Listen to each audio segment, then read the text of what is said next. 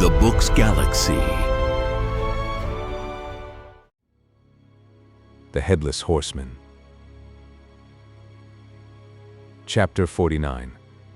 The Lazo Unloosed. An eagle, scared from its perch on a scathed cottonwood, with a scream, soars upward into the air. Startled by the outbreak of angry passions, it has risen to reconnoiter. A single sweep of its majestic wing brings it above the glade. There, poised on tremulous pinions, with eye turned to earth, it scans both the open space and the chaparral that surrounds it. In the former it beholds that which may, perhaps, be gratifying to its glance, a man thrown from his horse, that runs neighing around him, prostrate, apparently dead. In the latter, two singular equestrians, one a woman, with bare head and chevelure spread to the breeze, astride a strong steed, going away from the glade in quick, earnest gallop. The other, also a woman, mounted on a spotted horse, in more feminine fashion, riding towards it, attired in hat and habit, advancing at a slower pace, but with equal earnestness in her looks. Such is the coup d'oeil presented to the eye of the eagle. Of these fair equestrians both are already known. She galloping away is Isidora Covarubio de los Llanos, she who approaches, Louise Poindexter. It is known why the first has gone out of the glade. It remains to be told for what purpose the second is coming into it. After her interview with Zeb Stump, the young Creole re-entered her chamber and, kneeling before an image of the Madonna, surrendered her spirit to prayer. It is needless to say that, as a Creole, she was a Catholic, and therefore a firm believer in the efficacy of saintly intercession. Strange and sad was the theme of her supplication, the man who had been marked as the murderer of her brother. She had not the slightest idea that he was guilty of the horrid crime. It could not be. The very suspicion of it would have lacerated her heart. Her prayer was not for pardon, but protection. She supplicated the Virgin to save him from his enemies, her own friends. Tears and choking sobs were mingled with her words, low murmured in the ear of heaven. She had loved her brother with the fondest sisterly affection. She sorrowed sorely, but her sorrow could not stifle that other affection, stronger than the ties of blood. While mourning her brother's loss, she prayed for her lover's safety. As she rose from her knees, her eye fell upon the bow, that implement so cunningly employed to dispatch sweet messages to the man she loved. Oh, that I could send one of its arrows to warn him of his danger! I may never use it again. The reflection was followed by a thought of cognate character. Might there not remain some trace of that clandestine correspondence in the place where it had been carried on? She remembered that Maurice swam the stream, instead of recrossing in the skiff, to be drawn back again by her own lazo. He must have been left in the boat. On the day before, in the confusion of her grief, she had not thought of this. It might become evidence of their midnight meeting, of which, as she supposed, no tongue but theirs, and that forever silent, could tell the tale. The sun was now fairly up, and gleaming garishly through the glass. She threw open the casement and stepped out, with the design of proceeding towards the skiff. In the balcony her steps were arrested, on hearing voices above. Two persons were conversing. They were her maid Florinde, and the sable groom, who, in the absence of his master, was taking the air of the azotea. Their words could be heard below, though their young mistress did not intentionally listen to them. It was only on their pronouncing a name that she permitted their patois to make an impression upon her ear. Dey calls de young fella Gerard. More's Gerard am de name. Dey do say he Irish, but if folks speak de truth, he ain't bit like dem Irish dat works on de Libby at New Orleans. Ho, ho. He more like Boz Genlam planter. Dat's what he like. You don't tink, Pluto, he been gone kill Massa Henry? I don't tink nuffin ob de kind. Ho, ho, he kill Massa Henry. No more dan dis chila hab done dat same. Garamity, garamity. Peak ob de debbil, and he dar de berry individual we talkin' bout. Ho, ho, look Florinde, look yonner. War? Dar out dar on totter side ob de river. You see man on horseback. Dat's Moore's Jared, de berry man we meet on de brack prairie.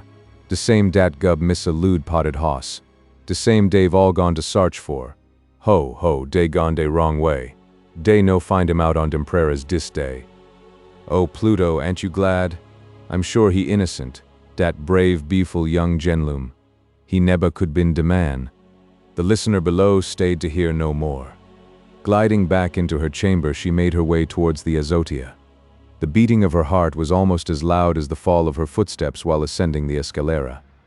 It was with difficulty she could conceal her emotion from the two individuals whose conversation had caused it. "What have you seen that you talk so loudly?" said she, trying to hide her agitation under a pretended air of severity. "Ho, ho, Missa Louis, look Oberdar, de young fella." "What young fellow?" "Him is day begone sarch for him dat." "I see no one." "Ho, ho, he just gone in mong de tree. See yonner.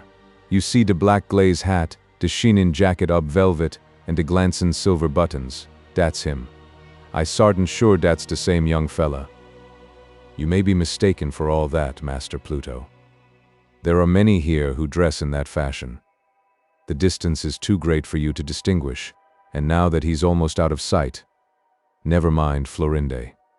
Hasten below, get out my hat and habit. I'm going out for a ride. You, Pluto, have the saddle on Luna in the shortest time. I must not let the sun get too high.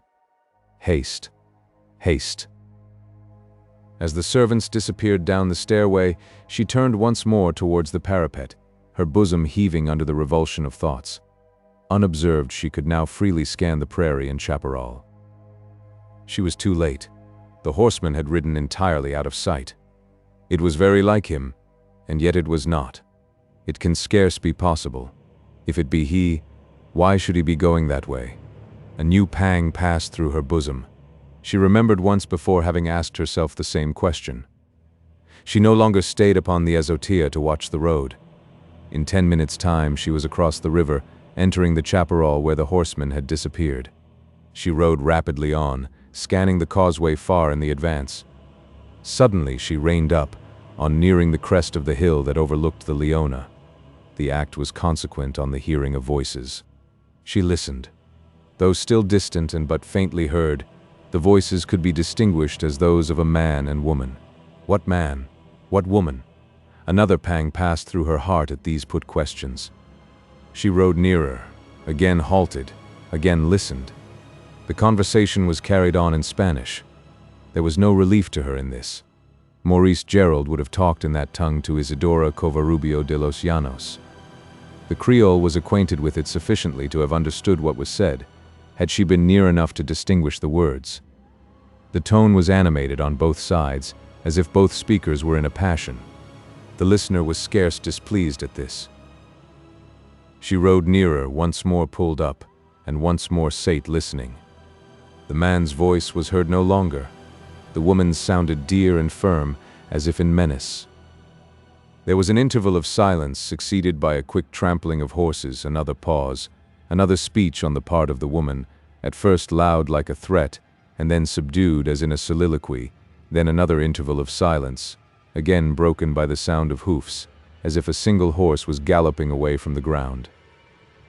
Only this, and the scream of an eagle that, startled by the angry tones, had swooped aloft, and was now soaring above the glade.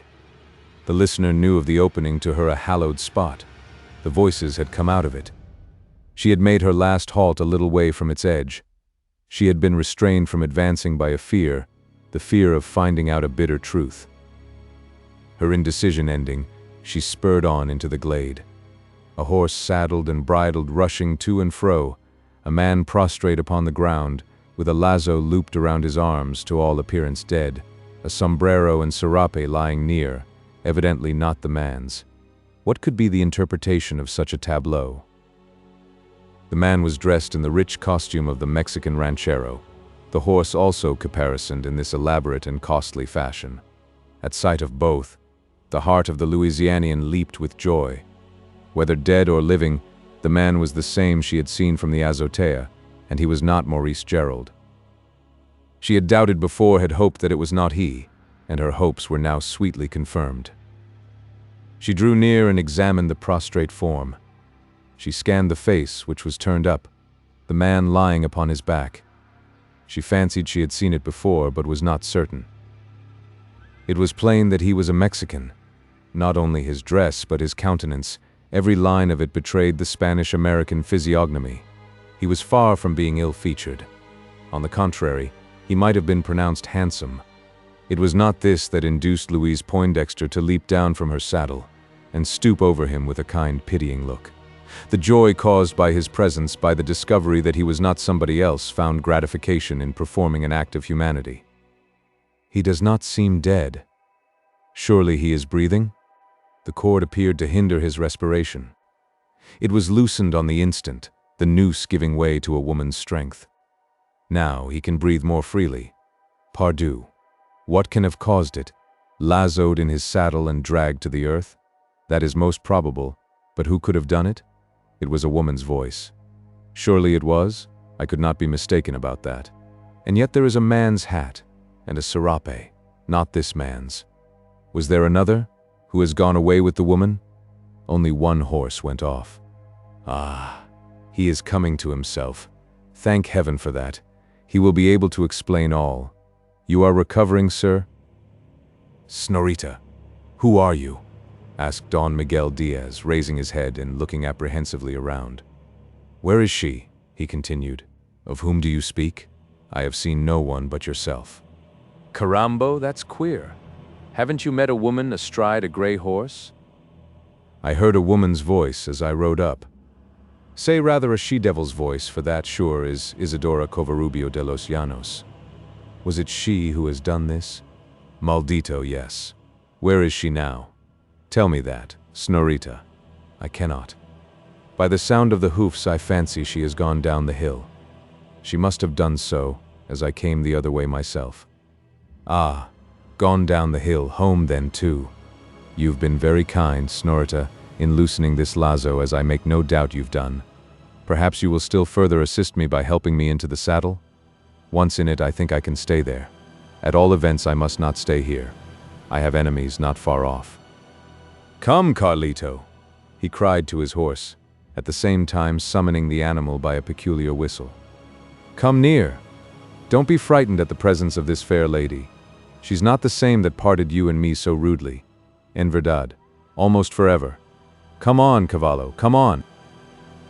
The horse, on hearing the whistle, came trotting up and permitted his master, now upon his feet, to lay hold of the bridle rein. A little help from you, kind Snorita, and I think I can climb into my saddle.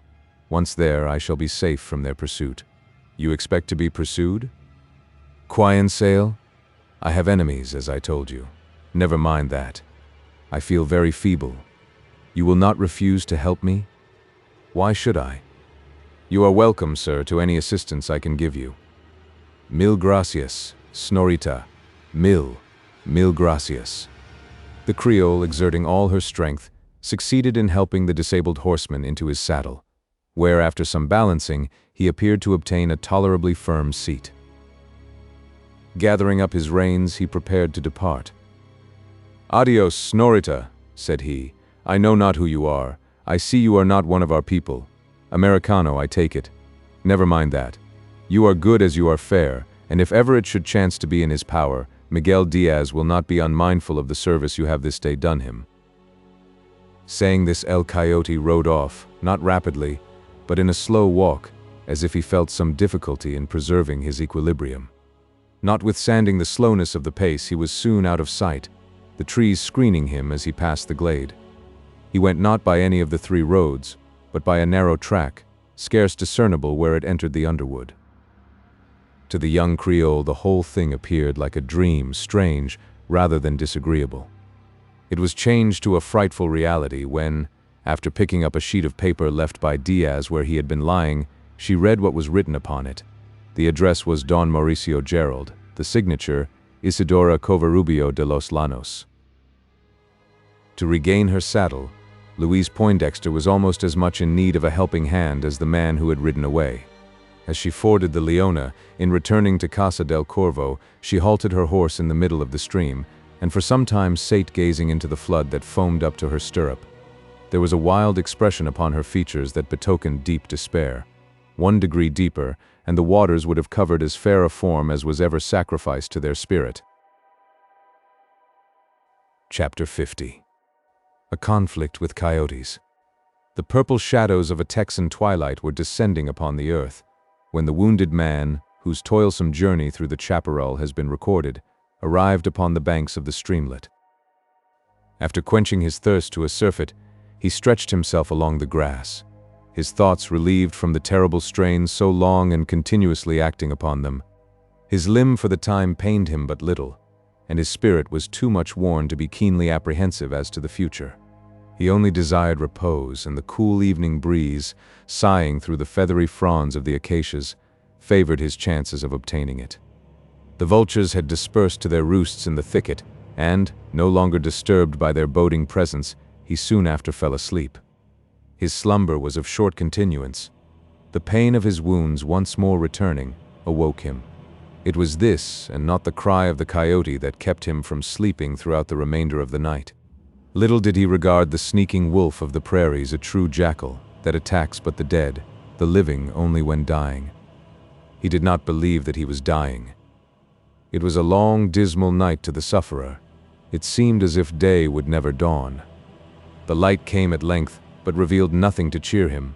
Along with it came the birds, and the beasts went not away.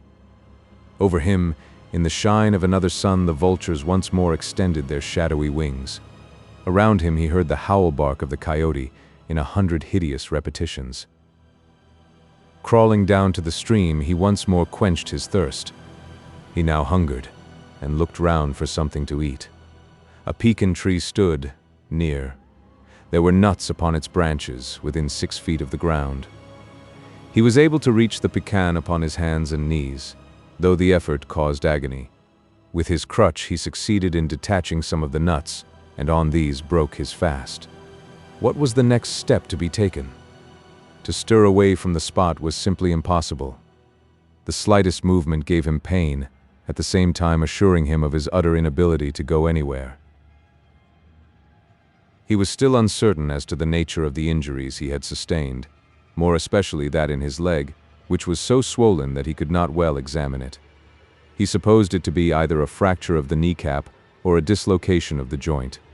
In either case, it might be days before he could use the limb, and what, meanwhile, was he to do? He had but little expectation of anyone coming that way. He had shouted himself hoarse, and though at intervals he still continued to send forth a feeble cry, it was but the intermittent effort of hope struggling against despair. There was no alternative but stay where he was, and satisfied of this, he stretched himself along the sward, with the resolve to be as patient as possible. It required all the stoicism of his nature to bear up against the acute agony he was enduring. Nor did he endure it altogether in silence. At intervals it elicited a groan. Engrossed by his sufferings, he was for a while unconscious of what was going on around him. Still above him wheeled the black birds, but he had become accustomed to their presence, and no longer regarded it, not even when, at intervals, some of them swooped so near that he could hear the weep of their wings close to his ears. Ha! What was that? That sound of different import. It resembled the pattering of little feet upon the sandy channel of the stream, accompanied by quick breathings, as of animal in a state of excitement. He looked around for an explanation. Only the coyotes, was his reflection, on seeing a score of these animals flitting to and fro, skulking along both banks of the stream, and squatting upon the grass. Hitherto he had felt no fear, only contempt for these cowardly creatures. But his sentiments underwent a change on his noticing their looks and attitudes. The former were fierce, the latter earnest and threatening. Clearly did the coyotes mean mischief. He now remembered having heard that these animals, ordinarily innocuous from sheer cowardice, will attack man when disabled beyond the capability of defending himself.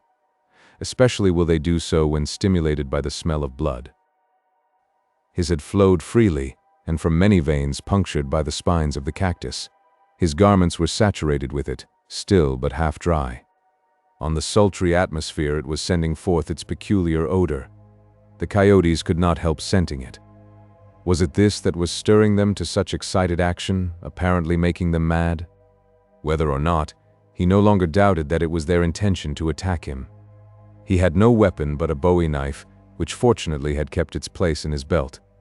His rifle and pistols, attached to the saddle, had been carried off by his horse, He drew the knife, and resting upon his right knee, prepared to defend himself. He did not perform the action a second too soon.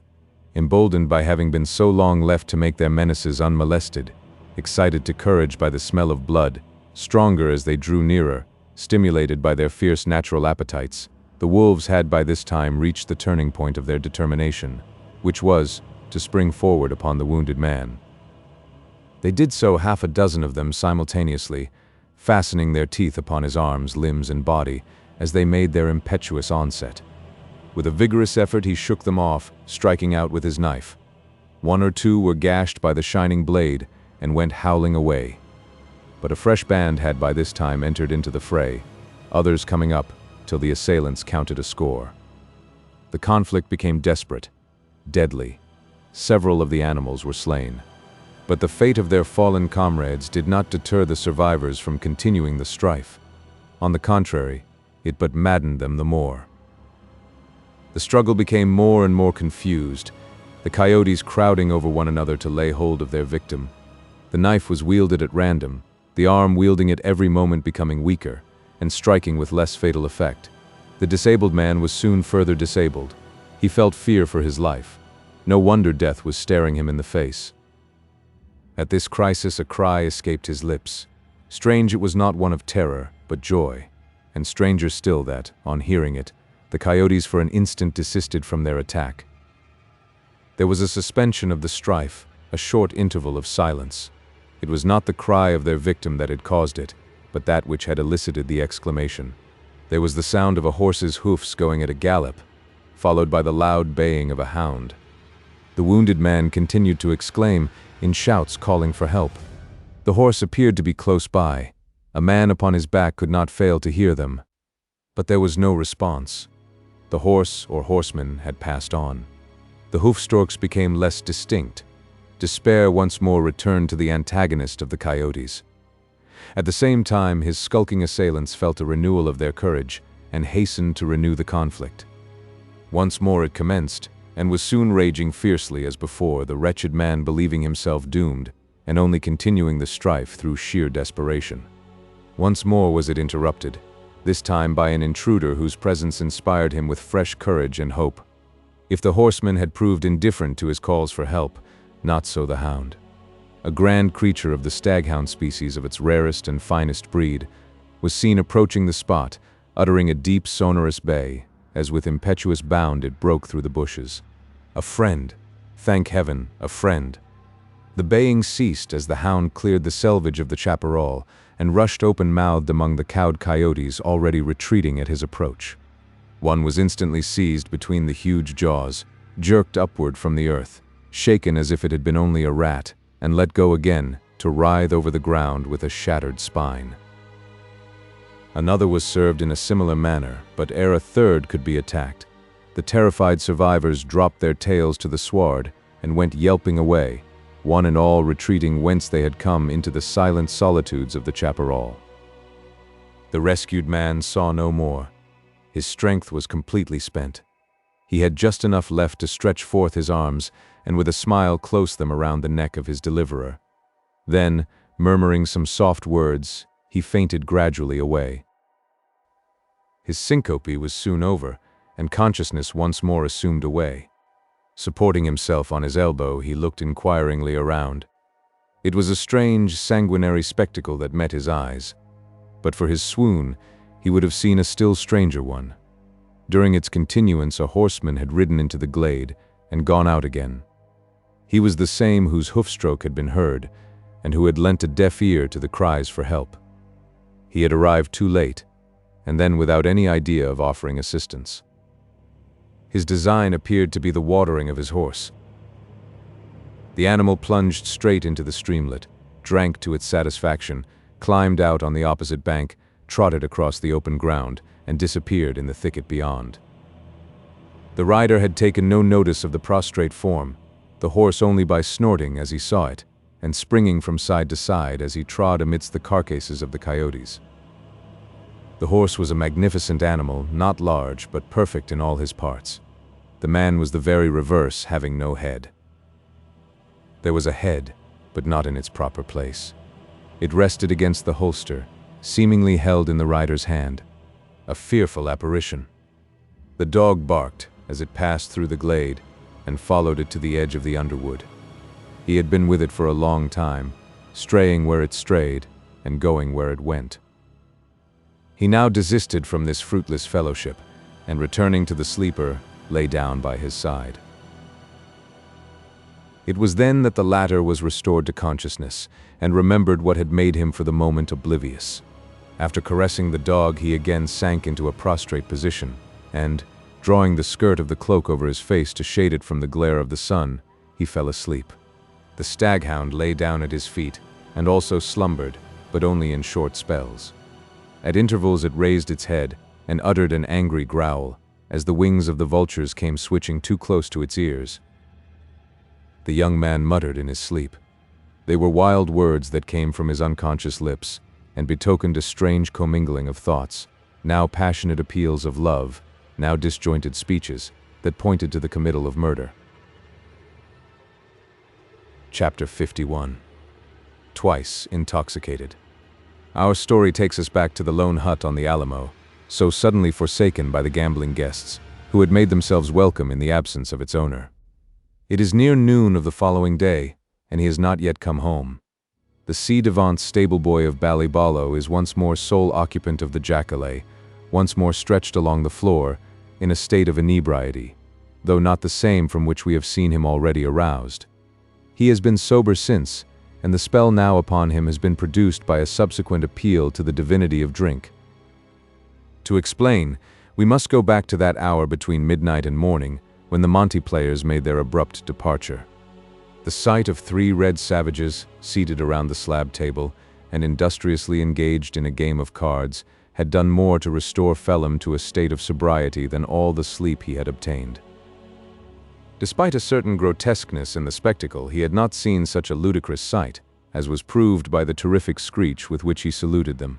There was nothing laughable in what followed. He had no very clear comprehension of what did follow.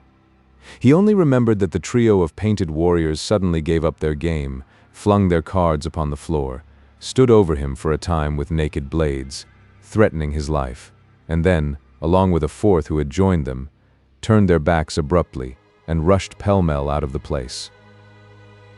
All this occupied scarce 20 seconds of time, and when he had recovered from his terrified surprise, he found himself once more alone in the jacale. Was the sleeping or awake? Drunk or dreaming? Was the scene real? Or was it another chapter of incongruous impossibilities like that still fresh before his mind? But no, the thing was no fancy. It could not be. He had seen the savages too near to be mistaken as to their reality. He had heard them talking in a tongue unknown to him. What could it be but Indian jargon? Besides, there were the pieces of pasteboard strewn over the floor. He did not think of picking one up to satisfy himself of their reality. He was sober enough, but not sufficiently courageous for that. He could not be sure of their not burning his fingers, those queer cards. They might belong to the devil? Despite the confusion of his senses, it occurred to him that the hut was no longer a safe place to stay in.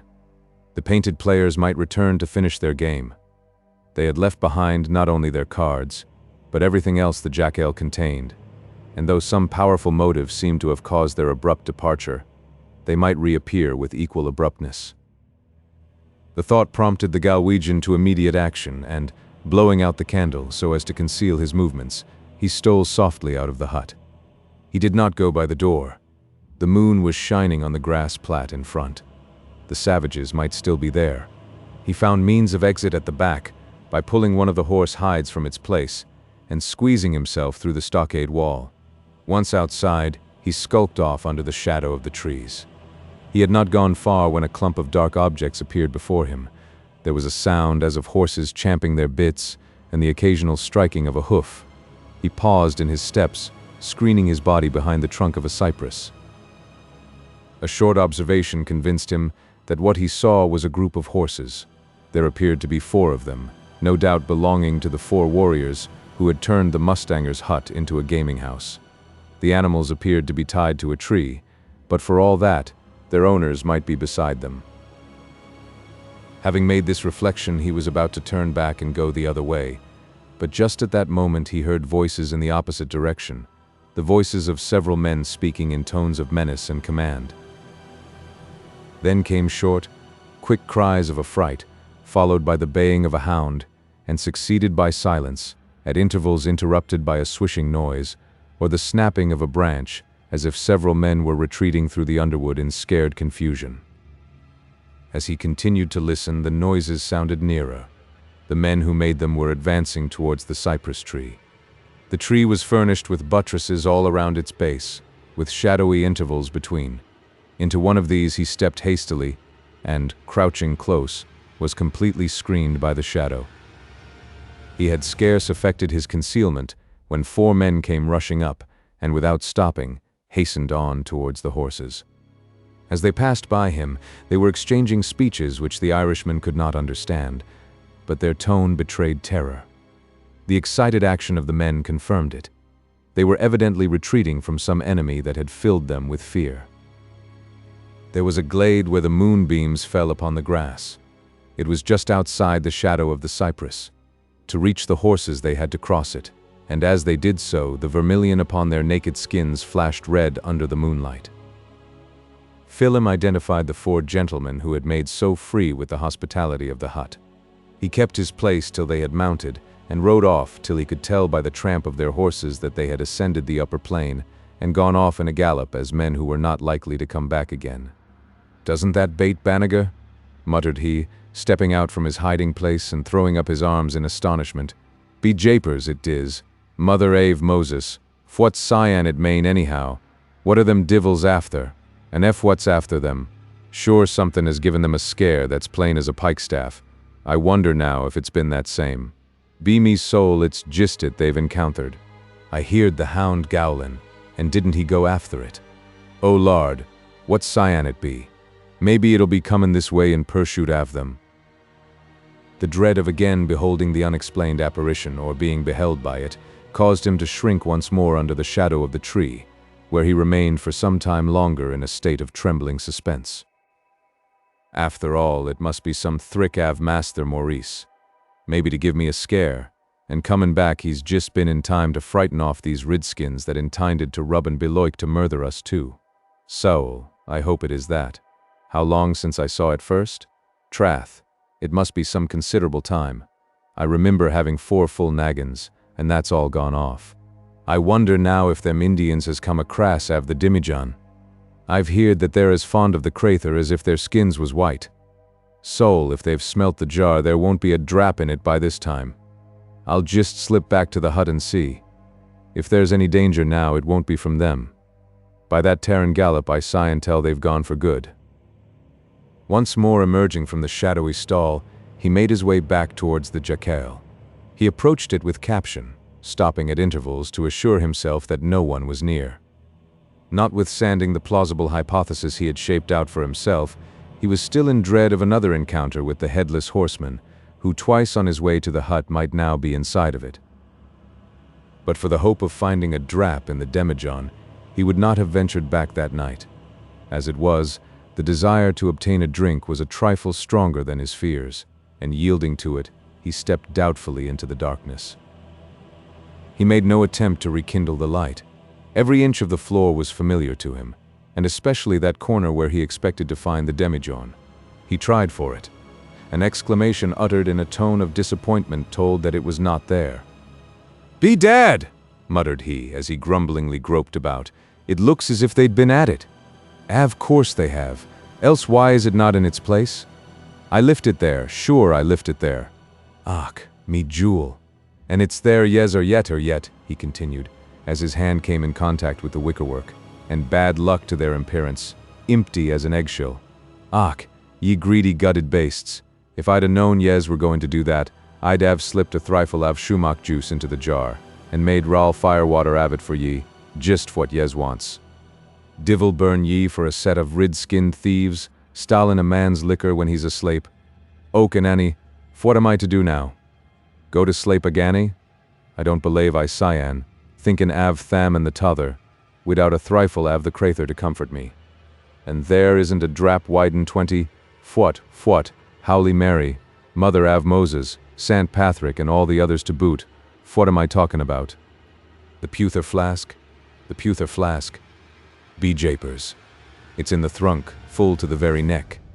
Didn't I fill it for Master Maurice to take with him the last time he went to the settlements? And didn't he forget to take it? Lard have mercy on me. If the Indians have laid their dirty claws upon that, I shall be after taking lave at me sinses. Hoo hoop hurro, he cried, after an interval of silence, during which he could be heard fumbling among the contents of the portmanteau. Hoo hoop hurro, thanks to the Lord for all his mercies. The Redskins haven't been cunning enough to look there. The flask is full as a tick, not one of them has had a finger on it. Hoo hoop hurro. For some seconds the discoverer of the spirituous treasure, giving way to a joyous excitement, could be heard in the darkness, dancing over the floor of the jacal. Then there was an interval of silence, succeeded by the screwing of a stopper, and after that a succession of glucks that proclaimed the rapid emptying of a narrow-necked vessel. After a time this sound was suspended, to be replaced by a repeated smacking of lips, interlarded with grotesque ejaculations. Again came the gluck-gluck, again the smackings, and so on alternately, till an empty flask was heard falling upon the floor. After that there were wild shouts, scraps of song intermingled with cheers and laughter, incoherent ravings about Red Indians and Headless Horsemen, repeated over and over again, each time in more subdued tones, till the maudlin gibberish at length ended in loud continuous snoring. Chapter 52. An Awakener. Philem's second slumber was destined to endure for a more protracted term than his first. It was nearly noon when he awoke from it, and then only on receiving a bucket of cold water full in his face that sobered him almost as quickly as the sight of the savages. It was Zeb Stump who administered the douche. After parting from the precincts of Casa del Corvo, the old hunter had taken the road, or rather trail, which he knew to be the most direct one leading to the headwaters of the Nueces. Without staying to notice tracks or other sign, he rode straight across the prairie, and into the avenue already mentioned. From what Louise Poindexter had told him from a knowledge of the people who composed the party of searchers, he knew that Maurice Gerald was in danger. Hence his haste to reach the Alamo before them, coupled with caution to keep out of their way. He knew that if he came up with the regulators, equivocation would be a dangerous game, and nolens volens he should be compelled to guide them to the dwelling of the suspected murderer. On turning the angle of the avenue, he had the chagrin to see the searchers directly before him, clumped up in a crowd, and apparently engaged in the examination of sign. At the same time, he had the satisfaction to know that his caution was rewarded, by himself remaining unseen. "Durn them," he muttered with bitter emphasis. "I mout a knowed they'd a been here. I must go back and round the t'other way. It'll delay me better an hour. Come, O Lamar. This air an obstruction you won't like. It'll gie ye the addition o' 6 more mile to your journey. Up, O la gal. Round and back we go." With a strong pull upon the rein, he brought the mare short round and rode back towards the embouchure of the avenue. Once outside, he turned along the edge of the chaparral, again entering it by the path which on the day before had been taken by Diaz and his trio of Confederates. From this point he proceeded without pause or adventure until he had descended to the Alamo bottomland, and arrived within a short distance, though still out of sight of the mustanger's dwelling. Instead of riding boldly up to it, he dismounted from his mare, and leaving her behind him, approached the jacale with his customary caution. The horse-hide door was closed, but there was a large aperture in the middle of it, where a portion of the skin had been cut out. What was the meaning of that? Zeb could not answer the question, even by conjecture.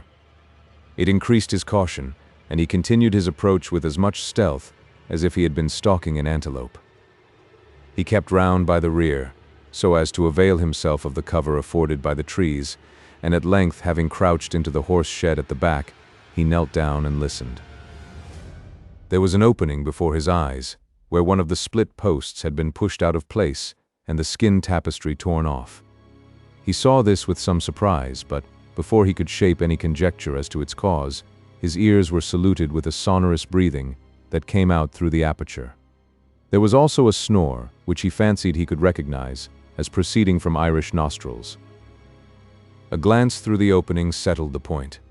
The sleeper was Phelim. There was an end to the necessity for stealthy maneuvering. The hunter rose to his feet and, stepping round to the front, entered by the door, which he found unbolted. He made no attempt to rouse the sleeper until after he had taken stock of the paraphernalia upon the floor. "Thur's been packing up for some purpose," he observed after a cursory glance. "Ah, now I recollects. The young feller said he wore going to make a move from here some o' these days. Thet air animal air not only sound asleep, but dead drunk. Sartin he air drunk as Bacchus. I can tell that by the smell o' him. I wonder if he have left any o' the liquor. It air dubious. Not a drop, doggone him. Thur's the jar, with the stop plug out o' it, lyin' on its side, and thur's the flask, too, in the same predicament, both on 'em fall o' emptiness. Durn him for a drunken cuss. He kin suck up as much moisture as a chalk Pereira. Spanish curds, a whole pack on 'em scattered about the place. What kin he ha been doin' with them? S'pose he's been havin' a game o' solitary along wi' his liquor. But what's cut the hole in the door? And why's the t'other broken out at the back? I reckon he kin tell. I'll roust him, and see. Feel him. Phelim made no reply. "Feel him, I say. Feel him." Still no reply, although the last summons was delivered in a shout loud enough to have been heard half a mile off. There was no sign made by the slumberer to show that he even heard it. A rude shaking administered by Zeb had no better effect. It only produced a grunt, immediately succeeded by a return to the same stentorous respiration.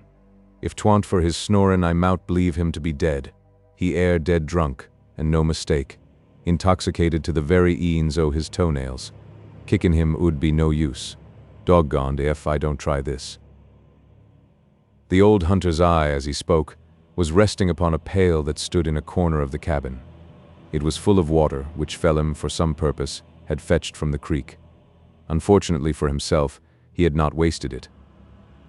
With a comical expression in his eye, Zeb took up the pail and swilled the whole of its contents right down upon the countenance of the sleeper. It had the effect intended. If not quite sobered, the inebriate was thoroughly awakened, and the string of terrified ejaculations that came from his lips formed a contrasting accompaniment to the loud cachinnations of the hunter. It was some time before sufficient tranquility was restored to admit of the two men entering upon a serious conversation. Phelim, however, despite his chronic inebriety, was still under the influence of his late fears, and was only too glad to see Zeb stump, notwithstanding the unceremonious manner in which he had announced himself. As soon as an understanding was established between them, and without waiting to be questioned, he proceeded to relate in detail, as concisely as an unsteady tongue and disordered brain would permit, the series of strange sights and incidents that had almost deprived him of his senses.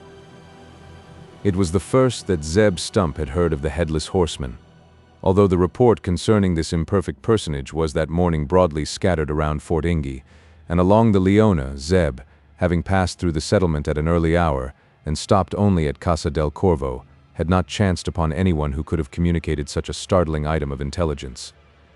In fact, he had exchanged speech only with Pluto and Louise Poindexter, neither of whom had at that time heard anything of the strange creature encountered on the evening before by the party of searchers.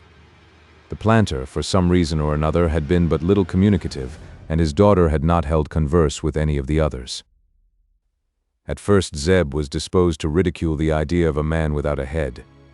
He called it a fantasy of Phelim's brain, owing to his having took too much of the corn juice. He was puzzled, however, by Phelim's persistence in declaring it to be a fact, more especially when he reflected on the other circumstances known to him. "Arrah, now, how could I be mistaken?" argued the Irishman. "Didn't I see Master Maurice as plain as I see yourself at this minute? All except the hid, and that I had a peep at as he turned to gallop away. Besides, there was the Mexican blanket, and the saddle with the rid cloth, and the wather guard's spotted skin, and who could mistake that purty horse? And haven't I told yez that Tara went away after him, and thin I heard the dog gowlin', jist afore the Indians."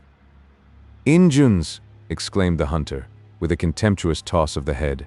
"Injuns playin' wi' Spanish curds. White Injuns, I reckon. Div yez think they warn't Indians, after all? Ne'er matter what I think. There's no time to talk o' that now. Go on and tell me o' all ye seed and hearn. When Phelim had at length unburdened his mind, Zeb ceased to question him, and striding out of the hut, squatted down, Indian fashion, upon the grass. His object was, as he said himself, to have a good think, which, he had often declared, he could not obtain while hampered a house about him. It is scarcely necessary to say that the story told by the Galwegian groom only added to the perplexity he already experienced. Hitherto there was but the disappearance of Henry Poindexter to be accounted for. Now there was the additional circumstance of the non-return of the mustanger to his hut, when it was known that he had started for it, and should, according to a notice given to his servant, have been there at an early hour on the day before. Far more mystifying was the remarkable story of his being seen riding about the prairie without a head, or with one carried in his hands. This last might be a trick. What else could it be?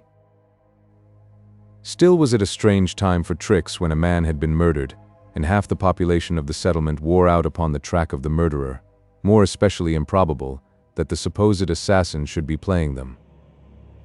Zeb Stump had to deal with a difficult concatenation, or rather conglomeration of circumstances, events without causes, causes without sequence, crimes committed without any probable motive, mysteries that could only be explained by an appeal to the supernatural. A midnight meeting between Maurice Gerald and Louise Poindexter, a quarrel with her brother, occasioned by the discovery, Maurice having departed for the prairies, Henry having followed to sue for forgiveness. In all this the sequence was natural and complete. Beyond began the chapter of confusions and contradictions. Zeb Stump knew the disposition of Maurice Gerald in regard to Henry Poindexter. More than once he had heard the mustanger speak of the young planter. Instead of having a hostility towards him, he had frequently expressed admiration of his ingenuous and generous character.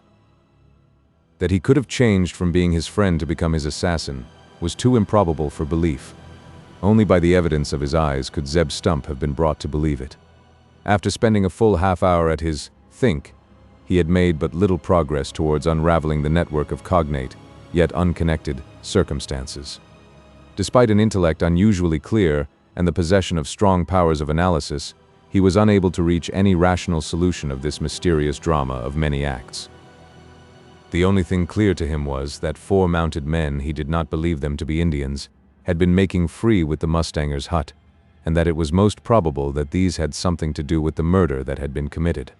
But the presence of these men at the jacal, coupled with the protracted absence of its owner, conducted his conjectures to a still more melancholy conclusion, that more than one man had fallen a sacrifice to the assassin, and that the thicket might be searched for 2 bodies instead of 1.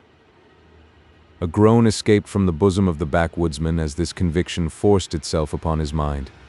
He entertained for the young Irishman a peculiar affection, strong almost as that felt by a father for his son, and the thought that he had been foully assassinated in some obscure corner of the chaparral, his flesh to be torn by the beak of the buzzard and the teeth of the coyote, stirred the old hunter to the very core of his heart.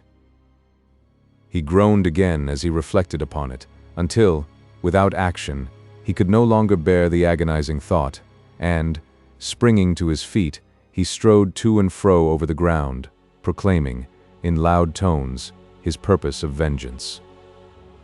So absorbed was he with his sorrowful indignation that he saw not the staghound as it came skulking up to the hut. It was not until he heard Phelim caressing the hound in his grotesque Irish fashion that he became aware of the creature's presence, and then he remained indifferent to it until a shout of surprise, coupled with his own name, attracted his attention. "What is it, Phelim? What's wrong? Has a snake bit ye?" "Oh, Mr. Stump, look at Tara. See, there's something tied about his neck. It wasn't there when he lift. What do yez think it is?" The hunter's eyes turned immediately upon the hound. Sure enough, there was something around the animal's neck, a piece of buckskin thong, but there was something besides, a tiny packet attached to the thong and hanging underneath the throat. Zeb, drawing his knife, glided towards the dog. The creature recoiled in fear. A little coaxing convinced him that there was no hostile intent, and he came up again. The thong was severed, the packet laid open. It contained a card. There was a name upon the card and writing in what appeared to be red ink, but it was blood. The rudest backwoodsman knows how to read. Even Zeb Stump was no exception, and he soon deciphered the characters traced upon the bit of pasteboard. As he finished, a cry rose from his lips in strange contrast with the groans he had been just uttering. It was a shout of gladness, of joy. "Thank the Almighty for this," he added, "and thank my old Catanach schoolmaster for puttin' me Clare through my Webster's spellin' book. He lives, feel him. He lives. Look at this. Oh, you can't read. No matter. He lives. He lives." "Who? Master Maurice? Thin the Lord be thanked. Wag. There's no time to thank him now. Get a blanket and some pieces o' horsehide thong. Ye kin do it while I catch up the ol' mar. Quick. Half an hour lost, and we may be too late." Chapter 53. Just in time. Half an hour lost, and we may be too late. They were the last words of the hunter as he hurried away from the hut. They were true, except as to the time. Had he said half a minute, he would have been nearer the mark. Even at the moment of their utterance, the man, whose red writing had summoned assistance, was once more in dread danger, once more surrounded by the coyotes. But it was not these he had need to fear. A far more formidable foe was threatening his destruction. Maurice Gerald, by this time recognized as the man in the cloak and Panama hat, after doing battle with the wolves, as already described, and being rescued by his faithful Tara, had fought repose and sleep. With full confidence in the ability of his canine companion to protect him against the black birds, or the more dangerous quadrupeds with which he had been in conflict, he soon found, and for several hours enjoyed it. He awoke of his own accord. Finding his strength much restored, he once more turned his attention to the perils that surrounded him. The dog had rescued him from the jackals and would still protect him against their attacks, should they see fit to renew it. But to what end? The faithful creature could not transport him from the spot, and to stay there would be to die of hunger, perhaps of the wounds he had received. He rose to his feet, but found that he could not stand upright. Feebleness was now added to his other infirmity, and after struggling a pace or two, he was glad to return to a recumbent position. At this crisis, a happy thought occurred to him. Tara might take a message to the hut. "If I could but get him to go," said he, as he turned inquiringly towards the dog. "Come hither, old fellow," he continued, addressing himself to the dumb animal. "I want you to play postman for me, to carry a letter. You understand? Wait till I've got it written. I shall then explain myself more fully. By good luck I've got a card," he added, feeling for his case. "No pencil. That don't matter. There's plenty of ink around, and for a pen I can use the thorn of yonder Maggie." He crept up to the plant thus designated, broke off one of the long spines terminating its great leaves, dipped it in the blood of a coyote that lay near, and drawing forth a card, traced some characters upon it. With a strip of thong, the card was then attached to the neck of the staghound after being wrapped up in a piece of oilcloth torn from the lining of the Panama hat. It only remained to dispatch the canine post upon his errand. This proved a somewhat difficult task. The dumb creature, despite a wondrous intelligence, could not comprehend why he should forsake the side of one he had so faithfully befriended, and for a long time resisted the coaxings and chidings meant to warn him away. It was only after being scolded in a tone of assumed anger and beaten by the blackjack crutch, stricken by the man whose life he had so lately saved, that he had consented to leave the spot. Even canine affection could not endure this, and with repeated looks of reproach, cast backwards as he was chased off, he trotted reluctantly into the chaparral. "Poor fellow," soliloquized Maurice as the dog disappeared from his view. "'Tis like boating one's self, or one's dearest friend. Well, I shall make up for it in extra kindness if I have the good fortune to see him again. And now that he is gone, I must provide against the coming back of these villainous coyotes. They will be sure to come, once they discover that I'm alone." A scheme had been already considered. A tree stood near, the pecan already alluded to, having two stout branches that extended horizontally and together at 6 or 7 feet from the ground. Taking off his cloak and spreading it out upon the grass, With his knife he cut a row of holes along each edge. Then, unwinding from his waist the sash of China crepe, he tore it up the middle so as to make 2 strips, each several yards long. The cloak was now extended between the branches and fast tied by the strips of crepe, thus forming a sort of hammock capable of containing the body of a man laid out at full length. The maker of it knew that the coyotes are not tree climbers and, reclining on his suspended couch, he could observe with indifference their efforts to assail him. He took all this trouble, feeling certain they would return. If he had any doubt, it was soon set at rest by seeing them, one after the other, come skulking out of the chaparral, lopping a pace or two at intervals, pausing to reconnoiter, and then advancing towards the scene of their late conflict. Emboldened by the absence of the enemy most dreaded by them, the pack was soon reassembled, once more exhibiting the truculent ferocity for which these cowardly creatures are celebrated. It was first displayed in a very unnatural manner by the devouring of their own dead, which was done in less time than it would have taken the spectator in the tree to have counted a score. To him their attention was next directed. In swinging his hammock, he had taken no pains to conceal it. He had suspended it high enough to be out of their reach, and that he deemed sufficient for his purpose. The cloak of dark cloth was conspicuous, as well as the figure outlined within it. The coyotes clustered underneath, their appetites whetted by the taste of blood. It was a sight to see them lick their red lips after their unnatural repast, a fearful sight. He who saw it scarce regarded them, not even when they were springing up to lay hold of his limbs, or at times attempting to ascend by the trunk of the tree. He supposed there was no danger. There was danger, however, on which he had not reckoned, and not till the coyotes have desisted from their idle attempts and stretched themselves, panting, under the tree, did he begin to perceive it. Of all the wild denizens, either of prairie or chaparral, the coyote is that possessed of the greatest cunning. The trapper will tell you it is the cunningest varmint in creation. It is a fox in astuteness, a wolf in ferocity. It may be tamed, but it will turn at any time to tear the hand that caresses it. A child can scare it with a stick, but a disabled man may dread its attack. Alone it has the habit of a hare, but in packs, and it hunts only in packs, its poltroonery is less observable, sometimes under the influence of extreme hunger giving place to a savageness of disposition that assumes the semblance of courage. It is the coyote's cunning that is most to be feared, and it was this that had begun to excite fresh apprehension in the mind of the mustanger. On discovering that they could not reach him, a discovery they were not long in making, instead of scattering off from the spot, the wolves, one and all, squatted down upon the grass, while others, stragglers from the original troop, were still coming into the glade. He saw that they intended a siege. This should not have troubled him, seeing that he was secure in his suspended couch. Nor would it, but for another source of trouble, every moment making itself more manifest, that from which he had so lately had such a narrow escape. He was once more on the eve of being tortured by thirst. He blamed himself for having been so simple as not to think of this before climbing up to the tree. He might easily have carried up a supply of water.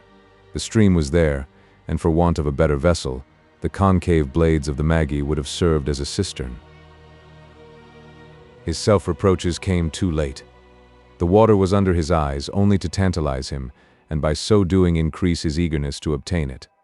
He could not return to the stream without running the gauntlet of the coyotes, and that would be certain death.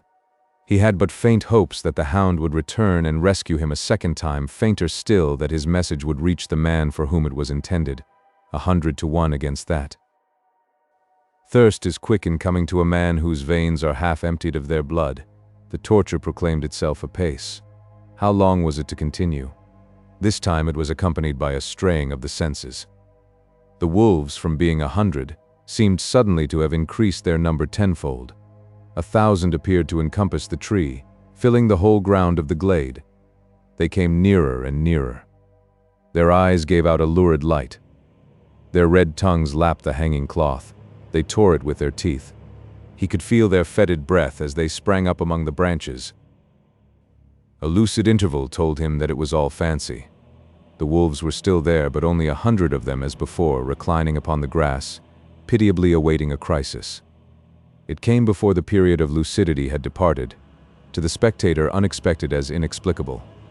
He saw the coyotes suddenly spring to their feet and rush off into the thicket until not one remained within the glade.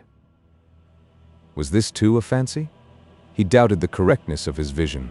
He had begun to believe that his brain was distempered. But it was clear enough now.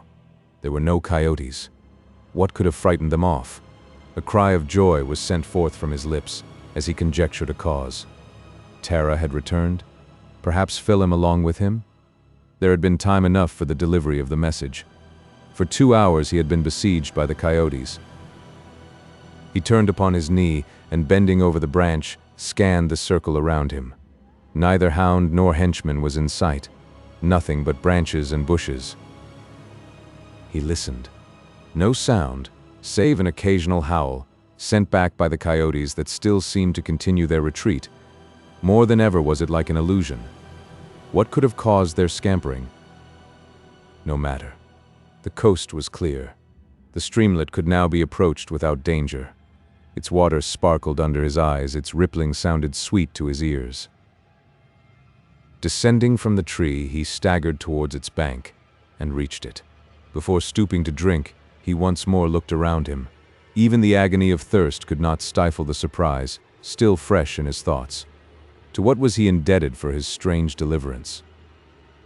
Despite his hope that it might be the hound, he had an apprehension of danger.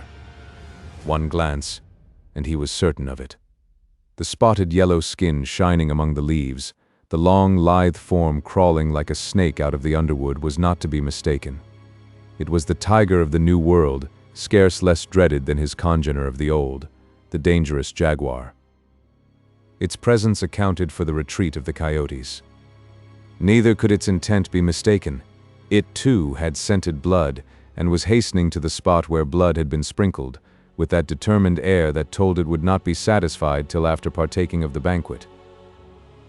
Its eyes were upon him, who had descended from the tree. Its steps were towards him, now in slow, crouching gait, but quicker and quicker, as if preparing for a spring.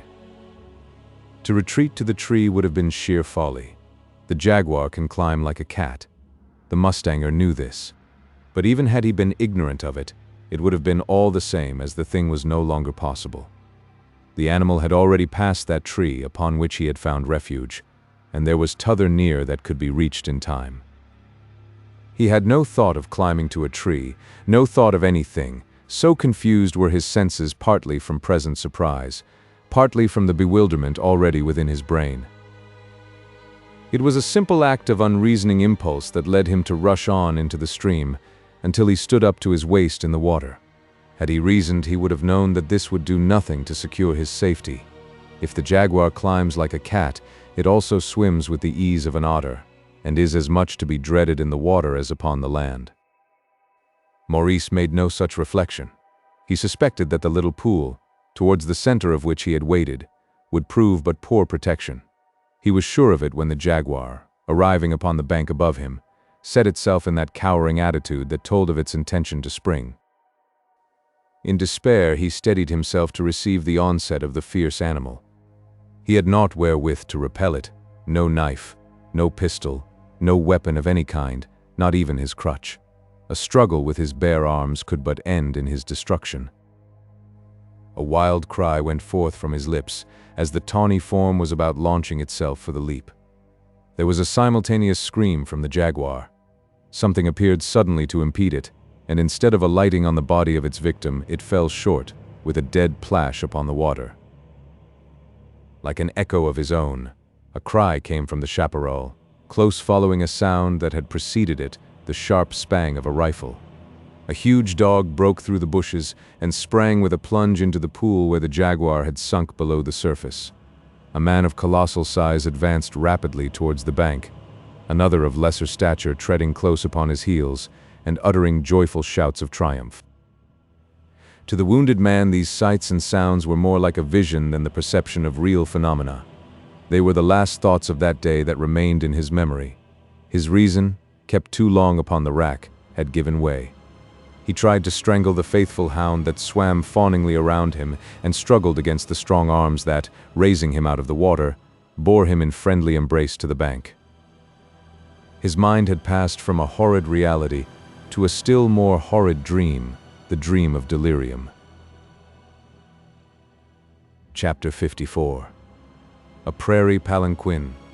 The friendly arms flung around Maurice Gerald were those of Zeb Stump. Guided by the instructions written upon the card, the hunter had made all haste towards the rendezvous there given. He had arrived within sight, and fortunately within rifle range of the spot, at that critical moment when the jaguar was preparing to spring. His bullet did not prevent the fierce brute from making the bound, the last of its life, though it had passed right through the animal's heart. This was a thing thought of afterwards, there was no opportunity then. On rushing into the water to make sure that his shot had proved fatal, the hunter was himself attacked, not by the claws of the jaguar, but the hands of the man just rescued from them. Fortunate for Zeb that the mustanger's knife had been left upon land. As it was, he came near being throttled, and only after throwing aside his rifle and employing all his strength was he able to protect himself against the unlooked-for assault.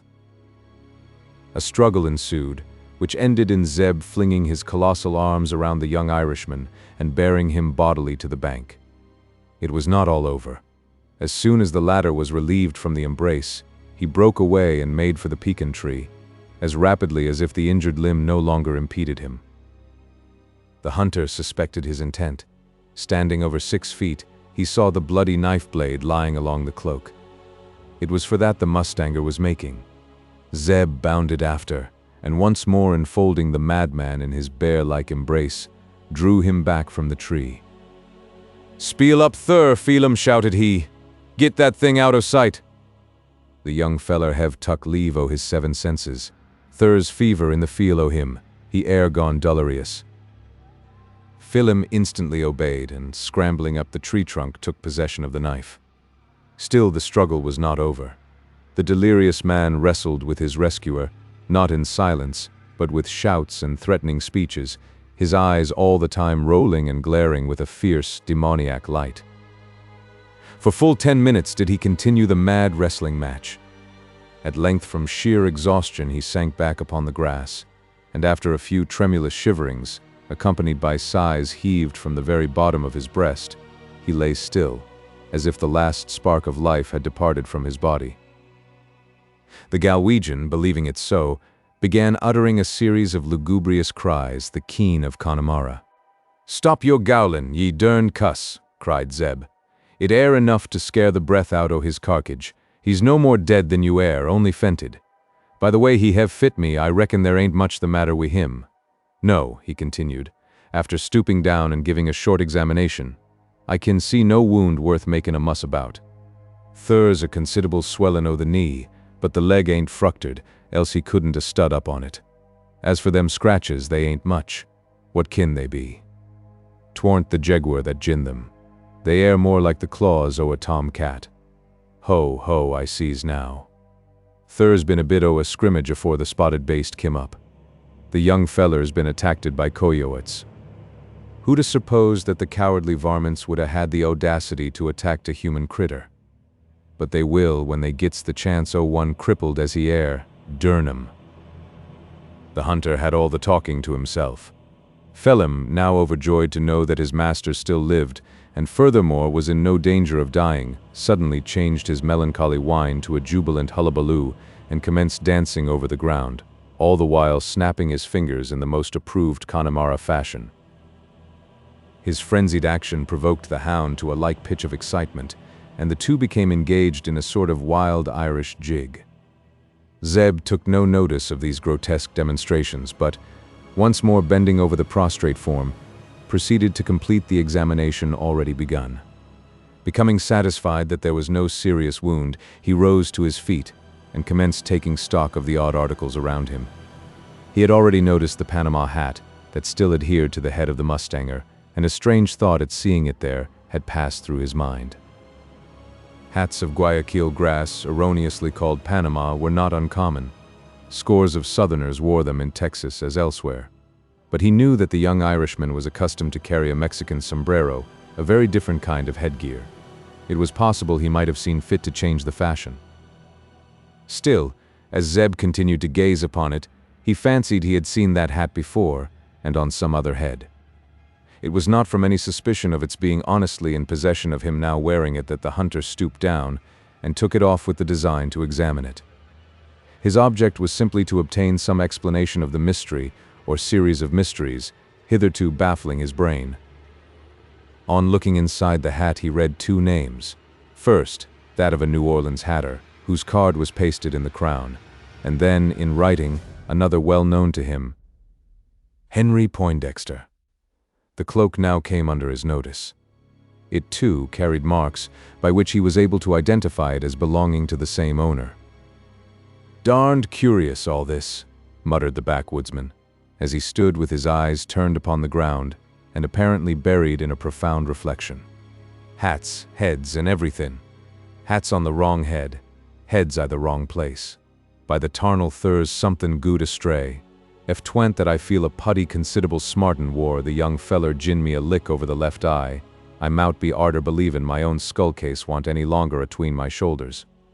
It air no use lookin' to him," he added, glancing towards Maurice, "for an explanation, leastwise till he's slep off this delirium thets on him. When that'll be, Ole Nick only knows. Wall," he continued after another interval spent in silent reflection, "it won't do no good our stayin' here. We must get him to the shanty, and that kin only be did by totin' him. He sayed on the curd, he couldn't make near a track. It wore only the anger kep him up a bit. That leg looks wusser and wusser. He's bound to be toted." The hunter seemed to cogitate on how he was to effect this purpose. "'Tain't no good expectin' him to help think it out," he continued, looking at the Galwegian, who was busy talking to Tara. "The dumb brute hev more sense than he. Near a mind, I'd make him take his full share o' the carrion when it come to thet. How air it to be done? We must get him on a streacher. That I reckon we kin make out o' a couple o' poles in the cloak, or we the blanket feel 'em fetched from the shanty. Yees, a streacher. That's the identical ID." The Connemara man was now summoned to lend assistance. 2 saplings of at least 10 feet in length were cut from the chaparral and trimmed clear of twigs. 2 shorter ones were also selected and lashed crosswise over the first, and upon these there spread, first the serape, and afterwards the cloak, to give greater strength. In this way a rude stretcher was constructed, capable of carrying either an invalid or an inebriate.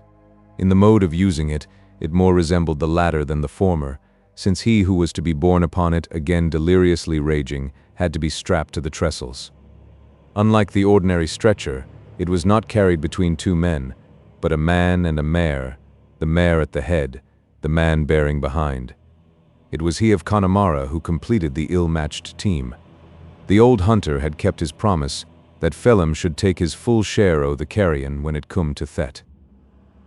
He was taking it, or rather getting it, Zeb having appointed himself to the easier post of conductor. The idea was not altogether original.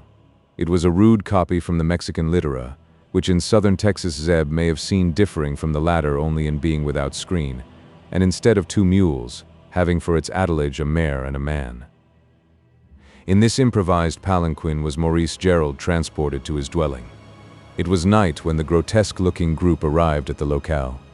In strong but tender arms, the wounded man was transferred from the stretcher to the skin couch on which he had been accustomed to repose. He was unconscious of where he was, and knew not the friendly faces bending over him. His thoughts were still astray, though no longer exciting him to violent action. He was experiencing an interval of calm. He was not silent, though he made no reply to the kind questions addressed to him, or only answered them with an inconsequence that might have provoked mirth. But there were wild words upon his lips that forbade it, suggesting only serious thoughts. His wounds received such rude dressing as his companions were capable of administering to them, and nothing more could be done but await the return of day. Phelim went to sleep upon his shakedown, while the other sate up to keep watch by the bedside of the sufferer. It was not from any unfaithfulness on the part of the foster brother that he seemed thus to disregard his duty, but simply because Zeb had requested him to lie down, telling him there was no occasion for both to remain awake. The old hunter had his reasons. He did not desire that those wild words should be heard even by Phelim. Better he should listen to them alone. And alone he sate listening to them throughout the live-long night. He heard speeches that surprised him and names that did not. He was not surprised to hear the name Louise often repeated, and coupled with fervent protestations of love. But there was another name also often pronounced with speeches less pleasant to his ear. It was the name of Louise's brother. The speeches were disjointed, incongruous, and almost unintelligible. Comparing one with the other, however, and assisted by the circumstances already known to him before the morning light had entered the jackal-ale, Zeb Stump had come to the conclusion that Henry Poindexter was no longer a living man. Chapter 55. Un Dia de Novedades. Don Silvio Martinez was one of the few Mexican ricos who had chosen to remain in Texas after the conquest of that country by the stalwart colonizers from the north. A man of more than mature age, of peaceful habits, and taking no part in politics, he accepted the new situation without any great regret. He was the more easily reconciled to it from a knowledge that his loss of nationality was better than counterbalanced by his gain of security against Comanche incursions, which, previous to the coming of the new colonists, had threatened the complete depopulation of the country. The savage was not yet entirely subdued, but his maraud was now intermittent and occurred only at long intervals. Even this was an improvement on the old regime. Don Silvio was a ganadero, a grazier on a grand scale, so grand that his ganaderia was leagues in length and breadth, and contained within its limits many thousands of horses and horned cattle. He lived in a large rectangular one-storied house, more resembling a jail than a dwelling, surrounded by extensive enclosures, corrales. It was usually a quiet place, except during the time of the heredero, or cattle branding, when for days it became the scene of a festivity almost Homeric. These occasions were only of annual occurrence. At all other times the old haciendado, who was a bachelor to boot, led a tranquil and somewhat solitary life, a sister older than himself being his only companion. There were occasional exceptions to this rule, when his charming sobrina rode across from the Rio Grande to pay him and his sister a visit. Then the domicile of Don Silvio became a little more lively. Isidora was welcome whenever she came, welcome to come and go when she pleased, and do as she pleased while under her uncle's roof. The sprightliness of her character was anything but displeasing to the old haciendado, who was himself far from being of a somber disposition.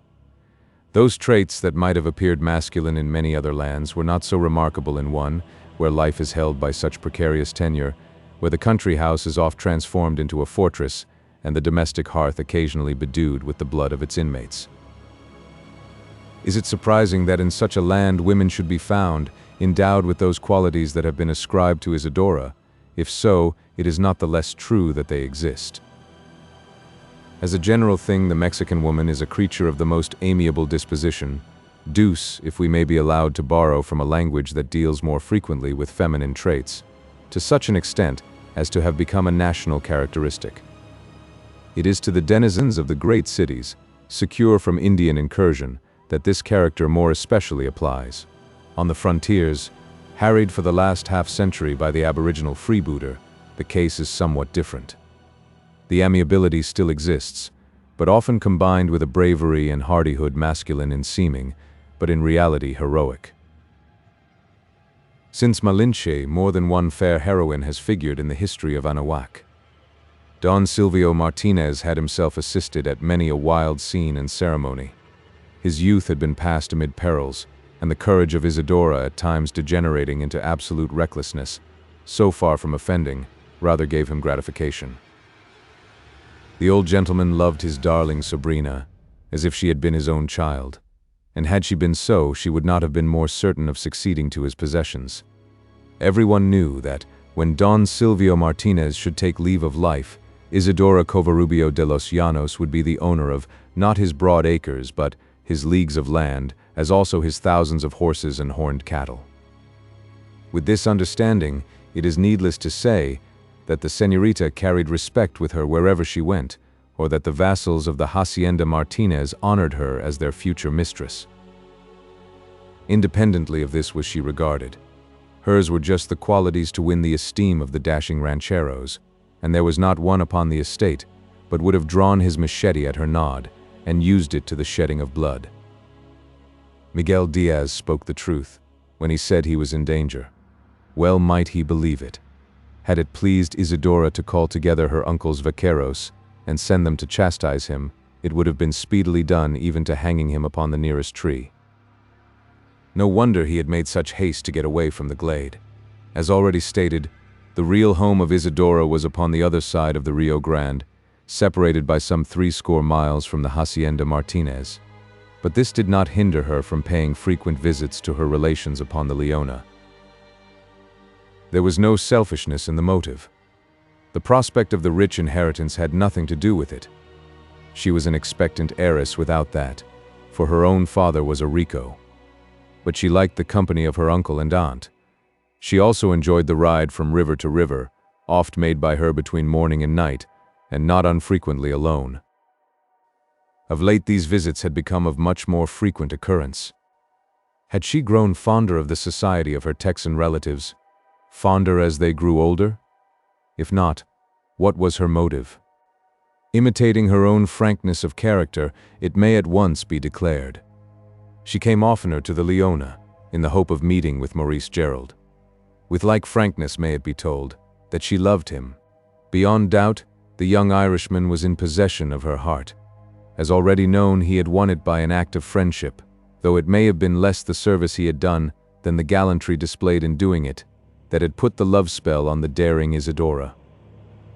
Perhaps, too, she saw in him other captivating qualities, less easily defined. Whether these had been undesignedly exhibited, or with the intention to effect a conquest, he alone can tell. He has himself said, no, and respect is due to his declaration. But it is difficult to believe that mortal man could have gazed into the eyes of Isidora de los Llanos without wishing them to look longingly upon him. Maurice may have spoken the truth, but we could better believe him had he seen Louise Poindexter before becoming acquainted with Isidora. The episode of the burnt prairie was several weeks subsequent to the adventure with the intoxicated Indians. Certainly something appears to have occurred between him and the Mexican maiden that leads her to believe she has a hope, if not a claim, upon his affections. It has come to that crisis that she can no longer rest satisfied. Her impulsive spirit cannot brook ambiguity. She knows that she loves him. She is determined to make frank confession of it, and to ask with like frankness whether her passion be reciprocated. Hence her having made an appointment that could not be kept. For that day Don Miguel Diaz had interfered between her and her purpose. So thought she as she galloped out of the glade and hastened back to the hacienda of her uncle. Astride her gray steed she goes at a gallop. Her head is bare, her coiffure disarranged, her rich black tresses streaming back beyond her shoulders, no longer covered by scarf or serape. The last she has left behind her, and along with it her vicuna hat. Her eyes are flashing with excitement, her cheeks flushed to the color of carmine. The cause is known, and also why she is riding in such hot haste. She has herself declared it. On nearing the house, she is seen to tighten her rein. The horse is pulled in to a slower pace, a trot, slower still, a walk, and soon after, he is halted in the middle of the road. His rider has changed her intention, or stops to reflect whether she should. She sits reflecting. On second thoughts, perhaps, better not have him taken? It would create a terrible scandal everywhere. So far, no one knows of. Besides, what can I say myself, the only witness? Ah, were I to tell these gallant Texans the story, my own testimony would be enough to have him punished with a harsh hand. No, let him live. Ladron as he is, I do not fear him. After what's happened, he will not care to come near me. Santa Virgin, to think that I could have felt a fancy for this man, short-lived as it was. I must send someone back to release him. One who can keep my secret. Who? Benito, the mayordomo, faithful and brave. Gracias a Dios. Yonder's my man, as usual, busied in counting his cattle.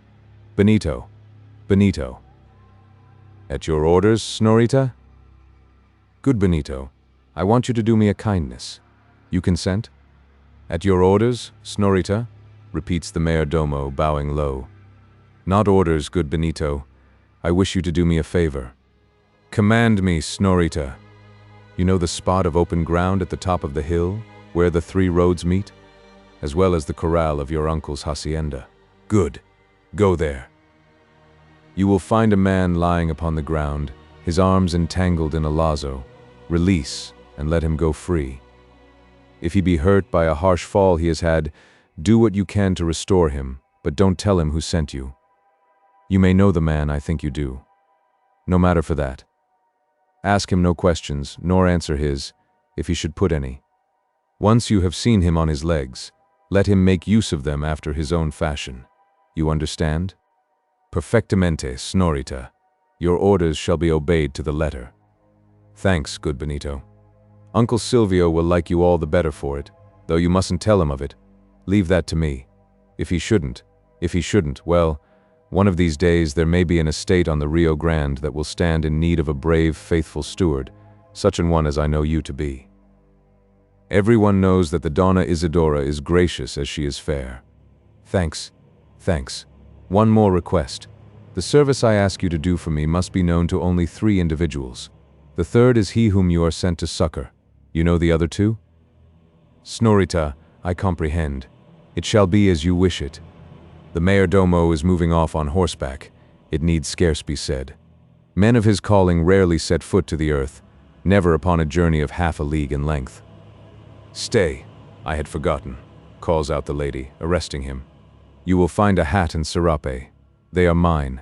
Bring them, and I shall wait for you here, or meet you somewhere along the way. Bowing, he again rides away. Again is he summoned to stop.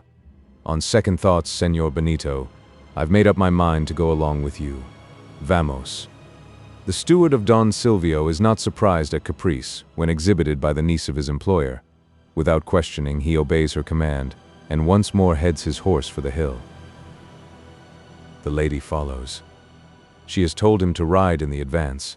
She has her reason for departing from the aristocratic custom. Benito is astray in his conjecture. It is not to caprice that he is indebted for the companionship of the señorita. A serious motive takes her back along the road. She has forgotten something more than her wrapper and hat, that little letter that has caused her so much annoyance. The good Benito has not had all her confidence, nor can he be entrusted with this. It might prove a scandal, graver than the quarrel with Don Miguel Diaz. She rides back in hopes of repossessing herself of the epistle. How stupid not to have thought of it before. How had El Coyote got hold of it? He must have had it from Jose. Was her servant a traitor?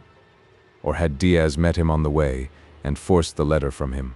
To either of these questions an affirmative answer might be surmised. On the part of Diaz, such an act would have been natural enough, and as for Jose, it is not the first time she has had reason for suspecting his fidelity.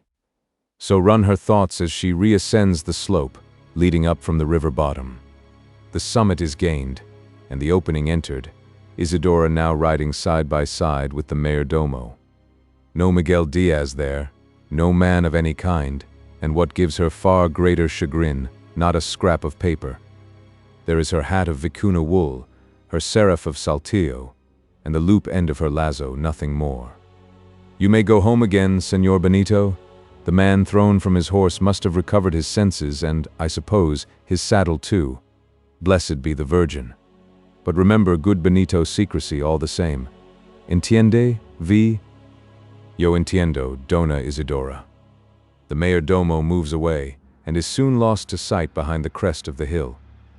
The lady of the lazo is once more alone in the glade. She springs out of her saddle, dons serape and sombrero, and is again the beau ideal of a youthful hidalgo.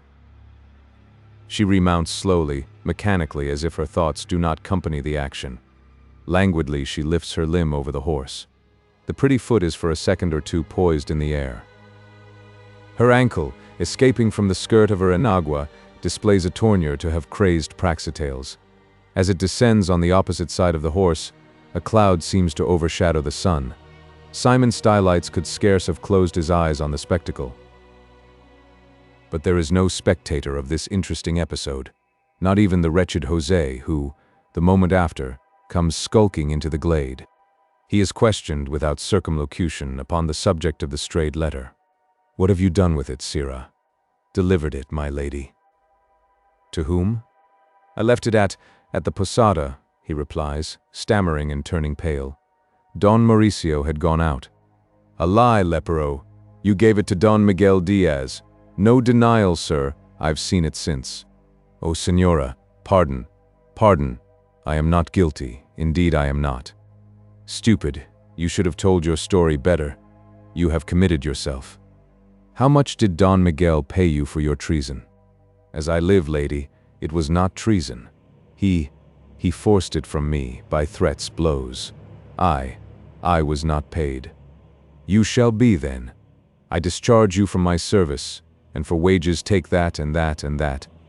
For at least 10 times are the words repeated, the riding whip at each repetition descending upon the shoulders of the dishonest messenger. He essays to escape by running off. In vain. He is brought up again by the dread of being ridden over and trampled under the hooves of the excited horse. Not till the blue wheels appear upon his brown skin does the chastisement cease.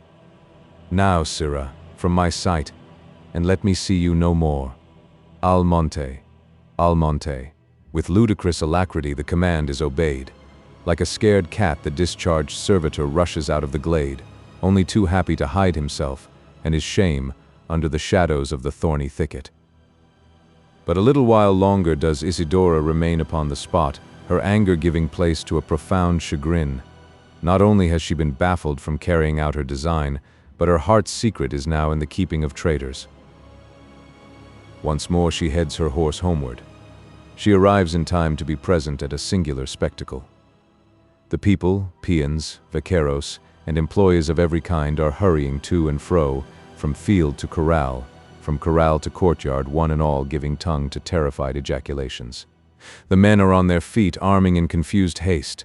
The women on their knees, praying pitifully to heaven, through the intercession of a score of those saints, profusely furnished by the Mexican hierarchy to suit all times and occasions.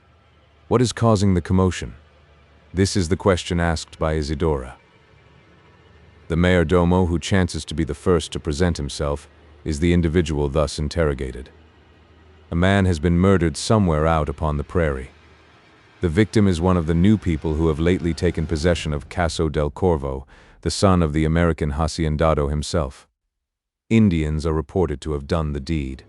Indians, in this word, is the key to the excitement among Don Silvio's servitors. It explains both the praying and the hurried rushing to arms. The fact that a man has been murdered, a slight circumstance in that land of unbridled emotions, would have produced no such response, more especially when the man was a stranger, an Americano. But the report that Indians are abroad is altogether a different affair. In it there is an idea of danger. The effect produced on Isidora is different. It is not fear of the savages. The name of the asesinado recalls thoughts that have already given her pain. She knows that there is a sister, spoken of as being wonderfully beautiful. She has herself looked upon this beauty, and cannot help believing in it. A keener pang proceeds from something else she has heard, that this peerless maiden has been seen in the company of Maurice Gerald. There is no fresh jealousy inspired by the news of the brother's death, only the old unpleasantness for the moment revived. The feeling soon gives place to the ordinary indifference felt for the fate of those with whom we have no acquaintance. Some hours later, and this indifference becomes changed to a painful interest, in short, an apprehension. There are fresh reports about the murder. It has been committed, not by Comanches, but by a white man, by Maurice the Mustanger. There are no Indians near. This later edition of Novedades, while tranquilizing Don Silvio's servants, has the contrary effect upon his niece. She cannot rest under the rumor, and half an hour afterwards she is seen reining up her horse in front of the village hotel. For some weeks, with motive unknown, she has been devoting herself to the study of La Lengua Americana. Her vocabulary of English words, still scanty, is sufficient for her present purpose, which is to acquire information, not about the murder, but the man accused of committing it. The landlord, knowing who she is, answers her inquiries with obsequious politeness. She learns that Maurice Gerald is no longer his guest, with full particulars of the murder, so far as known. With a sad heart she rides back to the Hacienda Martinez. On reaching the house, she finds its tranquility again disturbed. The new cause of excitement might have been deemed ludicrous, though it is not so regarded by the superstitious peons. A rare rumor has reached the place. A man without a head, Un hombre descabezado has been seen riding about the plains, somewhere near the Rio Nueces. Despite its apparent absurdity, there can be no doubting the correctness of the report. It is rife throughout the settlement. But there is still surer confirmation of it. A party of Don Silvio's own people, herdsmen out in search of strayed cattle, have seen the Cavallero descabezado, and, desisting from their search, had ridden away from him, as they would have done from the devil. The vaqueros, there are 3 of them, are all ready to swear to the account given, but their scared looks furnish a more trustworthy evidence of its truthfulness. The sun goes down upon a congeries of frightful rumors. Neither these nor the protestations of Don Silvio and his sister can prevent their capricious niece from carrying out a resolution she seems suddenly to have formed, which is, to ride back to the Rio Grande. It makes no difference to her that a murder has been committed on the road she will have to take, much less that near it has been seen the ghastly apparition of a headless horseman. What to any other traveler should cause dismay seems only to attract Isidora. She even proposes making the journey alone. Don Silvio offers an escort, half a score of his vaqueros armed to the teeth. The offer is rejected. Will she take Benito? No. She prefers journeying alone. In short, she is determined upon it. Next morning she carries out this determination. By daybreak she is in the saddle, and in less than 2 hours after, riding, not upon the direct road to the Rio Grande, but along the banks of the Alamo. Why has she thus deviated from her route? Is she straying? She looks not like one who has lost her way. There is a sad expression upon her countenance, but not one of inquiry. Besides, her horse steps confidently forward, as if under his rider's direction, and guided by the rein. Isidora is not straying. She has not lost her way. Happier for her if she had. Chapter 56. A shot at the devil. All night long the invalid lay awake, at times tranquil, at times giving way to a paroxysm of unconscious passion. All night long the hunter sate by his bedside and listened to his incoherent utterances. They but confirmed 2 points of belief already impressed upon Zeb's mind: that Louise Poindexter was beloved, that her brother had been murdered. The last was a belief that, under any circumstances, would have been painful to the backwoodsman. Coupled with the facts already known, it was agonizing. He thought of the quarrel, the hat, the cloak. He writhed as he contemplated the labyrinth of dark ambiguities that presented itself to his mind. Never in his life had his analytical powers been so completely baffled. He groaned as he felt their impotence. He kept no watch upon the door. He knew that if they came, it would not be in the night. Once only he went out, but that was near morning, when the light of the moon was beginning to mingle with that of the day. He had been summoned by a sound. Tara, straying among the trees, had given utterance to a long, dismal growl, and come running scared-like into the hut. Extinguishing the light, Zeb stole forth and stood listening. There was an interruption to the nocturnal chorus, but that might have been caused by the howling of the hound. What had caused it? The hunter directed his glance first upon the open lawn, then around its edge and under the shadow of the trees. There was nothing to be seen there, except what should be. He raised his eyes to the cliff, that in a dark line trended along the horizon of the sky, broken at both ends by the tops of some tall trees that rose above its crest. There were about 50 paces of clear space, which he knew to be the edge of the upper plain terminating at the brow of the precipice. The lines separating the chiaro from the oscuro could be traced distinctly as in the day. A brilliant moon was beyond it. A snake could have been seen crawling along the top of the cliff. There was nothing to be seen there, but there was something to be heard. As Zeb stood listening, there came a sound from the upper plain that seemed to have been produced not far back from the summit of the cliff. It resembled the clinking of a horse's shoe struck against a loose stone. So conjectured Zeb, as with open ears he listened to catch its repetition. It was not repeated, but he soon saw what told him his conjecture was correct: a horse, stepping out from behind the treetops and advancing along the line of the bluff. There was a man upon his back, both horse and man distinctly seen in dark silhouette against the clear sapphire sky. The figure of the horse was perfect, as in the outlines of a skillfully cast medallion. That of the man could be traced only from the saddle to the shoulders. Below, the limbs were lost in the shadow of the animal, though the sparkle of spur and stirrup told that they were there. Above, there was nothing, not even the semblance of a head. Zeb Stump rubbed his eyes and rubbed them and looked again. It did not change the character of the apparition. If he had rubbed them 80 times, he would have seen the same, a horseman without a head. This very sight he saw, beyond the possibility of disbelieving, saw the horse advancing along the level line in a slow but steady pace, without footfall, without sound of any kind, as if gliding rather than walking, like the shifting scene of a cosmorama.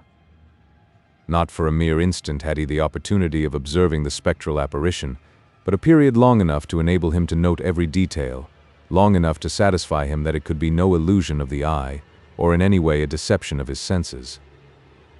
Nor did it vanish abruptly from his view, but slowly and gradually, first the head of the horse, then the neck and shoulders, then the shape, half ghastly, half grotesque, of the rider, then the hindquarters of the animal, the hips, and last of all the long tapering tail.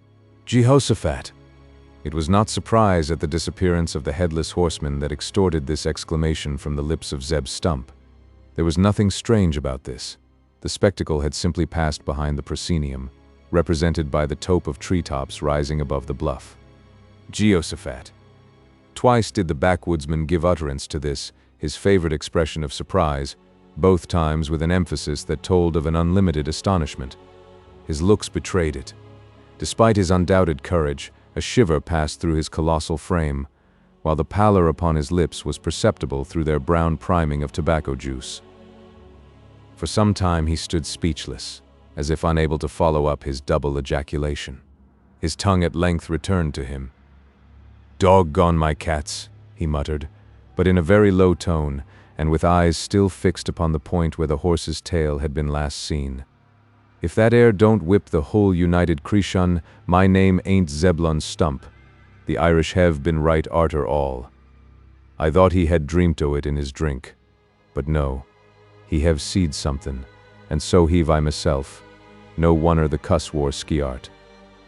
I feel jest a spell shaky in my own narvas be out this time. Jehoshaphat, what kin the derned thing be?"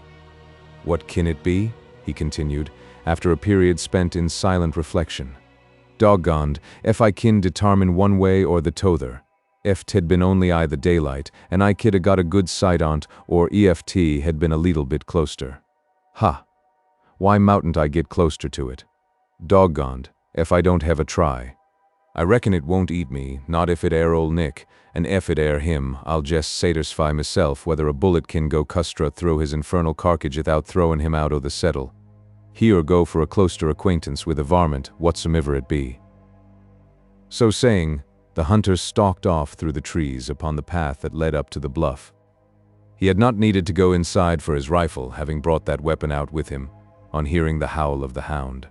If the headless rider was real flesh and blood, earthly and not of the other world, Zeb Stump might confidently count upon seeing him again. When viewed from the door of the jackale, he was going direct towards the ravine that permitted passage from the higher level to the bottom lands of the Alamo. As Zeb had started to avail himself of the same path, unless the other should meantime change direction, or his tranquil pace to a trot or gallop, the backwoodsman would be at the head of the pass as soon as he. Before starting, Zeb had made a calculation of the distance to be done, and the time to do it in. His estimate proved correct to a second and an inch. As his head was brought nearly on a level with the upland plain, he saw the shoulders of the horseman rising above it. Another step upward, and the body was in view. Another, and the horse was outlined against the sky, from hoof to forelock. He stood at a halt. He was standing as Zeb first came in sight of him. He was fronting towards the cliff, evidently intending to go down into the gorge. His rider appeared to have pulled him up as a measure of precaution, or he may have heard the hunter scrambling up the ravine, or, what was more likely, scented him. For whatever reason, he was standing, front face to the spectator. On seeing him thus, Zeb Stump also came to a stand. Had it been many another man, the same might have been said of his hair, and it is not to be denied, that the old hunter was at that moment, as he acknowledged himself, a spell shaky be out the narvas. He was firm enough, however, to carry out the purpose that had prompted him to seek that singular interview, which was to discover whether he had to deal with a human being or the devil. In an instant his rifle was at his shoulder, his eye glancing along the barrel, the sights, by the help of a brilliant moonlight, bearing upon the heart of the Headless Horseman. In another, a bullet would have been through it, but for a thought that just then flashed across the brain of the backwoodsman. Maybe he was about to commit murder? At the thought he lowered the muzzle of his piece, and remained for a time undecided. "It mout be a man," muttered he, "though it don't look like it air. Thur ain't room enough for a head under that air Mexican blanket, nohow. If it be a human critter, he hev got a tongue, I reckon, though he ain't much o' a head to hold it in. Hillo, stronger. You're out for a putty latish ride, ain't ye? Hain't yo forgot to fetch your head wi' ye?" There was no reply. The horse snorted on hearing the voice. That was all. Lukey higher, strenger. Ole Zeb Stump from the state o' Kentucky, air the individual who's now speaking to ye. He ain't one o' thet sort to be trifled wi. Don't try to come none o' your damn foolery over this higher coon. I warn ye to declare your game. If you're playin' possum, ye'd better throw up your hand, or by the jumpin' Gisosaphat, ye may lose both your steak and your curds. Speak out now, afore ye gits plugged wi' a piece o' lead. Less response than before. This time the horse, becoming accustomed to the voice, only tossed up his head. "Then doggone ye!" shouted the hunter, exasperated by what he deemed an insulting silence. 6 seconds more, I'll gie ye 6 more, and if ye don't show speech by that time, I'll let drive at your guts. If you're but a dummy, it won't do ye any harm. No more will it, I reckon, if ye air the devil. But if you're a man playin' possum, durn me if ye don't deserve to be shot for bein' sech a damned fool. Sing out, he continued with increasing anger. Sing out, I tell ye. Ye won't? Then higher goes. 1, 2, 3, 4, 5, 6. Where 7 should have come in had the count been continued, was heard the sharp crack of a rifle, followed by the sibilation of a spinning bullet, then the dull thud as the deadly missile buried itself in some solid body. The only effect produced by the shot appeared to be the frightening of the horse. The rider still kept his seat in the saddle. It was not even certain the horse was scared. The clear neigh that responded to the detonation of the rifle had something in it that sounded derisive. For all that, the animal went off at a tearing gallop, leaving Zeb Stump a prey to the profoundest surprise he had ever experienced. After discharging his rifle, he remained upon his knees for a period of several seconds. If his nerves were unsteady before the shot, they had become doubly so now. He was not only surprised at the result, but terrified. He was certain that his bullet had passed through the man's heart, or where it should be, as sure as if his muzzle had been held close to the ribs. It could not be a man? He did not believe it to be one, and this thought might have reassured him but for the behavior of the horse. It was that wild, unearthly neigh that was now chilling his blood and causing his limbs to shake as if under an ague. He would have retreated, but for a time he felt absolutely unable to rise to his feet, and he remained kneeling in a sort of stupefied terror, watching the weird form till it receded out of sight far off over the moonlit plain. Not till then did he recover sufficient courage to enable him to glide back down the gorge and on towards the jacale. And not till he was under its roof did he feel sufficiently himself to reflect with any calmness on the odd encounter that had occurred to him. It was some time before his mind became disabused of the idea that he had been dealing with the devil. Reflection, however, convinced him of the improbability of this, though it gave him no clue as to what the thing really was. "Surely," muttered he, his conjectural form of speech showing that he was still undecided, "surely arter all it can't be a thing o' the t'other world, else I kedn't a hairn the co-thug o' my bullet. Sartin the lead struck agin something solid, and I reckon thur's nothing solid in the carcage o' a ghost? Wag," he concluded, apparently resigning the attempt to obtain a solution of the strange physical phenomenon. "Let the derned thing slide. 102 things it air bound to be, ither a bundle o' rags or Ol' Harry from hell." As he re-entered the hut, the blue light of morning stole in along with him. It was time to awaken Phelim, that he might take his turn by the bedside of the invalid. The Connemara man, now thoroughly restored to sobriety, and under the impression of having been a little derelict in his duty, was ready to undertake the task.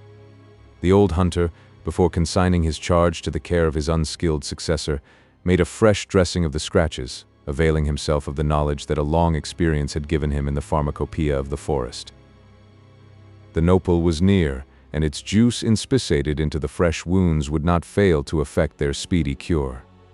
Zeb knew that in 24 hours after its application they would be in process of healing, and in 3 days entirely cicatrized. With this confidence, common to every denizen of the cactus-covered land of Mexico, he felt defiant as to doctors, and if a score of them could have been procured upon the instant, he would not have summoned one. He was convinced that Maurice Gerald was in no danger, at least not from his wounds. There was a danger, but that was of a different kind. "And now, Mr. Phelim," said he, on making a finish of his surgical operations, "we have dud all that kin be dud for the outard man, and it air full time to look arter the inard. Ye say thur ain't nothin' to eat." "Not so much as a purtity, Mr. Stump, and what's worse, there's nothin' to drink, not a drap lift in the whole Sayabin." "Durn ye, that's your fault," cried Stump, turning upon the Irishman with a savage scowl that showed equal regret at the announcement. "Eft hadn't a been for you, thur wore liquor enough to a lasted till the young feller got round again. What's to be dud now?" "Sowl, Mr. Stump, yez be wrongin' me althegither entirely. That same yez are. I hadn't a taste exceptin' what came out of the little flask. It was thim Indians that emptied the dimijan. Trath was it. Wag, ye couldn't a got drunk on what were contained i' the flask. I know your durned guts too well for thet. Ye must a had a good pull at the tother too. Be all the saints. Durn your stinkin' saints. Do you s'pose any man o' sense believes in sec varmint as them? Wall, 'tain't no use talkin' any more beout it. Ye've sucked up the corn juice, and thur's an end o't. Thur ain't no more to be had ithin 20 mile, and we must go ithout. Be Jasus, but it's bad. Shet up your head, durn ye, and hear what I've got to say. We'll hev to go without drinkin', but that air no reason for stirvin' ourselves for want o' somethin' to eat. The young feller, I don't misdoubt, air by this time half-starved hisself. Thur's not much on his stomach, I reckon, though thur may be on his mind. As for myself, I'm jest hungry enough to eat coyoat, and I ain't very sure I'd turn away from turkey buzzard, which, as I reckon, would be a wusser victual than coyoat. But we ain't obleeged to eat turkey buzzard, war thur's a chance o' gettin' turkey, and thet ain't so dubious along the Alamo. You stay here, and take care o' the young feller, whiles I try up the crick, and see if I kin come across to gobbler. I'll do that, Mr. Stump, and no mistake. Be me trath. Keep your palaver to yourself, till I've finished talkin' to ye. Sowl, I won't say a word. Then don't, but listen. Thur's somethin' 'bout which I don't wait ye to make any mistake. It air this. Ef there shed anybody stray this way durin' my absence, ye'll let me know. You mustn't lose a minute o' time, but let me know. Sure I will, soul, yis. Wall, I'll depend on ye. Trath, yez may. But how, Mr. Stump? How am I to lit yez know, if you're byant hearin' av me voice? How thin? Wall, I reckon, I shan't need to go so fur as thet. Thur ought to be gobblers close by at this time o' the mornin'. And yit they're mutant, continued Zeb, after reflecting a while. Ye ain't got sech a thing as a gun in the shanty? A pistol ood do. Nather one nor the t'other. The master took both away wid him when he went last time to the settlements. He must have lift them there. It air awkward. I mout not hear your shout. Zeb, who had by this time passed through the doorway, again stopped to reflect. Hey, he exclaimed after a pause of 6 seconds. I've got it. I've treed the ID. Ye see my ol' mar tethered out thur on the grass? Sure I do, Mr. Stump. Av course I do. Wall, ye see thet air prickly cactus plant growin' close to the edge o' the openin'. Faith, yis. Wall, that's sensible o' ye. Now listen to what I say. Ye must keep a lookout at the door, and if anybody comes up whiles I'm gone, run straight custrut for the cactus, cut off one o' its branches, the thorniest ye can see, and stick it under the mar's tail. Mother av Moses, for what div yez want me to do that? Wall, I reckon I'd better explain, said Zeb reflectingly. Otherwise you'll be making a mess o' it. Ye see, Phelim, if anybody interlopes durin' my absence I had better be higher. I ain't a-goin' fur off. But howsomediver near I moutn't hear your screech, therefore the mars'll do better. You clap the cactus under her tail, closed up to the fundament, and ef she don't squeal loud enough to be hearn by me, then ye may conclude that this coon air either rubbed out, or hev both his lugs plugged wi' picket pins. So, Phelim, do you exactly as I've taught ye. I'll do it. Be japers. Be sure now, your master's life may depend upon it. After delivering this last caution, the hunter shouldered his long rifle and walked away from the hut. He's a cute owled chap, that same, said Phelim as soon as Zeb was out of hearing. I wonder what he manes by the master being in danger from any one comin' to the Sayabin. He said that his life moight depend upon it. Yis, he said that. He told me to kape a lookout. I suppose he maned me to begin at once. I must go to the entrance thin. So saying, he stepped outside the door and proceeded to make an ocular inspection of the paths by which the jackal might be approached. After completing this, he returned to the threshold and there took stand in the attitude of one upon the watch. Chapter 57. Sounding the signal. Philem's vigil was of short duration.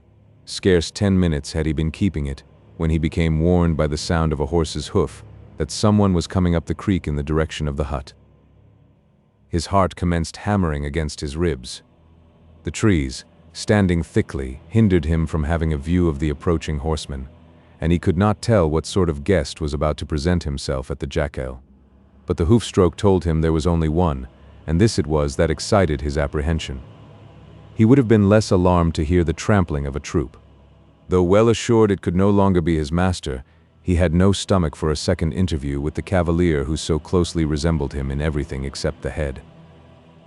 His first impulse was to rush across the lawn and carry out the scheme entrusted to him by Zeb.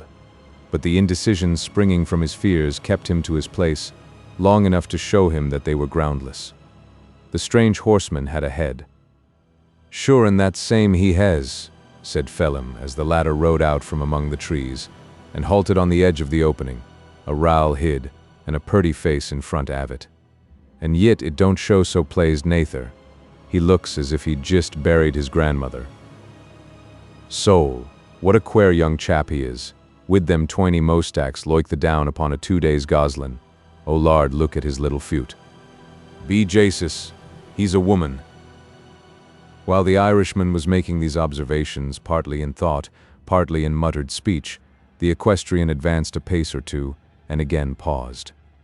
On a nearer view of his visitor, Phelim saw that he had correctly guessed the sex, though the moustache, the manner of the mount, the hat and serape, might for the moment have misled a keener intellect than his of Connemara.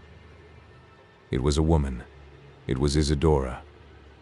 It was the first time that Phelim had set eyes on the Mexican maiden, the first that hers had ever rested upon him. They were equally unknown to one another. He had spoken the truth when he said that her countenance did not display pleasure. On the contrary, the expression upon it was sad, almost disconsolate. It had shown distrust as she was riding under the shadow of the trees. Instead of brightening as she came out into the open ground, the look only changed to one of mingled surprise and disappointment. Neither could have been caused by her coming within sight of the jackal. She knew of its existence. It was the goal of her journey. It must have been the singular personage standing in the doorway. He was not the man she expected to see there. In doubt, she advanced to address him. I may have made a mistake, said she, speaking in the best Americana she could command. Pardon me, but I thought that Don Mauricio lived here. Danny Marichaux, yes say? Trath, no. There's nobody av that name lives here. Dan Marichaux? There was a man they called Marish had a dwillin not far out av Ballybollig. I remember the chap will, becase he chated me once in a horse thrade.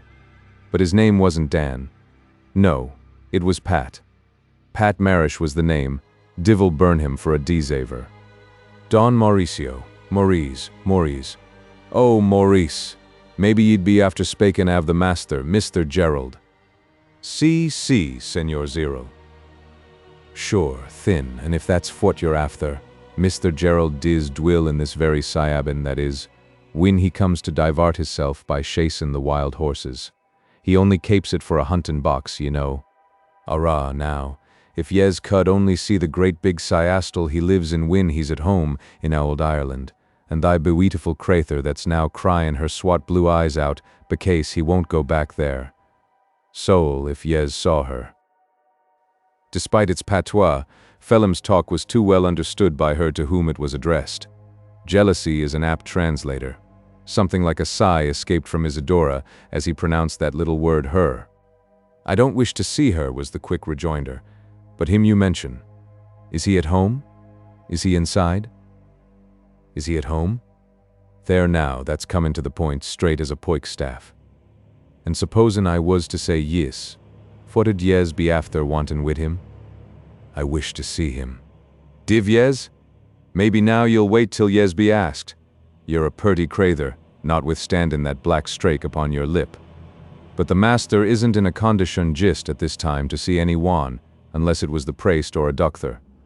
Yez science see him. But I wish very much to see him, senor.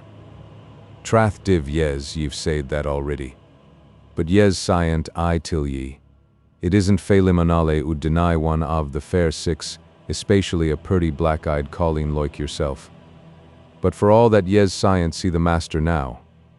Why can I not? Why scient yez not? Will, there's more than one raison why yez scient. In the first place, as I've told you, he's not in a condition to receive company, the list so av it's being a lady. But why, senor? Why? Because he's not decently dressed. He's got nothing on him but his shirt, except in the rags that Mr. Stump's just tied all round him. Be japers. There's enough av them to make him a whole shoot, coat, waistcoat, and throwsers, trath is there. Senor, I don't understand you. Yez don't? Sure, and I've spoke plain enough. Don't I tell ye that the master's in bed? In bed? At this hour? I hope there's nothing. The matter wid him, yez were going to say, Alana, that same is there, a powerful dale the matter wid him, enough to cape him between the blankets for weeks to come. Oh, senor, do not tell me that he is ill. Don't I tell ye? Arrah now me honey, what'd be the use of consalin' it? It'd do it no good. Nather cyan it do him any harm to spake about it? Yez moight say it afore his face, and he won't contradict ye. He is ill, then? Oh, sir, tell me, what is the nature of his illness? What has caused it? Sure, and I scient answer only one of thim interrogatories, the first yez heave foot. His disease proceeds from some ugly treatment he's been resavin. The Lord only knows what or who administered it. He's got a bad lig, and his skin looks as if he'd been tied up in a sack along with a score of angry cats. Soul, there's not the breadth of your purty little hand without a scratch upon it. Worse than all, he's beside hisself. Beside himself? Yes, that same. He's ravin' loike one that had a drap too much overnight, and thinks there's the man with the poker after him. Be me trath, I believe the very best thing for him now would be a thrifle av potheen if one could only lay hands upon that same. But there's not the smell av it in the Siabin, both the demijan and flask. Arra, now, you wouldn't be after having a little flask upon your sweet sylph? Some av that aguardinty, as your people call it. Trath, I've tasted worse stuff than it. I'm sure a drink av it ud do the master good. Spake the truth, mistress. Hiv yez any about ye? No, senor. I have nothing of the kind. I am sorry I have not. Faugh. The more's the pity for poor Master Maurice. It ought to done him a dale of good. Well, he must put up without it. But, senor, surely I can see him? Divil a bit. Besides, what would be the use? He wouldn't know ye from his great-grandmother. I till yez agani, he's been badly thrated, and now beside hisself. All the more reason why I should see him. I may be of service. I owe him a debt oh, yes, be owing him something? Yes, want to pay it? Faith, that makes it entirely different. But yes needn't see him for that. I'm his head man, and thransacked all that sort av business for him. I scien't right myself, but I'll give ye a raisate on the crass wid me mark, which is just as good among the lawyers. Yes, mistress, yes may pay the money over to me, and I promise ye the master will niver ax ye for it agani. Trath, it'll come handy just now, as we're upon the ave of a flittin', and may want it. So if yez have the pewther along wid ye, there's pins, ink, and paper insoided the sayabin. Say the word, and I'll give ye the raisate. No, no, no. I did not mean money. A debt of gratitude. Faw. Only that.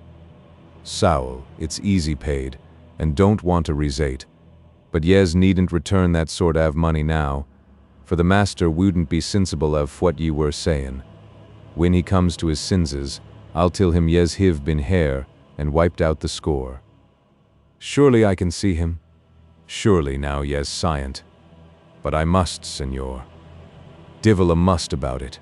I've been lift on guard, wid strict orders to let no one go inside. They couldn't have been meant for me. I am his friend, the friend of Don Mauricio. How is Phelim O'Nally to know that? For all your purty face, yez moight be his diddliest enemy. Be japers, it's loike enough, now that I take a second look at ye. I must see him, I must, I will, I shall. As Isidora pronounced these words, she flung herself out of the saddle and advanced in the direction of the door. Her air of earnest determination, combined with the fierce, scarce feminine expression upon her countenance, convinced the Galwegian that the contingency had arrived for carrying out the instructions left by Zeb Stump, and that he had been too long neglecting his cue. Turning hurriedly into the hut, he came out again, armed with a tomahawk, and was about to rush past, when he was brought to a sudden stand by seeing a pistol in the hands of his lady visitor, pointed straight at his head. "Abajo la hacha!" "Down with the hatchet," cried she. "Lepero, lift your arm to strike me, and it will be for the last time." "Stroike ye, mistress, stroike you," blubbered the ci devant stable boy as soon as his terror permitted him to speak. "Mother av the lard, I didn't mane the wapon for you at all. I'll swear it on the crass or a whole stack av Bibles if yez say so. In trath, mistress, I didn't mane the tammyhawk for you." "Why have you brought it forth?" inquired the lady, half suspecting that she had made a mistake, and lowering her pistol as she became convinced of it. "Why have you thus armed yourself?" "As I live, only to execute the orders I've received, only to cut a branch off av the Cyactus yez see over yonder, and foot it under the tail av the old mare. Sure yez won't object to my doing that?" In her turn, the lady became silent, surprised at the singular proposition. The odd individual she saw before her could not mean mischief. His looks, attitude, and gestures were grotesque, rather than threatening, provocative of mirth, not fear or indignation. Silence gives consent. "Thank ye," said Phelim as, no longer in fear of being shot down in his tracks, he ran straight across the lawn and carried out to the letter the parting injunctions of Zeb Stump. The Mexican maiden, hitherto held silent by surprise, remained so on perceiving the absolute idleness of speech. Further conversation was out of the question. What with the screaming of the mare, continuous from the moment the spinous crupper was inserted under her tail, the loud trampling of her hoofs as she cavorted over the turf, the dismal howling of the hound, and the responsive cries of the wild forest denizens, birds, beasts, insects, and reptiles, only the voice of a stentor could have been heard. What could be the purpose of the strange proceeding? How was it to terminate? Isidora looked on in silent astonishment. She could do nothing else. So long as the infernal fracas continued, there was no chance to elicit an explanation from the queer creature who had caused it. He had returned to the door of the jackale, and once more taken his stand upon the threshold, where he stood, with the tranquil, satisfied air of an actor who has completed the performance of his part in the play, and feels free to range himself among the spectator. Chapter 58. Recoiling from a kiss. For full 10 minutes was the wild chorus kept up, the mare all the time squealing like a stuck pig, while the dog responded in a series of lugubrious howls that reverberated along the cliffs on both sides of the creek. To the distance of a mile might the sounds have been heard, and as Zeb Stump was not likely to be so far from the hut, he would be certain to hear them. Convinced of this, and that the hunter would soon respond to the signal he had himself arranged, Phelim stood square upon the threshold, in hopes that the lady visitor would stay outside, at least, until he should be relieved of the responsibility of admitting her. Notwithstanding her earnest protestations of amity, he was still suspicious of some treasonable intention towards his master, else why should Zeb have been so particular about being summoned back? Of himself, he had abandoned the idea of offering resistance. That shining pistol, still before his eyes, had cured him of all inclination for a quarrel with the strange equestrian, and so far as the Connemara man was concerned, she might have gone unresisted inside. But there was another from Connemara, who appeared more determined to dispute her passage to the hut, one whom a whole battery of great guns would not have deterred from protecting its owner. This was Tara. The staghound was not acting as if under the excitement of a mere senseless alarm. Mingling with his prolonged sonorous growl could be heard in repeated interruptions a quick sharp bark that denoted anger. He had witnessed the attitude of the intruder, its apparent hostility, and drawing his deductions, had taken stand directly in front of Phelim and the door, with the evident determination that neither should be reached except over his own body, and after running the gauntlet of his formidable incisors. Isidora showed no intention of undertaking the risk. She had none. Astonishment was, for the time, the sole feeling that possessed her. She remained transfixed to the spot, without attempting to say a word. She stood expectingly. To such an eccentric prelude there should be a corresponding finale. Perplexed, but patiently, she awaited it. Of her late alarm there was nothing left. What she saw was too ludicrous to allow of apprehension, though it was also too incomprehensible to elicit laughter. In the mien of the man, who had so oddly comported himself, there was no sign of mirth. If anything, a show of seriousness, oddly contrasting with the comical act he had committed, and which plainly proclaimed that he had not been treating her to a joke. The expression of helpless perplexity that had become fixed upon her features continued there, until a tall man wearing a faded blanket coat and carrying a 6-foot rifle was seen striding among the tree trunks at the rate of 10 miles to the hour. He was making direct for the jackale. At sight of the newcomer, her countenance underwent a change. There was now perceptible upon it a shade of apprehension, and the little pistol was clutched with renewed nerve by the delicate hand that still continued to hold it. The act was partly precautionary, partly mechanical. Nor was it unnatural in view of the formidable-looking personage who was approaching and the earnest, excited manner with which he was hurrying forward to the hut. All this became altered as he advanced into the open ground and suddenly stopped on its edge, a look of surprise quite as great as that upon the countenance of the lady, supplanting his earnest glances. Some exclamatory phrases were sent through his teeth, unintelligible in the tumult still continuing, though the gesture that accompanied them seemed to proclaim them of a character anything but gentle.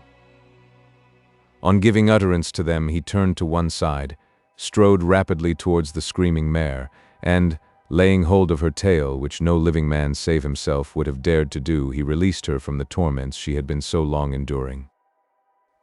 Silence was instantly restored, since the mare, abandoned by her fellow choristers, as they became accustomed to her wild neighs, had been, for some time, keeping up the solo by herself. The lady was not yet enlightened. Her astonishment continued, though a side glance given to the droll individual in the doorway told her that he had successfully accomplished some scheme with which he had been entrusted. Philem's look of satisfaction was of short continuance. It vanished as Zeb Stump, having effected the deliverance of the tortured quadruped, faced round to the hut as he did so, showing a cloud upon the corrugations of his countenance, darkly ominous of an angry storm. Even the presence of beauty did not hinder it from bursting. "Durn and doggone ye, for a Irish idiot, ere this what ye've brought me back for, and jest as I were taking sight on a turkey, not less in 30-pound weight I reckon, skeered afore he could touch trigger, with the screek o' theet cussed critter o' a mar. Damned little chance for breakfast now. But, Mr. Stump, didn't yez tell me to do it? Ye sid if any one should come to the Sayabin. Bah! Ye fool! Ye don't suppose I meaned weemen, did ye? Trath. I didn't think it wuss wan when she first presented herself. Yez should a seen the way she rid up, sittin' astraddle on her horse. What matter it, how she were sittin'? Hain't ye seed that afore, ye greenhorn? It's the usual way mong these here Mexican she-males. You're more o' a woman than she air, I guess, and 20 times more o' a fool.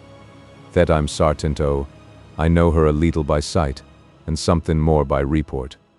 What hev fetched the critter higher ain't so difficult to comprehend, though it may be to get it out o' her, seein' as she can only talk that thur Mexican lingo, the which this child can't, nor wouldn't if he could. Sowl, Mr. Stump.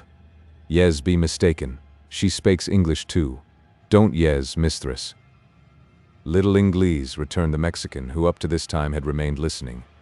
Inglese poco poquito. Oh, ah, exclaimed Zeb, slightly abashed at what he had been saying. I beg your pardon, señorita. Ye can habla a bit o' American, kin ye? Mucho bono, so much the betterer. Ye'll be able to tell me what ye mout be a wantin' out here. Ye hain't lost your way, hev ye? No, senor, was the reply after a pause. In that case, ye know whar ye air? Si, senor, si. Yes, of Don Mauricio Zero, this the house? That air the name near as a Mexican mouth kin make it, I reckon. Tain't much o' a house, but it air his'n. Prehaps ye want to see the master aught? Oh, senor, yees, that is for why I here am, por esta yo soy aquí. Wall, I reckon. Thur kin be no objection to your seein' him. Your intentions ain't no ways hostile to the young feller, I calc'late. But thur ain't much good in your talkin' to him now. He won't know yo from a side o' sole leather. He is ill? Has met with some misfortune? El Güero has said so. Yis. I told her that, interposed Phelim, whose carroty hair had earned for him the appellation El Güero. Sartain, answered Zeb. He air wounded a bit, and jest now a leetle delirious. I reckon it ain't o' much consequence. He'll be hisself again soon's the raven fit's gone off o' him. Oh, sir, can I be his nurse till then? Por amor Dios. Let me enter, and watch over him. I am his friend, un amigo muy aficionado. Wall, I don't see as thur's any harm in it. Weeman makes the best o' nusses I've hearn say, though for myself, I hain't had much chance o' tryin' 'em, sinkst I kivered up my old girl under the sods o' Massissippi. If ye want to take a spell by the side o' the young feller, you're welcome seein' you're his friend. Ye kin look arter him till we get back, and see that he don't tumble out o' the bed, or claw off them thur bandages I've tied round him. Trust me, good sir, I shall take every care of him. But tell me what has caused it. The Indians? No, they are not near. Has there been a quarrel with anyone? In Thet, señorita, you'll be out as wise as I air myself. Thur's been a quarrel with Coyotes, but that ain't what's gin him the ugly knee. I found him yesterday, close upon sundown, in the chaparral beyant. When we kim upon him, he wore up to his waist in the water o' a crick as runs through Thur, just be out to be attacked by one o' them spotty critters your people call tigers. Wall, I relieved him o' that bit o' danger, but what happened afore air a mystery to me. The young feller had took leave o' his senses, and Edgy no account o' hisself. He hain't recovered them yet, and, therefore, we must wait till he do. But you are sure, sir, he is not badly injured? His wounds, they are not dangerous? No danger, whatsome diver. Nothin' beyont a bit o' a fever, or maybe a touch o' the agy, when that goes off o' him. As for the wounds, they're only a ween o' scratches. When the wanderin' hev gone out o' his senses, he'll soon come round, I reckon. In a week's time you'll see him as strong as a buck. Oh, I shall nurse him tenderly. Wall, that's very kind o' you, but... Zeb hesitated, as a queer thought came before his mind. It led to a train of reflections kept to himself. They were these. This air the same she, as sent them kickshaws to the tavern o' Rough and Ready. Thet she air in love we the young feller is clur as Massissippi mud, in love we him to the eends o' her toenails. So's the tother. but it air equally clear that he's thinking o' the tother, and not o' her. Now if she hears him talk about tother, as he have been a-doin' all o' the night, there'll be a putty considerable rumpus riz inside o' her bosom. Poor thing, I pity her. She ain't a bad sort. But the Irish though he be, can't belong to both, and I know he freezes to the critter from the States. It air derned awkward bettery if I could persuade her not to go near him, leastwise till he gets over ravin' about Louise. But miss, he continued, addressing himself to the Mexican, who during his long string of reflections had stood impatiently silent, don't ye think ye'd better ride home again, and come back to see him arter he gets well? He won't know ye, as I've said, and it would be no use your stayin', since he ain't in any danger o' making a die of it. No matter that he may not know me. I should tend him all the same. He may need some things which I can send and procure for him. If you're bound to stay then, rejoined Zeb relentingly, as if some new thought was causing him to consent, I won't interfere to say, no. But don't you mind what he'll be palaverin' about. Ye may hear some queer talk out o' him, be out a man bein' murdered, and the like. That's natural for anyone as is delirious. Don't be skeart at it. Beside, ye may hear him talkin' a deal about a woman, as he's got upon his mind. A woman? Just so. Ye'll hear him make mention o' her name. Her name? Senor? What name? Wall, it air the name o' his sister, I reckon. Fact, I'm sure o' it bein' his sister. Oh, Mr. Stump, if yez be spakin' av Master Maurice. Shut up, ye derned fool. What is to you what I'm speakin' be out? You can't unnursten sec things. Come along, he continued, moving off, and motioning the Connemara man to follow him. I want ye a leetle way with me. I killed a rattle as I were going up the crick, and left it there. Come you and tote it back to the shanty higher, lest some varmint may make away with it, and lest, arter all, I mount and strike turkey again. A rattle. Div yez Mayne a rattlesnake? And what shed, I mean? Sure, Mr. Stump, yez wouldn't ate a snake. Lard, wouldn't it poison yez? Pizen be derned, didn't I cut the pison out, soon's I killed the critter, by cuttin' off o' its head? Trath, and for all that, I wouldn't ate a morsel av it if I was starvin'. Sturve, and be derned to ye. Who axes ye to eat it? I only want ye to tote it home. Come then, and do as I tell ye, or doggoned, if I don't make ye eat the head o' the reptile, pizen, fangs and all. Be japers, Mr. Stump, I didn't mane to disobey you at all. Sure, it's Phelim O'Neill that's ready to do your biddin' anyhow. I'm wid ye for whatever yez want, aven to swallow in the snake whole. St. Patrick forgive me. St. Patrick be derned. Come along. Phelim made no farther remonstrance, but, striking into the tracks of the backwoodsman, followed him through the wood. Isidora entered the hut, advanced towards the invalid reclining upon his couch, with fierce fondness kissed his fevered brow, fonder and fiercer kissed his unconscious lips, and then recoiled from them, as if she had been stung by a scorpion. Worse than scorpion's sting was that which had caused her to spring back, and yet 'twas but a little word of only 2 syllables. There was nothing strange in this.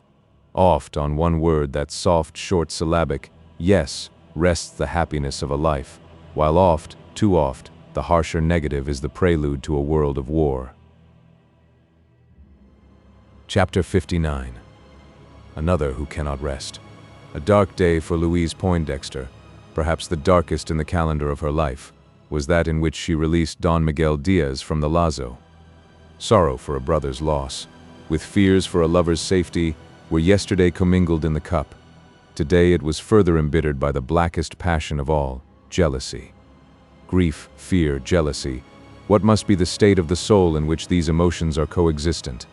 A tumult of terrible imaginings. So was it in the bosom of Louise Poindexter after deciphering the epistle which contained written evidence of her lover's disloyalty. True, the writing came not from him, nor was the proof conclusive. But in the first burst of her frenzied rage, the young Creole did not reason thus. In the wording of the letter there was strong presumption that the relationship between Maurice Gerald and the Mexican was of a more affectionate character than he had represented it to be, that he had in fact been practicing a deception. Why should that woman write to him in such free strain, giving bold, almost unfeminine, license to her admiration of his eyes? Esos ojos tan lindos y tan expresivos. These were no phrases of friendship, but the expressions of a prurient passion. As such only could the Creole understand them, since they were but a paraphrase of her own feelings. And then there was the appointment itself, solicited, it is true, in the shape of a request. But this was mere courtesy, the coquetry of an accomplished maitresse. Moreover, the tone of solicitation was abandoned towards the close of the epistle, which terminated in a positive command. "Come, sir. Come." Something more than jealousy was aroused by the reading of this. A spirit of revenge seemed to dictate the gesture that followed, and the stray sheet was crushed between the aristocratic fingers into which it had fallen. "Ah, me," reflected she, in the acerbity of her soul. "I see it all now. 'Tis not the first time he has answered a similar summons, not the first they have met on that same ground. The hill above my uncle's house, slightly described, but well understood, oft visited before." Soon the spirit of vengeance gave place to a profound despair. Her heart had its emblem in the piece of paper that lay at her feet upon the floor like it, crushed and ruined. For a time she surrendered herself to sad meditation. Wild emotions passed through her mind, suggesting wild resolves. Among others, she thought of her beloved Louisiana, of going back there to bury her secret sorrow in the cloisters of the Sacré-Cœur. Had the Creole convent been near, in that hour of deep despondency, she would, in all probability, have forsaken the paternal home and sought an asylum within its sacred walls. In very truth, was it the darkest day of her existence. After long hours of wretchedness, her spirit became calmer, while her thoughts returned to a more rational tone. The letter was reread, its contents submitted to careful consideration. There was still a hope, the hope that, after all, Maurice Gerald might not be in the settlement. It was at best but a faint ray. Surely she should know, she who had penned the appointment, and spoken so confidently of his keeping it. Still, as promised, he might have gone away, and upon this supposition hinged that hope, now scintillating like a star through the obscurity of the hour. It was a delicate matter to make direct inquiries about, to one in the position of Louise Poindexter. But no other course appeared open to her, and as the shadows of twilight shrouded the grass-covered square of the village, she was seen upon her spotted palfrey, riding silently through the streets, and reining up in front of the hotel on the same spot occupied but a few hours before by the gray steed of Isidora. As the men of the place were all absent, some on the track of the assassin, others upon the trail of the Comanche, Oberdoffer was the only witness of her indiscretion. But he knew it not as such. It was but natural that the sister of the murdered man should be anxious to obtain news, and so did he construe the motive for the interrogatories addressed to him. Little did the stolid German suspect the satisfaction which his answers at first gave to his fair questioner, much less the chagrin afterwards caused by that bit of information volunteered by himself, and which abruptly terminated the dialogue between him and his visitor. On hearing she was not the first of her sex who had that day made inquiries respecting Maurice the mustanger, Louise Poindexter rode back to Casa del Corvo, with a heart writhing under fresh laceration. A night was spent in the agony of unrest, sleep only obtained in short snatches, and amidst the phantasmagoria of dreamland. Though the morning restored not her tranquility, it brought with it a resolve stern, daring, almost reckless. It was, at least, daring for Louise Poindexter to ride to the Alamo alone, and this was her determination. There was no one to stay her, none to say nay.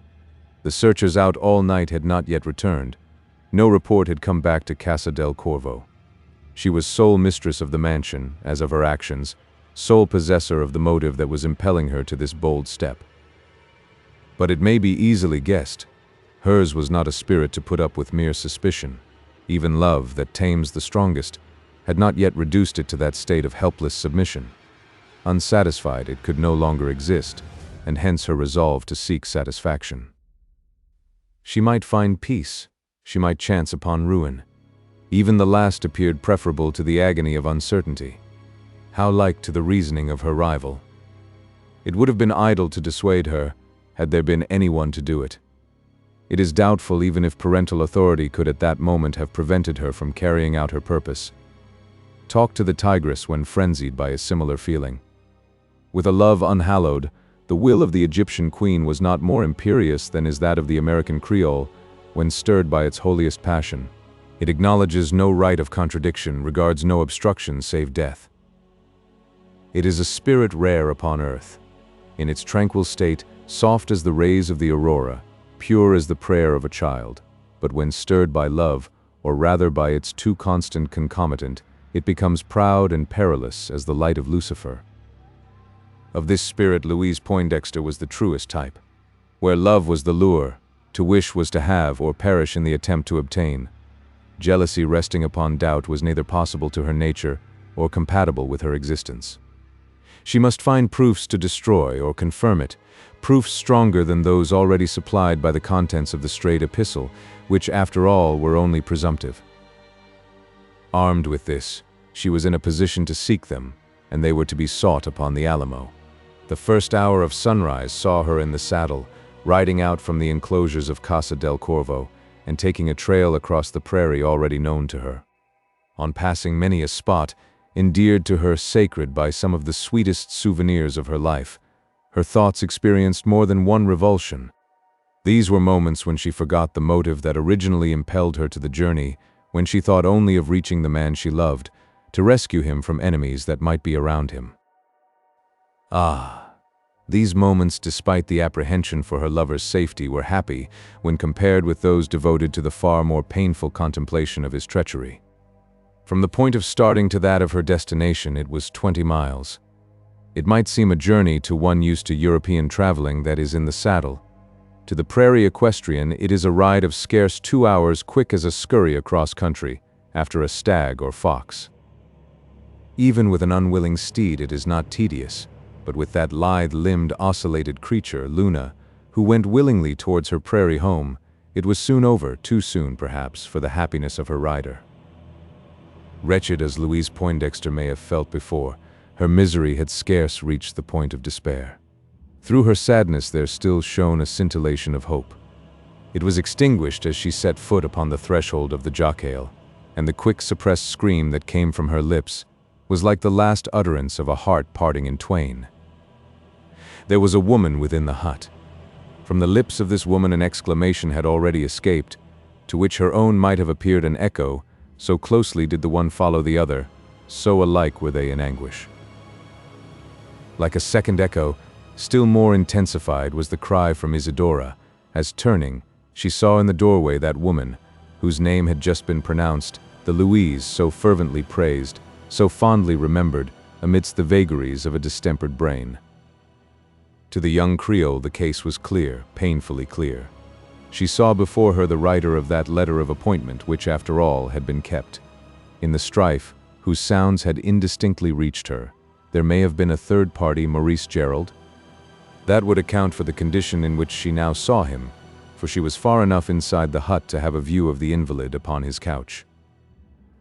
Yes, it was the writer of that bold epistle who had called Maurice Gerald querido, who had praised his eyes, who had commanded him to come to her side, and who was now by his side, tending him with a solicitude that proclaimed her his.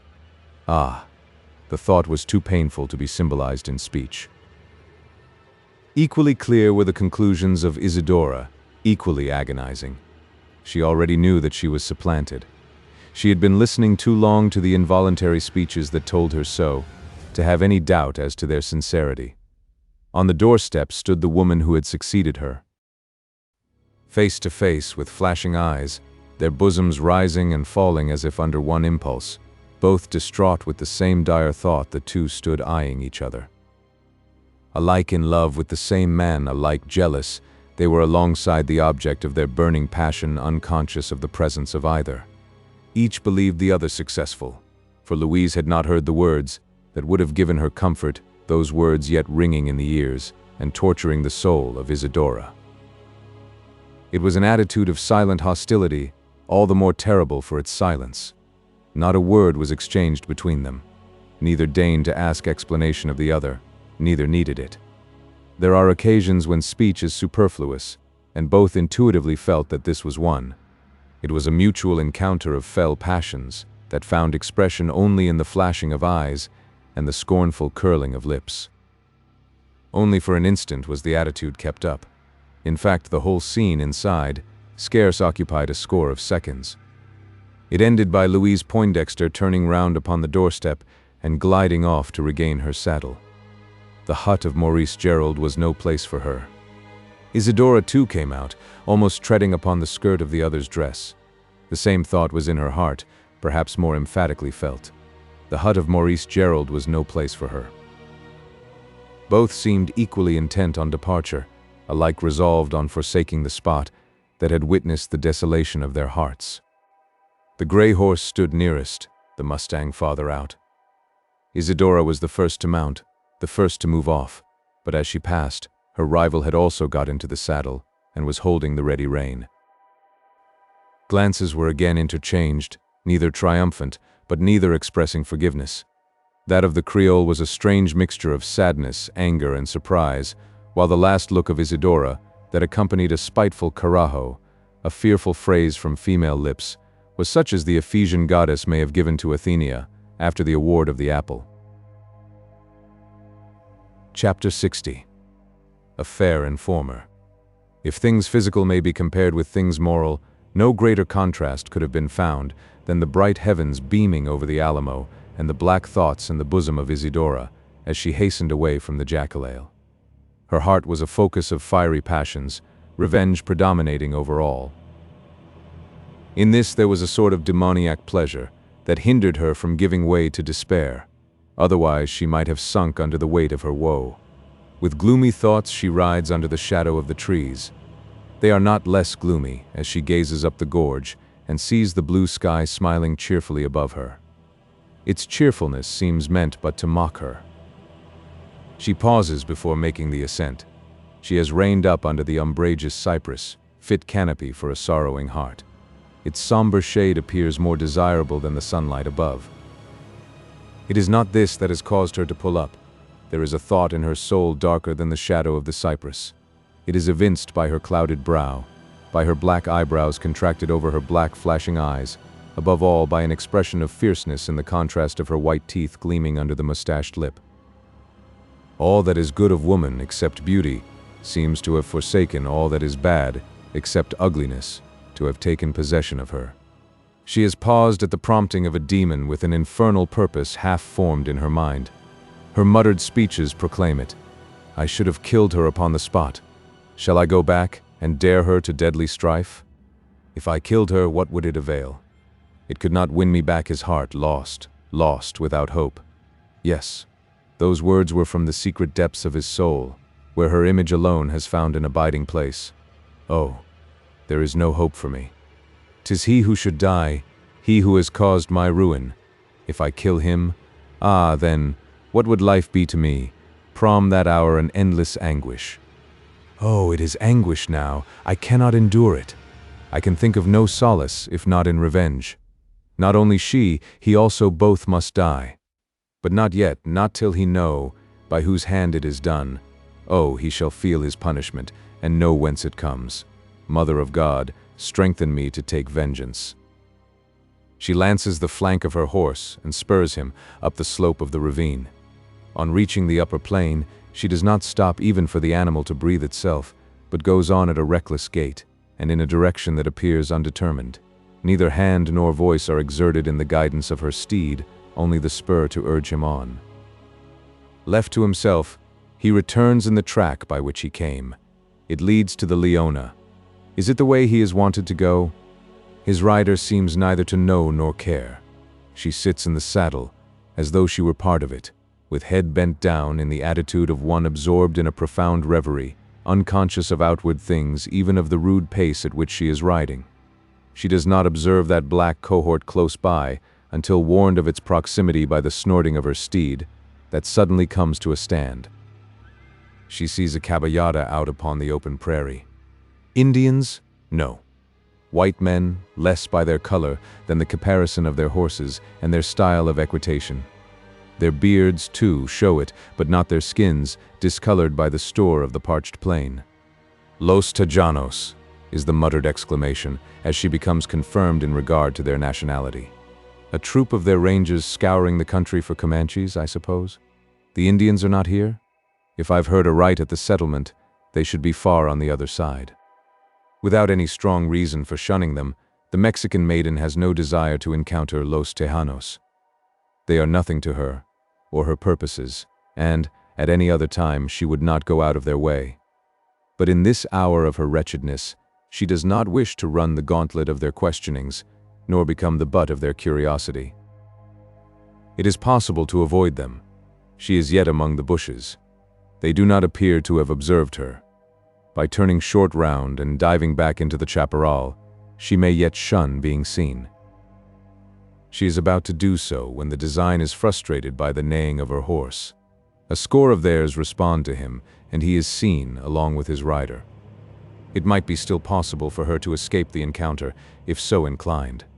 She would be certain of being pursued, but not so sure of being overtaken, especially among the winding ways of the chaparral, well known to her. At first she is so inclined, and completes the turning of her steed. Almost in the same instant, she reins round again, and faces the phalanx of horsemen, already in full gallop towards her. Her muttered words proclaim a purpose in this sudden change of tactics. Rangers? No? Too well dressed for those ragged vagabundos? Must be the party of searchers of which I've heard, led by the father of— Yes, it is they. Ay Dios. Here is a chance of revenge, and without my seeking it. God wills it to be so. Instead of turning back among the bushes, she rides out into the open ground, and with an air of bold determination advances towards the horsemen, now near. She pulls up and awaits their approach, a black thought in her bosom. In another minute she is in their midst, the mounted circle close drawn around her. There are 100 horsemen, oddly armed, grotesquely attired, uniform only in the coating of clay-colored dust which adheres to their habiliments, and the stern seriousness observable in the bearing of all, scarce relieved by a slight show of curiosity.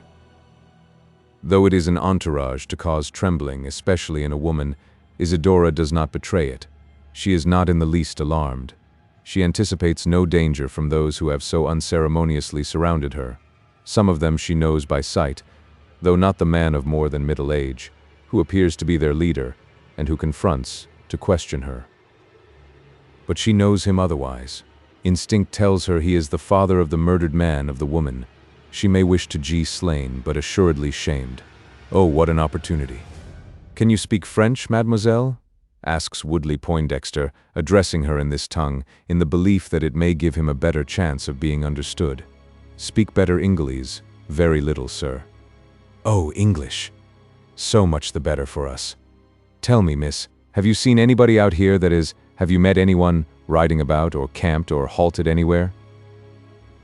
Isidora appears to reflect or hesitate before making reply.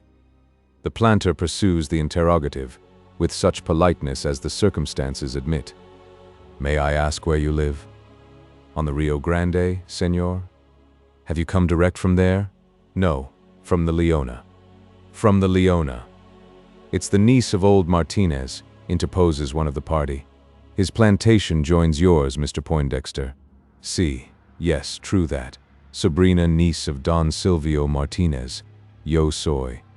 "Then you've come from his place direct?" "Pardon me for appearing rude. I assure you, miss, we are not questioning you out of any idle curiosity or impertinence. We have serious reasons, more than serious. They are solemn." "From the Hacienda Martinez direct," answers Isidora, without appearing to notice the last remark. "2 hours ago, un poquito más, my uncle's house I leave." "Then no doubt you have heard that there has been a murder committed?" "Si, senor. Yesterday at Uncle Silvio's it was told." "But today when you left, was there any fresh news in the settlement?" "We've had word from there, but not so late as you may bring." "Have you heard anything, miss?" "That people were gone after the asesinato." "Your party, senor?" Yes, it meant us, no doubt." "You heard nothing more?" "Oh yes, something very strange, senores. So strange you may think I am jesting." "What is it?" inquire a score of voices in quick simultaneity. while the eyes of all turn with eager interest towards the fair equestrian. There is a story of one being seen without a head, on horseback out here too. Valga mi Dios, we must now be near the place. It was by the Nueces, not far from the ford, where the road crosses for the Rio Grande, so the vaqueros said. Oh, some vaqueros have seen it. Si, señores. 3 of them will swear to having witnessed the spectacle. Isidora is a little surprised at the moderate excitement which such a strange story causes among the Tejanos. There is an exhibition of interest, but no astonishment. A voice explains. We've seen it too, that headless horseman at a distance. Did your vaqueros get close enough to know what it was? Santissima, no.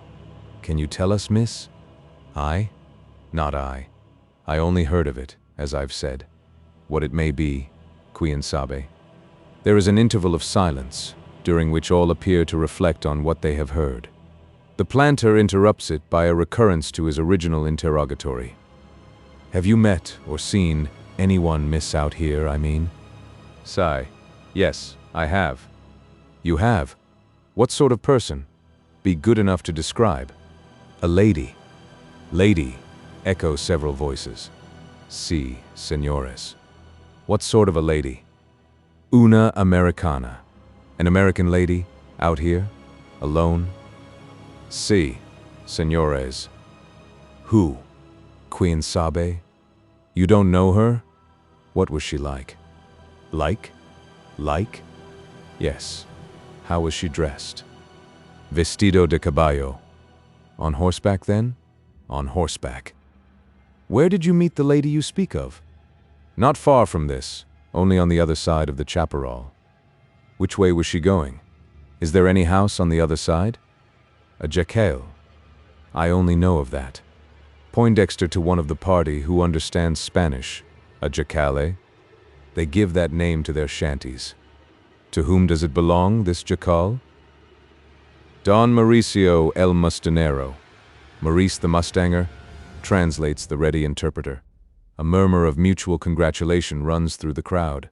After 2 days of searching fruitless, as earnest, they have struck a trail, the trail of the murderer. Those who have alighted spring back into their saddles. All take up their reins ready to ride on. We don't wish to be rude, Miss Martinez, if that be your name, but you must guide us to this place you speak of. It takes me a little out of my way, though not far. Come on, cavalieros. I shall show you, if you are determined on going there. Isidora recrosses the belt of chaparral, followed by the 100 horsemen, who ride stragglingly after her. She halts on its western edge, between which and the Alamo there is a stretch of open prairie. Yonder, says she, pointing over the plain. You see that black spot on the horizon? It is the top of an alhuete. Its roots are in the bottom lands of the Alamo. Go there. There is a cannon leading down the cliff. Descend. You will find, a little beyond, the jacal of which I've told you. The searchers are too much in earnest to stay for further directions. Almost forgetting her who has given them, they spur off across the plain, riding straight for the cypress. One of the party alone lingers, not the leader, but a man equally interested in all that has transpired. Perhaps more so in what has been said in relation to the lady seen by Isidora. He is one who knows Isidora's language, as well as his own native tongue. Tell me, Nina, says he, bringing his horse alongside hers and speaking in a tone of solicitude, almost of entreaty. Did you take notice of the horse ridden by this lady? Carambo. Yes. What a question, cavallero. Who could help noticing it? The color, gasps the inquirer. Un Musteno Pintojo. A spotted mustang. Holy heaven, exclaims Cassius Calhoun in a half-shriek, half-groan as he gallops after the searchers, leaving Isidora in the belief that, besides her own, there is one other heart burning with that fierce fire which only death can extinguish. Chapter 61. Angels on Earth. The retreat of her rival, quick and unexpected, held Louise Poindexter, as if spellbound. She had climbed into the saddle and was seated, with spur ready to pierce the flanks of the fair Luna. But the stroke was suspended, and she remained in a state of indecision, bewildered by what she saw. But the moment before she had looked into the jacal had seen her rival there, apparently at home, mistress both of the mansion and its owner. What was she to think of that sudden desertion? Why that took of spiteful hatred? Why not the imperious confidence that should spring from a knowledge of possession? In place of giving displeasure, Isidora's looks and actions had caused her a secret gratification. Instead of galloping after, or going in any direction, Louise Poindexter once more slipped down from her saddle and re-entered the hut. At sight of the pallid cheeks and wild rolling eyes, the young Creole for the moment forgot her wrongs. "Mon Dieu! Mon Dieu!" she cried, gliding up to the Catre. "Maurice wounded, dying. Who has done this?" There was no reply, only the mutterings of a madman. "Maurice, Maurice, speak to me. Do you not know me, Louise, your Louise? You have called me so? Say it, oh say it again. Ah, you are very beautiful, you angels here in heaven. Very beautiful. Yes, yes, you look so to the eyes, to the eyes. But don't say there are none like you upon the earth, for there are, I know one. Ah, more, but one that excels you all, you angels in heaven. I mean in beauty, in goodness, that's another thing. I'm not thinking of goodness, no, no. Maurice, dear Maurice, why do you talk thus? You are not in heaven. You are here with me, with Louise. I am in heaven, yes, in heaven. I don't wish it, for all they say. That is, unless I can have her with me. It may be a pleasant place, not without her. If she were here, I could be content. Hear it, ye angels that come hovering around me. Very beautiful you are, I admit, but none of you like her, my angel.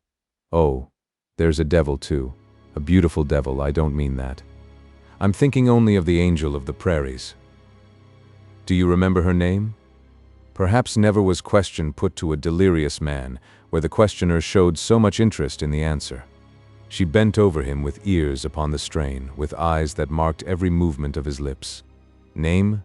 Name? Did someone say name? Have you any names here? Oh, I remember Michael, Gabriel, Azrael, men, all men. Angels, not like my angel who is a woman. Her name is... Louise. Louise. Why should I conceal it from you? You up here who know everything that's down there.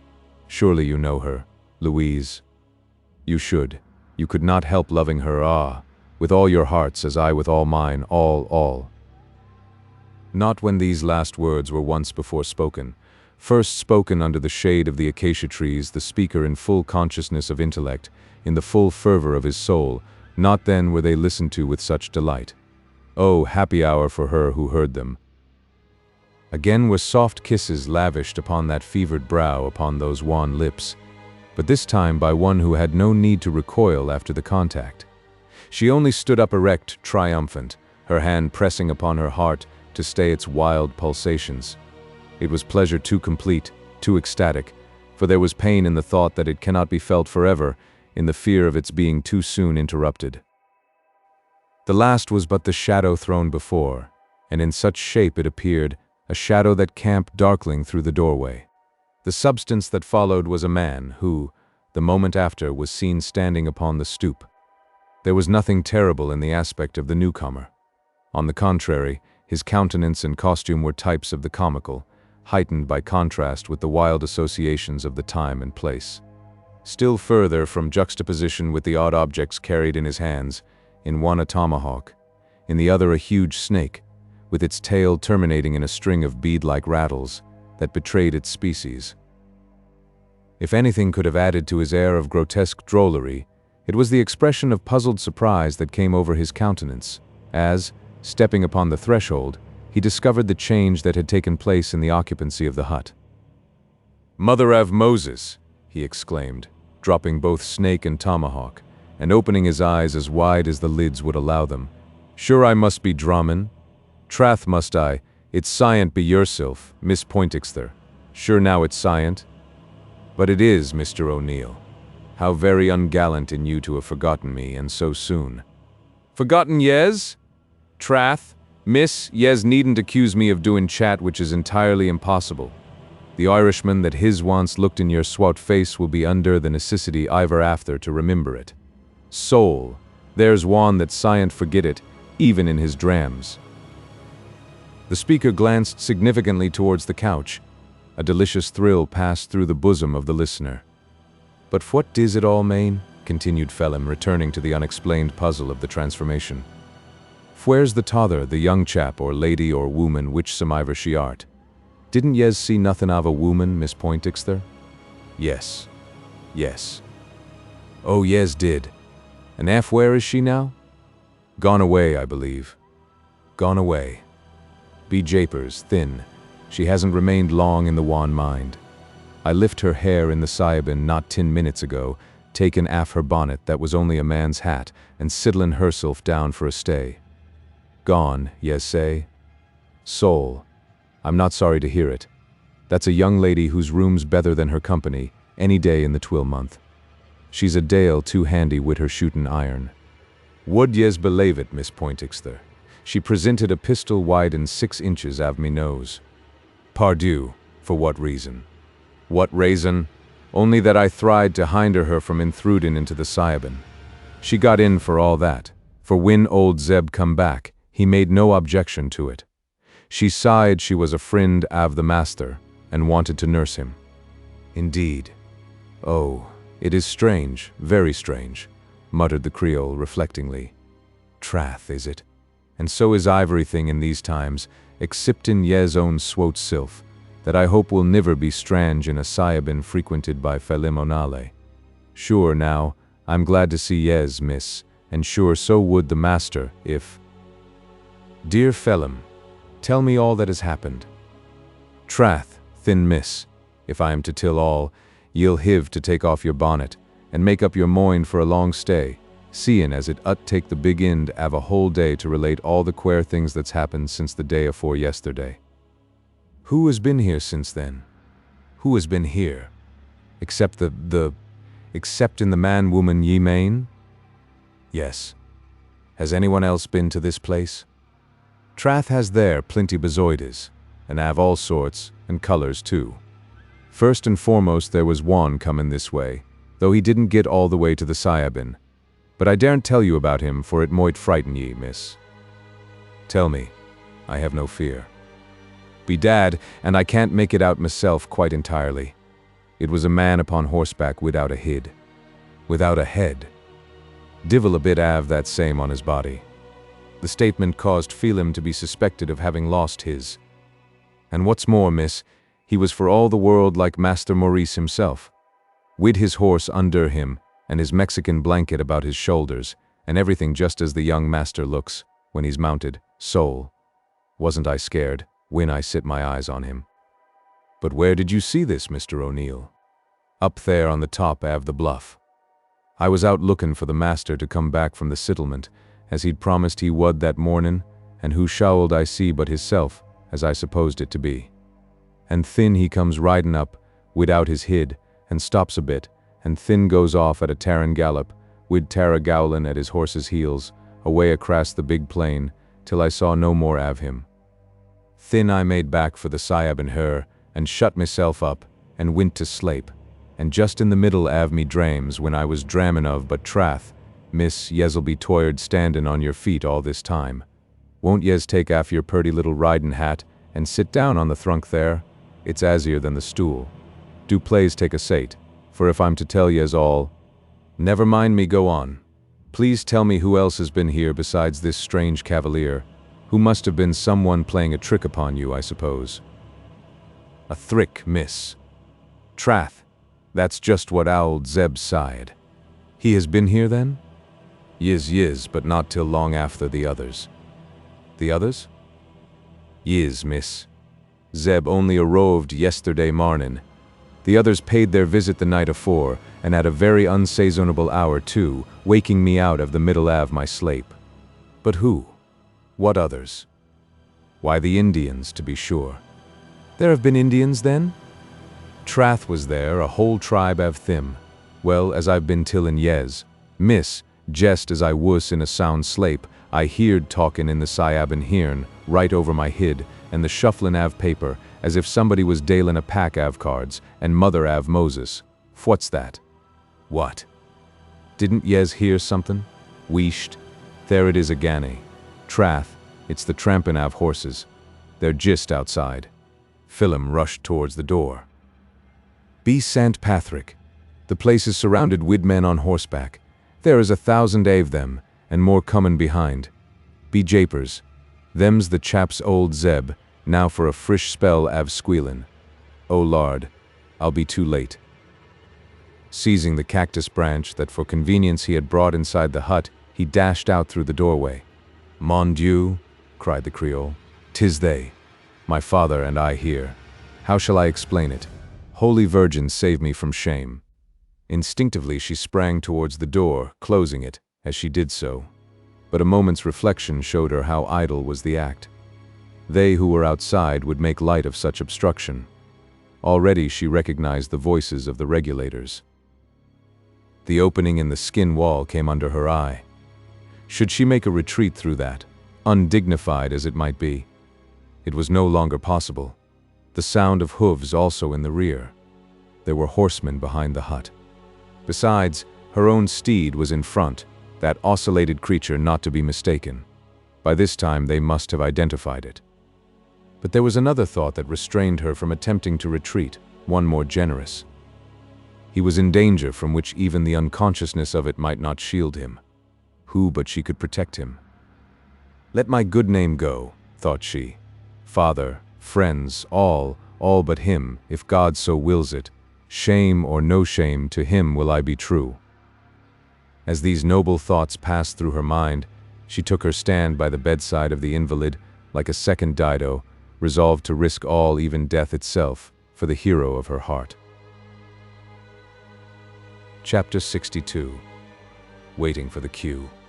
Never, since its erection, was there such a trampling of hoofs around the hut of the horse-catcher, not even when its corral was filled with fresh-taken mustangs. Phelim, rushing out from the door, is saluted by a score of voices that summon him to stop. One is heard louder than the rest, and in tones of command that proclaim the speaker to be chief of the party. Pull up, damn you! It's no use your trying to escape. Another step, and you'll go tumbling in your tracks. Pull up, I say. The command takes effect upon the Connemara man, who has been making direct for Zeb Stump's mare, tethered on the other side of the opening. He stops upon the instant. Sure, gentlemen, I don't want to assayip, asseverates he, shivering at the sight of a score of angry faces, and the same number of gun barrels bearing upon his person. I had no such intentions. I was only going to run off, if you'd got the chance. You'd made a good beginning. Here, Dick Tracy. 6 turns of your trail rope round him. Lend a hand, Shelton. Damned queer-looking curse he is. Surely, gentlemen, this can't be the man we're in search of. No, it isn't. Only his man, John. Ho, Hilloa, you round there at the back. Keep your eyes skinned. We haven't got him yet. Don't let as much as a cat creep past you. Now, Siree, who's inside? Who's inside? The Sayabin div yes Mayne? Damn ye. Answer the question that's put to ye, says Tracy, giving his prisoner a touch of the trail rope. Who's inside the shanty? Oh lard, needs must win the divil drives. Will, then there's the master for Juan. Ho, what's this? Inquires Woodley Poindexter, at this moment, riding up and seeing the spotted mare. Why, it's Louis's mustang. It is, uncle, answers Cassius Calhoun, who has ridden up along with him. I wonder who's brought the beast here? Lou herself, I reckon. Nonsense. You're jesting, Cash? No, uncle, I'm in earnest. You mean to say my daughter has been here? Has been, still is, I take it. Impossible? Look yonder, then. The door has just been opened. A female form is seen inside. Good God, it is my daughter. Poindexter drops from his saddle and hastens up to the hut, close followed by Calhoun. Both go inside. Louis is what means this? A wounded man? Is it he, Henry? Before an answer can be given, his eye falls upon a cloak and hat. Henry's. It is. He's alive. Thank heaven. He strides towards the couch. The joy of an instant is in an instant gone. The pale face upon the pillow is not that of his son. The father staggers back with a groan. Calhoun seems equally affected, but the cry from him is an exclamation of horror, after which he slinks cowed-like out of the cabin. "Great God," gasps the planter. "What is it?" "Can you explain, Louise?" "I cannot, Father. I've been here but a few minutes. I found him as you see. He is delirious. And Henry. They have told me nothing. Mr. Gerald was alone when I entered. The man outside was absent and has just returned. I have not had time to question him." But how came you to be here?" "I could not stay at home. I could not endure the uncertainty any longer. It was terrible alone, with no one at the house, and the thought that my poor brother, mon Dieu. Poindexter regards his daughter with a perplexed, but still inquiring look. "I thought I might find Henry here." "Here? But how did you know of this place? Who guided you? You are by yourself." "Oh, Father, I knew the way. You remember the day of the hunt when the Mustang ran away with me. It was beyond this place I was carried. On returning with Mr. Gerald, he told me he lived here. I fancied I could find the way back." Poindexter's look of perplexity does not leave him, though another expression becomes blended with it. His brow contracts. The shadow deepens upon it. Though whatever the dark thought, he does not declare it. "A strange thing for you to have done, my daughter. Imprudent, indeed dangerous. You have acted like a silly girl. Come away. This is no place for a lady for you. Get to your horse and ride home again. Someone will go with you. There may be a scene here you should not be present at. Come. The father strides forth from the hut, the daughter following with reluctance scarce concealed, and, with like unwillingness, is conducted to her saddle. The searchers, now dismounted, are upon the open ground in front.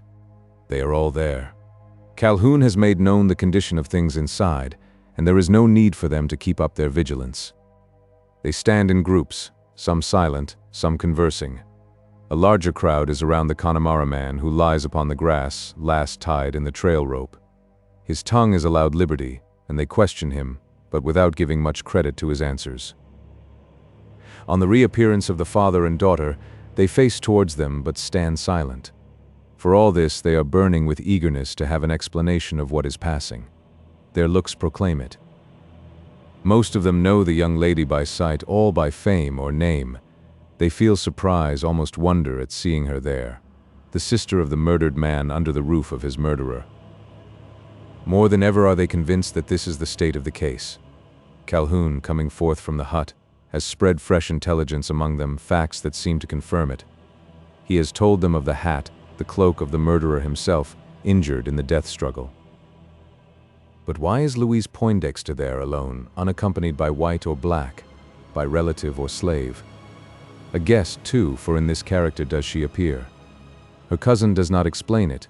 Perhaps he cannot. Her father, can he? Judging by his embarrassed air, it is doubtful. Whispers pass from lip to ear, from group to group. There are surmises many, but none spoken aloud.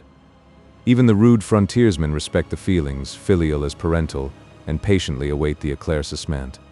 Mount, Louise. Mr. Yancey will ride home with you. The young planter thus pledged was never more ready to redeem himself. He is the one who most envies the supposed happiness of Cassius Calhoun. In his soul, he thanks Poindexter for the opportunity. "But father," protests the young lady, "why should I wait for you? You are not going to stay here." Yancey experiences a shock of apprehension. "It is my wish, daughter, that you do as I tell you. Let that be sufficient." Yancey's confidence returns.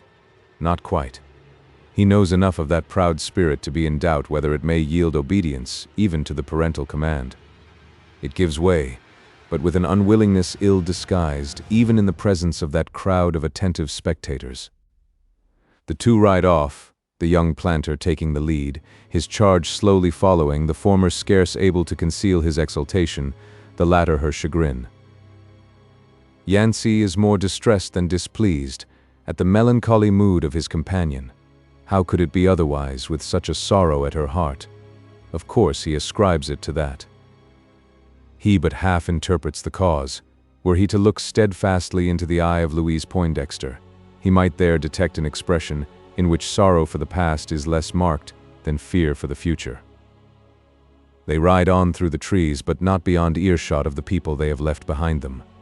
Suddenly a change comes over the countenance of the Creole, her features lighting up, as if some thought of joy, or at least of hope, had entered her soul. She stops reflectingly, her escort constrained to do the same. "Mr. Yancey," says she, after a short pause, "my saddle has got loose. I cannot sit comfortably in it. Have the goodness to look to the girths." Yancey leaps to the ground, delighted with the duty thus imposed upon him. He examines the girths. In his opinion, they do not want tightening. He does not say so, but, undoing the buckle, pulls upon the strap with all his strength. "Stay," says the fair equestrian. "Let me alight. You will get better at it then." Without waiting for his assistance, she springs from her stirrup and stands by the side of the mustang. The young man continues to tug at the straps, pulling with all the power of his arms. After a prolonged struggle that turns him red in the face, he succeeds in shortening them by a single hole. "Now, Miss Poindexter, I think it will do." "Perhaps it will," rejoins the lady, placing her hand upon the horn of her saddle and giving it a slight shake. "No doubt it will do now. After all, 'tis a pity to start back so soon. I've just arrived here after a fast gallop, and my poor Luna has scarce had time to breathe herself.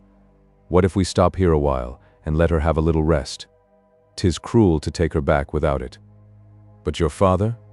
He seemed desirous that I should go home at once." "That's nothing.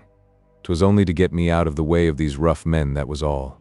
He won't care, so long as I'm out of sight. 'Tis a sweet place, this. So cool, under the shade of these fine trees, just now that the sun is blazing down upon the prairie. Let us stay a while, and give Luna a rest. We can amuse ourselves by watching the gambols of these beautiful silver fish in the stream. Look there, Mr. Yancey. What pretty creatures they are." The young planter begins to feel flattered. Why should his fair companion wish to linger there with him? Why wish to watch the iodons engaged in their aquatic cotilon amorous at that time of the year? He conjectures a reply conformable to his own inclinations. His compliance is easily obtained. "Miss Poindexter," says he, "it is for you to command me. I am but too happy to stay here, as long as you wish it. Only till Luna be rested. To say the truth, sir, I had scarce got out of the saddle as the people came up. See, the poor thing is still panting after our long gallop." Yancey does not take notice whether the spotted mustang is panting or no. He is but too pleased to comply with the wishes of its rider. They stay by the side of the stream. He is a little surprised to perceive that his companion gives but slight heed, either to the silver fish or the spotted mustang. He would have liked this all the better, had her attentions been transferred to himself. But they are not. He can arrest neither her eye nor her ear. The former seems straying upon vacancy, the latter eagerly bent to catch every sound that comes from the clearing. Despite his inclinations towards her, he cannot help listening himself. He suspects that a serious scene is there being enacted, a trial before Judge Lynch with a jury of regulators. Excited talk comes echoing through the tree trunks. There is an earnestness in its accents that tells of some terrible determination. Both listen, the lady like some tragic actress, by the side scene of a theater, waiting for her cue. There are speeches in more than one voice, as if made by different men, then one longer than the rest, a harangue. Louise recognizes the voice. It is that of her cousin Cassius. It is urgent, at times angry, at times argumentative, as if persuading his audience to something they are not willing to do. His speech comes to an end, and immediately after it, there are quick, sharp exclamations, cries of assent, one louder than the rest, of fearful import. While listening, Yancey has forgotten the fair creature by his side. He is reminded of her presence by seeing her spring away from the spot, and, with a wild but resolute air, glide towards the jackal. Chapter 63. A jury of regulators. The cry that had called the young Creole so suddenly from the side of her companion was the verdict of a jury in whose rude phrase was also included the pronouncing of the sentence.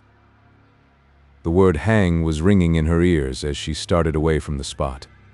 While pretending to take an interest in the play of the silver fish, her thoughts were upon that scene of less gentle character transpiring in front of the jacal. Though the trees hindered her from having a view of the stage, she knew the actors that were on it and could tell by their speeches how the play was progressing. About the time of her dismounting, a tableau had been formed that merits a minute description. The men she had left behind were no longer in scattered groups, but drawn together into a crowd in shape roughly resembling the circumference of a circle. Inside it, some half-score figures were conspicuous, among them the tall form of the regulator chief, with 3 or 4 of his marshals. Woodley Poindexter was there, and by his side Cassius Calhoun. These no longer appeared to act with authority, but rather as spectators or witnesses in the judicial drama about being enacted. Such in reality was the nature of the scene. It was a trial for murder, a trial before Justice Lynch, this grim dignitary being typified in the person of the regulator chief with a jury composed of all the people upon the ground, all except the prisoners. Of these there are 2, Maurice Gerald and his man Phelim. They are inside the ring, both prostrate upon the grass, both fast bound in rawhide ropes that hinder them from moving hand or foot. Even their tongues are not free. Phelim has been cursed and scared into silence, while to his master speech is rendered impossible by a piece of stick fastened bit-like between his teeth. It has been done to prevent interruption by the insane ravings that would otherwise issue from his lips. Even the tight-drawn thongs cannot keep him in place. 2 men, one at each shoulder, with a third seated upon his knees, hold him to the ground. His eyes alone are free to move, and these rolling in their sockets glare upon his guards with wild, unnatural glances, fearful to encounter. Only one of the prisoners is arraigned on the capital charge, the other is but doubtfully regarded as an accomplice. The servant alone has been examined, asked to confess all he knows, and what he has to say for himself. It is no use putting questions to his master. Phelim has told his tale too strange to be credited, though the strangest part of it, that relating to his having seen a horseman without a head, is looked upon as the least improbable. He cannot explain it, and his story but strengthens the suspicion already aroused that the spectral apparition is a part of the scheme of murder. All stuff is tales about tiger fights and Indians, say those to whom he has been imparting them. A pack of lies, contrived to mislead us, nothing else. The trial has lasted scarce 10 minutes, and yet the jury have come to their conclusion. In the minds of most already predisposed to it, there is a full conviction that Henry Poindexter is a dead man, and that Maurice Gerald is answerable for his death. Every circumstance already known has been reconsidered, while to these have been added the new facts discovered at the jacal, the ugliest of which is the finding of the cloak and hat. The explanations given by the Galwegian, confused and incongruous, carry no credit. Why should they? They are the inventions of an accomplice. There are some who will scarce stay to hear them, some who impatiently cry out, "Let the murderer be hanged." As if this verdict had been anticipated, a rope lies ready upon the ground, with a noose at its end. It is only a lazo, but for the purpose Calcraft could not produce a more perfect piece of cord. A sycamore standing near offers a horizontal limb, good enough for a gallows. The vote is taken viva voce. 80 out of the 100 jurors express their opinion that Maurice Gerald must die. His hour appears to have come. And yet the sentence is not carried into execution. The rope is suffered to lie guileless on the grass. No one seems willing to lay hold of it. Why that hanging back, as if the thong of horsehide was a venomous snake that none dares to touch? The majority, the plurality, to use a true Western word, has pronounced the sentence of death, some strengthening it with rude, even blasphemous speech. Why is it not carried out? Why?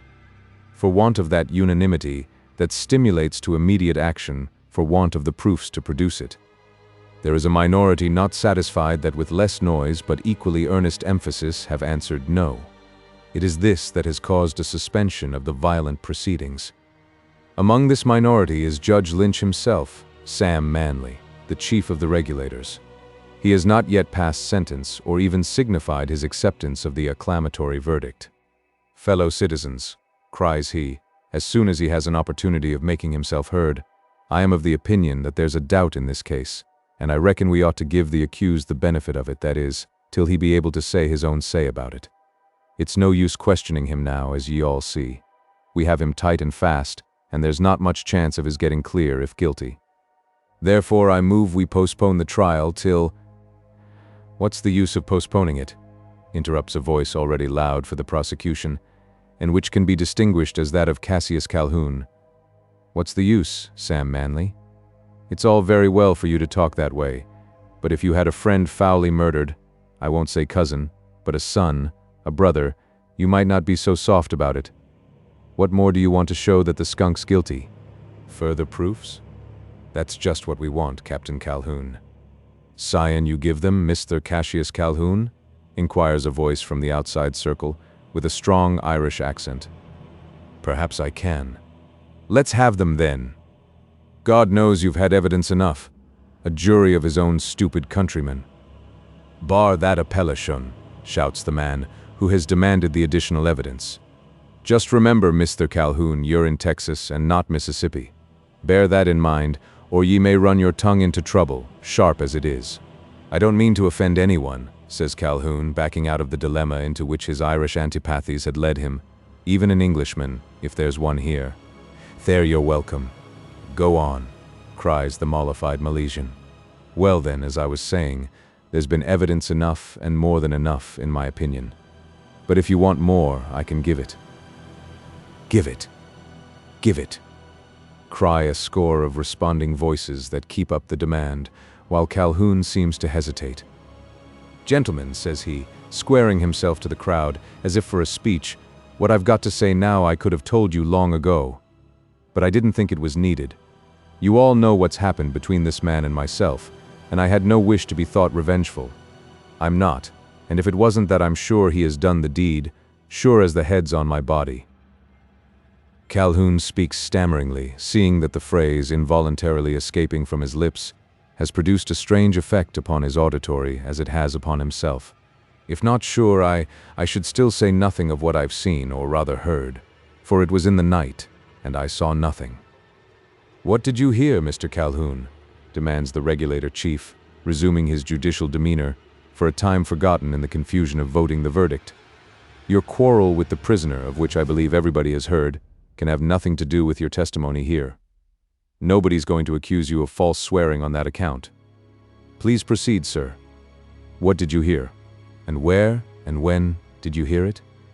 "To begin, then, with the time. It was the night my cousin was missing, though, of course, we didn't miss him till the morning. Last Tuesday night." "Tuesday night. Well?"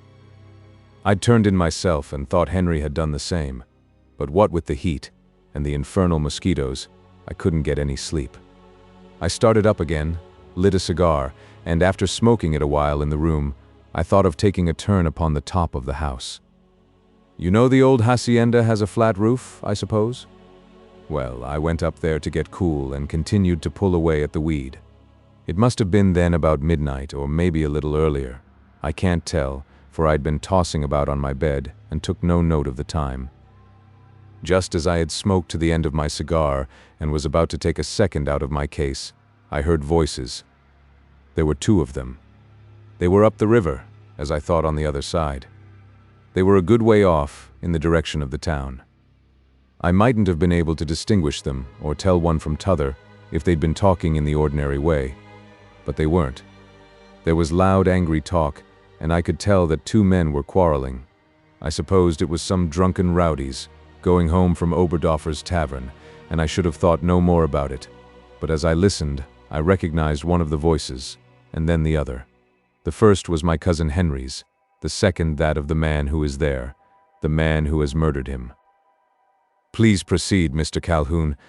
Let us hear the whole of the evidence you have promised to produce. It will be time enough then to state your opinions. Well, gentlemen, as you may imagine, I was no little surprised at hearing my cousin's voice, supposing him asleep in his bed. So sure was I of its being him, that I didn't think of going to his room to see if he was there. I knew it was his voice, and I was quite as sure that the other was that of the horse-catcher. I thought it uncommonly queer in Henry being out at such a late hour, as he was never much given to that sort of thing.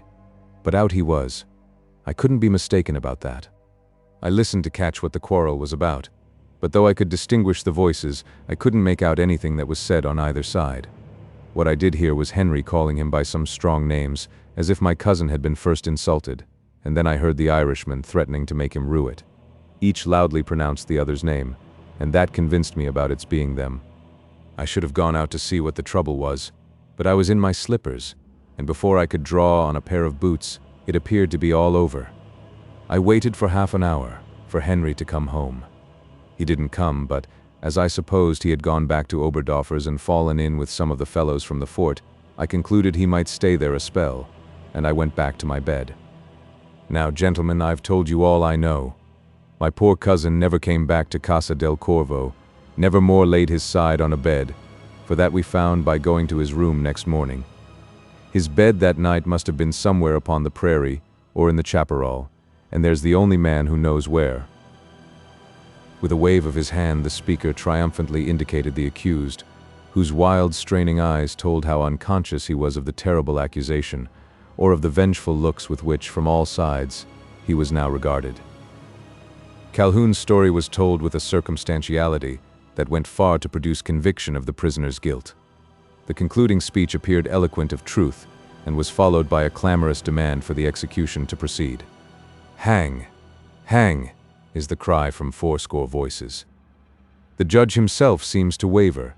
The minority has been diminished, no longer 80 out of the 100, but 90 repeat the cry. The more moderate are overborne by the inundation of vengeful voices. The crowd sways to and fro, resembling a storm fast increasing to a tempest. It soon comes to its height. A ruffian rushes towards the rope. Though none seem to have noticed it, he has parted from the side of Calhoun, with whom he has been holding a whispered conversation. One of those border ruffians of southern descent, ever ready by the stake of the philanthropist, or the martyr, such as have been late typified in the military murderers of Jamaica, who have disgraced the English name to the limits of all time. He lays hold of the lazo, and quickly arranges its loop around the neck of the condemned man, alike unconscious of trial and condemnation. No one steps forward to oppose the act. The ruffian, bristling with bowie knife and pistols, has it all to himself, or rather is he assisted by a scoundrel of the same kidney, one of the ci devant guards of the prisoner.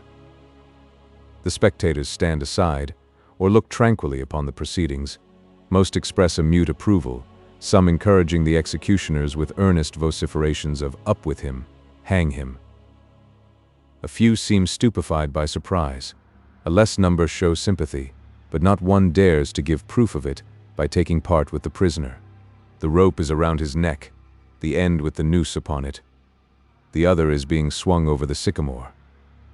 Soon must the soul of Maurice Gerald go back to its God.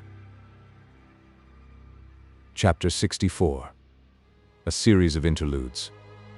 Soon the soul of Maurice Gerald must go back to its God. It was the thought of every actor in that tragedy among the trees. No one doubted that, in another moment, they would see his body hoisted into the air and swinging from the branch of the sycamore. There was an interlude, not provided for in the program. A farce was being performed simultaneously and, it might be said, on the same stage. For once the tragedy was more attractive, and the comedy was progressing without spectators. Not the less earnest were the actors in it. There were only two, a man and a mare. Phelim was once more reenacting the scenes that had caused surprise to Isidora. Engrossed by the arguments of Calhoun, by the purposes of vengeance which his story was producing, the regulators only turned their attention to the chief criminal. No one thought of his companion, whether he was or was not an accomplice. His presence was scarce perceived, all eyes being directed with angry intent upon the other. Still less was it noticed when the ruffians sprang forward and commenced adjusting the rope. The Galwegian was then altogether neglected. There appeared an opportunity of escape, and Phelim was not slow to take advantage of it. Wriggling himself clear of his fastenings, he crawled off among the legs of the surging crowd. No one seemed to see or care about his movements. Mad with excitement, they were pressing upon each other, the eyes of all turned upward to the gallows tree. To have seen Phelim skulking off, it might have been supposed that he was profiting by the chance offered for escape, saving his own life, without thinking of his master. It is true he could have done nothing, and he knew it. He had exhausted his advocacy, and any further interference on his part would have been an idle effort, or only to aggravate the accusers. It was but slight disloyalty that he should think of saving himself, a mere instinct of self-preservation, to which he seemed yielding as he stole off among the trees. So one would have conjectured. But the conjecture would not have done justice to him of Connemara. In his flight, the faithful servant had no design to forsake his master, much less leave him to his fate, without making one more effort to effect his delivery from the human bloodhounds who had hold of him. He knew he could do nothing of himself. His hope lay in summoning Zeb Stump, and it was to sound that signal which had proved so effective before that he was now stealing off from the scene, alike of trial and execution. On getting beyond the selvage of the throng, he had glided in among the trees, and keeping these between him and the angry crowd, he ran on toward the spot where the old mare still grazed upon her tether. The other horses, standing hitched to the twigs, formed a tolerably compact tier all round the edge of the timber. This aided in screening his movements from observation, so that he had arrived by the side of the mare, without being seen by anyone. Just then he discovered that he had come without the apparatus necessary to carry out his design. The cactus branch had been dropped where he was first captured, and was still kicking about among the feet of his captors. He could not get hold of it, without exposing himself to a fresh seizure, and this would hinder him from effecting the desired end. He had no knife, no weapon of any kind, wherewith he might procure another nopal. He paused, in painful uncertainty as to what he should do. Only for an instant. There was no time to be lost. His master's life was in imminent peril, menaced at every moment. No sacrifice would be too great to save him, and with this thought the faithful Phelim rushed towards the cactus plant, and seizing one of its spinous branches in his naked hands, wrenched it from the stem. His fingers were fearfully lacerated in the act, but what mattered that when weighed against the life of his beloved master? With equal recklessness he ran up to the mare, and at the risk of being kicked back again, took hold of her tail, and once more applied the instrument of torture. By this time the noose had been adjusted around the mustanger's neck, carefully adjusted to avoid fluke or failure. The other end, leading over the limb of the tree, was held in hand by the brace of bearded bullies, whose fingers appeared itching to pull upon it. In their eyes and attitudes was an air of deadly determination. They only waited for the word. Not that anyone had the right to pronounce it, and just for this reason was it delayed. No one seemed willing to take the responsibility of giving that signal, which was to send a fellow creature to his long account. Criminal as they might regard him, murderer as they believed him to be, all shied from doing the sheriff's duty. Even Calhoun instinctively held back. It was not for the want of will. There was no lack of that on the part of the ex-officer, or among the regulators. They showed no sign of retreating from the step they had taken. The pause was simply owing to the informality of the proceedings. It was but the lull in the storm that precedes the grand crash. It was a moment of deep solemnity, everyone silent as the tomb. They were in the presence of death and knew it, death in its most hideous shape and darkest guise. Most of them felt that they were abetting it. All believed it to be nigh. With hushed voice and hindered gesture, they stood rigid as the tree trunks around them. Surely the crisis had come? It had, but not that crisis by everybody expected, by themselves decreed. Instead of seeing Maurice Gerald jerked into the air, far different was the spectacle they were called upon to witness, one so ludicrous as for a time to interrupt the solemnity of the scene and cause a suspension of the harsh proceedings. The old mare that they knew to be Zeb Stump's appeared to have gone suddenly mad. She had commenced dancing over the sward, flinging her heels high into the air and screaming with all her might. She had given the cue to the 100 horses that stood tied to the trees, and all of them had commenced imitating her wild capers, while loudly responding to her screams. Enchantment could scarce have produced a quicker transformation than occurred in the tableau formed in front of the jackale hut. Not only was the execution suspended, but all other proceedings that regarded the condemned captive. Nor was the change of a comical character. On the contrary, it was accompanied by looks of alarm and cries of consternation. The regulators rushed to their arms, some towards their horses. "Indians!" was the exclamation upon every lip, though unheard through the din. Naught but the coming of Comanches could have caused such a commotion, threatening to result in a stampede of the troop. For a time men ran shouting over the little lawn, or stood silent with scared countenances. Most, having secured their horses, cowered behind them, using them by way of shield against the chances of an Indian arrow. There were but few upon the ground accustomed to such prairie escapades, and the fears of the many were exaggerated by their inexperience to the extreme of terror. It continued till their steeds, all caught up, had ceased their wild wiring, and only one was heard, the wretched creature that had given them the cue. Then was discovered the true cause of the alarm, as also that the Connemara man had stolen off. Fortunate for Phelim, he had shown the good sense to betake himself to the bushes. Only by concealment had he saved his skin, for his life was now worth scarce so much as that of his master. A score of rifles were clutched with angry energy, their muzzles brought to bear upon the old mare. But before any of them could be discharged, a man standing near threw his lazo around her neck and choked her into silence. Tranquility is restored, and along with it a resumption of the deadly design. The regulators are still in the same temper. The ludicrous incident, whilst perplexing, has not provoked their mirth, but the contrary. Some feel shame at the sorry figure they have cut in the face of a false alarm, while others are chafed at the interruption of the solemn ceremonial. They return to it with increased vindictiveness as proved by their oaths and angry exclamations. Once more the vengeful circle closes around the condemned, the terrible tableau is reconstructed.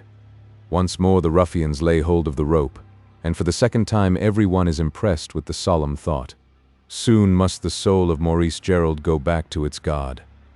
Thank heaven, there is another interruption to that stern ceremonial of death. How unlike to death is that bright form flitting under the shadows, flashing out into the open sunlight. A woman, a beautiful woman.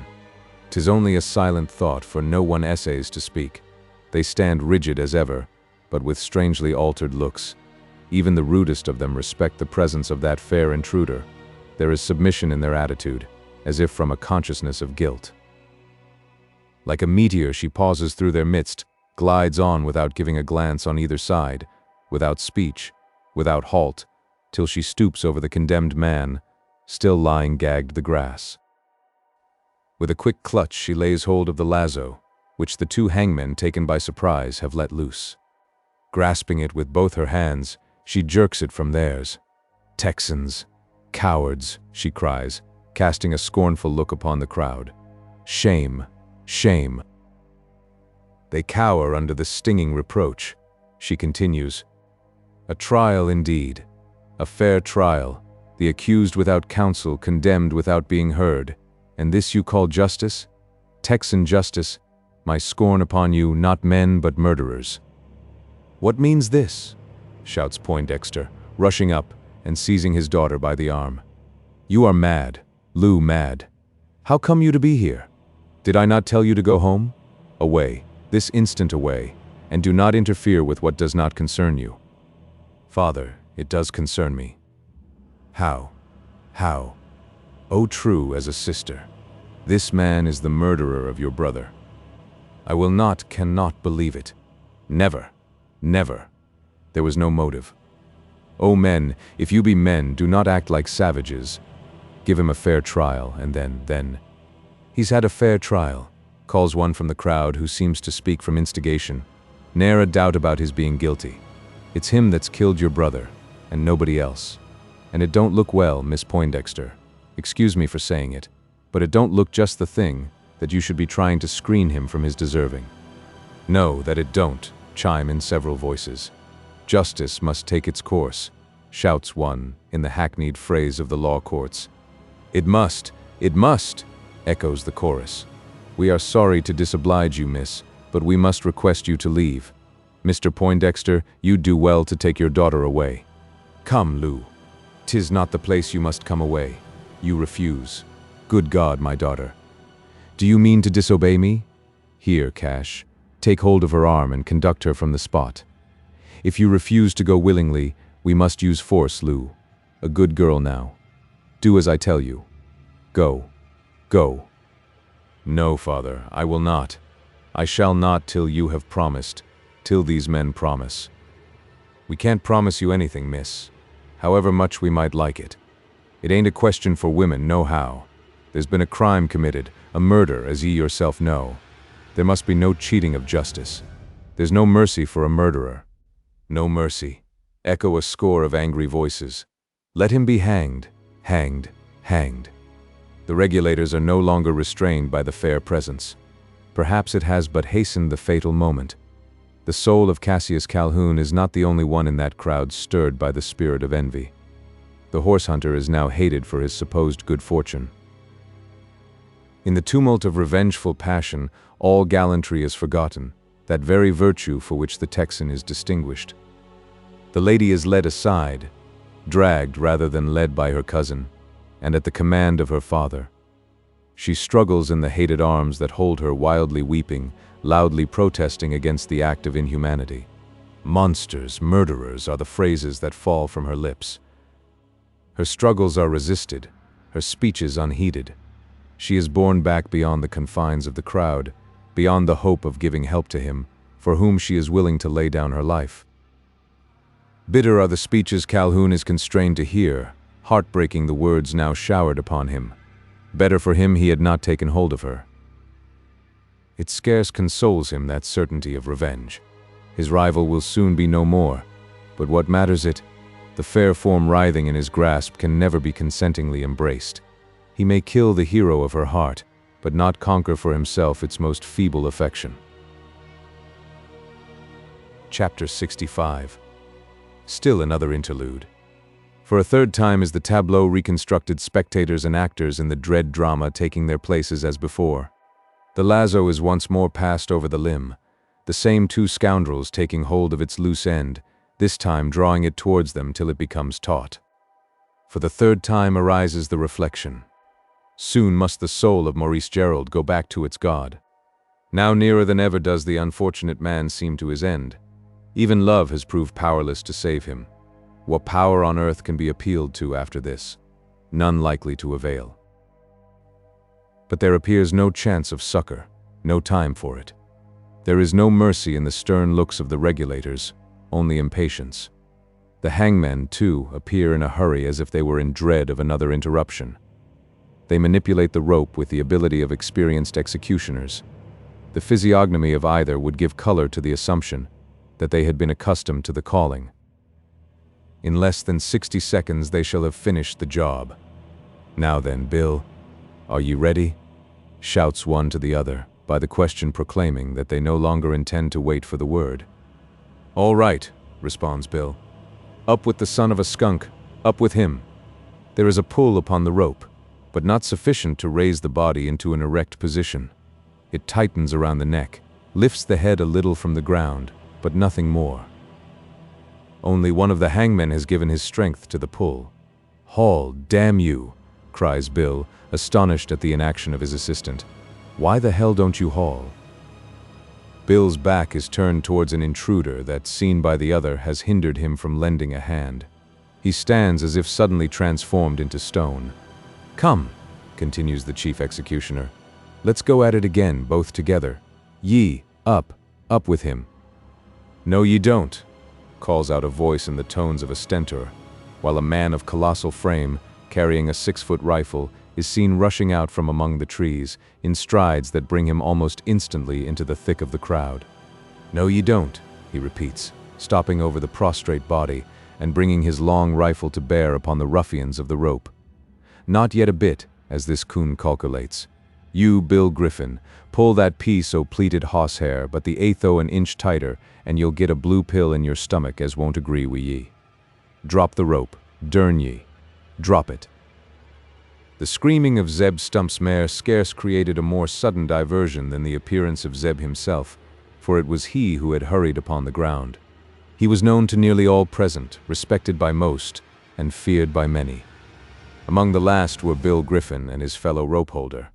No longer holding it, for at the command to drop it, yielding to a quick perception of danger, both had let go, and the lazo lay loose along the sward. What derned tomfoolery's this, boys? Continues the Colossus, addressing himself to the crowd, still speechless from surprise. Ye don't mean hangin', do ye? We do, answers a stern voice. And why not? Asks another. Why not? Ye'd hang a feller citizen without trial, would ye? Not much of a fellow citizen so far as that goes. Besides, he's had a trial, a fair trial. I deed. A human critter to be condemned wi' his brain in a state o' delirium, sent out o' the world without knowin' that he's in it. Ye call that a fair trial, do ye? What matters it if we know he's guilty? We're all satisfied about that. The hell ye air. Wag. I ain't going to waste words wi' sech as you, Jim Stodders. But for you, Sam Manley, and yourself, Mr. Poindexter, surely ye ain't agreed to this higher proceeding which, in my opinion, ould be neither more nor less in murder. You haven't heard all, Zeb Stump, interposes the regulator chief, with the design to justify his acquiescence in the act. There are facts. Facts be derned, and fancies too. I don't want to hear 'em. It'll be time enough for that, when the thing come to a rig'lar trial, the which surely nobody here'll object to seein' as there ain't the ghost o' a chance for him to get off. Who air the individual that objects? You take too much upon you, Zeb Stump. What is it your business, we'd like to know? The man that's been murdered wasn't your son, nor your brother, nor your cousin neither. If he had been, you'd be of a different way of thinking, I take it. It is Calhoun who has made this interpolation spoken before with so much success to his scheme. I don't see that it concerns you, he continues, what course we take in this matter. But I do. It consarns me fust because this young feller's a friend o' mine, though he air Irish and a stranger, and secondly because Zeb Stump ain't a-going to stand by and see foul play even though it be on the prairies o' Texas. Foul play be damned. There's nothing of the sort, and as for standing by, we'll see about that. Boys, you're not going to be scared from your duty by such swagger as this? Let's make a finish of what we've begun. The blood of a murdered man cries out to us. Lay hold of the rope. Do, and by the eternal, the fuss that do'll drop it a leetle quicker than he grups it. Lay a claw on it, one o' ye, if ye dar. Ye may hang this poor critter as high's ye like, but not till ye've laid Zebulon Stump streeched dead upon the grass. We some o' ye alongside o' him. Now then, let me see the skunk that's goin' to tek that rope. Zeb's speech is followed by a profound silence. The people keep their places, partly from the danger of accepting his challenge, and partly from the respect due to his courage and generosity. Also because there is still some doubt in the minds of the regulators, both as to the expediency and fairness of the course which Calhoun is inciting them to take. With a quick instinct, the old hunter perceives the advantage he has gained, and presses it. Gee, the young feller a fair trial, urges he. Let's take him to the settlement, and hev him tried thur. Ye've got no clear proof that he's had any hand in the black business, and dern me, if I'd believe it unless I seed it wi' my own eyes. I know how he feeled torst young Poindexter. Instead o' bein' his enemy, there ain't a man on this ground hed more o' a likin' for him, though he did hev a bit o' shindy wi' his precious cousin thur. You are perhaps not aware, Mr. Stump, rejoins the regulator chief in a calm voice, of what we've just been hearing. What have ye been hearing? Evidence to the contrary of what you assert. We have proof, not only that there was bad blood between Gerald and young Poindexter, but that a quarrel took place on the very night. Who says that, Sam Manley? I say it, answers Calhoun, stepping a little forward so as to be seen by Stump. Oh, you it air, Mr. Cash Calhoun. You know thur war bad blood atween 'em. You seed the quarrel ye speak o'. I haven't said that I saw it, Zeb Stump, and what's more, I'm not going to stand any cross-questioning by you. I have given my evidence to those who have the right to hear it, and that's enough. I think, gentlemen, you're satisfied as to the verdict. I don't see why this old fool should interrupt. Old fool, echoes the hunter, with a screech. Old fool, hell and herrikins, ye call me an old fool. By the eternal God, ye'll live to take back that speech, or my name ain't Zebulon Stump, o' Kentucky. Ne'er a mind now, thur's a time for everythin', and your time may come, Mr. Cash Calhoun, sooner than ye surspects it. As for a quarrel atween Henry Poindexter and the young feller higher, continues Zeb, addressing himself to the regulator chief, I don't believe a word on't, nor won't, so long's thur's no better proof than his palaverin'. From what this child knows, it don't stand to reason. Ye say you've got new facts. So have I too. Facts I reckon that'll go a good way torst explicatin' o' this mysterious business, twisted up as it air. What facts? Demands the regulator chief. Let's hear them, Stump. There's more than one. Fust place, what do ye make o' the young fellow bein' wounded hisself? I don't talk o' them scratches ye see. I believe them's done by coyotes that attacked him, arter they seed he were wounded. But look at his knees, something else than coyotes did that. What do you make o' it, Sam Manley? Well, that. Some of the boys here think there's been a struggle between him and... Between him and who? Sharply interrogates Zeb.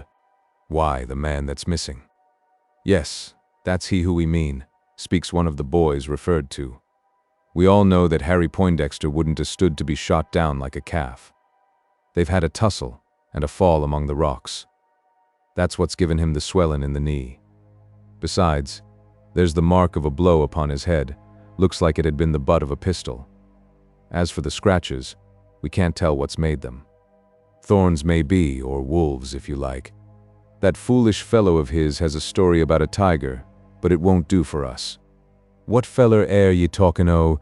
Ye mean Irish Phelim? Where air he? Stole away to save his carcass. We'll find him as soon as we've settled this business, and I guess a little hanging will draw the truth out of him. If ye mean about the tiger, ye'll draw no other truth out o' him than hat ye've got already. I seed that varmint myself, and war just in time to save the young feller from its claws. But that ain't the paint. Ye've had holt o' the Irish, I s'pose. Did he tell ye o' nothing else he seed here? He had a yarn about Indians. Who believes it? Wall. He told me the same story, and that looks like some truth in 't. Besides, he declares they were playin' Kurds and hires the things themselves. I found 'em lying scattered about the floor o' the shanty. Spanish Kurds they air. Zeb draws the pack out of his pocket and hands it over to the regulator chief.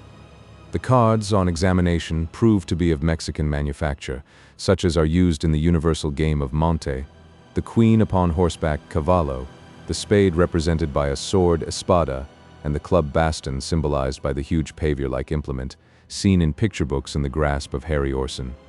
Who ever heard of Comanches playing cards, demands he, who has scouted the evidence about the Indians. Damned ridiculous. Ridiculous ye say, interposes an old trapper who had been 12 months a prisoner among the Comanches. Ridiculous it may be, but it's true for all that. Many's the game this coons seed them play, on a dressed burner hide for their table.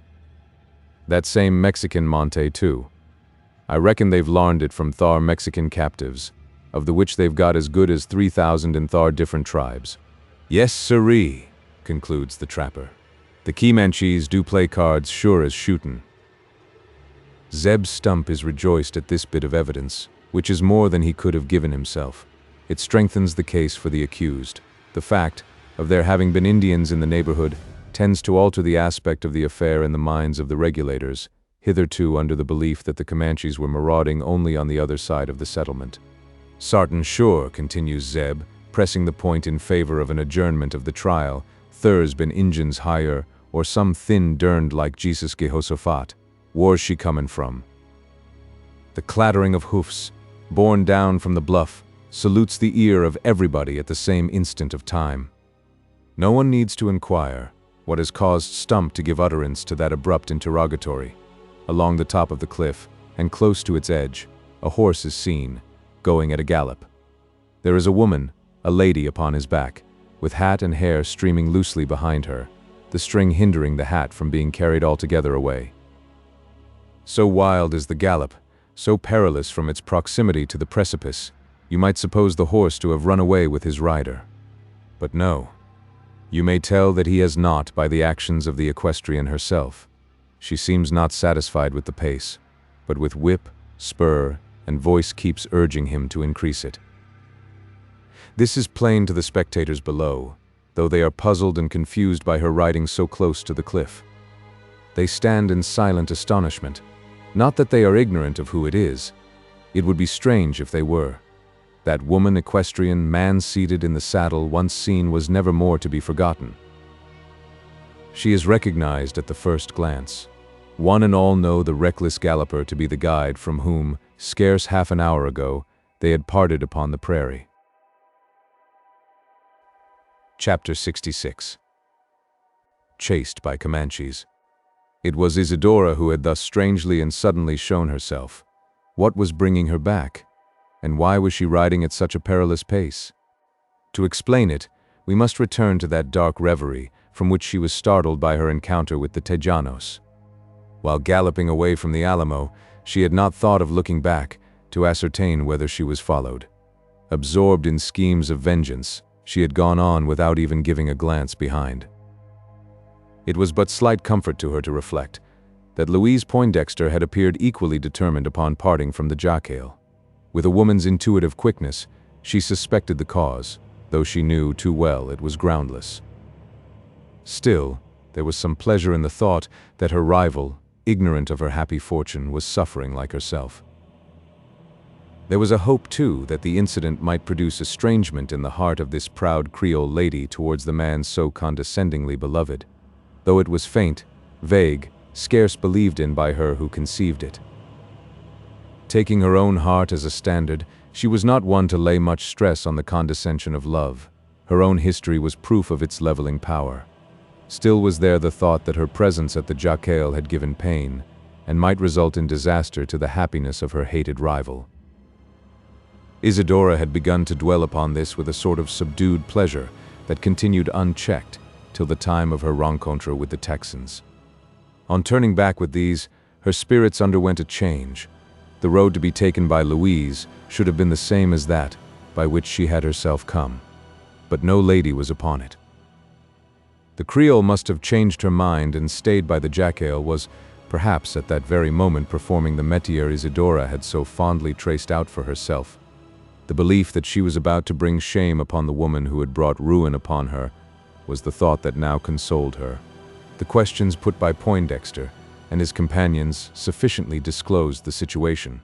Still clearer was it made by the final interrogations of Calhoun, and after her interrogators had passed away, she remained by the side of the thicket, half in doubt whether to ride on to the Leona or go back and be the spectator of a scene that, by her own contrivance, could scarce fail to be exciting.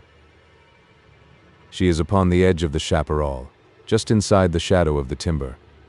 She is astride her gray steed, that stands with spread nostril and dilated eye, gazing after the cavallada that has late parted from the spot, a single horseman in the rear of the rest. Her horse might wonder why he is being thus ridden about, but he is used to sudden changes in the will of his capricious rider. She is looking in the same direction towards the Alhueta, whose dark summit towers above the bluffs of the Alamo. She sees the searchers descend, and, after them, the man who has so minutely questioned her. As his head sinks below the level of the plain, she fancies herself alone upon it. In this fancy she is mistaken. She remains irresolute for a time, 10, 15, 20 minutes. Her thoughts are not to be envied. There is not much sweetness in the revenge she believes herself instrumental in having accomplished. If she has caused humiliation to the woman she hates, along with it she may have brought ruin upon the man whom she loves. Despite all that has passed, she cannot help loving him. Santissima Virgin, she mutters with a fervent earnestness. What have I done? If these men, los reguladores, the dreaded judges I've heard of, if they should find him guilty, where may it end? In his death. Mother of God, I do not desire that. Not by their hands, no. No, how wild their looks and gestures, stern, determined. And when I pointed out the way, how quickly they rode off, without further thought of me. Oh, they have made up their minds. Don Mauricio is to die, and he a stranger among them, so have I heard. Not of their country or kindred, only of the same race. Alone, friendless, with many enemies. Santissima. What am I thinking of? Is not he who has just left me, that cousin of whom I've heard speak? Ay de mi. Now do I understand the cause of his questioning.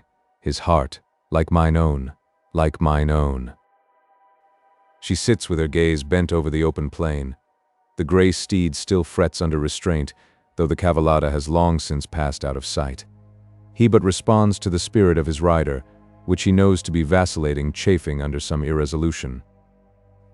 'Tis the horse that first discovers a danger, or something that scents of it. He proclaims it by a low, tremulous neigh, as if to attract her attention, while his head, tossed back towards the chaparral, shows that the enemy is to be looked for in that direction. Who or what is it?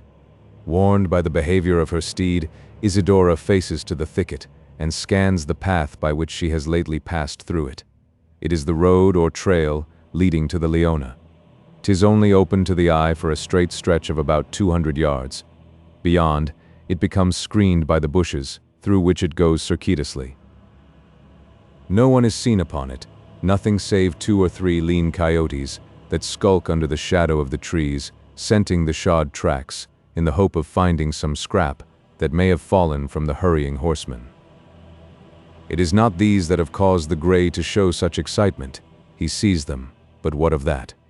The prairie wolf is a sight to him neither startling nor rare. There is something else, something he has either scented or heard. Isidora listens for a time without hearing aught to alarm her. The howl bark of the jackal does not beget fear at any time, much less in the joy of the daylight. She hears only this. Her thoughts again return to the Tejanos, especially to him who has last parted from her side. She is speculating on the purpose of his earnest interrogation, when once more she is interrupted by the action of her horse. The animal shows impatience at being kept upon the spot, snuffs the air, snorts, and at length gives utterance to a neigh far louder than before. This time it is answered by several others, from horses that appear to be going along the road, though still hidden behind the trees. Their hoofstrokes are heard at the same time, but not after. The strange horses have either stopped short or gone off at a gentle pace, making no noise. Isidora conjectures the former. She believes the horses to be ridden, and that their riders have checked them up on hearing the neigh of her own. She quiets him and listens. A humming is heard through the trees. Though indistinct, it can be told to be the sound of men's voices holding a conversation in a low muttered tone. Presently it becomes hushed, and the chaparral is again silent. The horsemen, whoever they are, continue halted, perhaps hesitating to advance. Isidora is scarce astonished at this and not much alarmed. Some travelers, perhaps, en route for the Rio Grande, or it may be some stragglers from the Texan troop who, on hearing a horse neigh, have stopped from an instinct of precaution. It is only natural at a time when Indians are known to be on the warpath. Equally natural that she should be cautious about encountering the strangers, whoever they may be, and with this thought, she rides softly to one side, placing herself and her horse under cover of a mezquite tree, where she again sits listening. Not long before discovering that the horsemen have commenced advancing towards her, not along the traveled trail, but through the thicket, and not all together, but as if they had separated and were endeavoring to accomplish a surround. She can tell this by hearing the hoof strokes in different directions, all going gently but evidently diverging from each other, while the riders are preserving a profound silence, ominous either of cunning or caution, perhaps of evil intent. They may have discovered her position? The neighing of her steed has betrayed it? They may be riding to get round her in order to advance from different sides and make sure of her capture? How is she to know that their intent is not hostile? She has enemies, one well-remembered Don Miguel Diaz. Besides, there are the Comanches to be distrusted at all times, and now no longer in Paz. She begins to feel alarm. It has been long in arising, but the behavior of the unseen horsemen is at least suspicious. Ordinary travelers would have continued along the trail. These are sneaking through the chaparral. She looks around her, scanning her place of concealment. She examines only to distrust it. The thin, feathery frondage of the mesquite will not screen her from an eye passing near. The hoofstrokes tell that more than one cavalier is coming that way. She must soon be discovered. At the thought, she strikes the spur into her horse's side and rides out from the thicket. Then, turning along the trail, she trots on into the open plain that extends towards the Alamo. Her intention is to go 200 or 300 yards beyond range of arrow or bullet, then halt until she can discover the character of those who are advancing, whether friends or to be feared. If the latter, she will trust to the speed of her gallant gray to carry her on to the protection of the Tejanos. She does not make the intended halt. She is hindered by the horsemen at that moment seen bursting forth from among the bushes, simultaneously with each other, and almost as soon as herself. They spring out at different points and, in converging lines, ride rapidly towards her. A glance shows them to be men of bronze-colored skins and half-naked bodies with red paint on their faces and scarlet feathers sticking up out of their hair. "Los Indios," mechanically mutters the Mexican as, driving the rowels against the ribs of her steed, she goes off at full gallop for the Alhueta. A quick glance behind shows her she is pursued, though she knows it without that. The glance tells her more that the pursuit is close and earnest, so earnest that the Indians, contrary to their usual custom, do not yell. Their silence speaks of a determination to capture her, and as if by a plan already preconcerted. Hitherto she has had but little fear of an encounter with the Red Rovers of the prairie. For years have they been en paz both with Texans and Mexicans, and the only danger to be dreaded from them was a little rudeness when under the influence of drink, just as a lady, in civilized life, may dislike upon a lonely road, to meet a crowd of navigators who have been spending their day at the beer house. Isidora has passed through a peril of this kind, and remembers it with less pain from the thought of the peril itself than the ruin it has led to. But her danger is different now. The peace is past. There is war upon the wind. Her pursuers are no longer intoxicated with the firewater of their foes. They are thirsting for blood, and she flies to escape not only dishonor, but it may be death. On over that open plain, with all the speed she can take out of her horse, all that whip and spur and voice can accomplish. She alone speaks. Her pursuers are voiceless, silent as specters. Only once does she glance behind. There are still but 4 of them, but 4 is too many against one, and that one a woman. There is no hope unless she can get within hail of the Texans. She presses on for the Alhueta. Chapter 67. Los Indios. The chased equestrian is within 300 yards of the bluff, over which the tree towers. She once more glances behind her. Dios me ampar. God preserve me. God preserve her. She will be too late. The foremost of her pursuers has lifted the lazo from his saddle horn. He is winding it over his head. Before she can reach the head of the pass, the noose will be around her neck, and then, a sudden thought flashes into her mind, thought that promises escape from the threatened strangulation. The cliff that overlooks the Alamo is nearer than the gorge, by which the creek bottom must be reached. She remembers that its crest is visible from the jacale. With a quick jerk upon the rein, she diverges from her course, and instead of going on for the Alhueta, she rides directly towards the bluff. The change puzzles her pursuers, at the same time giving them gratification.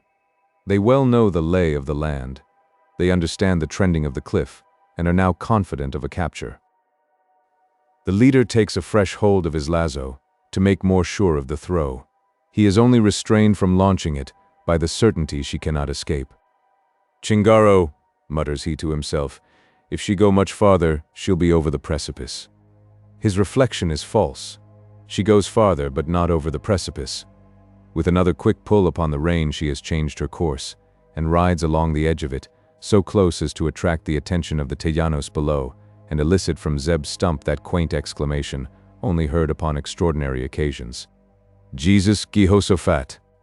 As if in answer to the exclamation of the old hunter, or rather to the interrogatory with which he has followed it up, comes the cry of the strange equestrian who has shown herself on the cliff. "Los Indios! Los Indios!" No one who has spent 3 days in southern Texas could mistake the meaning of that phrase, whatever his native tongue. It is the alarm cry which, for 300 years, has been heard along 3,000 miles of frontier in 3 different languages: Les Indians, Los Indios, the Indians. Dull would be the ear, slow the intellect, that did not at once comprehend it, along with the sense of its associated danger. To those who hear it at the jacale, it needs no translation. They know that she who has given utterance to it is pursued by Indians as certain as if the fact had been announced in their own Saxon vernacular. They have scarce time to translate it into this, even in thought, when the same voice a second time salutes their ears. Tejanos, caballeros, save me, save me. Los Indios, I am chased by a troop. They are behind me. Close, close. Her speech, though continued, is no longer heard distinctly. It is no longer required to explain what is passing upon the plain above. She has cleared the first clump of treetops by scarce 20 yards, when the leading savage shoots out from the same cover, and is seen, going in full gallop, against the clear sky. Like a sling he spins the lazo loop around his head. So eager is he to throw it with sure aim, that he does not appear to take heed of what the fugitive has said, spoken as she went at full speed, for she made no stop, while calling out to the Tejanos. He may fancy it has been addressed to himself, a final appeal for mercy. Uttered in a language he does not understand, for Isidora had spoken in English. He is only undeceived as the sharp crack of a rifle comes echoing out of the glen, or perhaps a little sooner, as a stinging sensation in his wrist causes him to let go his lazo and look wonderingly for the why. He perceives a puff of sulphurous smoke rising from below. A single glance is sufficient to cause a change in his tactics. In that glance he beholds 100 men, with the gleam of 100 gun barrels. His 3 followers see them at the same time, and as if moved by the same impulse, all 4 turn in their tracks and gallop away from the cliff, quite as quickly as they have been approaching it. "'Tura pity too,' says Zeb Stump, proceeding to reload his rifle. "If't hidn't a been for the savin' o' her, I'd a let 'em come on down the gully. If we could a captured them, we mout a got something out o' 'em consarnin' this queer case o' our'n. There ain't the smell o' a chance now. It's clear they've gooed off, and by the time we get up yander, they'll be hellered." The sight of the savages has produced another quick change in the tableau formed in front of the mustanger's hut, a change squally sudden in the thoughts of those who compose it. The majority who deemed Maurice Gerald a murderer has become transformed into a minority, while those who believed him innocent are now the men whose opinions are respected. Calhoun and his bullies are no longer masters of the situation, and on the motion of their chief the regulator jury is adjourned. The new program is cast in double quick time. A score of words suffice to describe it. The accused is to be carried to the settlement there to be tried according to the law of the land. And now for the Indians, whose opportune appearance has caused this sudden change, both of sentiment and design. Are they to be pursued? That, of course. But when? Upon the instant. Prudence says, no. Only 4 have been seen, but these are not likely to be alone. They may be the rear guard of 400? "Let us wait till the woman comes down," counsels one of the timid. "They have not followed her any farther. I think I can hear her riding this way through the gully. Of course she knows it, as it was she who directed us." The suggestion appears sensible to most upon the ground. They are not cowards. Still, there are but few of them who have encountered the wild Indian in actual strife, and many only know his more debased brethren in the way of trade. The advice is adopted. They stand waiting for the approach of Isidora. All are now by their horses, and some have sought shelter among the trees. There are those who have an apprehension that along with the Mexican, or close after her, may still come a troop of Comanches. A few are otherwise occupied, Zeb Stump among the number. He takes the gag from between the teeth of the respited prisoner, and unties the thongs hitherto holding him too fast. There is one who watches him with a strange interest, but takes no part in the proceeding. Her part has been already played, perhaps too prominently. She shuns the risk of appearing farther conspicuous. Where is the niece of Don Silvio Mortimez? She has not yet come upon the ground. The stroke of her horse's hoof is no longer heard. There has been time, more than time, for her to have reached the jackale. Her non-appearance creates surprise, apprehension, alarm. There are men there who admire the Mexican maiden. It is not strange they should, some who have seen her before, and some who never saw her until that day. Can it be that she has been overtaken and captured? The interrogatory passes round. No one can answer it, though all are interested in the answer. The Texans begin to feel something like shame. Their gallantry was appealed to in that speech sent them from the cliff. Tejanos, caballeros. Has she who addressed it succumbed to the pursuer? Is that beauteous form in the embrace of a paint-bedaubed savage? They listen with ears intent, many with pulses that beat high, and hearts throbbing with a keen anxiety. They listen in vain.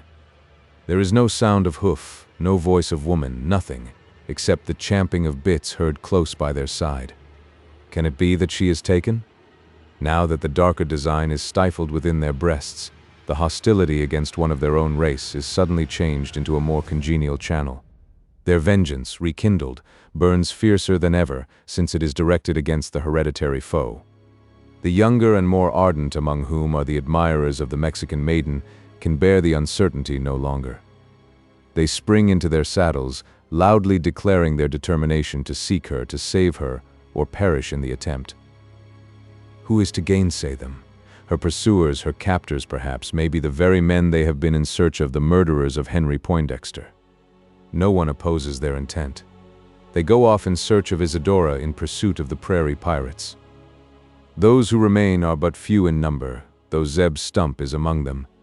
The old hunter is silent as to the expediency of pursuing the Indians. He keeps his thoughts to himself. His only seeming care is to look after the invalid prisoner, still unconscious, still guarded by the regulators. Zeb is not the only friend who remains true to the mustanger in his hour of distress. There are two others equally faithful. One a fair creature who watches at a distance, carefully concealing the eager interest that consumes her. The other, a rude, almost ludicrous individual, who close by his side addresses the respited man as his master. The last is Phelim, who has just descended from his perch among the parasites of an umbrageous oak, where he has for some time stayed, a silent spectator of all that has been transpiring. The change of situation has tempted him back to earth, and the performance of that duty for which he came across the Atlantic. No longer lies our scene upon the Alamo. In another hour the jacal is deserted, perhaps never more to extend its protecting roof over Maurice the mustanger. Chapter 68. The Disappointed Campaigners. The campaign against the Comanches proved one of the shortest, lasting only 3 or 4 days. It was discovered that these Ishmaelites of the West did not mean war, at least on a grand scale. Their descent upon the settlements was only the freak of some young fellows about to take out their degree as braves, desirous of signalizing the event by raising a few scalps and capturing some horses and horned cattle. Forays of this kind are not unfrequent among the Texan Indians. They are made on private account, often without the knowledge of the chief or elders of the tribe, just as an ambitious young mid or ensign may steal off with a score of companions from squadron or camp to cut out an enemy's craft or capture his picket guard. These marauds are usually made by young Indians out on a hunting party, who wish to return home with something to show besides the spoils of the chase, and the majority of the tribe is often ignorant of them till long after the event. Otherwise, they might be interdicted by the elders who, as a general thing, are averse to such filibustering expeditions, deeming them not only imprudent, but often injurious to the interests of the community. Only when successful are they applauded. On the present occasion, several young Comanches had taken out their war diploma by carrying back with them the scalps of a number of white women and boys. The horses and horned cattle were also collected, but these, being less convenient of transport than the light scalp locks, had been recaptured. The red-skinned filibusters, overtaken by a detachment of mounted rifles among the hills of the San Saba, were compelled to abandon their 4-footed booty and only saved their own skins by a forced retreat into the fastnesses of the Llano Estacado. To follow them beyond the borders of this sterile tract would have required a commissariat less hastily established than that with which the troops had sallied forth, and, although the relatives of the scalped settlers clamored loudly for retaliation, it could only be promised them after due time and preparation. On discovering that the Comanches had retreated beyond their neutral ground, the soldiers of Uncle Sam had no choice but to return to their ordinary duties, each detachment to its own fort, to await further commands from the headquarters of the department. The troops belonging to Port Inge, entrusted with the guardianship of the country as far as the Rio Nueces, were surprised on getting back to their cantonment to discover that they had been riding in the wrong direction for an encounter with the Indians. Some of them were half mad with disappointment, for there were several young Hancock among the number who had not yet run their swords through a red skin though keenly desirous of doing so. No doubt there is inhumanity in the idea, but it must be remembered that these ruthless savages have given to the white man peculiar provocation by 1,000 repetitions of 3 diabolical crimes: rape, rapine, and murder. To talk of their being the aborigines of the country, the real, but dispossessed, owners of the soil is simple nonsense.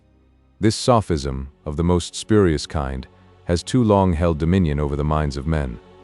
The whole human race has an inherent right to the whole surface of the earth, and if any infinitesimal fraction of the former by chance finds itself idly roaming over an extended portion of the latter, their exclusive claim to it is almost too absurd for argument, even with the narrowest-minded disciple of an Aborigines society. Admit it, give the hunter his half-dozen square miles, for he will require that much to maintain him.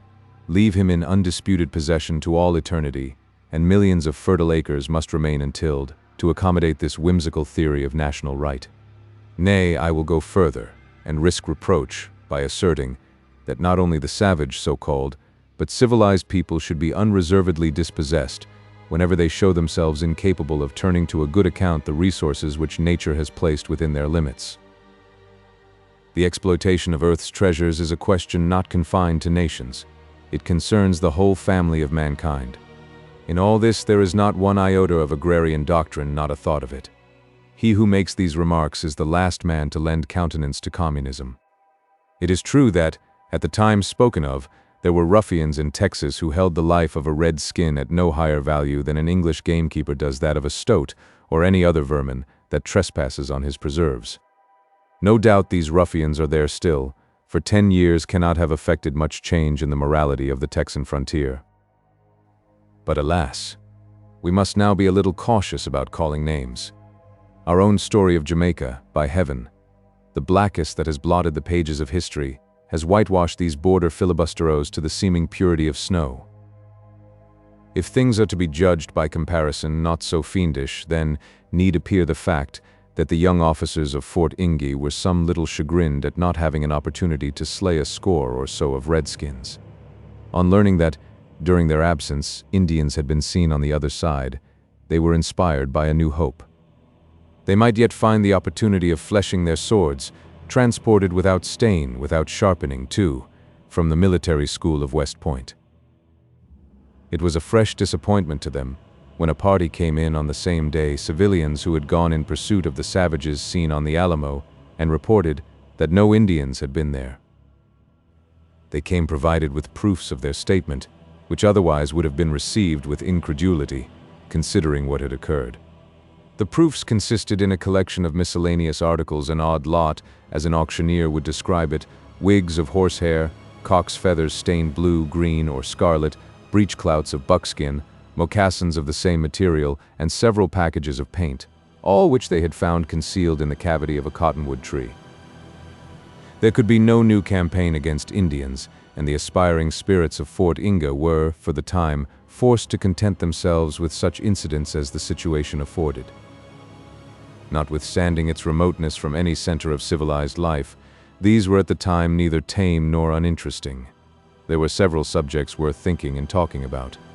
There was the arrival, still of recent date, of the most beautiful woman ever seen upon the Alamo, the mysterious disappearance and supposed assassination of her brother, the yet more mysterious appearance of a horseman without a head, the trite story of a party of white men playing Indian, and last, though not of least interest, the news that the suspected murderer had been caught and was now inside the walls of their own guardhouse, mad as a maniac. There were other tales told to the disappointed campaigners of sufficient interest to hinder them from thinking that at Fort Inge they had returned to dull quarters. The name of Isidora Covarubio de los Llanos, with her masculine but magnificent beauty, had become a theme of conversation, and something was also said or surmised about her connection with the mystery that occupied all minds. The details of the strange scenes upon the Alamo, the discovery of the mustanger upon his couch, the determination to hang him, the act delayed by the intervention of Louise Poindexter, the respite due to the courage of Zeb Stump, were all points of the most piquant interest, suggestive of the wildest conjectures. Each became in turn the subject of converse and commentary, but none was discussed with more earnestness than that which related to the innocence or guilt of the man accused of murder. Murder, said the philosophic Captain Sloman, is a crime which, in my opinion, Maurice the Mustanger is incapable of committing. I think I know the fellow well enough to be sure about that. You'll admit, rejoined Crossman of the Rifles, that the circumstances are strong against him? Almost conclusive, I should say.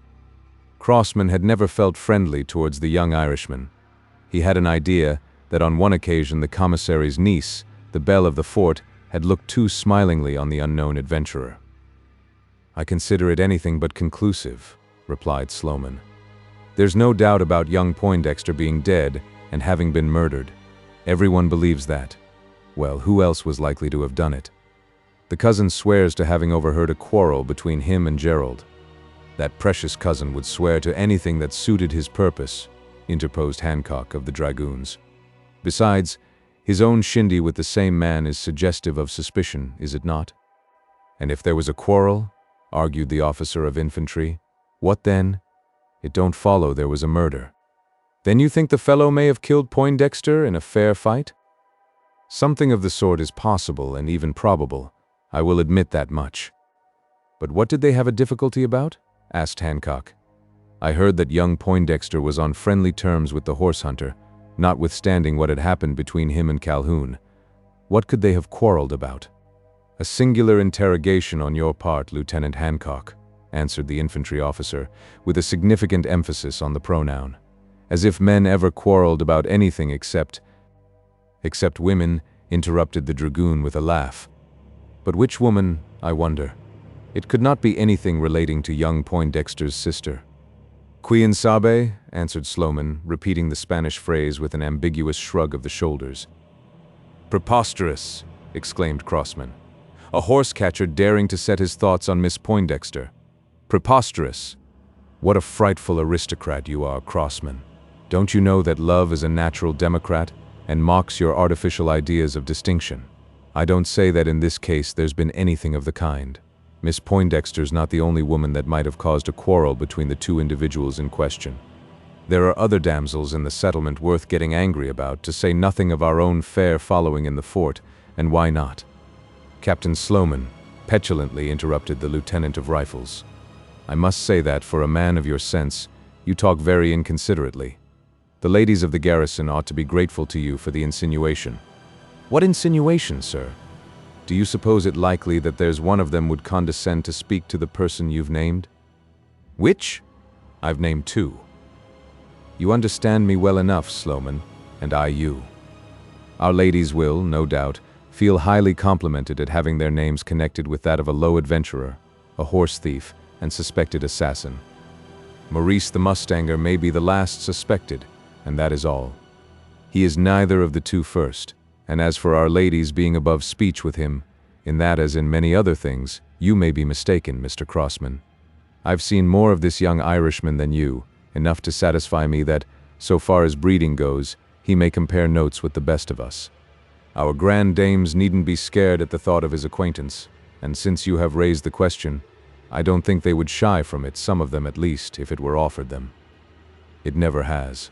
So far as I have observed, the young fellow has behaved with a modesty that betokens the true gentleman. I have seen him in their presence more than once, and he has conducted himself towards them as if fully sensible of his position.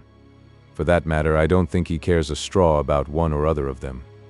Indeed, how fortunate for those who might otherwise have been his rivals. Perhaps it is, quietly remarked the captain of infantry. Who knows? Asked Hancock, intentionally giving a turn to the ticklish conversation. Who knows but the cause of quarrel, if there's been one, might not be this splendid senorita so much talked about. I haven't seen her myself, but by all accounts, she's just the sort to make two fellows as jealous as a pair of tiger cats. It might be, who knows, drawled Crossman, who found contentment in the thought that the handsome Irishman might have his amorous thoughts turned in any other direction than towards the commissary's quarters. They've got him in the guardhouse, remarked Hancock, stating a fact that had just been made known to him, for the conversation above detailed occurred shortly after their return from the Comanche campaign. His droll devil of a serving man is along with him. What's more, the major has just issued an order to double the guard. What does it mean, Captain Sloman, you who know so much of this fellow and his affairs? Surely there's no danger of his making an attempt to steal out of his prison. Not likely, replied the infantry officer, seeing that he hasn't the slightest idea that he's inside of one. I've just been to the guardhouse to have a look at him. He's mad as a March hare, and wouldn't know his own face in a looking glass. Mad? In what way? Asked Hancock and the others, who were yet but half enlightened about the circumstances of the Mustanger's capture. A brain fever upon him, delirious? Is that why the guards have been doubled? Devilish queer if it is. The major himself must have gone mad. Maybe it's the suggestion, Command, I should rather say, of the majoress. Ha, ha, ha. But what does it mean? Is the old Mage really afraid of his getting out of the guardhouse? No, not that, I fancy. More likely an apprehension of somebody else getting into it. Ah, you mean that. I mean that for Maurice the Mustanger there's more safety inside than out. Some queer characters are about, and there's been talk of another lynch trial. The regulators either repent of having allowed him a respite, or there's somebody hard at work in bringing about this state of public opinion. It's lucky for him that the old hunter has stood his friend, and it's but a continuation of his good luck that we've returned so opportunely. Another day, and we might have found the guardhouse empty so far as its present occupants are concerned. Now, thank God, the poor fellow shall have a fair trial. When is it to take place? Whenever he has recovered his senses, sufficiently to know that he's being tried. It may be weeks before that. And it may be only days, hours. He don't appear to be very bad, that is, bodily. It's his mind that's out of order, more perhaps from some strange trouble that has come over him than any serious hurt he has received. A day may make all the difference, and, from what I've just heard, the regulators will insist on his being tried as soon as he shows a return to consciousness. They say they won't wait for him to recover from his wounds. Maybe he'll be able to tell a story that'll clear him. I hope so. This was said by Hancock. I doubt it, rejoined Crossman, with an incredulous shake of the head. Nous verrons. I'm sure of it, said Sloman. Nos veremos, he added, speaking in a tone that seemed founded less upon confidence than a wish that was father to the thought. Chapter 69. Mystery and Mourning.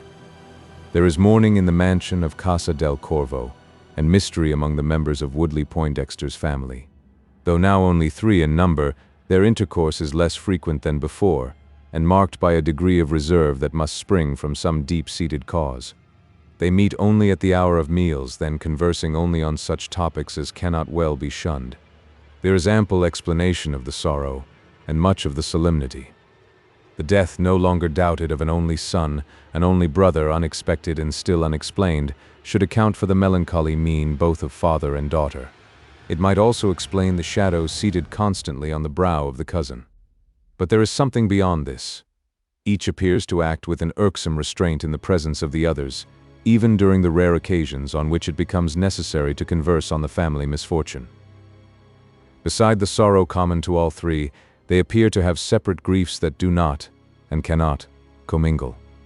The once proud planter stays within doors, pacing from room to room, or around, the enclosed corridor, bending beneath a weight of woe that has broken down his pride and threatens to break his heart. Even strong paternal affection, cruelly bereaved, can scarce account for the groans, oft accompanied by muttered curses, that are heard to issue from his lips. Calhoun rides abroad as of yore, making his appearance only at the hours of eating and sleeping, and not regularly then. For a whole day, and part of a night, he has been absent from the place. No one knows where, no one has the right to inquire. Louise confines herself to her own room, though not continuously. There are times when she may be seen ascending to the azotea, alone and in silent meditation. There, nearer to heaven, she seeks solace for the sorrows that have assailed her upon earth, the loss of a beloved brother, the fear of losing one far more beloved, though in a different sense perhaps, a little also, the thought of a scandal already attaching to her name. Of these 3 sorrows, the second is the strongest. The last but little troubles her, and the first, for a while keenly felt, is gradually growing calmer. But the second, the supreme pain of all, is but strengthened and intensified by time. She knows that Maurice Gerald is shut up within the walls of a prison, the strong walls of a military guardhouse. It is not their strength that dismays her. On the contrary, She has fears for their weakness. She has reasons for her apprehension. She has heard of the rumors that are abroad, rumors of sinister significance. She has heard talk of a second trial, under the presidency of Judge Lynch and his rude coadjutors, not the same Judge Lynch who officiated in the Alamo, nor all of the same jury, but a court still less scrupulous than that of the regulators, composed of the ruffianism, that at any hour can be collected within the bounds of a border settlement, especially when proximate to a military post. The reports that have thus gone abroad are to some a subject of surprise. Moderate people see no reason why the prisoner should be again brought to trial in that irregular way. The facts that have late come to light do not alter the case, at least in any way, to strengthen the testimony against him. If the 4 horsemen seen were not Indians, and this has been clearly shown by the discovery of the disguises, it is not the less likely that they have had to do with the death of young Poindexter. Besides, there is nothing to connect them with the mustanger, any more than if they had been real Comanches. Why, then, this antipathy against the respited prisoner, for the second time surging up? There is a strangeness about the thing that perplexes a good many people. There are a few that understand or suspect the cause. A very few, perhaps only 3 individuals. 2 of them are Zeb Stump and Louise Poindexter, the third Captain Cassius Calhoun. The old hunter, with instinct keenly on the alert, has discovered some underhanded action, the actors being Miguel Diaz and his men, associated with a half-score of like characters of a different race, the rowdies of the settlement. Zeb has traced the action to its instigator, the ex-captain of volunteer cavalry. He has communicated his discovery to the young Creole, who is equal to the understanding of it. It is the too clear comprehension of its truth that now inspires her with a keen solicitude. Anxiously she awaits every word of news, watches the road leading from the fort to Casa del Corvo, as if the sentence of her own death, or the security of her life, hung upon the lips of some courier to come that way. She dares not show herself at the prison. There are soldiers on guard and spectators around it, a crowd of the idle curious who, in all countries, seem to feel some sort of somber enjoyment in the proximity of those who have committed great crimes. There is an additional piquancy in the circumstances of this one. The criminal is insane, or, at all events, for the time out of his senses. The guardhouse doors are at all hours besieged, to the great discomfort of the sentries, by people eager to listen to the mutterings of the delirious man. A lady could not pass in without having scores of eyes turned inquiringly upon her. Louise Poindexter cannot run the gauntlet of those looks without risk to her reputation. Left to herself, perhaps she would have attempted it. Watched by a father whose suspicions are already awakened, by a near relation equally interested in preserving her spotless, before the eyes of the world, she has no opportunity for the act of imprudence. She can only stay at home, now shut up in her solitary chamber, solaced by the remembrance of those ravings to which she had listened upon the Alamo, now upon the azotea, cheered by the recollection of that sweet time spent among the mesquite trees, the spot itself almost discernible, where she had surrendered the proudest passion of her heart. But saddened by the thought that he to whom she surrendered it is now humiliated, disgraced, shut up within the walls of a jail, perchance to be delivered from it only unto death. To her it was happy tidings when, upon the morning of the 4th day, Zeb Stump made his appearance at Casa del Corvo, bringing the intelligence that the hoss soldiers had come back to the fort. There was significance in the news thus ungrammatically imparted. There was no longer a danger of the perpetration of that foul act hitherto apprehended. A prisoner taken from his guards, not for rescue, but ruin. "Ye needn't be uneasy be out that ere ewent," said Zeb, speaking with a confidence he had not shown for some time. "There's no longer a danger o' it comin' to pass, Miss Louise. I've took precautions agin it." "Precautions? How, Zeb?" "Wall, fust place, I've seed the Major clost arter his comin' back, and geed him a bit o' my mind. I told him the whole story, as fur as I know it myself. By good luck he ain't agin the young feller, but the t'other way, I reckon. Wall, I told him o' the goin's on o' the whole crew, Americans, Mexicans, and all o' them, not forgettin' that ugly Spaniard o' the name o' Dees. That's been one o' the sarciest o' the lot. The result's been that the Major hes doubled the sentries round the prison, and's going to keep 'em doubled." "I am so glad. You think there is no longer any fear from that quarter? If you mean the quarter o' Mr. Miguel D's, I kin swore to it. Afore he thinks o' gettin' anybody else out o' a prison, he's got to get hisself out. What? Diaz in prison? How? When? Where? You've asked 3 separate questions, Miss Louise, all o' a heap. Wall, I reckon the convenientest way to answer 'em will be to take 'em backwards, and fust as to the war. As to Thet, there's but one prison in these parts as 'ould be likely to hold him. Thet is the guardhouse at the fort. He's thur. Along with, I know who you're goin' to name, the young feller. Just so. They're in the same buildin', though not zactly in the same room. There's a partition atween 'em, though, for that matter they kin convarse, ef they're so inclined. There's 3 others shet up along with a Mexican, his own cussed comrades. The 3'll have something to talk be out 'mong themselves, I reckon. This is good news, Zeb. You told me yesterday that Diaz was active in gettin' hisself into a scrape, which he hev been successful in effectuatin'. He's got hisself into the jug, or somebody else hev did that business for him. But how? When you've not told me? Jehoshaphat. Miss Louise. Gie me a leetle time. I hain't drew breath yet, since I kim in. Your second question war when? It air easy answered. Be out a hour agone thet air varmint were trapped and locked up. I war at the shetten o' the door a hint him, and cum straight custrut hure arter it war done. But you have not yet said why he is arrested. I hain't had a chance. It air a longish story, and it'll take a leetle time in the tellin'. Will ye listen to it now, or arter? After what, Mr. Stump? Wall, Miss Louise, I only meaned arter I get the ol' mare put up. She air stannin' thur, as if she'd like to chaw a year o' corn, and somethin' to wet it down.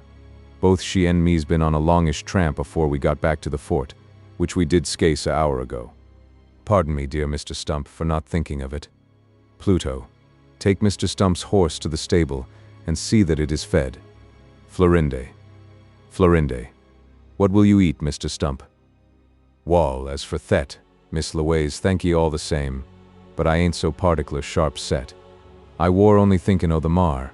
For myself, I could go a couple o' hours longer without eatin', but ef there's sec a thing as a smell o' Monongahela be out the place, it 'ould do this ola carcage o' mine a power o' good. Monongahela? Plenty of it. Surely you will allow me to give you something better? Better in Monongahela? Yes. Some sherry, champagne, brandy, if you prefer it. Let them drink brandy as like it, and kin get it drinkable. Thur may be some o' it good enough, and ef thur air, I'm sure it'll be found in the house o' a paintdexter. I only knows o' the sort the sutler keeps up at the fort. Ef thur ever were a medicine, that's one. It 'ould rot the guts out o' a alligator. No, darn thur French liquors, and specially thur brandy. Gee me the pure corn juice, and the best o' all. That as comes from Pittsburgh on the Monongahela. Florinde. It was not necessary to tell the waiting maid for what she was wanted. The presence of Zeb Stump indicated the service for which she had been summoned. Without waiting to receive the order, she went off, and the moment after returned, carrying a decanter half filled with what Zeb called the pure corn juice, but which was in reality the essence of rye, for from this grain is distilled the celebrated Monongahela. Zeb was not slow to refresh himself. A full third of the contents of the decanter were soon put out of sight, the other 2/3 remaining for future potations that might be required in the course of the narration upon which he was about to enter. Chapter 70. Go, Zeb, and God speed you. The old hunter never did things in a hurry. Even his style of drinking was not an exception, and although there was no time wasted, he quaffed the Monongahela in a formal, leisurely manner. The Creole, impatient to hear what he had to relate, did not wait for him to resume speech. "Tell me, dear Zeb," said she, after directing her maid to withdraw, "why have they arrested this Mexican Miguel Diaz, I mean?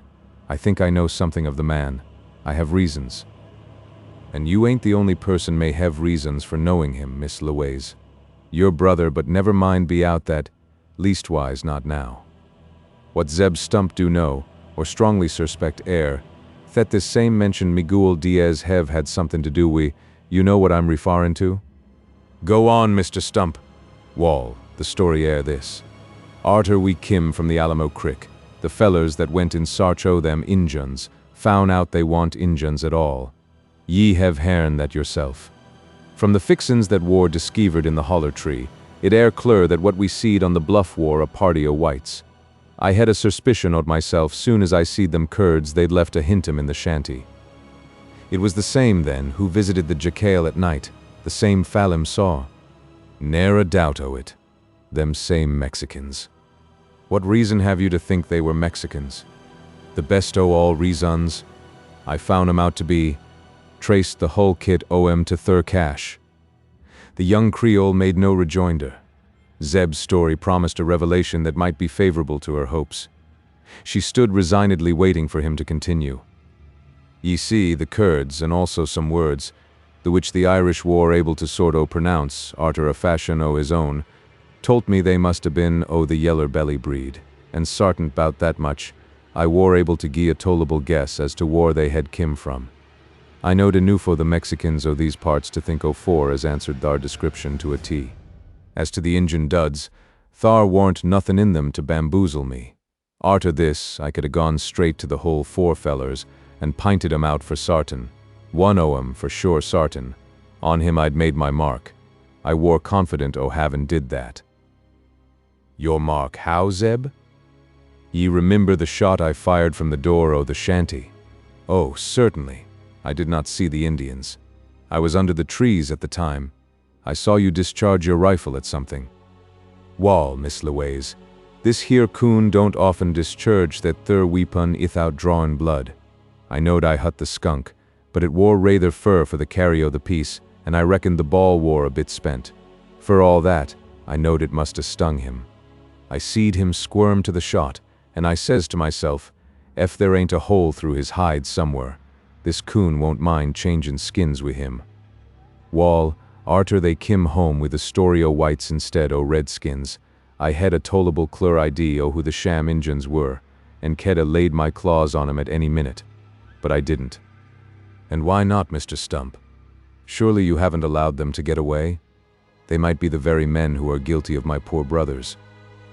That's just what this coon thought, and it war for that reason I let 'em slide. There war another reason besides. I didn't much like goin' fur from the port, least something ugly mout turn up in my absence. You unnurstin'? There war another reason still for not prospectin' arter them just then. I wanted to make sure o' my game. And you have? Sure as shootin'. I guessed thur wa'n't going to be any rain, and thur war no immediate hurry as to what I intended doin', so I waited till the sogers shed get back, and I could safely leave him in the guardhouse. Soon as they kim in, I took the Olamar and rode out to the place where our fellers had struck upon the fixing. I easy found it by third description. Wall, as they'd only got that greenhorn Spangler to guide 'em, I war putty sure the sign hadn't been more'n half-read, and that I'd get something out o' it beside what they'd brought away. I wa'n't disappointed. The derndest fool as ever set foot upon a Purira, mout a followed the back track o' them make-believe Comanches. A storekeeper could 'a traced it across the Purira, though it appears neither Mr. Spangler nor any o' the others did. I found it easy as fallen off o' a log, notwithstanding the sarchers had rude all over it. I tracked every hoss o' the four counterfeits to his own stable. After that? Arter doing that I had a word with the major, and in half an hour at the most the four beauties were safe shot up in the guardhouse, the chief o' 'em being jugged fust, least he mout get wind o' what were goin' for'ard, and sneak out o' the way. I won't for a stray be out Mr. Miguel D's bearin' my mark. We found the tar o' a bullet through the fleshy part o' his dexter wing, and Thet explained why he were so quick at lettin' go his lariat. It was he, then, mechanically remarked Louise as she stood reflecting. Very strange, she continued, still muttering the words to herself. He it was I saw in the chaparral glade. Yes, it must have been. And the woman, this Mexican Isadora? Ah, there is some deep mystery in all this, some dark design. Who can unravel it? Tell me, dear Zeb, she asked, stepping closer to the old hunter, and speaking with a certain degree of hesitancy. That woman, the Mexican lady, I mean, who Who was out there? Do you know if she has often visited him? Him? Which him, Miss Louise? Mr. Gerald, I mean. She mout, and she moutn't, ithout my knowing either one or the t'other. I ain't often thur myself. The place air out o' my usual huntin' ground, and I only go now and then for the sake o' a change. The crick's fust rate for both deer and gobbler. If ye ask my opinion, I'd say that the air girl haven't never been thur afore. Leastwise, I hain't hearn o' it, and EFT had been so, I reckon Irish Phelim ood a had something to say about it. Besides, I have other reasons for thinkin' so. I've only hearn o' one o' the shenmale sex bein' on a visit to Thet Shanty. Who? Quickly interrogated the Creole, the instant after regretting that she had asked the question, the color coming to her cheeks, as she noticed the significant glance with which Zeb had accompanied his concluding remark.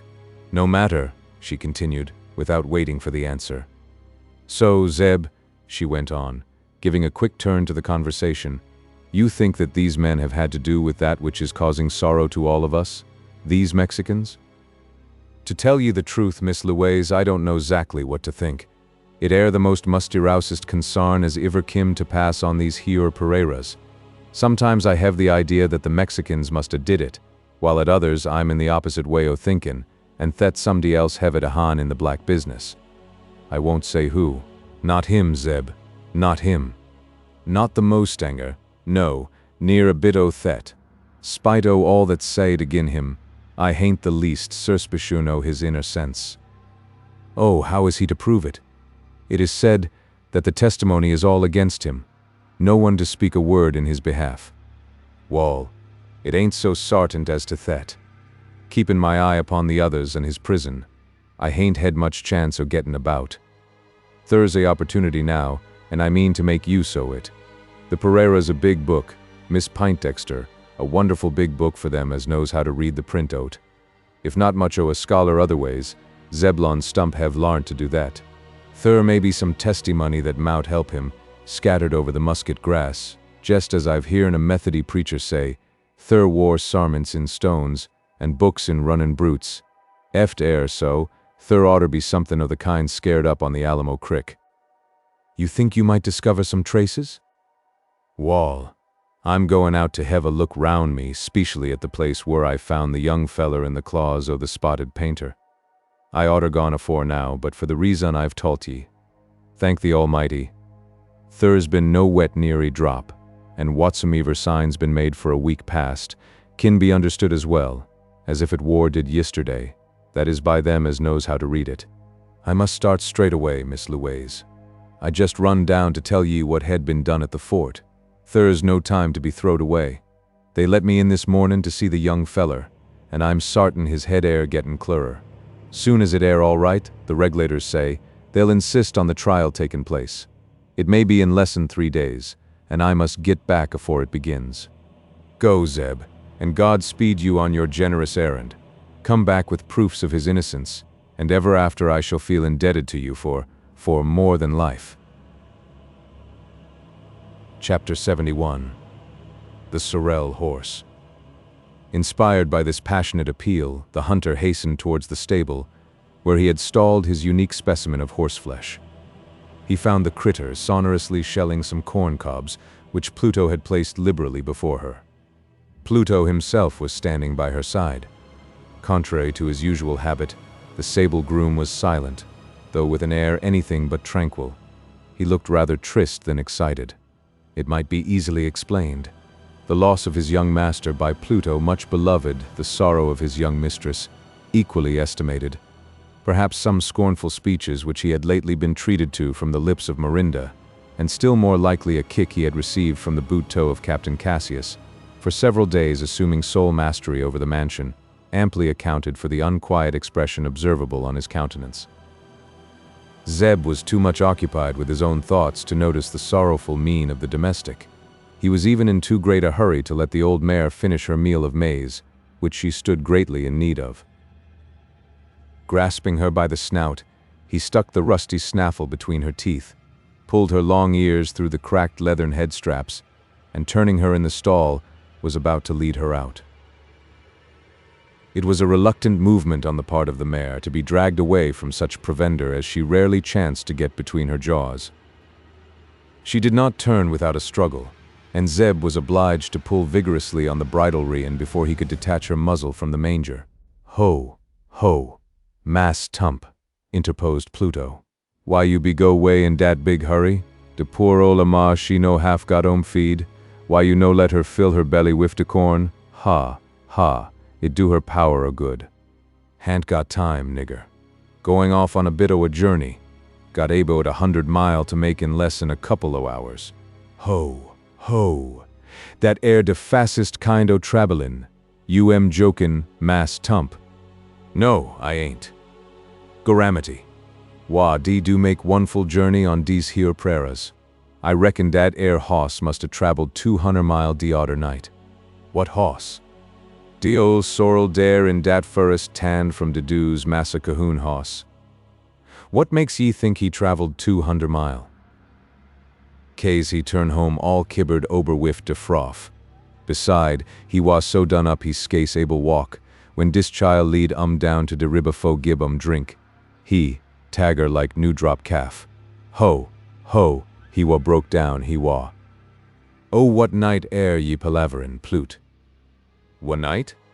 Lees see. Why co's de night Massa Henry wa missed from de plantation. Dat same night in de mornin', 'bout an hour atter de sun get up into de hebbings. I no see de ola sorrel afore den.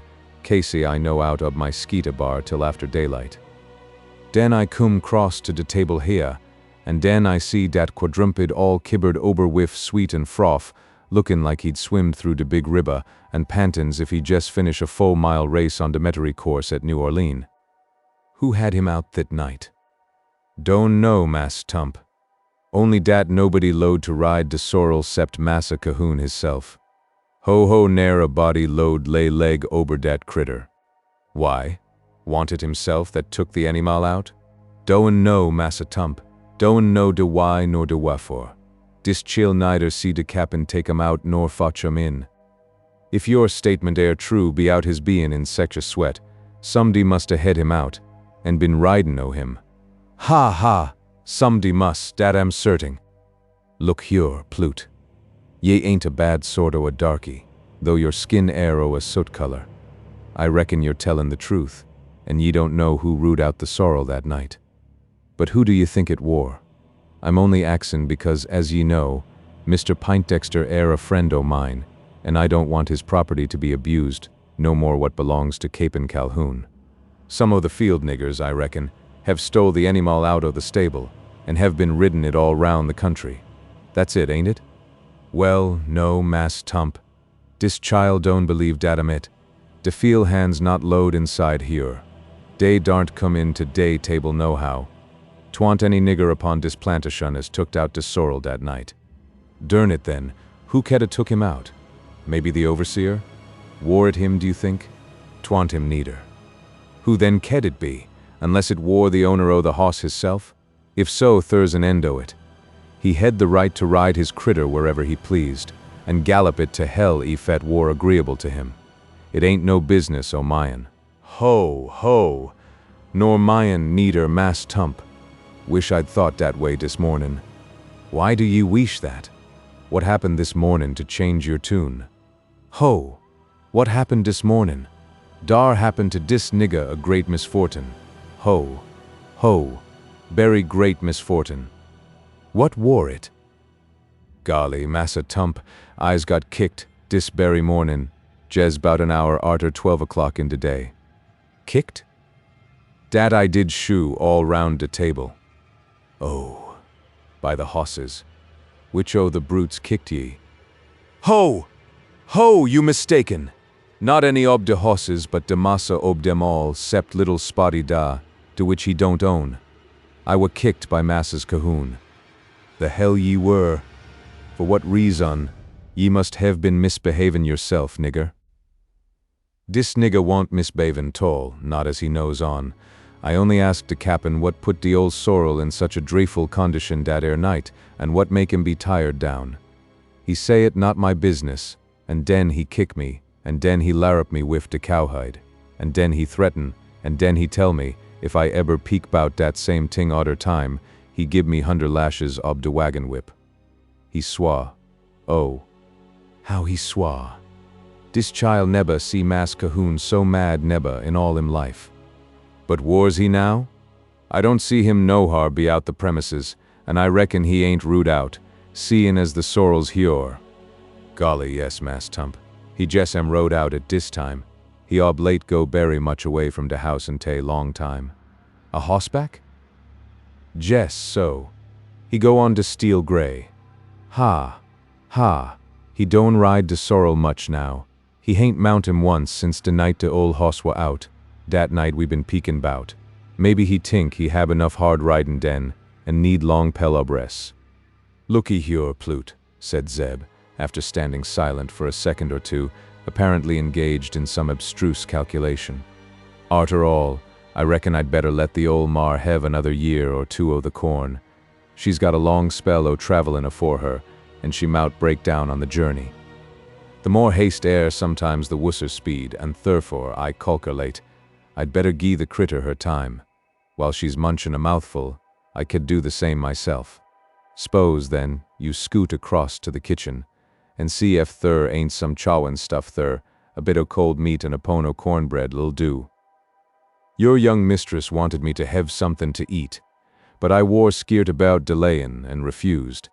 Now, while I'm waitin' on the mar, I reckon I'd pick a bone, jest to pass the time. Sartin ye cud, Mas Tump. I go fotch him in de 100th part ob an instant. So saying, the black-skinned Jehu started off across the patio, leaving Zeb Stump sole master of the stole. The air of indifference with which he had concluded his dialogue with Pluto disappeared the moment the latter was outside the door. It had been altogether assumed, as was proved by the earnest attitude that instantly replaced it. Striding across the paved causeway that separated the two rows of stalls, he entered that occupied by the sorrel. The animal shied off, and stood trembling against the wall, perhaps awed by the look of resolution with which the hunter had approached it. "Stand still, ye brute," chided Zeb. "I don't mean no harm to you, though by your looks I reckon you're as vicious as your master. Stand still, I say, and let's hev a look at your footgear." So saying, he stooped forward and made an attempt to lay hold of one of the forelegs. It was unsuccessful. The horse suddenly drew up his hoof and commenced hammering the flags with it, snorting as if in fear that some trick was about to be played upon him. "Damn your ugly carcage," cried Zeb, angrily venting the words. "Why don't ye stand still? Who's going to hurt ye? Come, old critter," he continued coaxingly. "I only want to see how you've been shod." Again he attempted to lift the hoof, but was prevented by the restive behavior of the horse. "Wall, this air a difficulty I didn't expect," muttered he, glancing round to see how it might be overcome. "What's to be did? It'll never do to hev the nigger help me, nor yet see what I'm about, the which he will if I don't get quick through wit. Doggone the hoss, how am I to get his feet up?" For a short while he stood considering, his countenance showing a peevish impatience. "Cuss the critter," he again exclaimed. "I feel like knockin' him over where he stands. Ha! Now I hev it, if the nigger will only gie time. I hope the wench will keep him waitin'. Durn ye, I'll make ye stand still or choke ye dead ef ye don't. Wi' this round your juglar I reckon ye won't be so skittish." While speaking, he had lifted the trail rope from his own saddle, and throwing its noose over the head of the sorrel, he shook it down till it encircled the animal's neck. Then, hauling upon the other end, he drew it taut as a bowstring. The horse for a time kept starting about the stall and snorting with rage. But his snorts were soon changed into a hissing sound that with difficulty escaped through his nostrils, and his wrath resolved itself into terror. The rope tightly compressing his throat was the cause of the change. Zeb now approached him without fear, and, after making the slip fast, commenced lifting his feet one after the other, scrutinizing each, in great haste, but at the same time with sufficient care. He appeared to take note of the shape, the shoeing, the number and relative position of the nails, in short, everything that might suggest an idiosyncrasy or assist in a future identification. On coming to the off hind foot, which he did last of the four, an exclamation escaped him that proclaimed some satisfactory surprise. It was caused by the sight of a broken shoe, nearly a quarter of which was missing from the hoof, the fracture having occurred at the second nail from the canker. "If I'd knowed you," he muttered in apostrophe to the imperfect shoe, "I mout a saved myself the trouble o' examinin' the t'others. Thur ain't much chance o' mistakin' the print you'd be likely to leave a hint ye. To make sure, I'll jest take ye along wi' me." In conformity with this resolve, he drew out his huge hunting knife, the blade of which, near the hilt, was a quarter of an inch thick, and inserting it under the piece of iron, he wrenched it from the hoof. Taking care to have the nails along, he transferred it to the capacious pocket of his coat. Then, nimbly gliding back to the trail rope, he undid the knot, and restored the interrupted respiration of the sorrel. Pluto came in the moment after, bringing a plentiful supply of refreshments, including a tumbler of the Monongahela, and to these Zeb instantly applied himself, without saying a word about the interlude that had occurred during the darkey's absence. The latter, however, did not fail to perceive that the sorrel was out of sorts, for the animal, on finding itself released, stood shivering in the stall, gazing around in a sort of woe-begone wonder after the rough treatment to which he had been submitted. "Goramity!" exclaimed the black. "What de matter wif de ole hoss? Ho, ho! He look like he wa afeard ob you, Mass Tump." "Oh, yees," drawled Zeb with seeming carelessness. "I reckon he air a bit afeard. He war makin' to get at my ol' mar, so I gied him a larrup or two wi' the eend o' my trail rope. Thet's what has rousted him." Pluto was perfectly satisfied with the explanation, and the subject was permitted to drop. "Look higher, Plute," said Zeb, starting another. "Who does the shoein' o' your cattle? Thar's some o' the hands air a smith, I reckon." "Ho! Ho, dat dere am! Yella Jake he do shoein'. Fo what you ask, Mass Tump?" "Wal, I war thinkin' o' havin' a couple o' shoes put on the hind feet o' the mar. I reckon Jake 'ud do it for me." "Ho, ho! He do it wif 1,000 welcome, dat he will, ease shoe. Question is, can I spare the time to wait?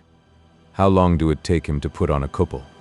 Lor, Mass Tamp, berry short while. Jake fust rate hand lit to business. Everybody say so. He mount have the materials ready? It depends on whether he's been shoein' lately. How long's it since he shod any o' yourn?" "More'n a week, I bleeb, Masses Zeb. Ho, ho. Do last war Miss a Louis hoss, de beautiful potty dar. But dat won't make no difference. I know he have de fixins already. I knows it, case he go for shoe de sorrel. De ol' hoss hab one ob de hind shoe broke. He hab it so de last 10 day, and Mass Cahoon, he gib orders for it be remove. Ho, ho. Dis berry mornin' I hear tell Jake." "Arter all," rejoined Zeb, as if suddenly changing his mind, "I moutn't hev the time to spare. I reckon I'll let the old critter do without till I come back. The tramp I'm goin' on, most part o' it, lies over grass Pereira, and won't hurt her. No, I haven't time," he added, after stepping outside and glancing up towards the sky. "I must be off from higher in the shakin' o' a goat's tail. Now, Ola gal, you've got to stop your munchin' and take this bit o' iron at wixt your teeth. Open your corn trap for it. That's the putty pet." And so, continuing to talk now to Pluto, now to the mare, he once more adjusted the headstall, led the animal out, and clambering into the saddle, rode thoughtfully away. Chapter 72. Zeb's Stump on the Trail. After getting clear of the enclosures of Casa del Corvo, the hunter headed his animal upstream in the direction of the port and town. It was the former he intended to reach, which he did in a ride of less than a quarter of an hour. Commonly it took him 3 to accomplish this distance, but on this occasion he was in an unusual state of excitement, and he made speed to correspond. The old mare could go fast enough when required, that is when Zeb required her, and he had a mode of quickening her speed known only to himself, and only employed upon extraordinary occasions.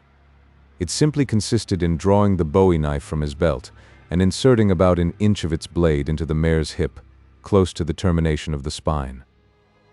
The effect was like magic, or, if you prefer the figure, electricity. So spurred, Zeb's critter could accomplish a mile in 3 minutes, and more than once had she been called upon to show this capability, when her owner was chased by Comanches. On the present occasion there was no necessity for such excessive speed, and the fort was reached after 15 minutes sharp trotting. On reaching it, Zeb slipped out of the saddle and made his way to the quarters of the commandant, while the mare was left panting upon the parade ground. The old hunter had no difficulty in obtaining an interview with the military chief of Fort Inge. Looked upon by the officers as a sort of privileged character, he had the entree at all times, and could go in without countersign or any of the other formalities usually demanded from a stranger. The sentry passed him, as a matter of course. The officer of the guard only exchanged with him a word of welcome, and the adjutant at once announced his name to the major commanding the cantonment. From his first words, the latter appeared to have been expecting him. "Ah, Mr. Stump, glad to see you so soon. Have you made any discovery in this queer affair? From your quick return, I can almost say you have. Something, I hope, in favor of this unfortunate young fellow. Notwithstanding that appearances are strongly against him, I still adhere to my old opinion that he's innocent. What have you learnt?" "Wall, Majay," answered Zeb, without making other obeisance than the simple politeness of removing his hat. "What I've learnt ain't much, though enough to fetch me back to the fort, where I didn't intend to come till I'd gone a bit o' a journey across the Pereiras. I kim back higher to have a word wi' yourself." "In welcome. What is it you have to say?" "That ye'll keep back this trial as long's ye kin reasonably do so.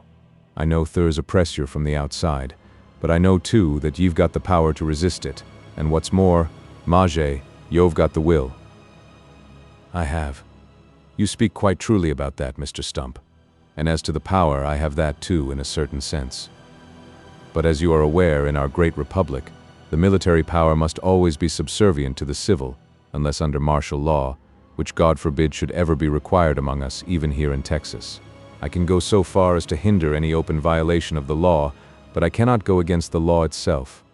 Tant the law I want ye to go agin? Nothin' o' the sort, Majay.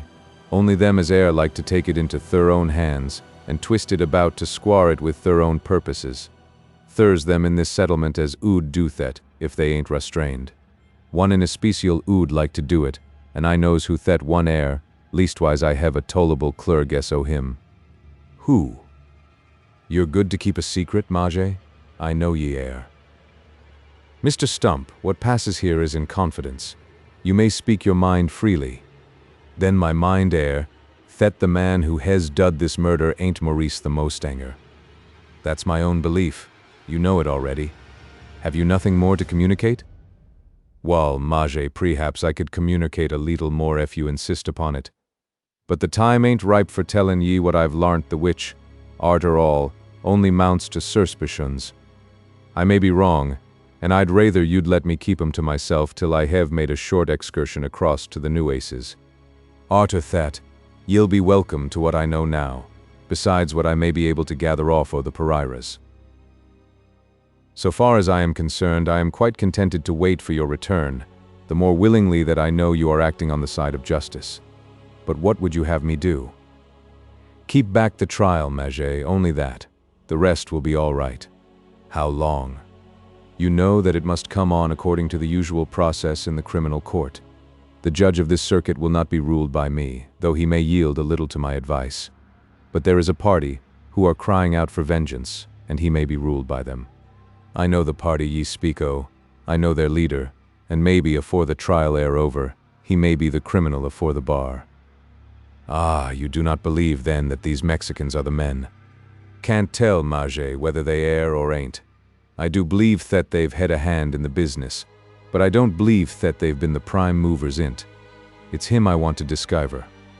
"Kin ye promise me 3 days?" "3 days. For what?" "Afore the trial kims on." "Oh, I think there will be no difficulty about that. He is now a prisoner under military law. Even if the judge of the Supreme Court should require him to be delivered up inside that time, I can make objections that will delay his being taken from the guardhouse. I shall undertake to do that." "Majay, ye'd make a man I most contented to live under martial law. No doubt thur air times when it air the best, though we independent citizens don't much like it. All I've got to say air, that if ye stop this trial for 3 days, or therahout, prehaps the prisoner to Kim afore the bar may be somebody else than him who's now in the guardhouse, Somebody who jest at this moment hain't the smallest suspicion obeying hisself suspected. Don't ask me who. Only say you'll streach a pint, and gie me 3 days. I promise it, Mr. Stump. Though I may risk my commission as an officer in the American Army, I give you an officer's promise that for 3 days Maurice the Mustanger shall not go out of my guardhouse. Innocent or guilty, for that time he shall be protected. You're the true grit, Mage, and doggone me if I don't do my beast to show you someday that I'm sensible oat. I've nothing more to say now, ceptin to ax that you'll not tell out o'doors what I've been telling you. There's them outside who, if they only knew what this coon air arter, would move both heaving and earth to circumvent his intentions. They'll have no help from me, whoever it is you are speaking of. Mr. Stump, you may rely upon my pledged word. I note, Mage, I note. God bless ye for a good un ye're the right sort for Texas. With this complimentary leave-taking, the hunter strode out of headquarters and made his way back to the place where he had left his old mare. Once more mounting her, he rode rapidly away.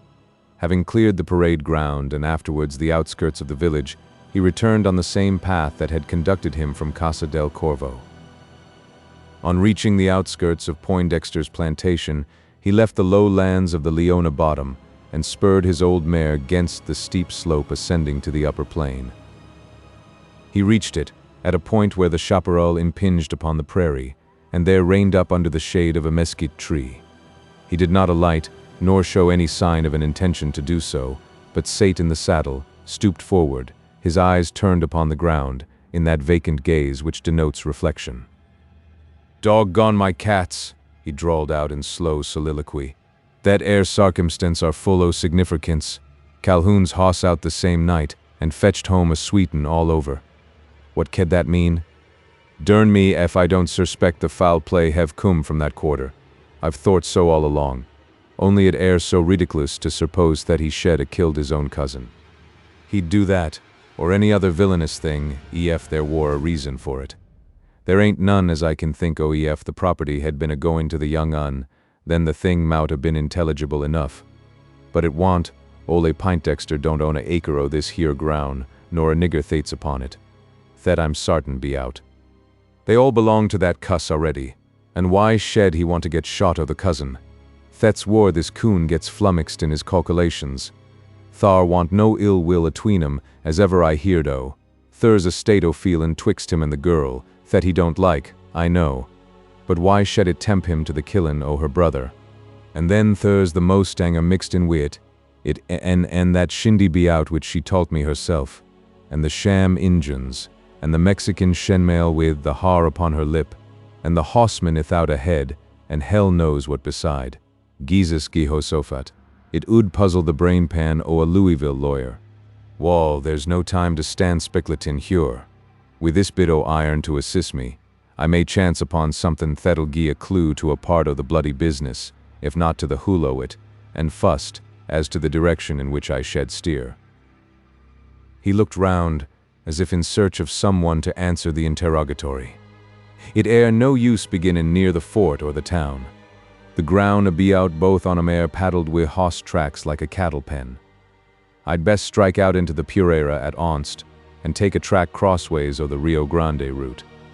By doing that I may fluke on the footmark I'm in search o'. Yes, yees, that's the most sensiblest idee. As if fully satisfied on this score, he took up his bridle rein, muttered some words to his mare, and commenced moving off along the edge of the chaparral. Having advanced about a mile in the direction of the Nueces River, he abruptly changed his course, but with a coolness that told of a predetermined purpose. It was now nearly due west, and at right angles to the different trails going towards the Rio Grande. There was a simultaneous change in his bearing and the expression of his features and his attitude in the saddle. No longer looking listlessly around, he sate stooping forward, his eye carefully scanning the sward over a wide space on both sides of the path he was pursuing.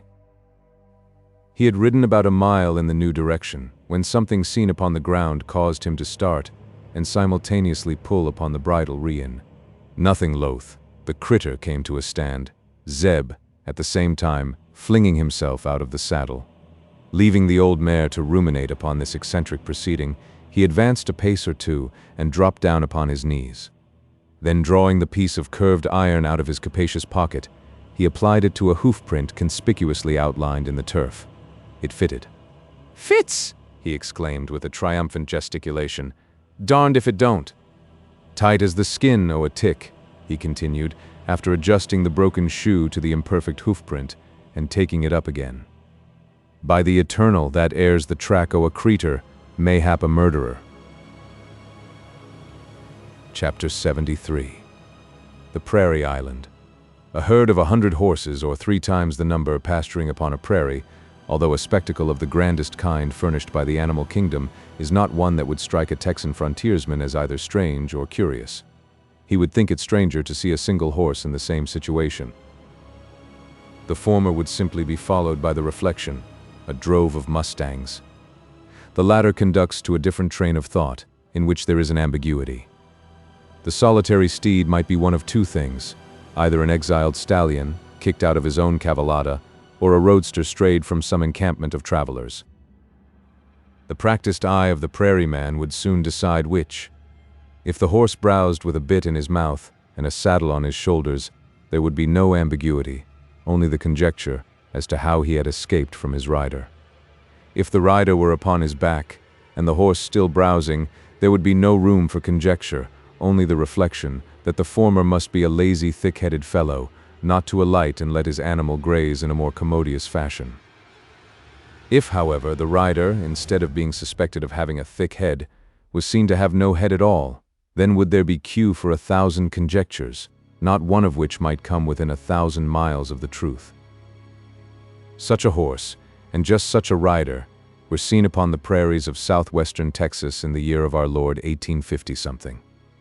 I am not certain as to the exact year, the unit of it, though I can with unquestionable certainty record the decade. I can speak more precisely as to the place, though in this I must be allowed latitude. A circumference of 20 miles will include the different points where the spectral apparition made itself manifest to the eyes of men, both on prairie and in chaparral, in a district of country traversed by several northern tributaries of the Rio de Nueces and some southern branches of the Rio Leona. It was seen not only by many people, but at many different times. First, by the searchers for Henry Poindexter and his supposed murderer. Second, by the servant of Maurice the Mustanger. Thirdly, by Cassius Calhoun, on his midnight exploration of the chaparral. Fourthly, by the sham Indians on that same night. And fifthly, by Zeb Stump on the night following. But there were others who saw it elsewhere, and on different occasions hunters, herdsmen, and travelers, all alike awed, alike perplexed by the apparition. It had become the talk not only of the Leona settlement, but of others more distant. Its fame already reached on one side to the Rio Grande, and on the other was rapidly extending to the Sabine. No one doubted that such a thing had been seen. To have done so would have been to ignore the evidence of 200 pairs of eyes, all belonging to men willing to make affidavit of the fact, for it could not be pronounced a fancy. No one denied that it had been seen. The only question was, how to account for a spectacle so peculiar as to give the lie to all the known laws of creation. At least half a score of theories were started, more or less feasible, more or less absurd. Some called it an Indian dodge, others believed it a lay figure, others that it was not that, but a real rider, only so disguised as to have his head under the serape that shrouded his shoulders, with perhaps a pair of eye-holes through which he could see to guide his horse. While not a few pertinaciously adhered to the conjecture, started at a very early period, that the Headless Horseman was Lucifer himself. In addition to the direct attempts at interpreting the abnormal phenomenon, there was a crowd of indirect conjectures relating to it. Some fancied that they could see the head, or the shape of it, down upon the breast and under the blanket. Others affirmed to having actually seen it carried in the rider's hand, while others went still further and alleged that upon the head thus seen there was a hat, a black glazed sombrero of the Mexican sort, with a band of gold bullion above the brim.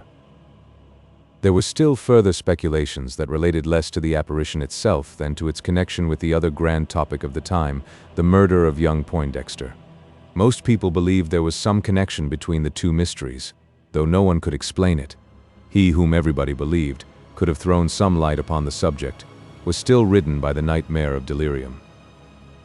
and for a whole week the guessing continued, during which the spectral rider was repeatedly seen, now going at a quick gallop, now moving in slow, tranquil pace, across the treeless prairie, his horse at one time halted and vaguely gazing around him, at another with teeth to the ground, industriously cropping the sweet grama grass that makes the pasturage of southwestern Texas, in my opinion, the finest in the world.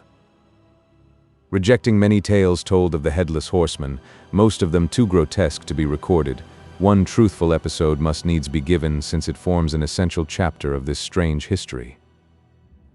In the midst of the open prairie there is a motte, a coppice or clump of trees of perhaps 3 or 4 acres in superficial extent. A prairie man would call it an island, and with your eyes upon the vast verdant sea that surrounds it, you could not help being struck with the resemblance. The aboriginal of America might not perceive it. It is a thought of the colonist transmitted to his descendants, who, although they may never have looked upon the great ocean, are nevertheless au fait to its phraseology. By the timber island in question, about 200 yards from its edge, a horse is quietly pasturing. He is the same that carries the headless rider, and this weird equestrian is still bestriding him, with but little appearance of change, either in apparel or attitude, since first seen by the searchers. The striped blanket still hangs over his shoulders, cloaking the upper half of his person, while the armas de agua, strapped over his limbs, cover them from thigh to spur, concealing all but their outlines. His body is bent a little forward, as if to ease the horse in getting his snout to the sward, which the long bridle rein, surrendered to its full length, enables him to do, though still retained in hand, or resting over the horn of the saddle. Those who asserted that they saw a head only told the truth. There is a head, and as also stated, with a hat upon it, a black sombrero, with bullion band as described. The head rests against the left thigh, the chin being nearly down on a level with the rider's knee. Being on the near side, it can only be seen when the spectator is on the same, and not always then, as it is at times concealed by a corner of the serape. At times, too, can a glimpse be obtained of the face. Its features are well formed, but wearing a sad expression, the lips of livid color, slightly parted, showing a double row of white teeth set in a grim, ghastly smile. Though there is no perceptible change in the personnel of the Headless Horseman, there is something new to be noted. Hitherto he has been seen going alone. Now he is in company. It cannot be called agreeable, consisting as it does of wolves, half a score of them squatting closely upon the plain, and at intervals loping around him. By the horse they are certainly not liked, as is proved by the snorting and stamping of his hoof, when one of them ventures upon a too close proximity to his heels. The rider seems more indifferent to a score of birds, large dark birds, that swoop in shadowy circles around his shoulders. Even when one bolder than the rest has the audacity to alight upon him, he has made no attempt to disturb it, raising neither hand nor arm to drive it away. 3 times one of the birds has alighted thus, first upon the right shoulder, then upon the left, and then midway between, upon the spot where the head should be.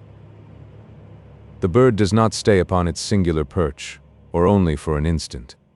If the rider does not feel the indignity the steed does, and resists it by rearing upward, with a fierce neighing, that frights the vultures off to return again only after a short interval of shyness. His steed thus browsing, now in quiet, now disturbed by the too near approach of the wolves, anon by the bold behavior of the birds, goes the Headless Horseman, step by step, and with long pauses of pasturing, around the prairie island. Chapter 74. A solitary stalker. The singular spectacle described, extraordinary it might be termed, was too grave to appear grotesque. There was something about it that savored of the outre monde. Human eyes could not have beholden it without the shivering of a human frame and the chilling of human blood. Was it seen by human eyes in this fresh phase with the wolves below and the vultures above? It was, by one pair, and they belonging to the only man in all Texas who had arrived at something like a comprehension of the all-perplexing mystery. It was not yet altogether clear to him. There were points that still puzzled him. He but know it was neither a dummy nor the devil. His knowledge did not accept him from the universal feeling of dread. Despite the understanding of what the thing was, He shuddered as he gazed upon it. He gazed upon it from the shore of the prairie island, himself unseen under its shadows, and apparently endeavoring to remain so. And yet, with all his trembling and the desire to keep concealed, he was following it round and round on the circumference of an inner circle, as if some magnetic power was constraining him to keep on the same radius, of which the point occupied by the Headless Horseman was a prolongation. More than this. He had seen the latter before entering the island. He had seen him far off, and might easily have shunned him. But instead of doing so, he had immediately commenced making approach towards him. He had continued it, using the timber as a screen and acting as one who stalks the timid stag, with the difference of a heart dread which no deer stalker could ever know. He had continued it until the shelter of the motte gave him a momentary respite, not from fear but the apprehension of a failure. He had not ridden 10 miles across the prairie without a design, and it was this that caused him to go so cautiously, guiding his horse over the softest turf, and through the selvage of the chaparral in such a way as neither to expose his person to view, nor cause a rustle among the branches, that might be heard to the distance of 10 yards. No one observing his maneuvers as he moved amid the timber island could have mistaken their meaning, at least so far as related to the object for which they were being made. His eye was upon the Headless Horseman, his whole soul absorbed in watching the movements of the latter, by which he appeared to regulate his own. At first, fear seemed to be his prevailing thought. After a time, it was succeeded by an impatience that partially emboldened him. The latter plainly sprang from his perceiving that the Headless Horseman, instead of approaching the timber, still kept at a regular distance of 200 yards from its edge. That this chafed him was evident from a string of soliloquies, muttered half aloud. They were not free from blasphemy, but that was characteristic of the man who pronounced them. Damn the infernal brute! If he'd only come 20 yards nearer, I could fetch him. My gun won't carry that distance. I'd miss him for sure, and then it'll be all up. I may never get the chance again. Confound him. He's all of 20 yards too far off. As if the last was an ambiguity rather than a conviction, the speaker appeared to measure with his eye the space that separated him from the headless rider, all the while holding in hand a short Jaeger rifle, capped and cocked, ready for instant discharge. No use, he continued, after a process of silent computation. I might hit the beast with a spent ball, but only to scare without crippling him. I must have patience, and wait till he gets a little nearer. Damn them wolves. He might come in, if it wasn't for them. So long as they're about him, he'll give the timber a wide berth. It's the nature of these Texas hows, devil skin them.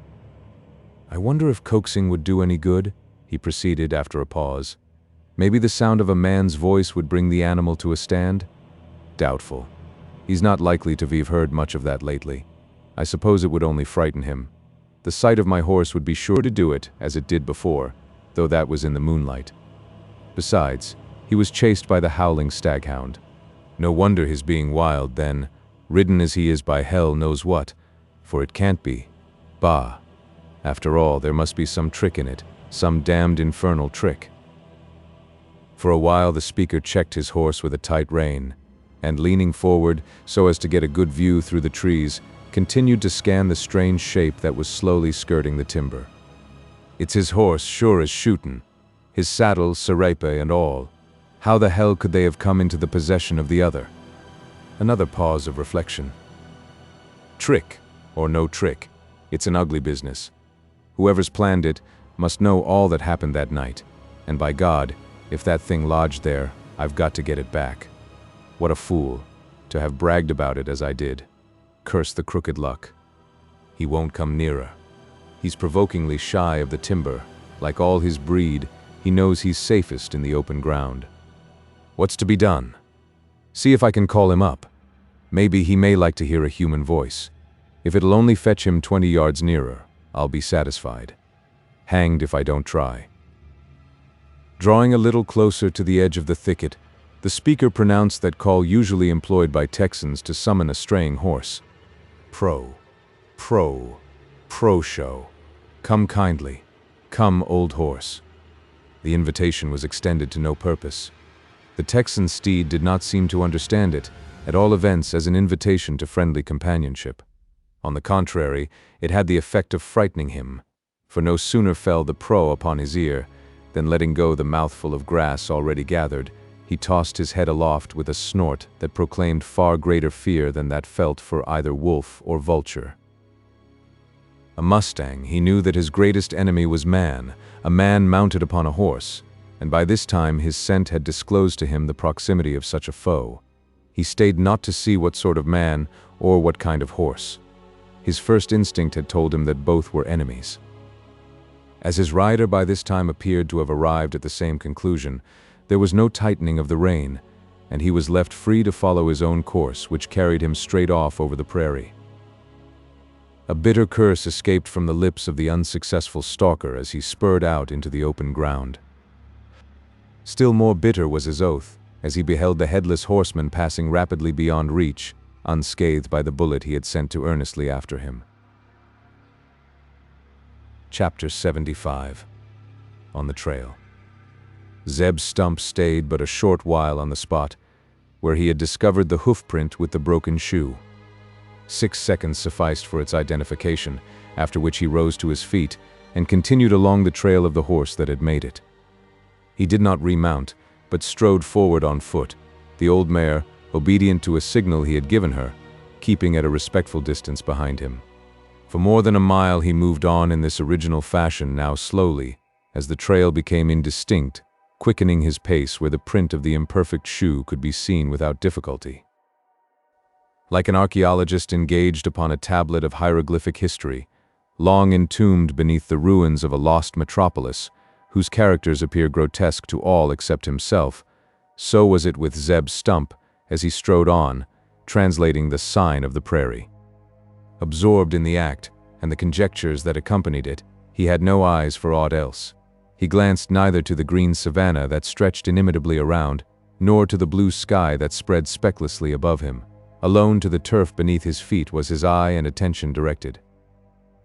A sound, not a sight, startled him from his all-engrossing occupation. It was the report of a rifle, but so distant as to appear but the detonation of a percussion cap that had missed fire.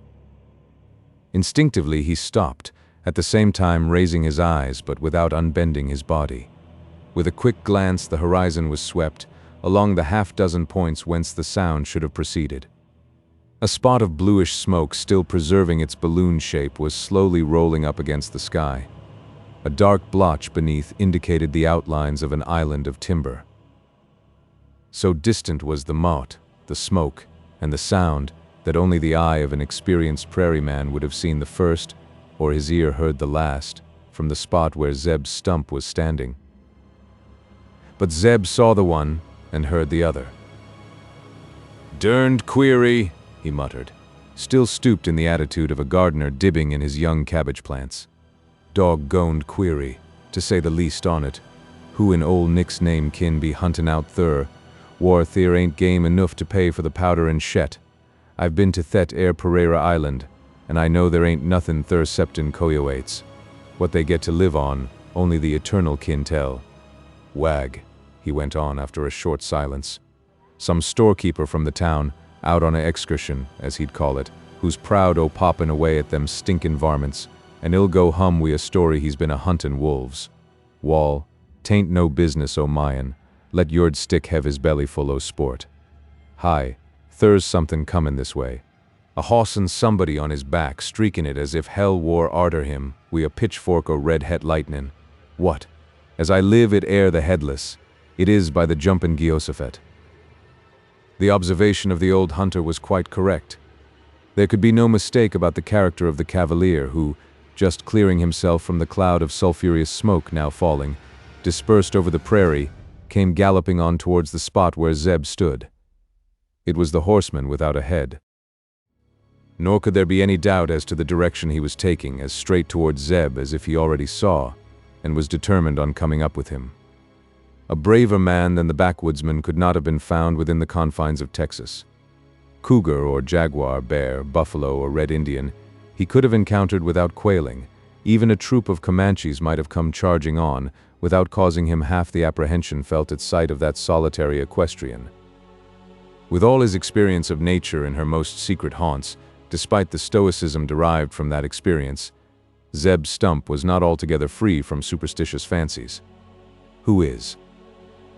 With the courage to scorn a human foe, any enemy that might show itself in a natural shape, either of biped or quadruped, still was he not stern enough to defy the abnormal, and Bayard himself would have quailed at sight of the cavalier who was advancing to the encounter, apparently determined upon its being deadly. Zeb Stump not only quailed, but, trembling in his tall boots of alligator leather, sought concealment. He did so long before the Headless Horseman had got within hailing distance, or, as he supposed, within sight of him. Some bushes growing close by gave him the chance of a hiding place, of which, with instinctive quickness, he availed himself. The mare, standing saddled by his side, might still have betrayed him, but no. He had not gone to his knees without thinking of that. "Hunker down!" he cried, addressing himself to his dumb companion who, if wanting speech, proved herself perfect in understanding. "Squat, ye old critter, or by the eternal ye'll be switched off into hell." As if dreading some such terrible catastrophe, the scraggy quadruped dropped down upon her 4 knees, and then, lowering her hind quarters, laid herself along the grass, as though thinking her day's work done, she was free to indulge in a fiesta. Scarce had Zeb and his roadster composed themselves their new position when the Headless Horseman came charging up. He was going at full speed, and Zeb was but too well pleased to perceive that he was likely to continue it. It was sheer chance that had conducted him that way, and not from having seen either the hunter or his sorry steed. The former, if not the latter, was satisfied at being treated in that cavalier style, but long before the Headless Horseman had passed out of sight, Zeb had taken his dimensions and made himself acquainted with his character. Though he might be a mystery to all the world beside, he was no longer so to Zebulon Stump. As the horse shot past in fleet career, the skirt of the serape, flouted up by the wind, displayed to Stump's optics a form well known to him in a dress he had seen before. It was a blouse of blue cottonade, box-plated over the breast, and though its vivid color was dashed with spots of garish red, the hunter was able to recognize it. He was not so sure about the face seen low down upon the saddle and resting against the rider's leg. There was nothing strange in his inability to recognize it. The mother, who had oft looked fondly on that once fair countenance, would not have recognized it now. Zeb Stump only did so by deduction. The horse, the saddle, the holsters, the striped blanket, the sky-blue coat and trousers, even the hat upon the head, were all known to him. So, too, was the figure that stood almost upright in the stirrups. The head and face must belong to the same, notwithstanding their unaccountable displacement. Zeb saw it by no uncertain glance. He was permitted a full, fair view of the ghastly spectacle. The steed, though going at a gallop, passed within 10 paces of him. He made no attempt to interrupt the retreating rider either by word or gesture. Only, as the form became unmasked before his eyes, and its real meaning flashed across his mind, he muttered, in a slow, sad tone, "Jehoshaphat, it air true, then. Poor young feller dead." Chapter 76. Lost in the Chalk. Still continuing his fleet career, the Headless Horseman galloped on over the prairie, Zeb Stump following only with his eyes, and not until he had passed out of sight, behind some straggling groves of mesquite, did the backwoodsman abandon his kneeling position. Then only for a second or two did he stand erect, taking counsel with himself as to what course he should pursue. The episode, strange as unexpected, had caused some disarrangement in his ideas, and seemed to call for a change in his plans. Should he continue along the trail he was already deciphering, or forsake it for that of the steed that had just swept by? By keeping to the former, he might find out much, but by changing to the latter, he might learn more. He might capture the Headless Horseman and ascertain from him the why and wherefore of his wild wanderings. While thus absorbed in considering what course he had best take, he had forgotten the puff of smoke and the report heard far off over the prairie. Only for a moment, however. They were things to be remembered, and he soon remembered them. Turning his eyes to the quarter where the smoke had appeared, he saw that which caused him to squat down again, and place himself with more impressment than ever under cover of the mesquites. The old mare, relishing the recumbent attitude, had still kept to it, and there was no necessity for redisposing of her. What Zeb now saw was a man on horseback, a real horseman, with a head upon his shoulders.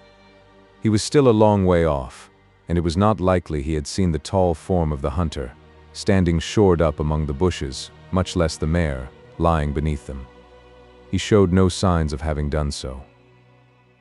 On the contrary, he was sitting stooped in the saddle, his breast bent down to the pommel, and his eyes actively engaged in reading the ground over which he was guiding his horse.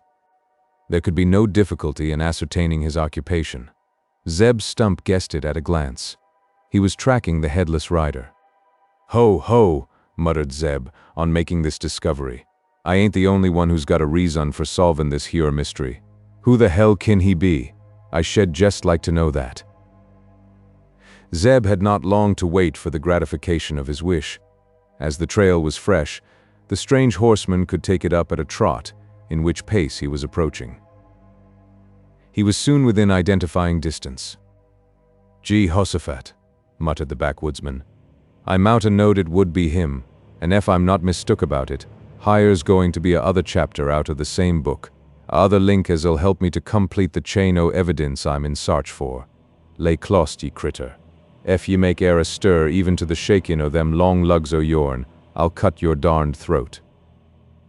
The last speech was an apostrophe to the mar, after which Zeb waxed silent, with his head among the spray of the acacias, and his eyes peering through the branches in acute scrutiny of him who was coming along. This was a man who, once seen, was not likely to be soon forgotten.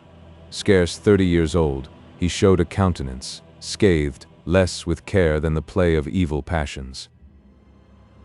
But there was care upon it now, a care that seemed to speak of apprehension, keen, prolonged, yet looking forward with a hope of being relieved from it. Withal, it was a handsome face, such as a gentleman need not have been ashamed of, but for that sinister expression that told of its belonging to a blackguard. The dress? But why need we describe it?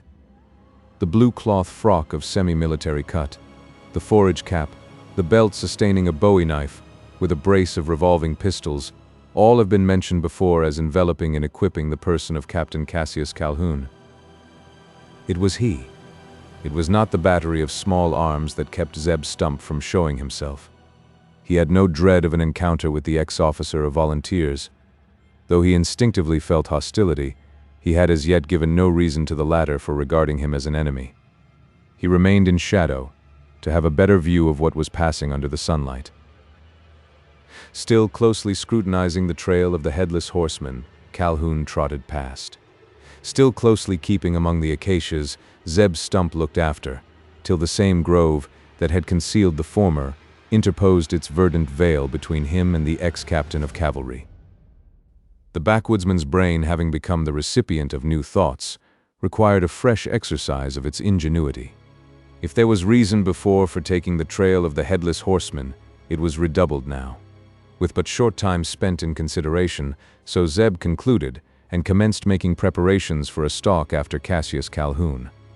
These consisted in taking hold of the bridle and giving the old mare a kick that caused her to start instantaneously to her feet. Zeb stood by her side, intending to climb into the saddle and ride out into the open plain as soon as Calhoun should be out of sight. He had no thoughts of keeping the latter in view. He needed no such guidance. The 2 fresh trails would be sufficient for him, and he felt as sure of finding the direction in which both would lead, as if he had ridden alongside the horseman without a head, or him without a heart.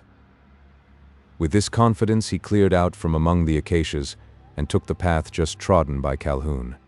For once in his life, Zeb Stump had made a mistake. On rounding the mesquite grove, behind which both had made disappearance, he discovered he had done so. Beyond extended a tract of chalk prairie, over which one of the horsemen appeared to have passed him without the head. Zeb guessed so, by seeing the other, at some distance before him, riding to and fro, in transverse stretches, like a pointer quartering the stubble in search of a partridge. He too had lost the trail, and was endeavoring to recover it. Crouching under cover of the mesquites, the hunter remained a silent spectator of his movements. The attempt terminated in a failure. The chalk surface defied interpretation, at least by skill such as that of Cassius Calhoun. After repeated quarterings, he appeared to surrender his design, and angrily plying the spur, galloped off in the direction of the Leona.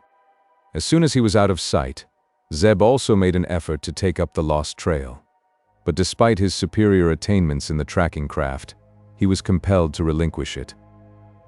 A fervid sun was glaring down upon the chalk, and only the eye of a salamander could have withstood the reflection of its rays. Dazed almost to blindness, the backwoodsman determined upon turning late back, and once more devoting his attention to the trail from which he had been for a time seduced. He had learnt enough to know that this last promised a rich reward for its exploration. It took him but a short time to regain it, nor did he lose any in following it up. He was too keenly impressed with its value, and with this idea urging him, he strode rapidly on, the mare following as before. Once only did he make pause, at a point where the tracks of two horses converged with that he was following. From this point the three coincided, at times parting and running parallel, for a score of yards or so, but again coming together and overlapping one another. The horses were all shod, like that which carried the broken shoe, and the hunter only stopped to see what he could make out of the hoof marks. One was a States horse, the other a Mustang, though a stallion of great size, and with a hoof almost as large as that of the American. Zeb had his conjectures about both. He did not stay to inquire which had gone first over the ground. That was as clear to him as if he had been a spectator at their passing.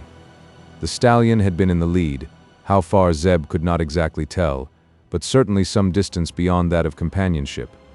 The States horse had followed, and behind him, the roadster with the broken shoe, also an American.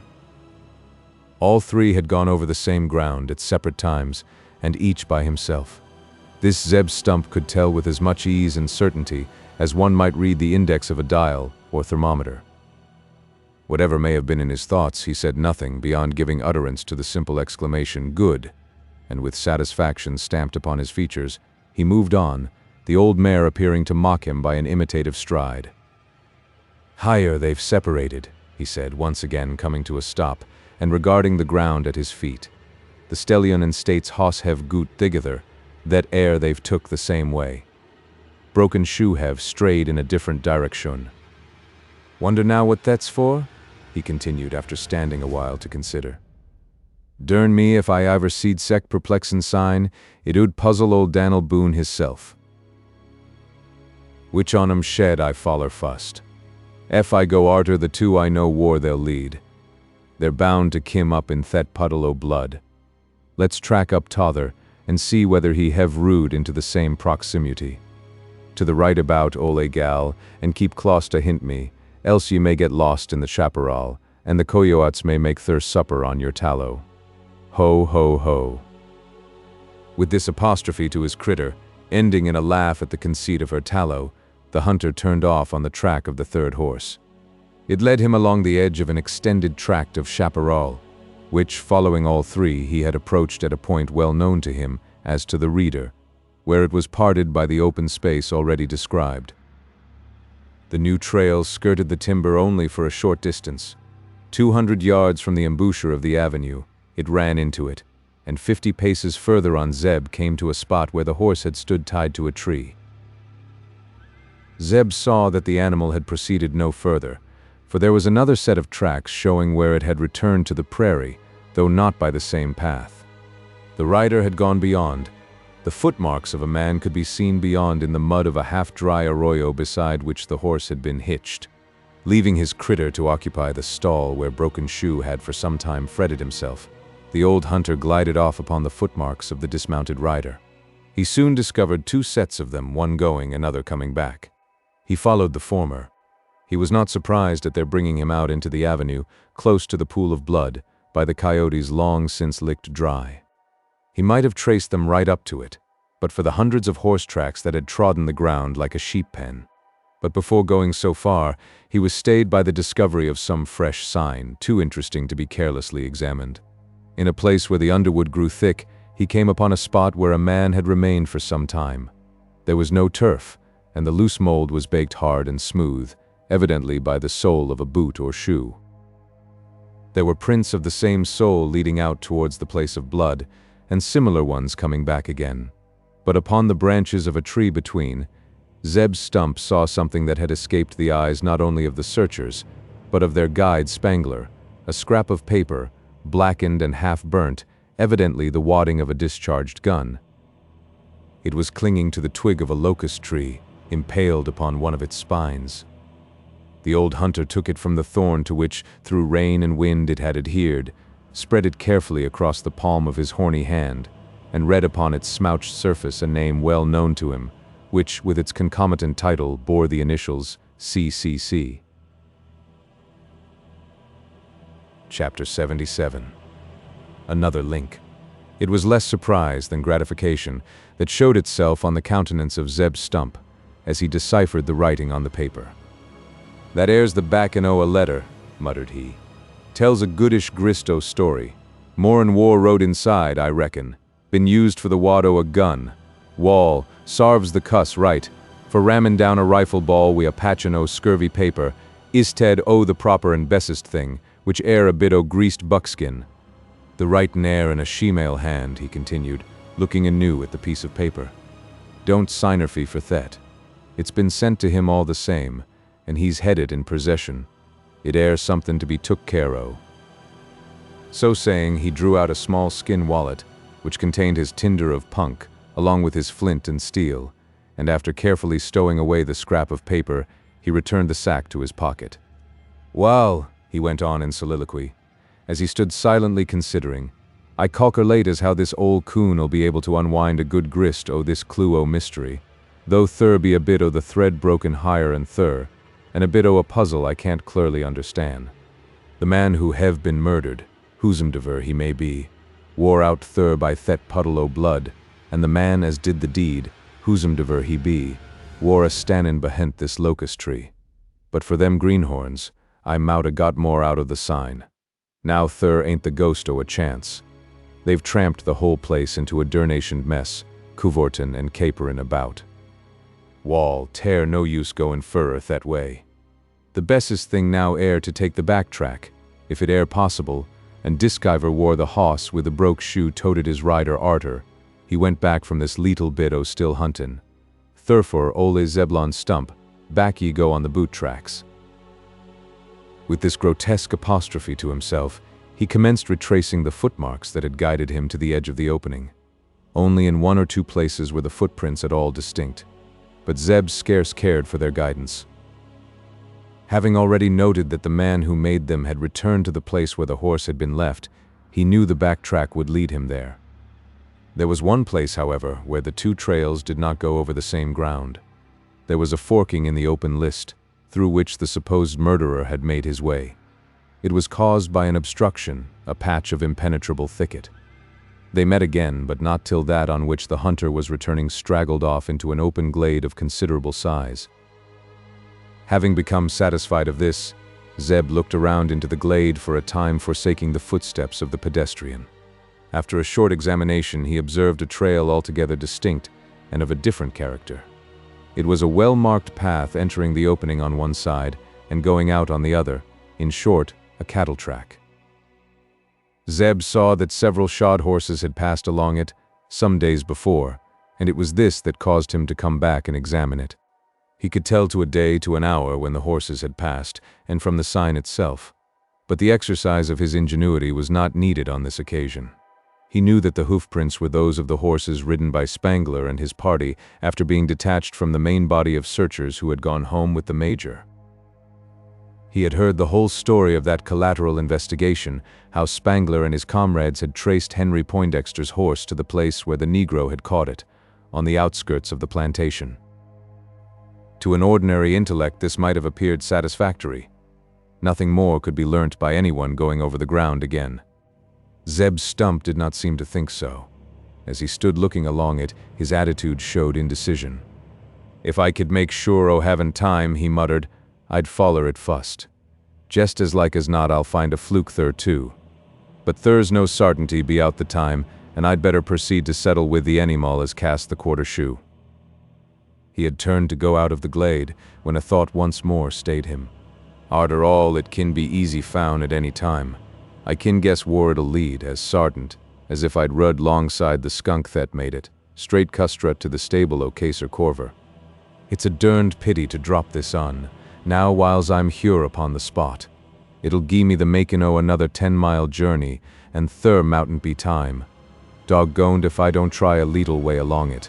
The old mar kin wait till I come back. Bracing himself for a new investigation, he started off upon the cattle track, trodden by the horses of Spangler and his party. To the hoof marks of these he paid but slight attention, at times none whatever. His eye only sought those of Henry Poindexter's horse, though the others were of an aftertime and often destroyed the traces he was most anxious to examine.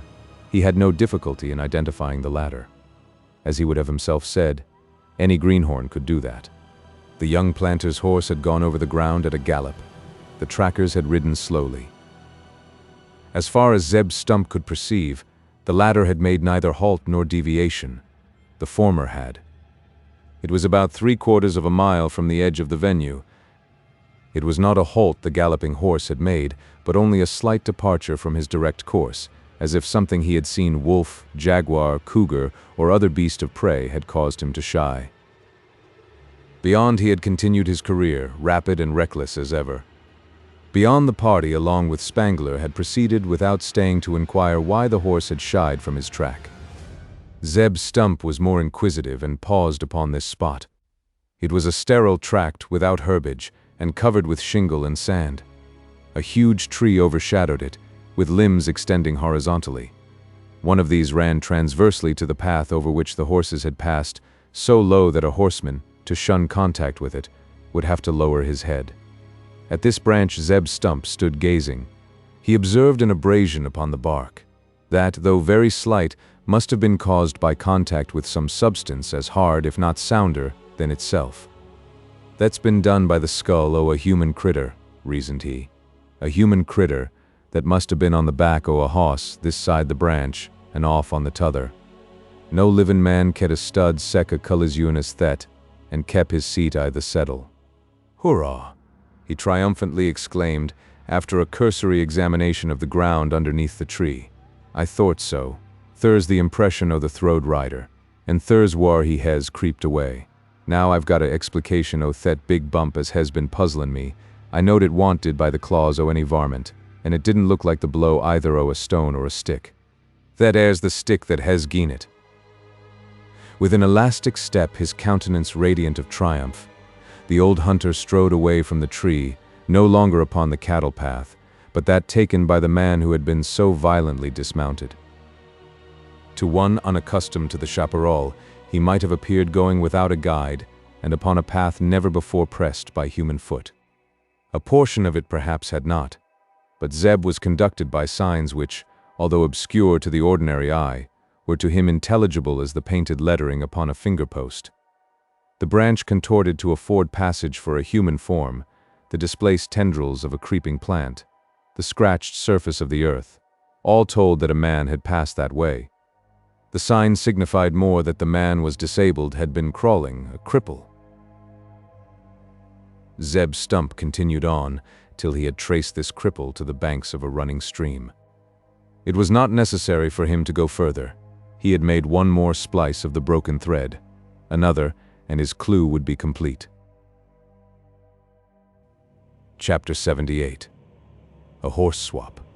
With an oath, a sullen look, and a brow black as disappointment could make it, Calhoun turned away from the edge of the chalk prairie, where he had lost the traces of the Headless Horseman. No use following further. No knowing where he's gone now. No hope of finding him except by a fluke. If I go back to the creek, I might see him again, but unless I get within range, it'll end as it's done before.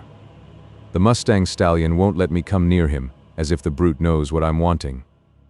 He's even cunninger than the wild sort trained to it, I suppose, by the mustanger himself. One fair shot, if I could only get that, I'd settle his courses. There appears no chance of stealing upon him, and as to riding him down, it can't be done with a slow mule like this. The sorrel's not much better as to speed, though he beats this brute in bottom. I'll try him tomorrow, with the new shoe. If I could only get hold of something that's fast enough to overtake the Mustang, I'd put down handsomely for a horse that could do it. There must be one of the sort in the settlement. I'll see when I get back. If there be a couple of hundred, aye, or 3, won't hinder me from having him." After he had made these mutterings, Calhoun rode away from the chalk prairie, his dark countenance strangely contrasting with its snowy sheen.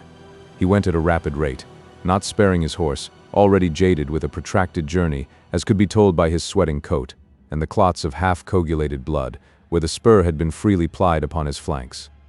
Fresh drops soon appeared as he cantered somewhat heavily on, his head set for the hacienda of Casa del Corvo. In less than an hour after, his rider was guiding him among the mezquites that skirted the plantation. It was a path known to Calhoun. He had ridden over it before, though not upon the same horse. On crossing the bed of an arroyo, dry from a long continuance of drought, he was startled at beholding in the mud the tracks of another horse. One of them showed a broken shoe, an old hoof print, nearly 8 days old. He made no examination to ascertain the time. He knew it to an hour.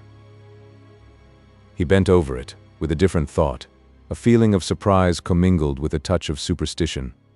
The track looked recent, as if made on the day before. There had been wind, rain, thunder, and lightning. Not one of these had wasted it. Even the angry elements appeared to have passed over without destroying it, as if to spare it for a testimony against the outraged laws of nature, their God. Calhoun dismounted, with the design to obliterate the track of the 3/4 shoe. Better for him to have spared himself the pains. The crease of his boot heel crushing in the stiff mud was only an additional evidence as to who had ridden the broken-shod horse. There was one coming close behind, capable of collecting it. Once more in his saddle, the ex-officer rode on, reflecting on his own astuteness. His reflections had scarce reached the point of reverie when the hoof-stroke of a horse not his own came suddenly within hearing. Not within sight, for the animal making them was still screened by the chaparral. Plainly was it approaching, and although at a slow pace, the measured tread told of its being guided and not straying. It was a horse with a rider upon his back. In another instant both were in view, and Calhoun saw before him Isidora Covarubio de los Llanos, she at the same instant catching sight of him. It was a strange circumstance that these two should thus encounter one another, apparently by chance, though perhaps controlled by destiny. Stranger still the thought summoned up in the bosoms of both. In Calhoun, Isidora saw the man who loved the woman she herself hated. In Isidora, Calhoun saw the woman who loved him he both hated and had determined to destroy. This mutual knowledge they had derived partly from report, partly from observation, and partly from the suspicious circumstances under which more than once they had met. They were equally convinced of its truth. Each felt certain of the sinister entanglement of the other, while both believed their own to be unsuspected. The situation was not calculated to create a friendly feeling between them. It is not natural that man, or woman, should like the admirer of a rival. They can only be friends at that point where jealousy prompts to the deadliest vengeance, and then it is but a sinister sympathy. As yet no such had arisen between Cassius Calhoun and Isidora Covarubio de los Llanos. If it had been possible, both might have been willing to avoid the encounter. Isidora certainly was.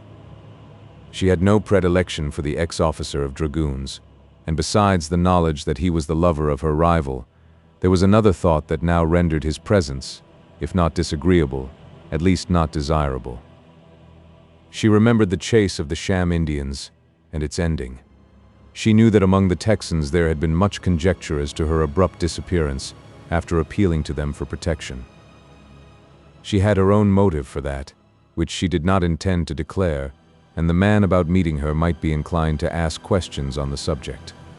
She would have passed with a simple salutation. She could not give less than that, and perhaps he might have done the same, but for a thought which at that moment came into his mind, entirely unconnected with the reflections already there engendered.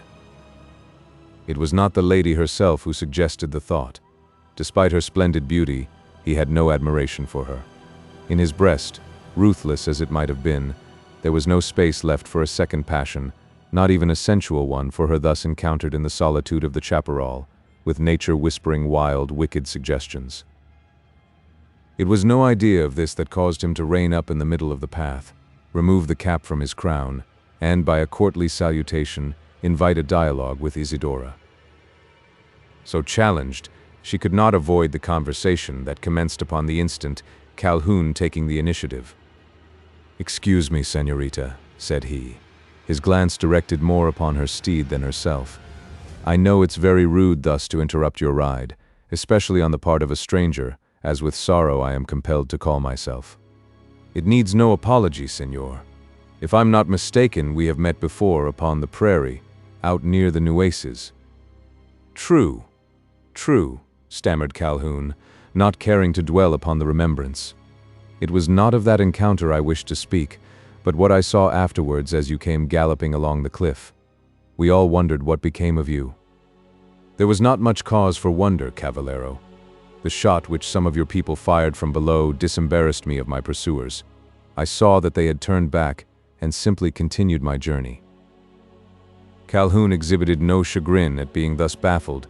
The theme upon which he designed to direct his discourse had not yet turned up, and in it he might be more successful.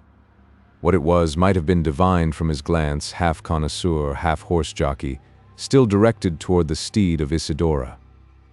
"I do not say, señorita, that I was one of those who wondered at your sudden disappearance.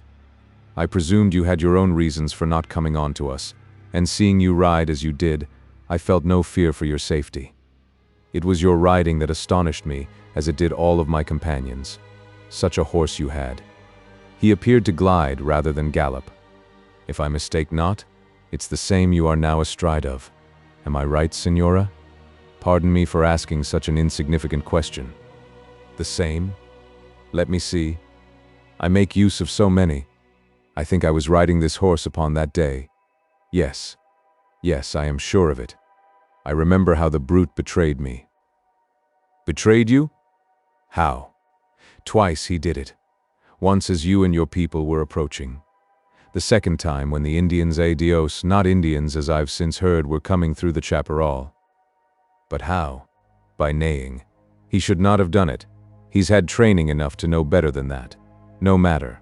Once I get him back to the Rio Grande, he shall stay there. I shan't ride him again. He shall return to his pastures." "Pardon me, señorita, for speaking to you on such a subject, but I can't help thinking that it's a pity." "What's a pity?" "That a steed so splendid as that should be so lightly discarded.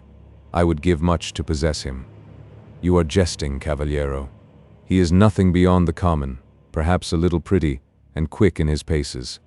My father has 5,000 of his sort, many of them prettier, and, no doubt, some faster than he. He's a good roadster, and that's why I'm riding him now. If it weren't that I'm on my way home to the Rio Grande, and the journey is still before me, you'd be welcome to have him, or anybody else who cared for him as you seem to do. Be still, musteno mio. You see, there's somebody likes you better than I do." The last speech was addressed to the Mustang, who, like its rider, appeared impatient for the conversation to come to a close. Calhoun, however, seemed equally desirous of prolonging or, at all events, bringing it to a different termination. "Excuse me, señorita," said he, assuming an air of businesslike earnestness, at the same time speaking apologetically. "If that be all the value you set upon the gray Mustang, I should be only too glad to make an exchange with you. My horse, if not handsome, is estimated by our Texan dealers as a valuable animal. Though somewhat slow in his paces, I can promise that he will carry you safely to your home and will serve you well afterwards." "What, señor?" exclaimed the lady in evident astonishment. "Exchange your grand American Frison for a Mexican Mustang? The offer is too generous to appear other than a jest. You know that on the Rio Grande one of your horses equals in value at least 3, sometimes 6 of ours?" Calhoun knew this well enough, but he knew also that the Mustang ridden by Isidora would be to him worth a whole stableful of such brutes as that he was bestriding. He had been an eyewitness to its speed, besides having heard of it from others. It was the thing he stood in need of, the very thing. He would have given not only his grand Frison in exchange, but the full price of the Mustang by way of boot. Fortunately for him, there was no attempt at extortion. In the composition of the Mexican maiden, however much she might be given to equestrian tastes, there was not much of the coper. With 5,000 horses in the paternal stables, or rather straying over the patrimonial plains, there was but slight motive for sharp practice, and why should she deny such trifling gratification?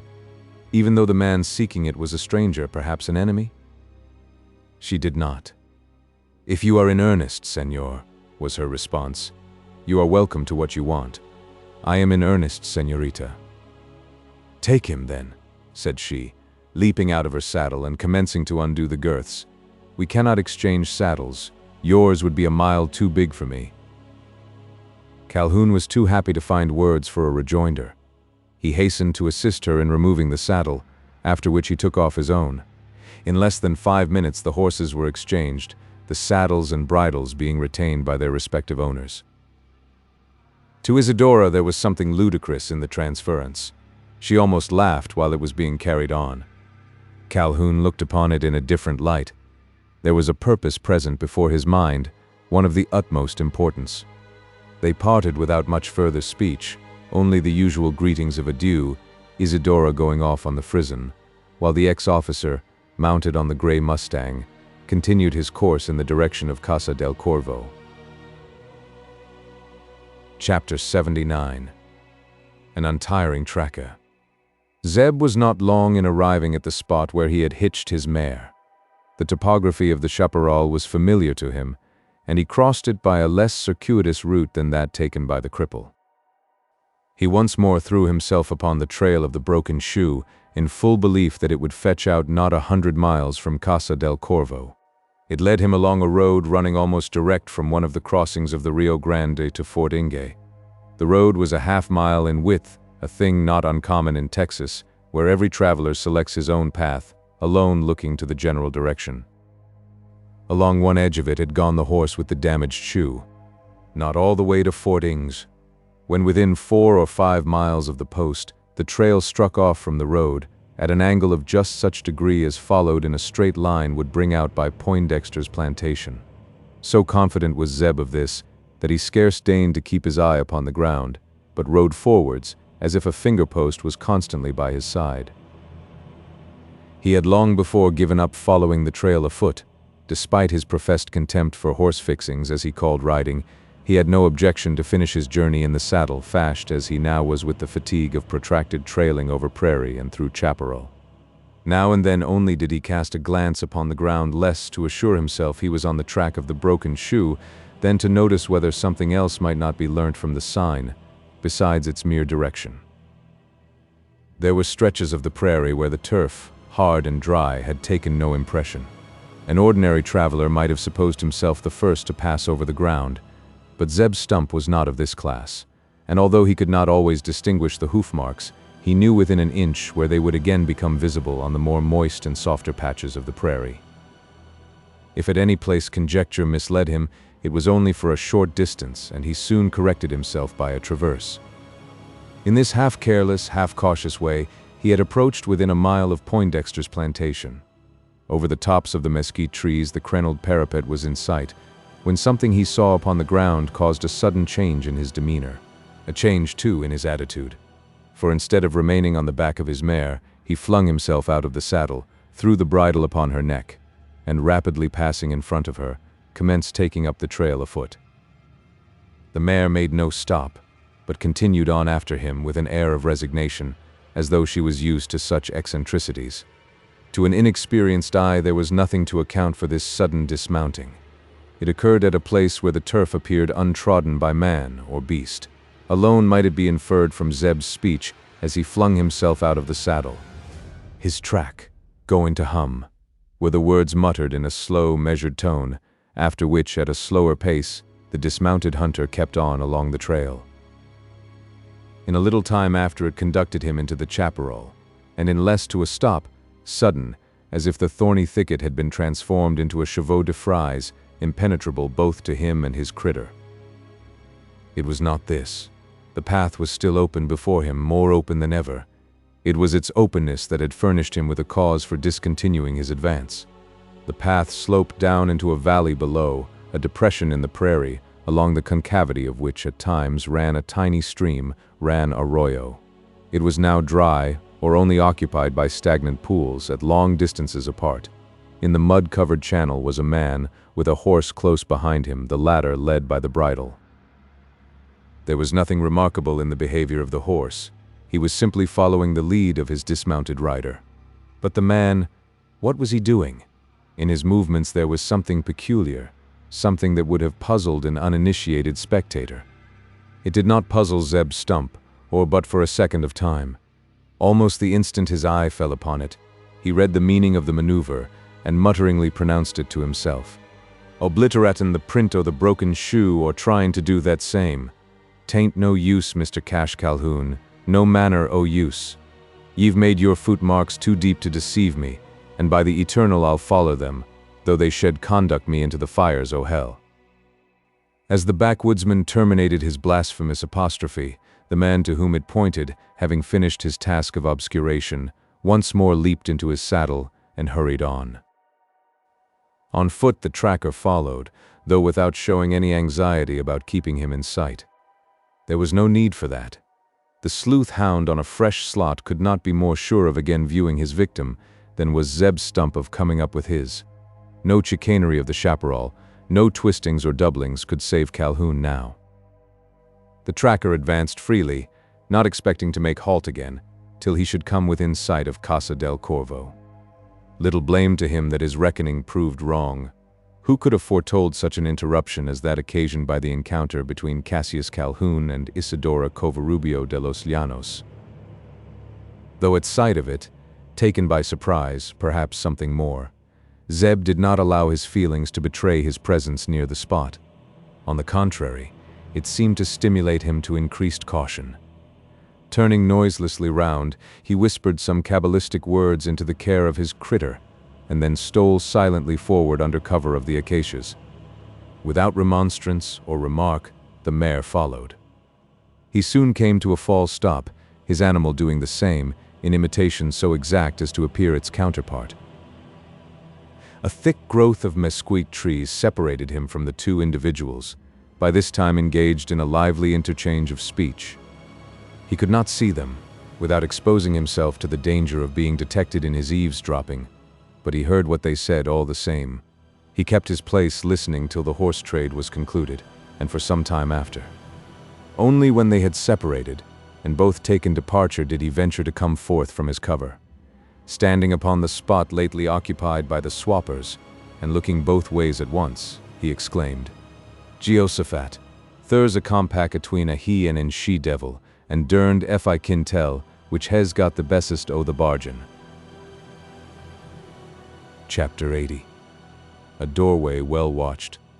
It was some time before Zeb Stump sallied forth from the covert where he had been witness to the horse swap, not till both the bargainers had ridden entirely out of sight. Then he went not after either, but stayed upon the spot, as if undecided which he should follow. It was not exactly this that kept him to the place, but the necessity of taking what he was in the habit of calling a good think. His thoughts were about the exchange of the horses, for he had heard the whole dialogue relating thereto, and the proposal coming from Calhoun.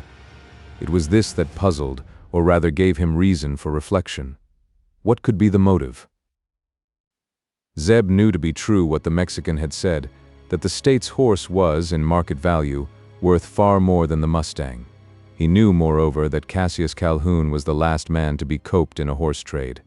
Why, then, had he done the deal? The old hunter pulled off his felt hat, gave his hand a twist or two through his unkempt hair, transferred the caress to the grizzled beard upon his chin, all the while gazing upon the ground, as if the answer to his mental interrogatory was to spring out of the grass.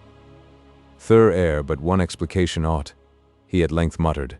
"The gray's the faster critter o' the two, ne'er a doubt be out that, and Mr. Cash wants him for his fastness. Else why the dernation shed he a gin a hoss that ood sell for 4 his sort in any part of Texas, and twice at that number in Mexico. I reckon he's bargained for the heels. Why? Dern me, if I don't suspect why. He wants, I have it, something as kin come up with a headless. That's the very thing he's arter, sure as my name's Zebulon Stump. He's tried the state's hoss and found him slow. That much I knowed myself.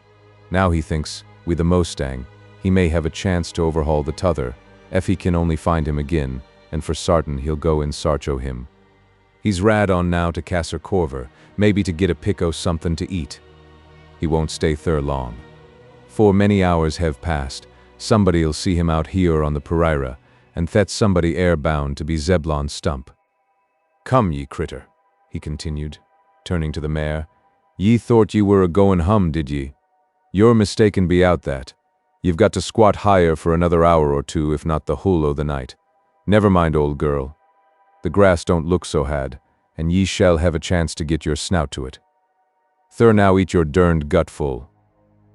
While pronouncing this apostrophe, he drew the headstall over the ears of his mare, and chucking the bridle across the projecting tree of the saddle, permitted her to graze at will. Having secured her in the chaparral where he had halted, he walked on along the track taken by Calhoun. 200 yards farther on, and the jungle terminated.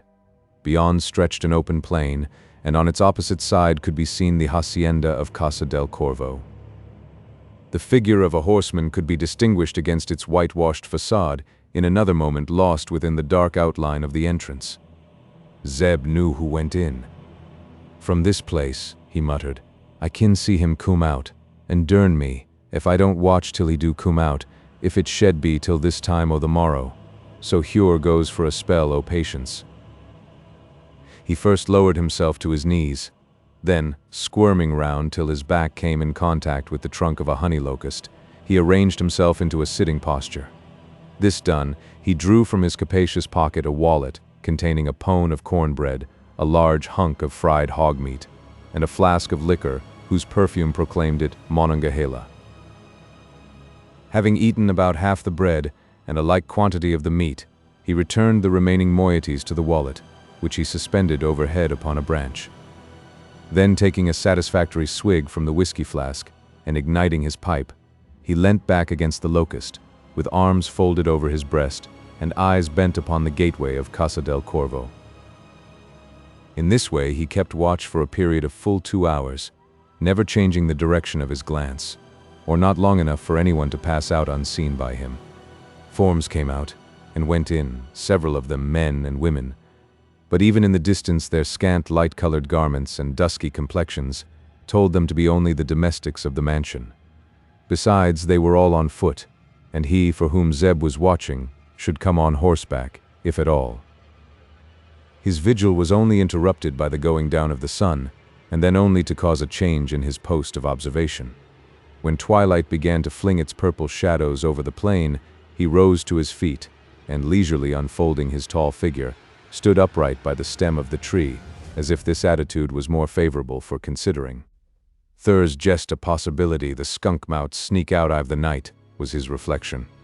"Leastways afore the light o' the mornin', and I must make sure which way he takes Pereira. 'Tain't no use my totin' the mare after me," he continued, glancing in the direction where the animal had been left. "She'd only bother me. Beside, thur's going to be a clurish sort o' moonlight, and she mout be seen from the nigger quarter. She'll be better higher both for grass and kiver." He went back to the mare, took off the saddle, fastened the trail rope round her neck, tying the other end to a tree, and then, unstrapping his old blanket from the cantle, he threw it across his left arm and walked off in the direction of Casa del Corvo. He did not proceed pari passu, but now quicker, and now more hesitatingly, timing himself by the twilight so that his approach might not be observed from the hacienda. He had need of this caution, for the ground which he had to pass was like a level lawn, without copse or cover of any kind. Here and there stood a solitary tree, dwarf oak or algarobia, but not close enough to shelter him from being seen through the windows, much less from the azotea. Now and then he stopped altogether to wait for the deepening of the twilight. Working his way in this stealthy manner, he arrived within less than 200 yards of the walls, just as the last trace of sunlight disappeared from the sky. He had reached the goal of his journey for that day, and the spot on which he was likely to pass the night. A low stemless bush grew near, and, laying himself down behind it, he resumed the espionage that could scarce be said to have been interrupted. Throughout the livelong night, Zeb Stump never closed both eyes at the same time. One was always on the watch, and the unflagging earnestness with which he maintained it proclaimed him to be acting under the influence of some motive beyond the common. During the earlier hours he was not without sounds to cheer, or at least relieve, the monotony of his lonely vigil. There was the hum of voices from the slave cabins, with now and then a peal of laughter. But this was more suppressed than customary, nor was it accompanied by the clear strain of the violin or the lively tink-a-tink of the banjo, sounds almost characteristic of the Negro quarter at night. The somber silence that hung over the big house extended to the hearths of its sable retainers.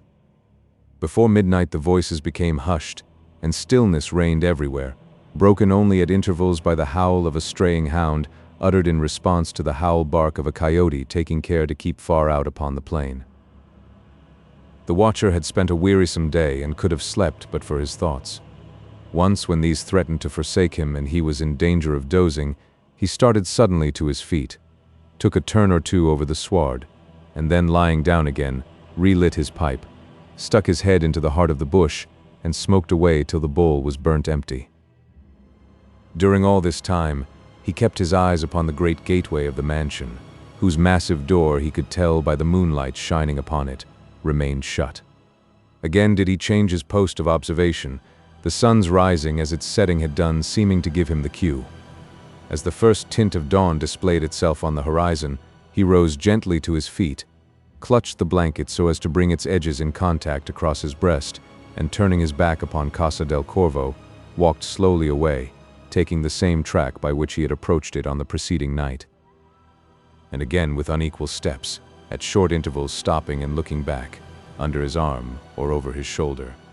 Nowhere did he make a prolonged pause until reaching the locust tree, under whose shade he had made his evening meal, and there, in the same identical attitude, he proceeded to break his fast.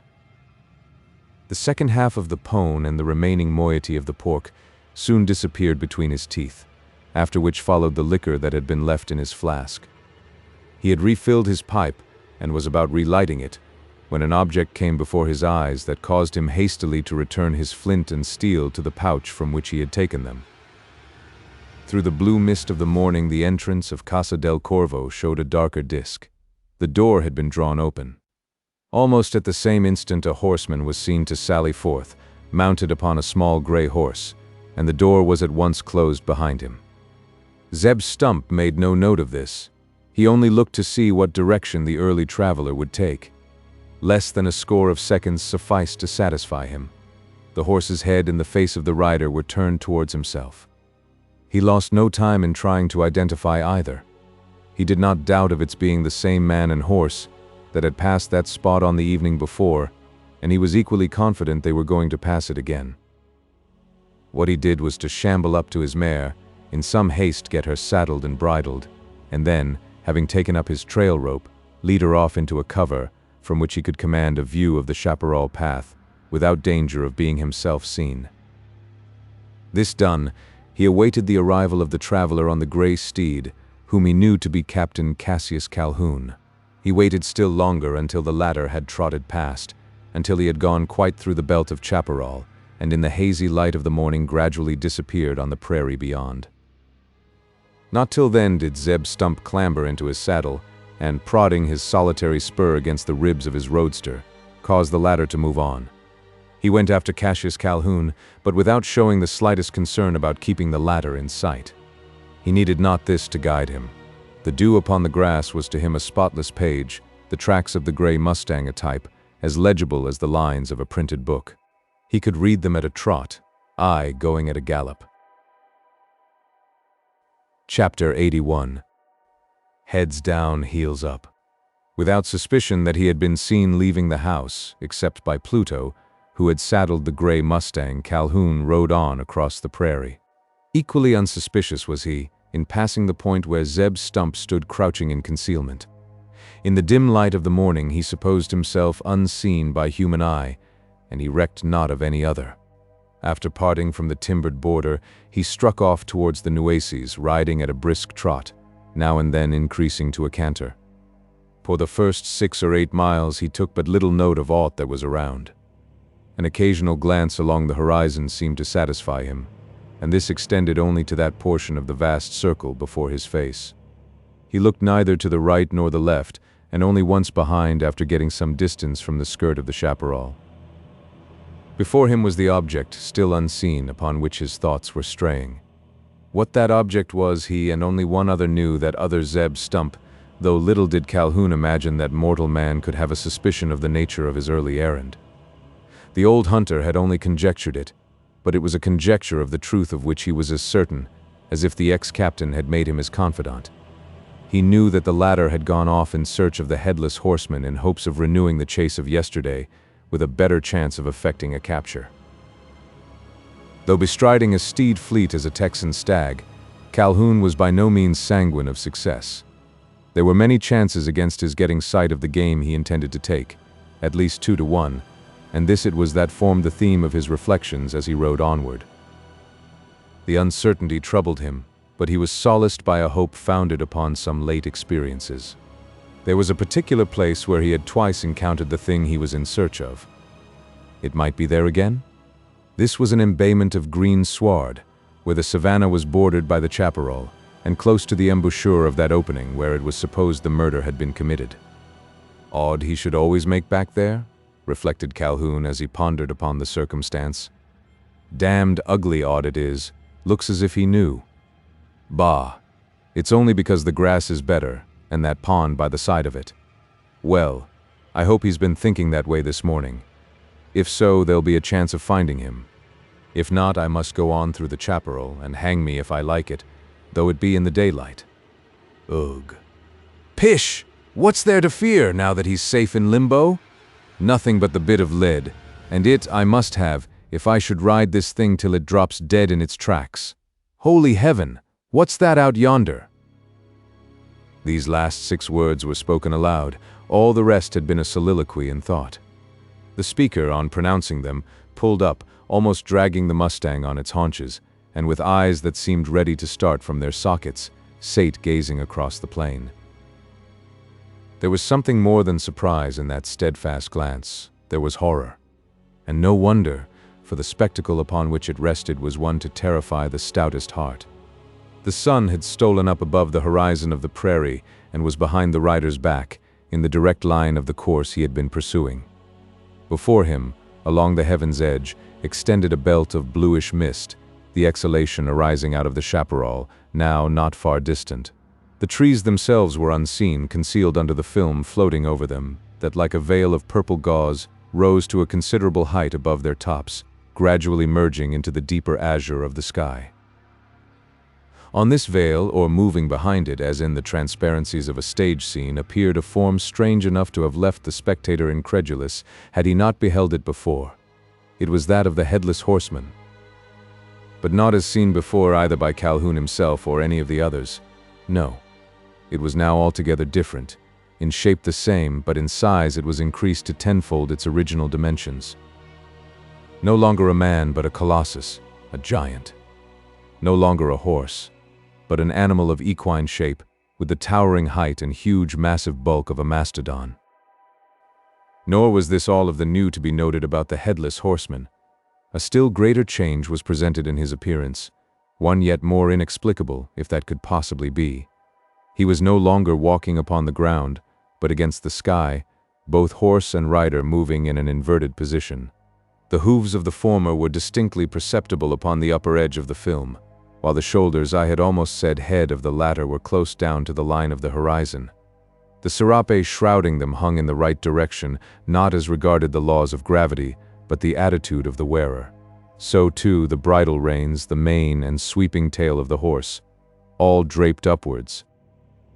When first seen, the spectral form, now more spectre-like than ever, was going at a slow, leisurely walk. In this pace it for some time continued, Calhoun gazing upon it with a heart brimful of horror. All of a sudden it assumed a change. Its regular outlines became confused by a quick transformation, the horse having turned and gone off at a trot in the opposite direction, though still with his heels against the sky. The spectre had become alarmed and was retreating. Calhoun, half palsied with fear, would have kept his ground and permitted it to depart, but for his own horse, that, just then shying suddenly round, placed him face to face with the explanation. As he turned, the tap of a shod hoof upon the prairie turf admonished him that a real horseman was near, if that could be called real, which had thrown such a frightful shadow. "It's the mirage," he exclaimed, with the addition of an oath to give vent to his chagrin. "What a fool I've been to let it humbug me. There's the damned thing that did it, the very thing I'm in search of. And so close too. If I'd known, I might have got hold of him before he saw me. Now for a chase, and by God I'll group him if I have to gallop to the other end of Texas." Voice, spur, and whip were simultaneously exerted to prove the speaker's earnestness, and in 5 minutes after, 2 horsemen were going at full stretch across the prairie, their horses both to the prairie born, one closely pursuing the other, the pursued without a head, the pursuer with a heart that throbbed under a desperate determination. The chase was not a long one, at least, so far as it led over the open prairie, and Calhoun had begun to congratulate himself on the prospect of a capture. His horse appeared the swifter, but this may have arisen from his being more earnestly urged, or that the other was not sufficiently scared to care for escaping. Certainly the gray steed gained ground, at length getting so close that Calhoun made ready his rifle. His intention was to shoot the horse down, and so put an end to the pursuit. He would have fired on the instant, but for the fear of a miss.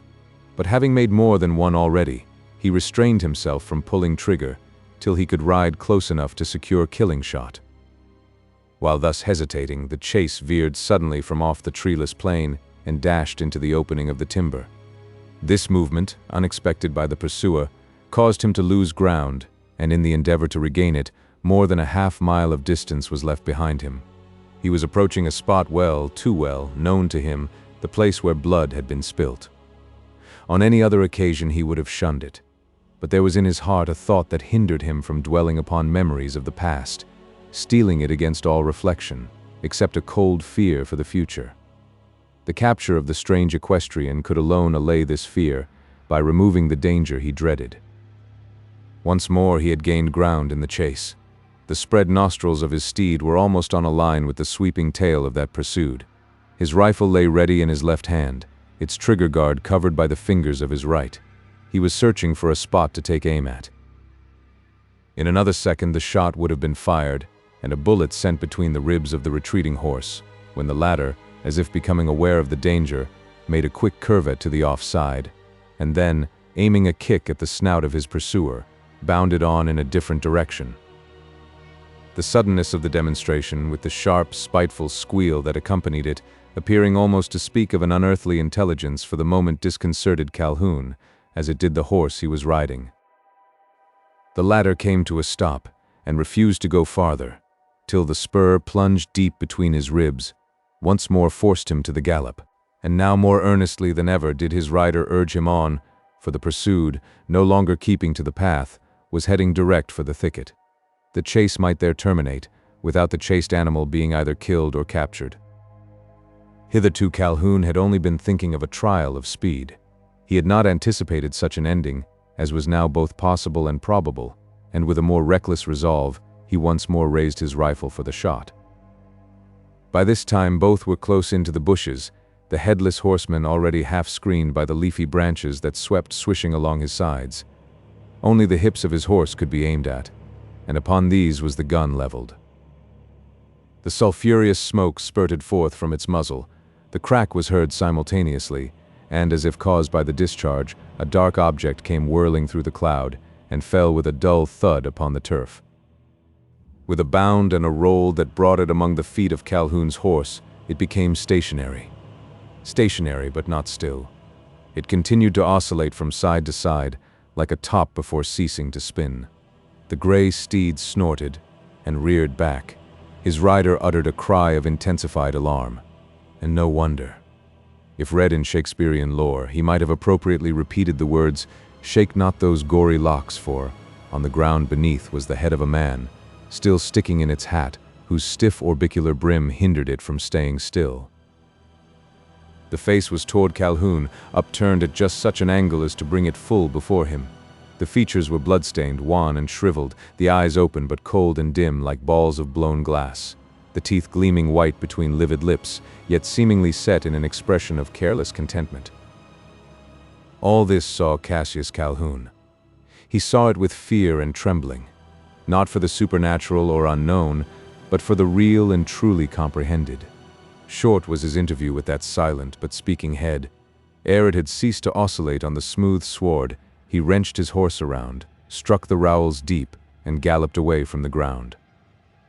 No farther went he in pursuit of the Headless Horseman, still heard breaking through the bushes, but back to the prairie, and on to Casa del Corvo. Chapter 82. A queer parcel. The backwoodsman, after emerging from the thicket, proceeded as leisurely along the trail, as if he had the whole day before him, and no particular motive for making haste.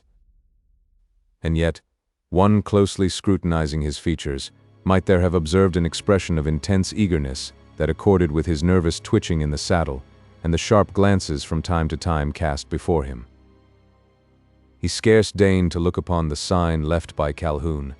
It he could read out of the corner of his eye. As to following it, the old mare could have done that without him.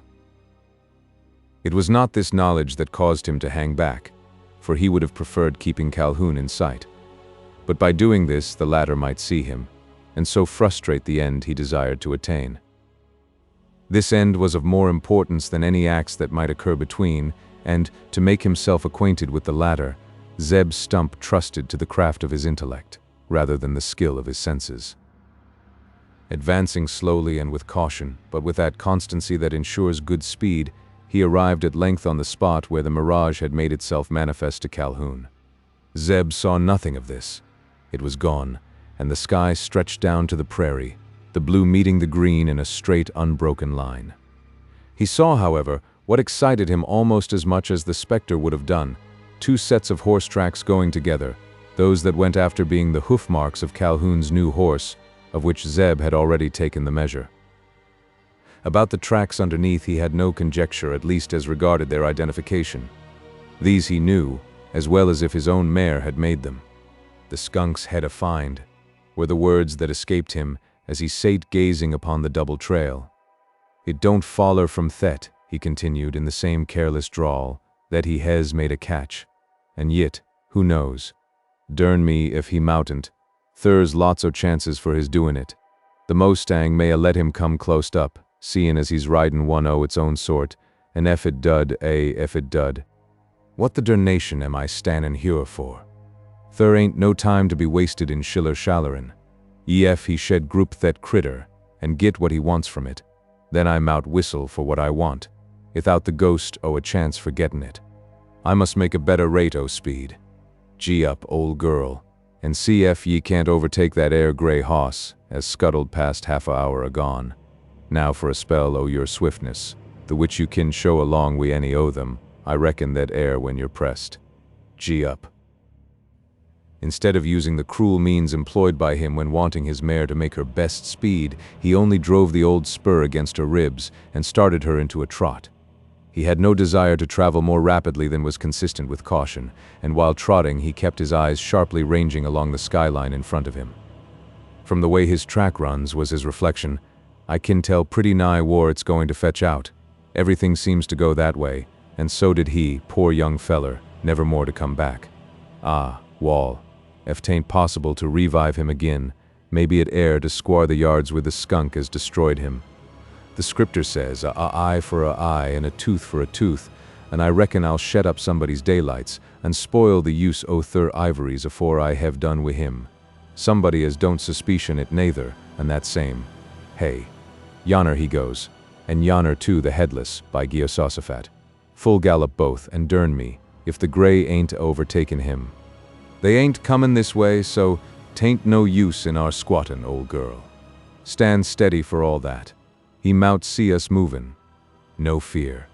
He's too full o' his frolic to look anywhere else than straight custrut afore him.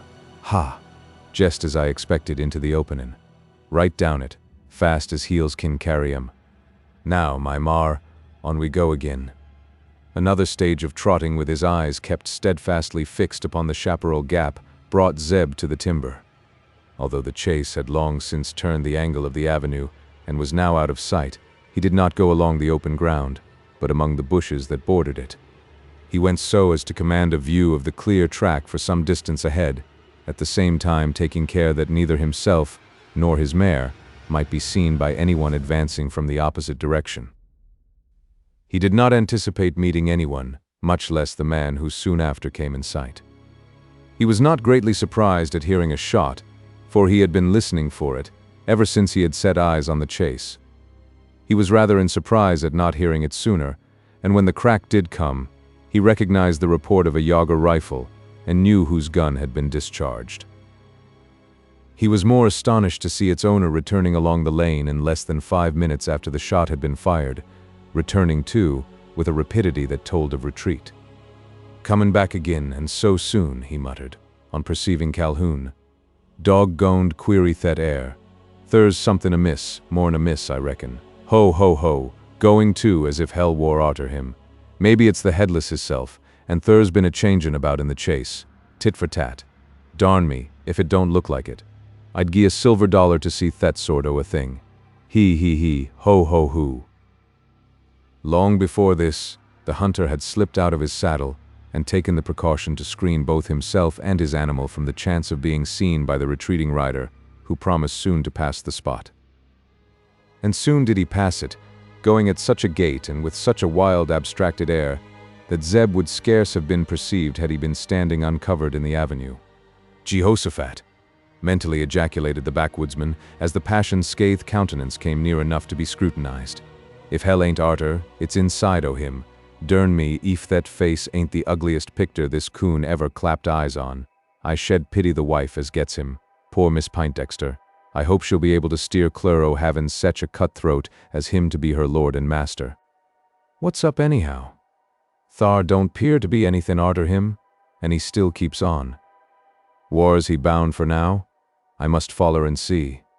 "To hum agin," exclaimed the hunter, after going on to the edge of the chaparral, and observed Calhoun still going at a gallop, with head turned homeward. "Hum agin, for sartin. Now, Ola girl," he continued, having remained silent till the gray horse was nearly out of sight, "you and me goes t'other way. We must find out what that shot were fired for." In 10 minutes after, Zeb had alighted from his mare, and lifted up from the ground an object the stoutest heart might have felt horror in taking hold of, disgust even, in touching. Not so the old hunter. In that object he beheld the lineaments of a face well known to him despite the shriveling of the skin, and the blood streaks that so fearfully falsified its expression, still dear to him, despite death and a merciless mutilation. He had loved that face when it belonged to a boy. He now cherished it, belonging not to anybody.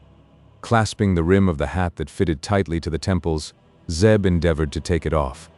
He did not succeed. The head was swollen so as almost to burst the bullion band twisted around it.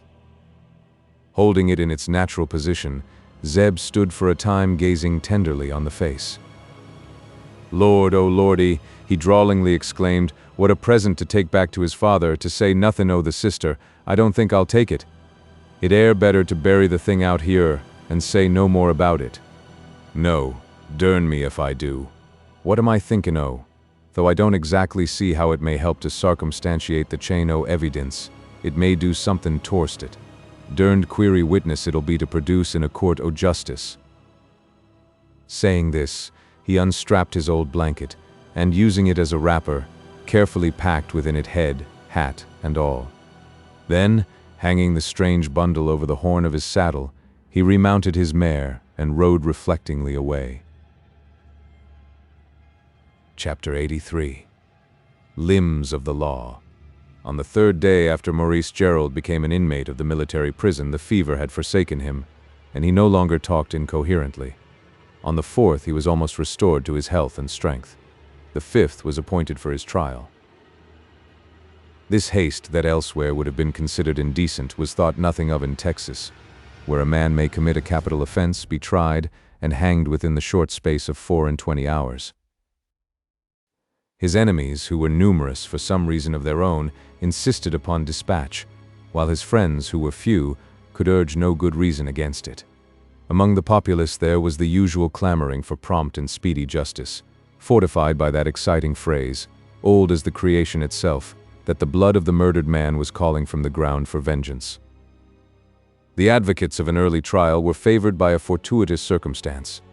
The judge of the Supreme Court chanced just then to be going his circuit, and the days devoted to clearing the calendar at Fort Inge had been appointed for that very week. There was, therefore, a sort of necessity, that the case of Maurice Gerald, as of the other suspected murderers, should be tried within a limited time. As no one objected, there was no one to ask for a postponement, and it stood upon the docket for the day in question, the 15th of the month. The accused might require the services of a legal advisor. There was no regular practitioner in the place. As in these frontier districts, the gentlemen of the long robe usually travel in company with the court, and the court had not yet arrived. For all that, a lawyer had appeared, a counselor of distinction, who had come all the way from San Antonio to conduct the case. As a volunteer, he had presented himself.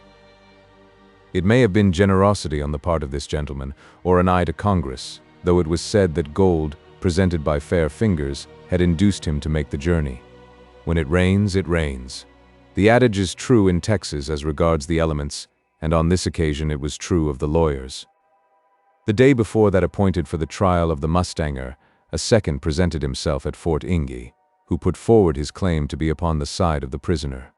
This gentleman had made a still longer journey than he of San Antonio, a voyage, in fact, since he had crossed the great Atlantic, starting from the metropolis of the Emerald Isle.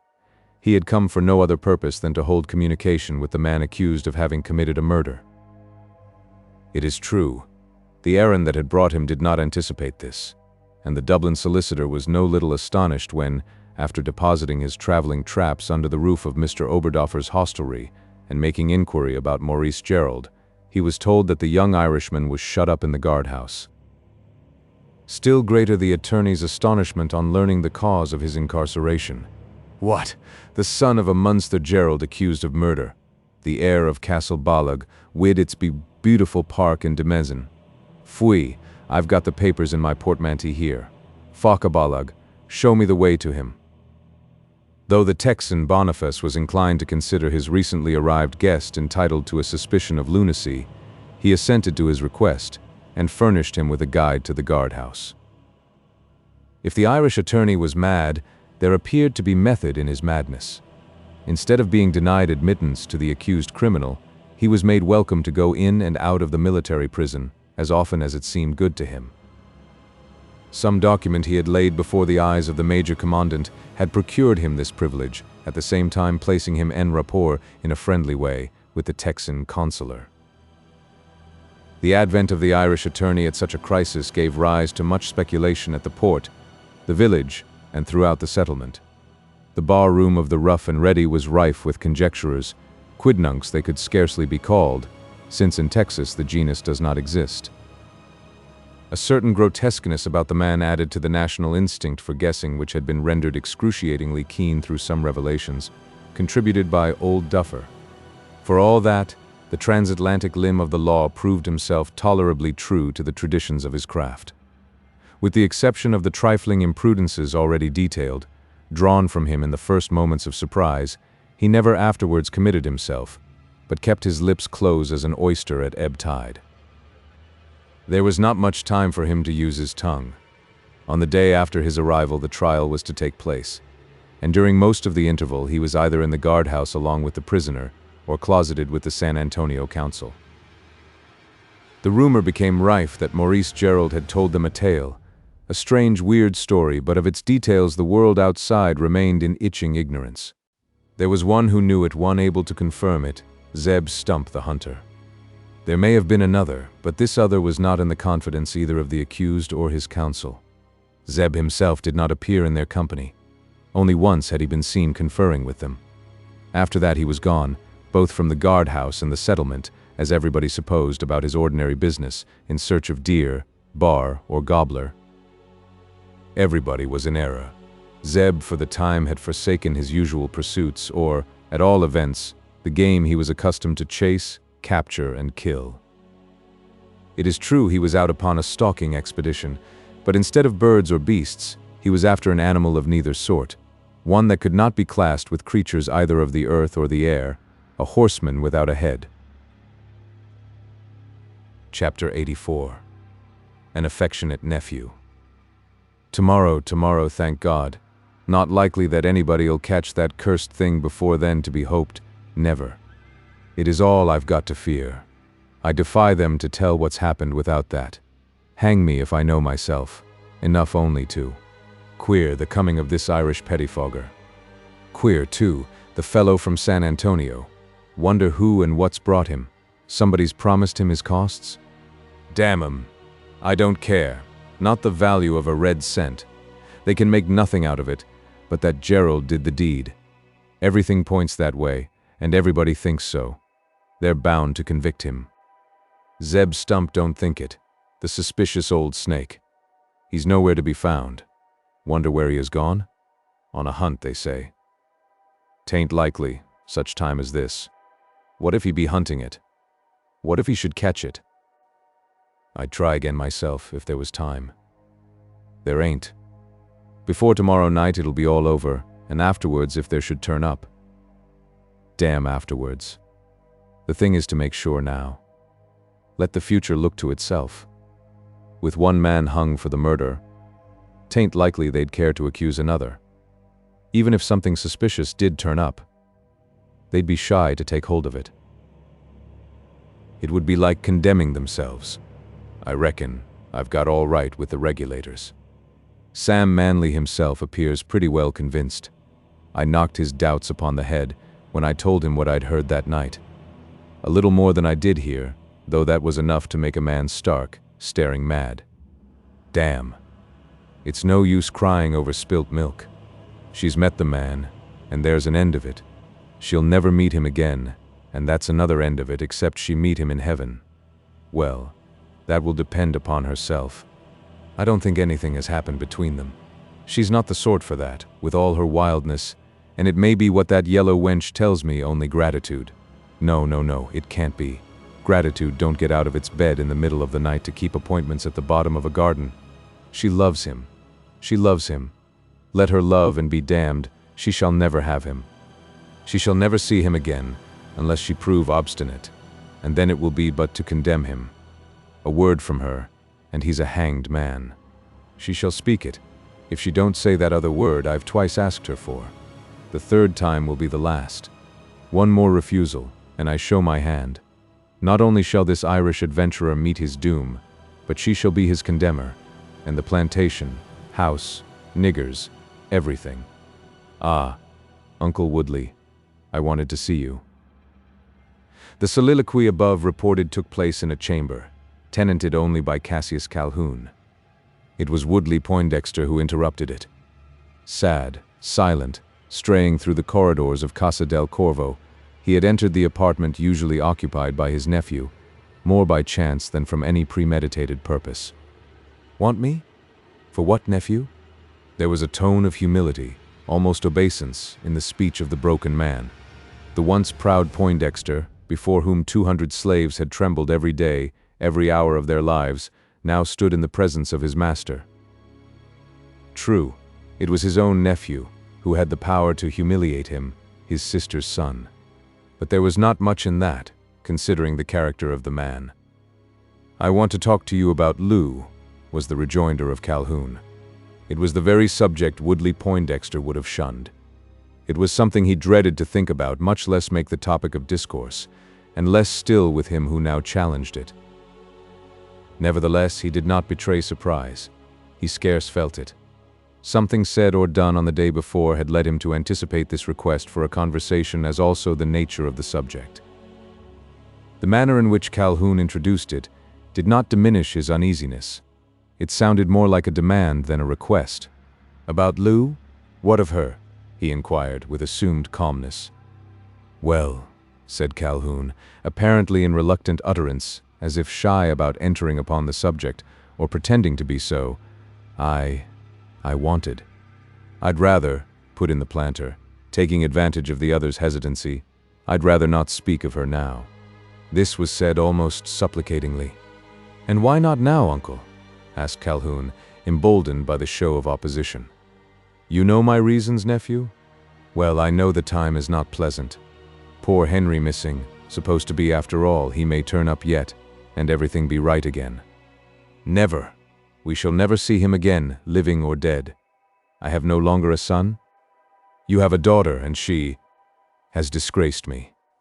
I don't believe it, uncle, no. What means those things I've heard myself seen? What could have taken her there, 20 miles across the country alone, in the hut of a common horse trader, standing by his bedside? O God, and why should she have interposed to save him, the murderer of my son, her own brother? O God. Her own story explains the first satisfactorily, as I think. Calhoun did not think so. The second is simple enough. Any woman would have done the same, a woman like Lou. There is none like her. I, her father, say so. Oh, that I could think it is, as you say, my poor daughter, who should now be dearer to me than ever now that I have no son. It is for her to find you a son, one already related to you, and who can promise to play the part with perhaps not so much affection as him you have lost, but with all he has the power to give. I won't talk to you in riddles, Uncle Woodley. You know what I mean, and how my mind's made up about this matter. I want Lou. The planter showed no surprise at the laconic declaration. He expected it. For all that, the shadow became darker on his brow. It was evident he did not relish the proposed alliance. This may seem strange. Up to a late period, he had been its advocate, in his own mind and more than once, delicately, in the ear of his daughter. Previous to the migration into Texas, he had known comparatively little of his nephew. Since coming to manhood, Calhoun had been a citizen of the state of Mississippi, more frequently a dweller in the dissipated city of New Orleans. An occasional visit to the Louisiana plantation was all his uncle had seen of him, until the developing beauty of his cousin Louise gave him the inducement to make these visits at shorter intervals, each time protracting them to a longer stay. There was then 12 months of campaigning in Mexico, where he rose to the rank of captain, and after his conquests in war, he had returned home with the full determination to make a conquest in love, the heart of his Creole cousin. From that time, his residence under his uncle's roof had been more permanent. If not altogether liked by the young lady, he had made himself welcome to her father, by means seldom known to fail. The planter, once rich, was now poor. Extravagance had reduced his estate to a hopeless indebtedness. With his nephew, the order was reversed. Once poor, he was now rich. Chance had made him so. Under the circumstances, it was not surprising that money had passed between them. In his native place and among his old neighbors, Woodley Poindexter still commanded sufficient homage to shield him from the suspicion of being under his nephew, as also to restrain the latter from exhibiting the customary arrogance of the creditor. It was only after the move into Texas that their relations began to assume that peculiar character observable between mortgagor and mortgagee. It grew more patent after several attempts at love-making on the part of Calhoun, with corresponding repulses on the part of Louise. The planter had now a better opportunity of becoming acquainted with the true character of his nephew, and almost every day, since their arrival at Casa del Corvo, had this been developing itself to his discredit. Calhoun's quarrel with the mustanger and its ending had not strengthened his uncle's respect for him, though, as a kinsman, he was under the necessity of taking sides with him. There had occurred other circumstances to cause a change in his feelings, to make him, notwithstanding its many advantages, dislike the connection. Alas! There was much also to render it, if not agreeable, at least not to be slightingly set aside. Indecision, perhaps more than the sorrow for his son's loss, dictated the character of his reply. "If I understand you aright, nephew, you mean marriage. Surely it is not the time to talk of it now, while death is in our house. To think of such a thing would cause a scandal throughout the settlement." "You mistake me, uncle. I do not mean marriage, that is, not now. Only something that will secure it when the proper time arrives." "I do not understand you, Cash."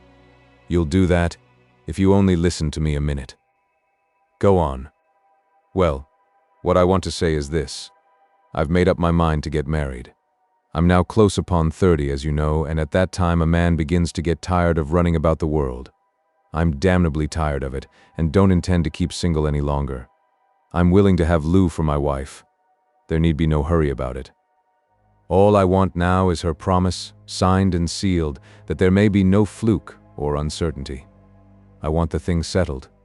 When these bothers blow past, it will be time enough to talk of the wedding business and that sort of thing." The word bothers, with the speech of which it formed part, grated harshly on the ear of a father, mourning for his murdered son. The spirit of Woodley Poindexter was aroused almost to the resumption of its old pride, and the indignation that had oft accompanied it. It soon cowered again. On one side he saw land, slaves, wealth, position. On the other, penury that seemed perdition. He did not yield altogether, as may be guessed by the character of his reply. "Well, nephew, you have certainly spoken plain enough. But I know not my daughter's disposition towards you. You say you are willing to have her for your wife. Is she willing to have you? I suppose there is a question about that?" "I think, uncle, it will depend a good deal upon yourself. You are her father. Surely you can convince her?" "I'm not so sure of that. She's not of the kind to be convinced against her will. You, Cash, know that as well as I." "Well, I only know that I intend getting spliced, as the sailors say, and I'd like Lou for the mistress of Casa del Corvo better than any other woman in the settlement in all Texas, for that matter." Woodley Poindexter recoiled at the ungracious speech. It was the first time he had been told that he was not the master of Casa del Corvo. Indirectly, as the information had been conveyed, he understood it. Once more rose before his mind the reality of lands, slaves, wealth, and social status alongside the apparition of poverty and social abasement. The last looked hideous, though not more so than the man who stood before him, his own nephew, soliciting to become his son. For purposes impossible to comprehend, God often suffers himself to be defeated by the devil. In this instance was it so. The good in Poindexter's heart succumbed to the evil. He promised to assist his nephew in destroying the happiness of his daughter. "Lou, father, I come to ask a favor from you."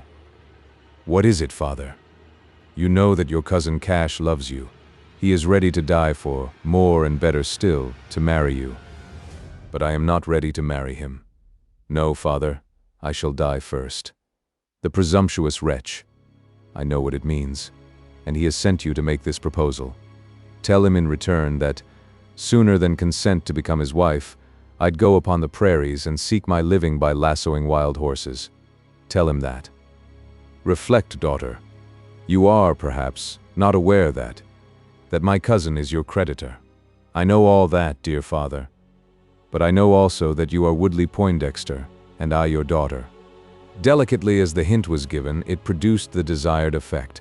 The spirit of the planter surged up to its ancient pride. His reply was, "Dearest Louise, image of your mother, I had doubted you. Forgive me, my noble girl. Let the past be forgotten. I shall leave it to yourself. You are free to refuse him." Chapter 85. A kind cousin. Louise Poindexter made full use of the liberty allowed by her father. In less than an hour after, Calhoun was flatly refused. It was his third time of asking. Twice before had the same suit been preferred, informally, and rather by a figure of speech than in the shape of a direct declaration. It was the third time, and the answer told it would be the last. It was a simple no, emphatically followed by the equally simple never. There was no prevarication about the speech, no apology for having made it. Calhoun listened to his rejection without much show of surprise. Possibly, in all probability, he expected it. But instead of the blank look of despair usually observable under the circumstances, his features remained firm and his cheeks free from blanching. As he stood confronting his fair cousin, a spectator might have been reminded of the jaguar as it pauses before springing on its prey. There was that in his eye which seemed to say, "In less than 60 seconds you'll change your tune." What he did say was, "You're not in earnest, Lou?" "I am, sir. Have I spoken like one who jests?" "You've spoken like one who hasn't taken pains to reflect." "Upon what?" "Many things." "Name them." "Well, for one, the way I love you." She made no rejoinder. "A love," he continued in a tone half-explanatory, half-pleading, "a love, Lou, that no man can feel for a woman and survive it. It can end only with my life. It could not end with yours." There was a pause, but still no reply. "'Tis no use my telling you its history. It began on the same day, the same hour I first saw you. I won't say it grew stronger as time passed. It could not. On my first visit to your father's house, now 6 years ago, you may remember that, after alighting from my horse, you asked me to take a walk with you round the garden while dinner was being got ready. You were but a stripling of a girl, but oh, Lou, You were a woman in beauty, as beautiful as you are at this moment. No doubt you little thought, as you took me by the hand and led me along the graveled walk, under the shade of the china trees, that the touch of your fingers was sending a thrill into my soul, your pretty prattle making an impression upon my heart that neither time, nor distance, nor yet dissipation has been able to efface. The Creole continued to listen, though not without showing sign. Words so eloquent, so earnest, so full of sweet flattery, could scarce fail to have effect upon a woman. By such speech had Lucifer succeeded in the accomplishment of his purpose. There was pity, if not approval, in her look. Still did she keep silence. Calhoun continued, "Yes, Lou, it's true as I tell you. I've tried all three. 6 years may fairly be called time. From Mississippi to Mexico was the distance, for I went there with no other purpose than to forget you. It proved of no avail, and returning, I entered upon a course of dissipation. New Orleans knows that. I won't say that my passion grew stronger by these attempts to stifle it. I've already told you it could not. From the hour you first caught hold of my hand and called me cousin, you called me handsome cousin, Lou, from that hour I can remember no change, no degrees, in the fervor of my affection, except when jealousy has made me hate so much that I could have killed you. Good gracious, Captain Calhoun, this is wild talk of yours. It is even silly. 'Tis serious, nevertheless. I've been so jealous with you at times that it was a task to control myself. My temper I could not, as you have reason to know. Alas, cousin, I cannot help what has happened. I never gave you cause to think. I know what you are going to say, and you may leave it unspoken. I'll say it for you. To think that you ever loved me. Those were the words upon your lips. I don't say you did, he continued, with deepening despair. I don't accuse you of tempting me. Something did. God, who gave you such beauty, or the devil who led me to look upon it. What you say only causes me pain. I do not suppose you are trying to flatter me. You talk too earnestly for that. But oh, cousin Cassius, 'tis a fancy from which you will easily recover. There are others far fairer than I, and many who would feel complimented by such speeches. Why not address yourself to them? Why not? He echoed, with bitter emphasis. What an idle question. I repeat it. It is not idle. Far more so is your affection for me, for I must be candid with you, Cassius. I cannot, love you. You will not marry me then? That, at least, is an idle question. I've said I do not love you. Surely that is sufficient. And I've said I love you. I gave it as one reason why I wish you for my wife. But there are others. Are you desirous of hearing them? As Calhoun asked this question, the suppliant air forsook him. The spirit of the jaguar was once more in his eye. You said there were other reasons. State them. Do not be backward. I am not afraid to listen. Indeed, he rejoined sneeringly. You're not afraid, ain't you? Not that I know of. What have I to fear? I won't say what you have, but what your father has. Let me hear it. What concerns him equally affects me. I am his daughter, and now, alas, his only. Go on, cousin Calhoun. What is this shadow hanging over him? No shadow, Lou, but something serious and substantial. A trouble he's no longer able to contend with. You force me to speak of things you shouldn't know anything about. Oh, don't I? You're mistaken, cousin Cash. I know them already. I'm aware that my father's in debt, and that you are his creditor. How could I have remained in ignorance of it? Your arrogance about the house, your presumption shown every hour and in presence of the domestics has been evidence sufficient to satisfy even them that there is something amiss. You are master of Casa del Corvo. I know it. You are not master of me. Calhoun quailed before the defiant speech. The card upon which he had been counting was not likely to gain the trick. He declined playing it. He held a still stronger in his hand, which was exhibited without farther delay. Indeed, he retorted sneeringly. Well, if I'm not master of your heart, I am of your happiness, or shall be. I know the worthless wretch that's driven you to this denial. Who? How innocent you are. Of that at least I am, unless by worthless wretch you mean yourself. In that sense I can understand you, sir. The description is too true to be mistaken. "Be it so," he replied, turning livid with rage, though still keeping himself under a certain restraint. "Well, since you think me so worthless, it won't, I suppose, better your opinion of me when I tell you what I'm going to do with you." "Do with me? You are presumptuous, Cousin Cash. You talk as if I were your protege or slave. I'm neither one nor the other." Calhoun, cowering under the outburst of her indignation, remained silent. "Pardieu," she continued, "what is this threat? Tell me what you are going to do with me. I should like to know that." "You shall." "Let me hear it. Am I to be turned adrift upon the prairie, or shut up in a convent? Perhaps it may be a prison." "You would like the last, no doubt, provided your incarceration was to be in the company of—" "Go on, sir. What is to be my destiny? I'm impatient to have it declared." "Don't be in a hurry. The first act shall be rehearsed tomorrow." "So soon? And where, may I ask?" "In a court of justice." "How, sir?" "By your standing before a judge and in presence of a jury." "You are pleased to be facetious, Captain Calhoun. Let me tell you that I don't like such pleasantries." "Pleasantries, indeed. I'm stating plain facts. Tomorrow is the day of trial. Mr. Maurice Gerald, or McSweeney, or O'Hogarty, or whatever's his name, will stand before the bar accused of murdering your brother." "'Tis false. Maurice Gerald never—" "Did the deed, you are going to say? Well, that remains to be proved. It will be, and from your own lips will come the words that'll prove it, to the satisfaction of every man upon the jury." The great gazelle eyes of the Creole were open to their fullest extent.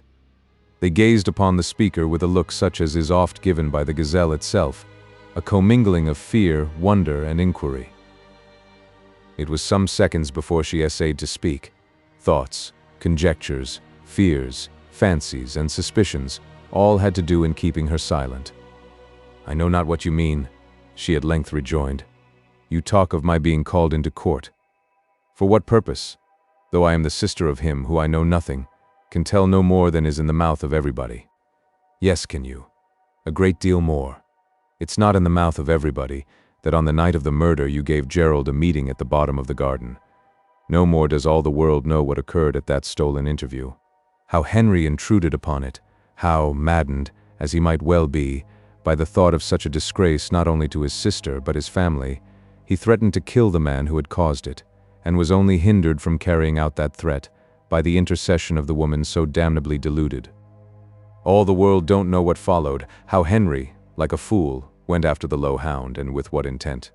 Besides themselves, there were but two others who chanced to be spectators of that parting." "Two? Who were they?" The question was asked mechanically, almost with a tranquil coolness. It was answered with equal sang-froid. One was Cassius Calhoun, the other Louise Poindexter. She did not start. She did not even show sign of being surprised. What was spoken already had prepared her for the revelation. Her rejoinder was a single word, pronounced in a tone of defiance. "Well." "Well," echoed Calhoun, chagrined at the slight effect his speeches had produced. "I suppose you understand me?" "Not any more than ever. You wish me to speak further?" "As you please, sir. I shall then. I say to you, Lou, there is but one way to save your father from ruin, yourself from shame. You know what I mean?" "Yes, I know that much." "You will not refuse me now?" "Now more than ever." "Be it so. Before this time tomorrow, and, by heaven, I mean it, before this time tomorrow you shall stand in the witness box. Vile spy, anywhere but in your presence. Out of my sight. This instant, or I call my father. You needn't put yourself to the trouble. I'm not going to embarrass you any longer with my company, so disagreeable to you. I leave you to reflect. Perhaps before the trial comes on, you'll see fit to change your mind.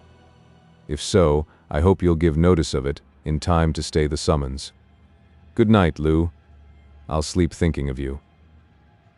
With these words of mockery upon his lips, almost as bitter to himself as to her who heard them, Calhoun strode out of the apartment with an air less of triumph than of guilt.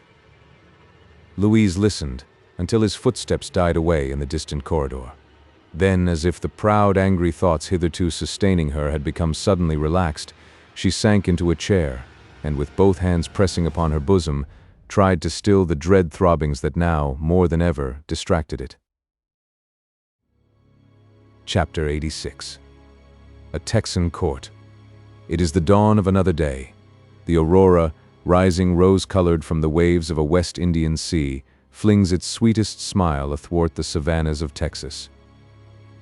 Almost on the same instant that the rosy light kisses the white sand dunes of the Mexican Gulf, does it salute the flag on Fort Inge, nearly 100 leagues distant, since there is just this much of an upward inclination between the coast at Matagorda and the spurs of the Guadalupe Mountains, near which stand this frontier post.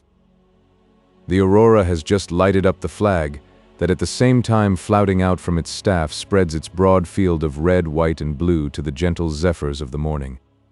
Perhaps never since that staff went up has the star-spangled banner waved over a scene of more intense interest than is expected to occur on this very day. Even at the early hour of dawn, the spectacle may be said to have commenced.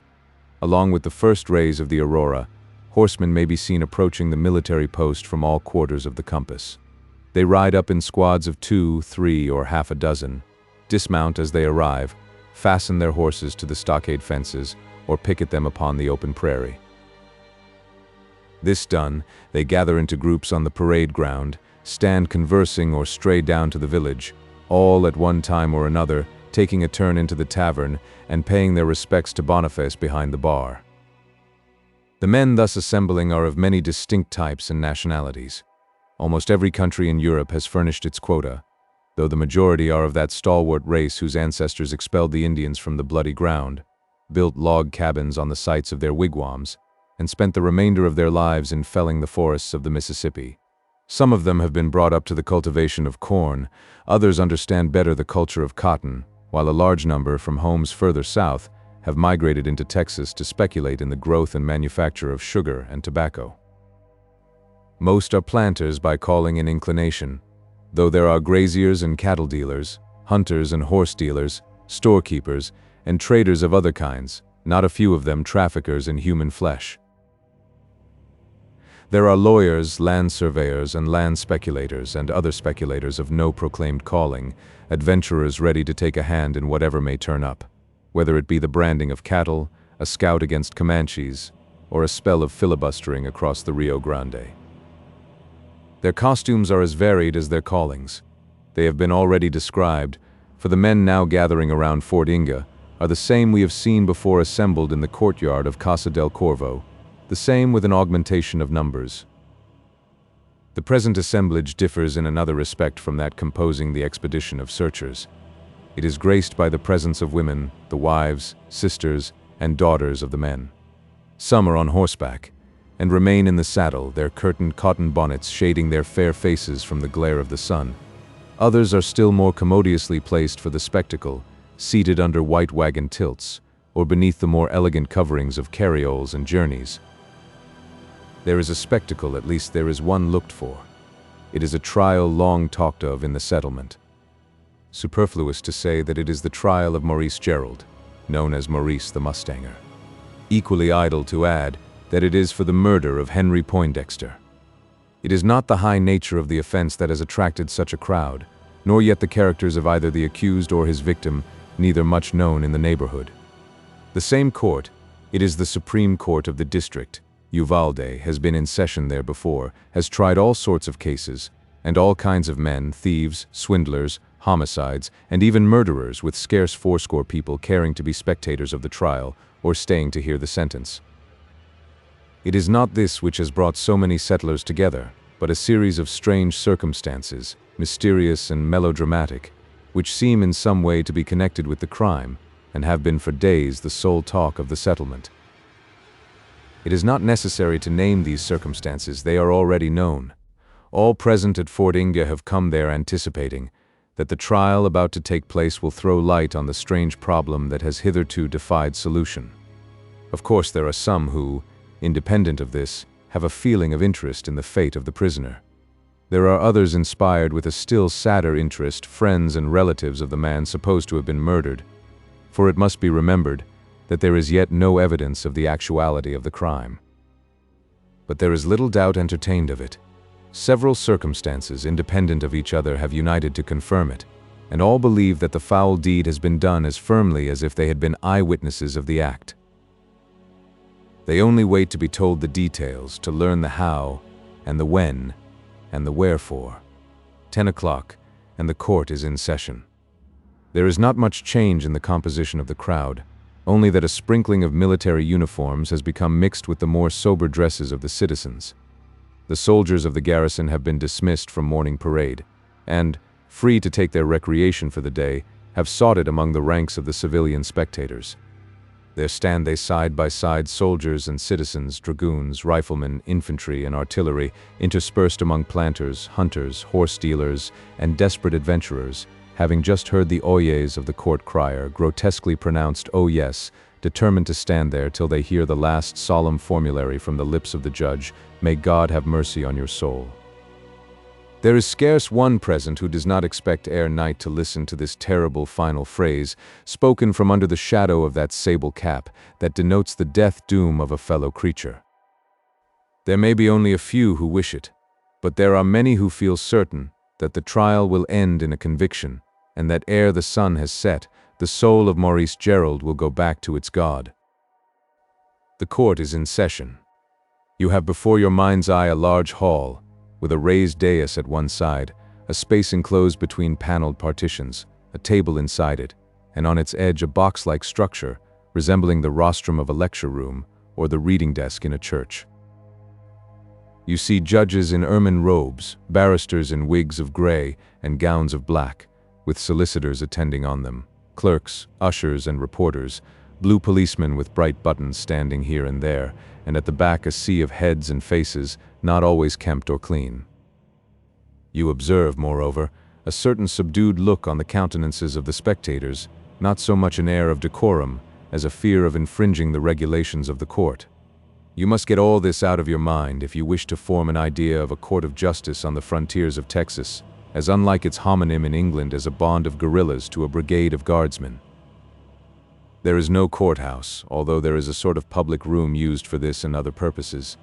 But the day promises to be hot, and the court has decided to sit under a tree. And under a tree has it established itself, a gigantic live oak, festooned with Spanish moss, standing by the edge of the parade ground and extending its shadow afar over the verdant prairie. A large deal table is placed underneath, with half a score of skin-bottomed chairs set around it, and on its top a few scattered sheets of foolscap paper, an inkstand with goose-quill pens, a well-thumbed law book or two, a blown-glass decanter containing peach brandy, a couple of common tumblers, a box of Havana cigars, and another of lucifer matches. Behind these paraphernalia sits the judge, not only unrobed in ermine, but actually uncoated, the temperature of the day having decided him to try the case in his shirt sleeves. Instead of a wig, he wears his Panama hat, set slouchingly over one cheek, to balance the half-smoked, half-chewed Havana projecting from the other. The remaining chairs are occupied by men whose costume gives no indication of their calling. There are lawyers among them, attorneys and counselors they're called, with no difference either in social or legal status, the sheriff and his deputy, the military commandant of the fort, the chaplain, the doctor, several officers, with one or two men of undeclared occupations. A little apart are 12 individuals grouped together, about half of them seated on a rough slab bench, the other half squatted or reclining along the grass. It is the jury, an institution as germane to Texas as to England, and in Texas 10 times more true to its trust, scorning to submit to the dictation of the judge in England but too freely admitted. Around the Texan judge and jury, close pressing upon the precincts of the court, is a crowd that may well be called nondescript. Buckskin hunting shirts, blanket coats, even under the oppressive heat, frocks of copperas stripe and Kentucky jeans, blouses of white linen or sky blue cottonade, shirts of red flannel or unbleached domestic, dragoon, rifle, infantry, and artillery uniforms, blend and mingle in that motley assemblage. Here and there is seen a more regular costume, one more native to the country, the jaqueta and calzoneros of the Mexican, with the broad sombrero shading his swarthy face of picaresque expression. Time was, and that not very long ago when men assembled in this same spot would all have been so attired. But then there was no jury of 12, and the judge, juez de lettres, was a far more important personage, with death in his nod, and pardon easily obtained by those who could put onzas in his pocket. With all its rude irregularity, despite the absence of effete forms of white ermine and black silk of uniformed alguazils or bright-buttoned policemen, despite the presence of men that to the civilized eye may appear uncouth, even savage, I hesitate not to say, that among these red flannel shirts and coats of Kentucky jean, the innocent man is as safe, aye far safer, to obtain justice, and the guilty to get punished, than amidst the formalities and hair-splitting chicaneries of our so-called civilization. Do not mistake those men assembled under the Texan tree, however rough their exterior may seem to your hypercritical eye. Do not mistake them for a mob of your own masses, brutalized from their very birth by the curse of overtaxation. Do not mistake them, either, for things like yourselves, filled to the throat with a spirit of flunkyism, would that it choked you, scorning all that is grand and progressive, revering only the effete, the superficial, and the selfish. I am talking to you, my middle-class friend, who fancy yourself a citizen of this our English country, a citizen, forsooth, without even the first and scantiest right of citizenship, that of choosing your parliamentary representative. You fancy you have this right. I have scarce patience to tell you, you are mistaken. Aye, grandly mistaken, when you imagine yourself standing on the same political platform with those quasi-rude frontiersmen of Texas. Nothing of the kind. They are sovereign citizens, the peers of your superiors, or of those who assume so to call themselves, and whose assumption you are base enough to permit without struggle, almost without protest. In most assemblies, the inner circle is the more select.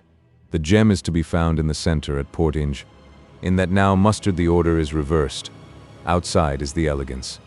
The fair feminine forms, bedecked in their best dresses, stand up in spring wagons or sit in more elegant equipages, sufficiently elevated to see over the heads of the male spectators. It is not upon the judge that their eyes are bent, or only at intervals. The glances are given to a group of 3 men, placed near the jury, and not very far from the stem of the tree. 1 is seated, and 2 standing. The former is the prisoner at the bar, the latter the sheriff's officers in charge of him. It was originally intended to try several other men for the murder, Miguel Diaz and his associates, as also Phelim O'Neill.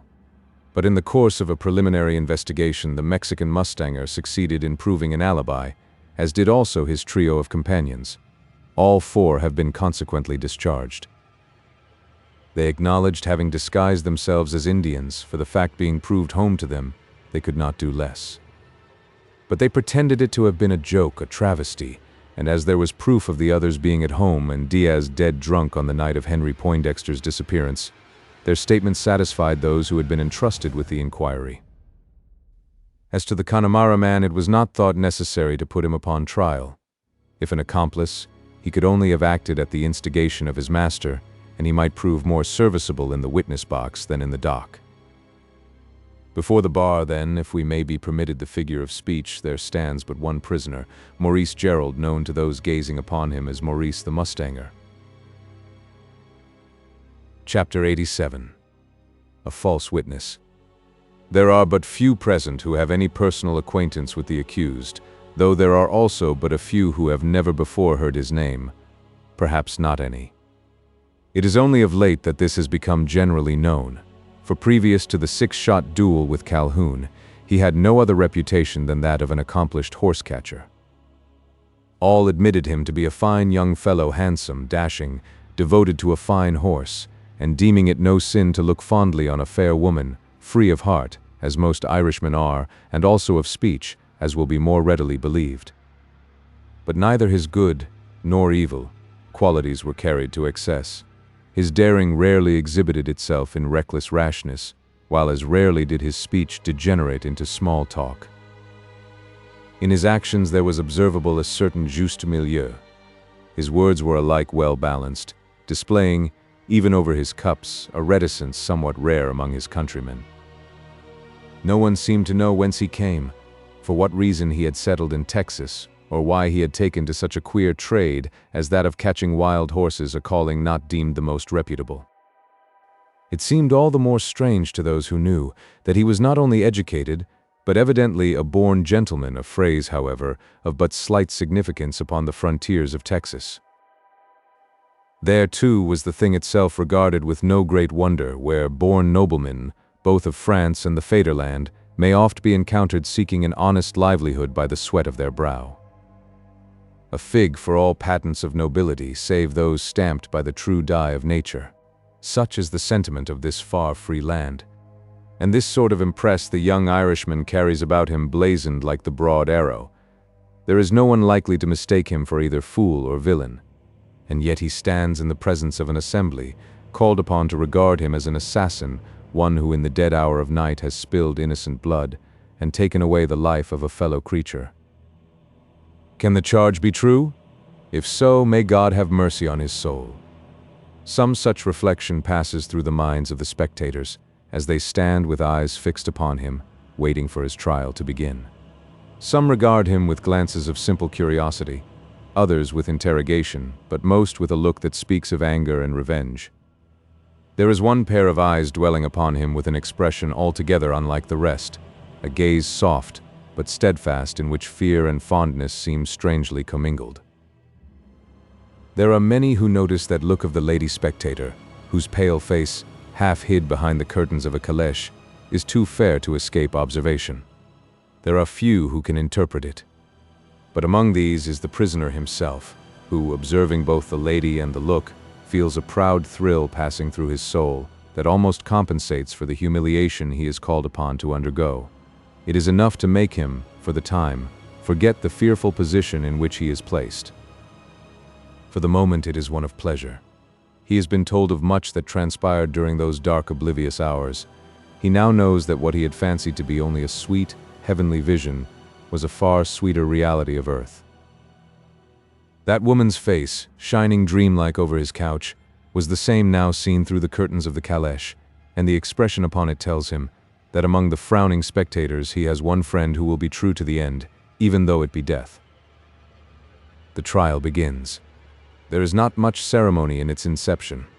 The judge takes off his hat, strikes a lucifer match, and freshly ignites his cigar.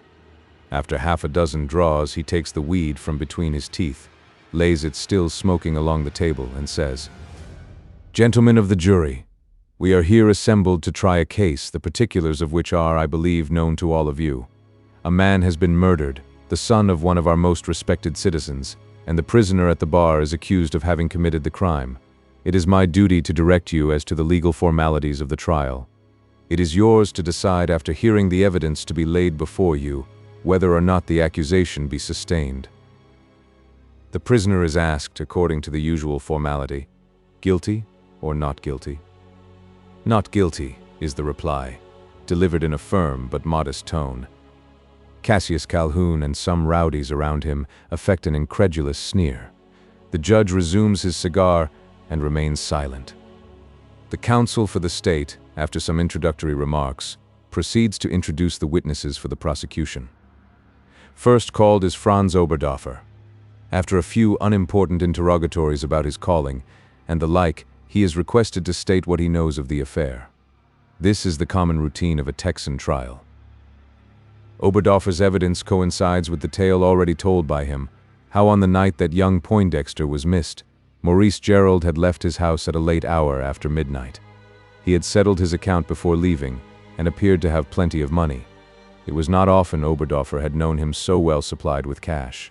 He had started for his home on the Nueces, or wherever it was. He had not said where he was going.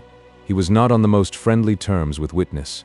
Witness only supposed he was going there because his man had gone the day before, taking all his traps upon a pack mule, everything except what the mustanger himself carried off on his horse. What had he carried off?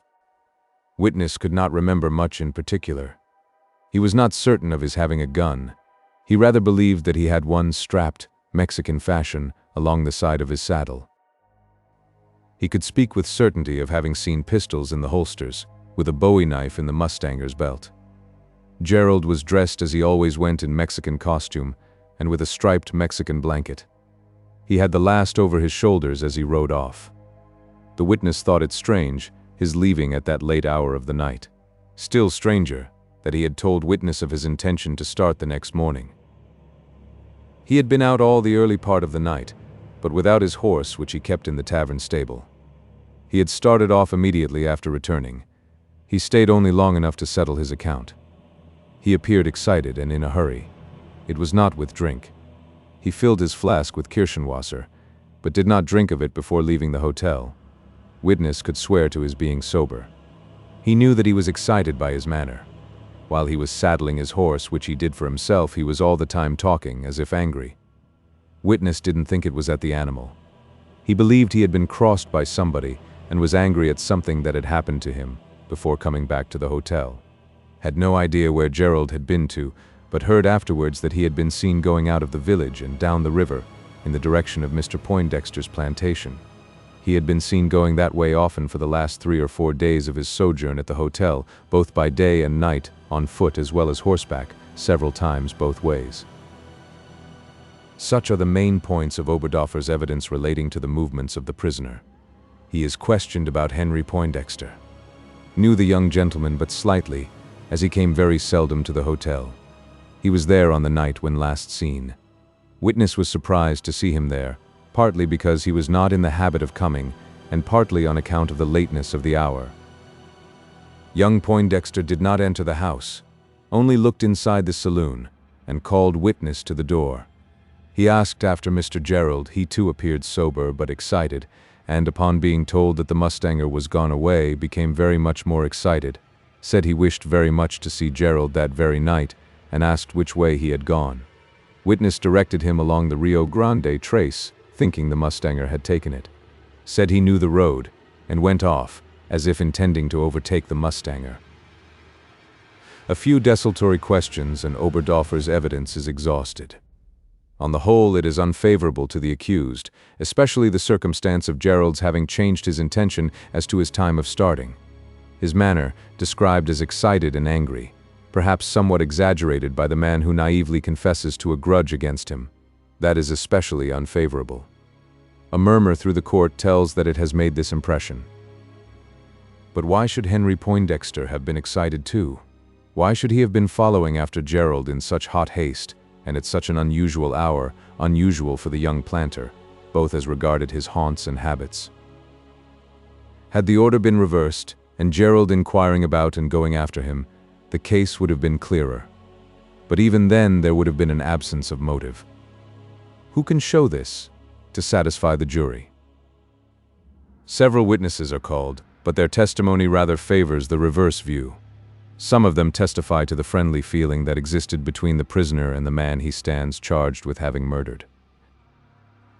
One is at length called up who gives evidence of the opposite.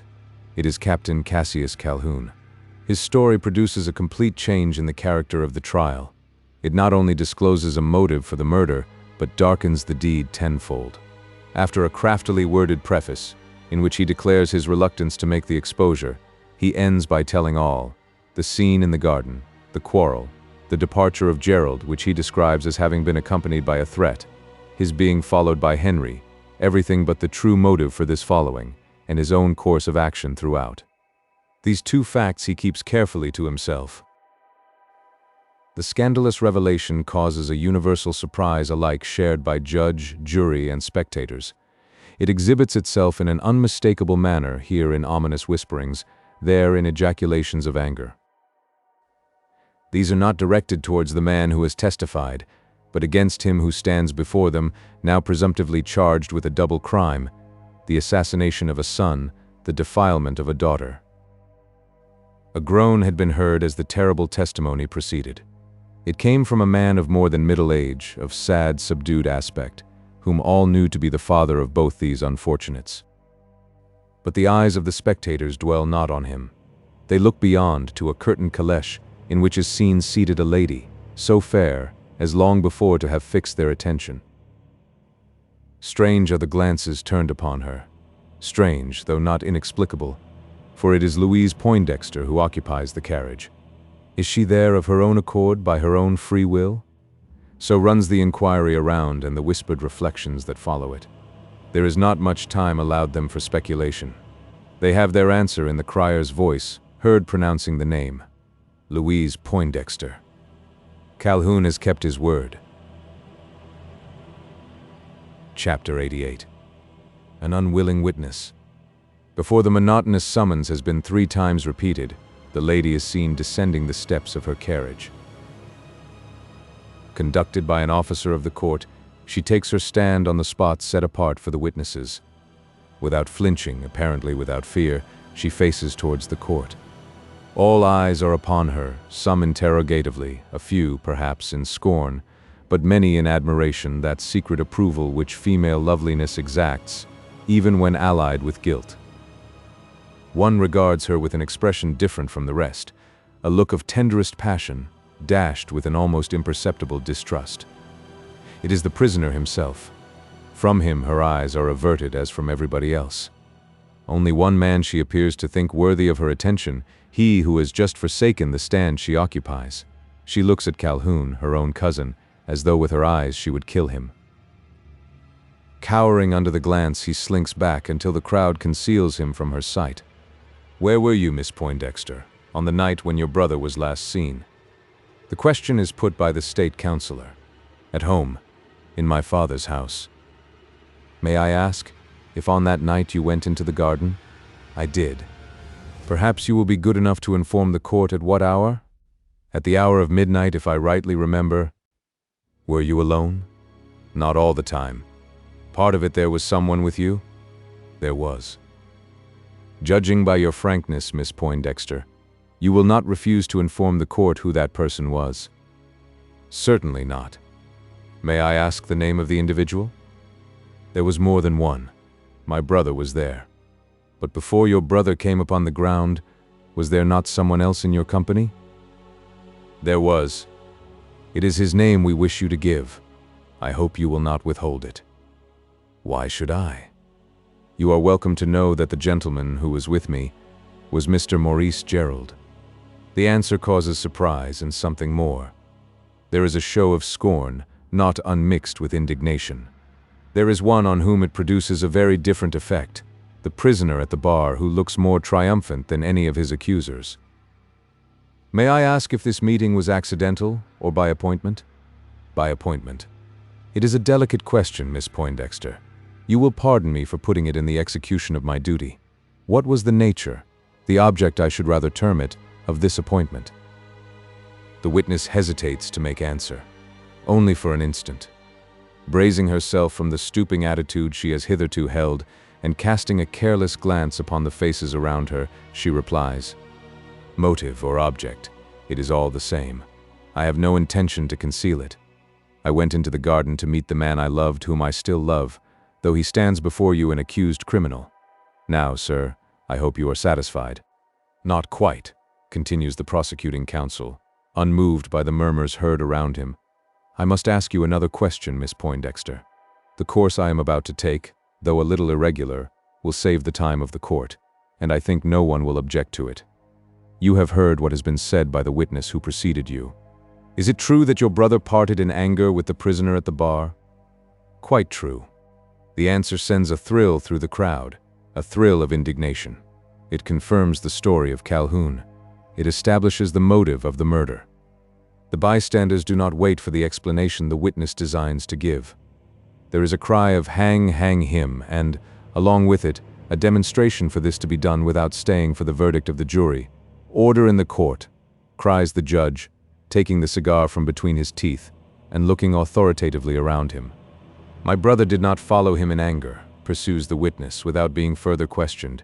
"He had forgiven Mr. Gerald and went after to apologize." "I have something to say about that," interposes Calhoun, disregarding the irregularity of the act. "They quarreled afterwards.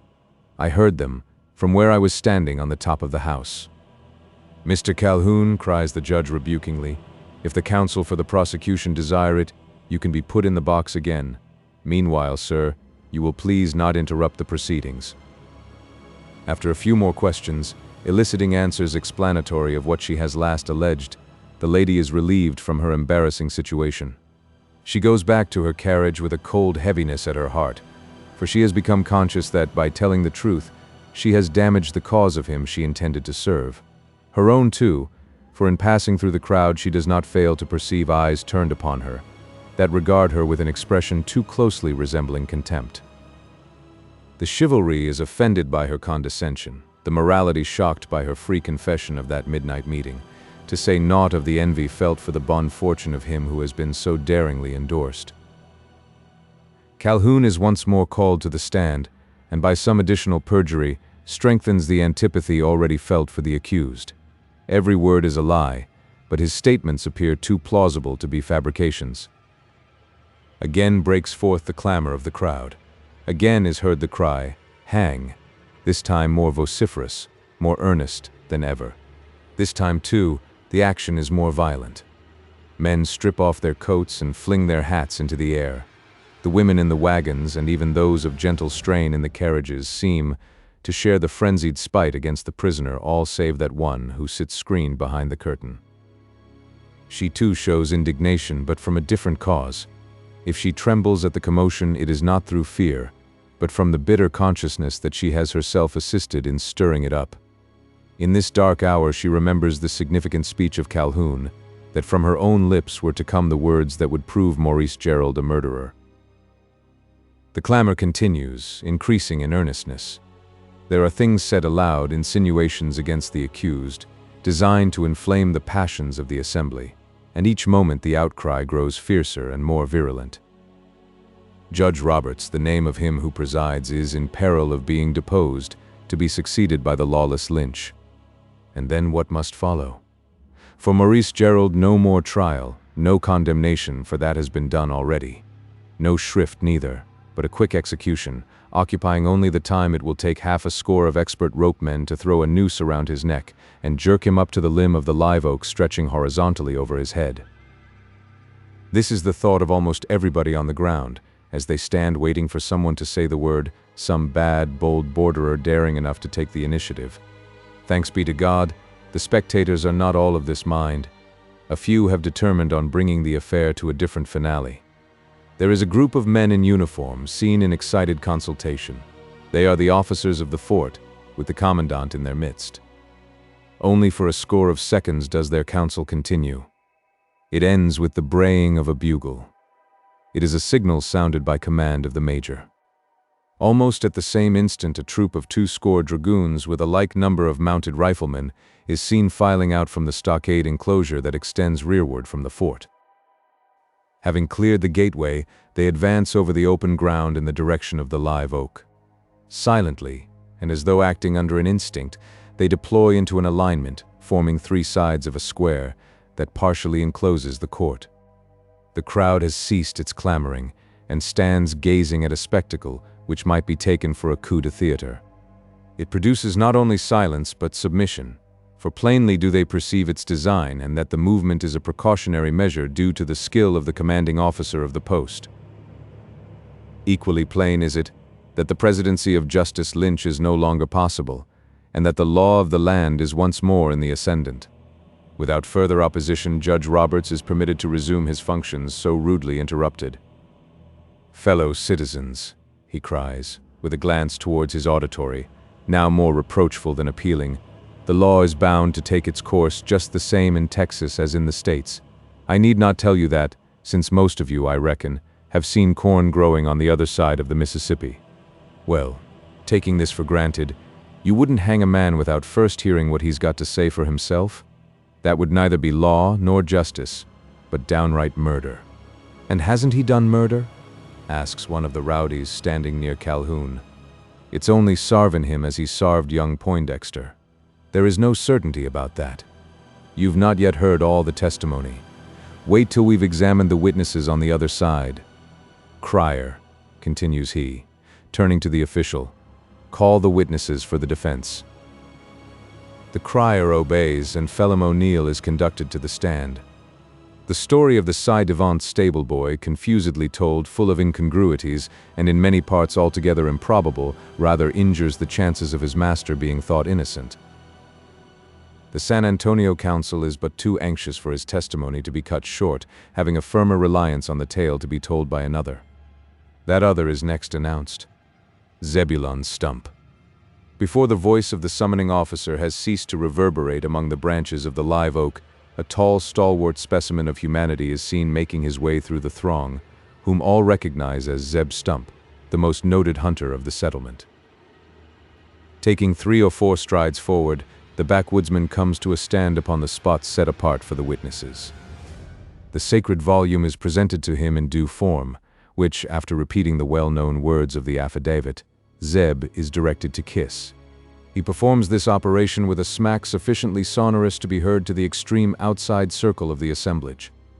Despite the solemnity of the scene, there is an audible tittering, instantly checked by the judge, a little perhaps by Zeb himself, whose glance, cast inquiringly around, seems to search for someone that may be seen with a sneer upon his face. The character of the man is too well known for anyone to suppose he might make merry at his expense, and before his searching glance the crowd resumes, or affects to resume, its composure. After a few preliminary questions, Zeb is invited to give his version of the strange circumstances which have been keeping the settlement in a state of unwanted agitation. The spectators prick up their ears and stand in expectant silence. There is a general impression that Zeb holds the key to the whole mystery. "Wall, Mr. Judge," says he, looking straight in the face of that cigar-smoking functionary, "I've no objection to tell what I know be out the business, but if it be all the same to yourself and the jury higher, I'd prefer that the young feller shed gie his varshin fust. I could then faller wi mine, the which mout certify and confirm him." "Of what young fellow do you speak?" inquires the judge. "The Mostanger Thur, in course, him as stands accused o' killin' young Paintdexter." "It would be somewhat irregular," rejoins the judge. "After all, our object is to get at the truth. For my part, I haven't much faith in old-fashioned forms, and if the jury don't object, let it be as you say." The 12, speaking through their foreman, profess themselves of the same way of thinking. Frontiersmen are not noted for strict adherence to ceremonious forms, and Zeb's request is conceded nemine dissentiente. Chapter 89. The Confession of the Accused.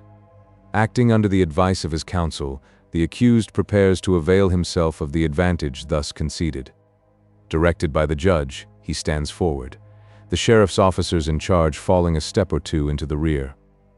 It is superfluous to say that there is universal silence. Even the tree crickets, hitherto chirping among the leaves of the live oak, desist from their shrill stridulation as if awed by the stillness underneath.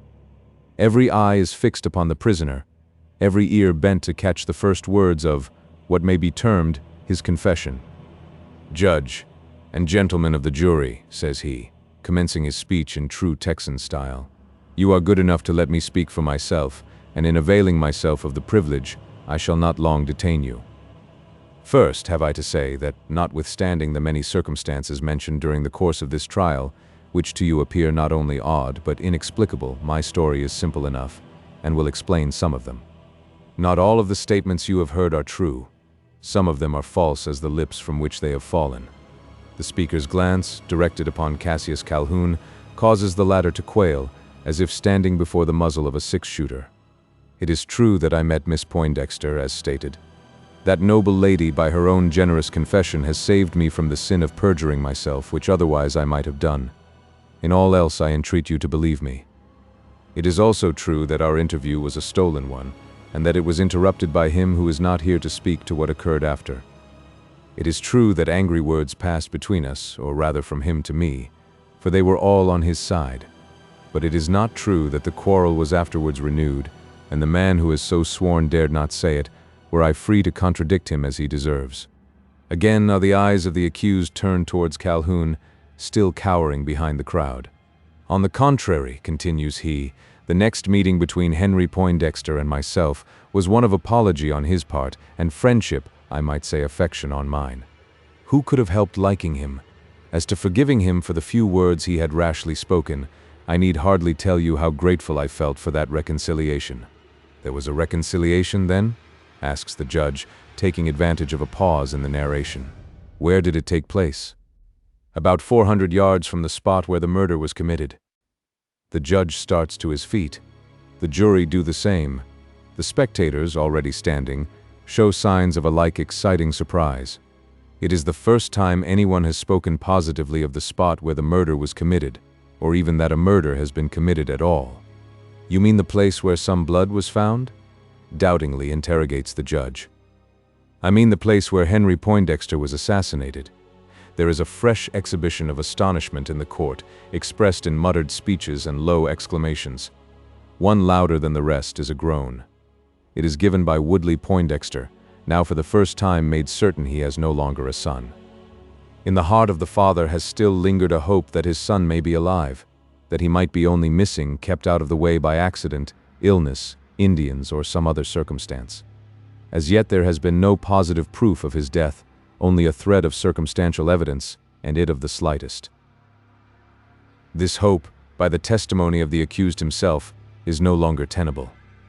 You are sure he is dead, then? Is the question put to the prisoner by the prosecuting counsel. Quite sure, responds the accused. Had you seen him as I did, you would think the interrogatory a very idle one. You saw the body? I must take exception to this course of examination, interposes the counsel for the accused. It is quite irregular. Faith, in an old country court it wouldn't be allowed, adds the cis-Atlantic attorney. The counsel for the prosecution wouldn't be permitted to spake till it came to the cross-examination. That's the law here too, says the judge, with a severe gesture towards him who has erred. Prisoner at the bar, you can continue your story. Your own counsel may ask you what question he pleases, but nobody else till you have done. Go on, let us hear all you have to say. I have spoken of a reconciliation, resumes the accused, and have told you where it took place. I must explain how it came to be there. It has been made known to you how we parted, Miss Poindexter, her brother, and myself.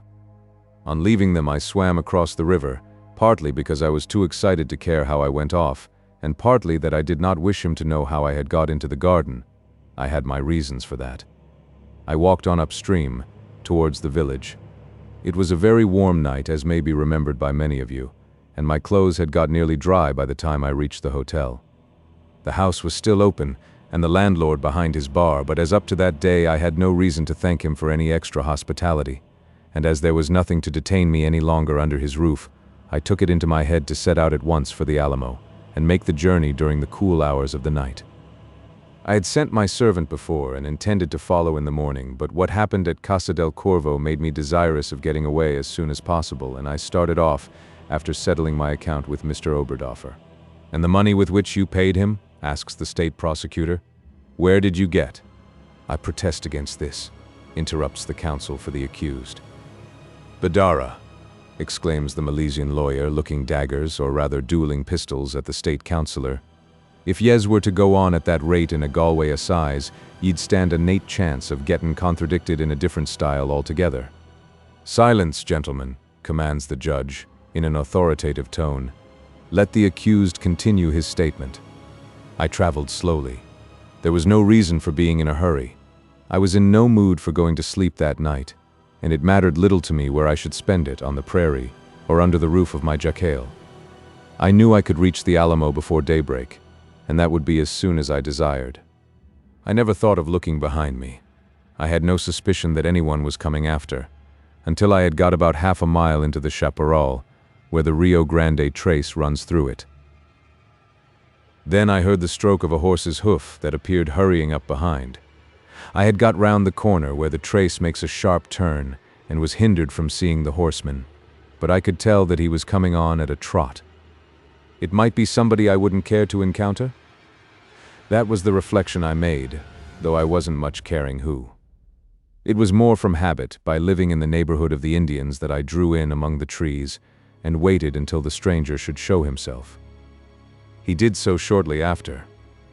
You may judge of my surprise when, instead of a stranger, I saw the man from whom I had so lately parted in anger. When I say anger, I don't speak of myself, only him. Was he still in the same temper?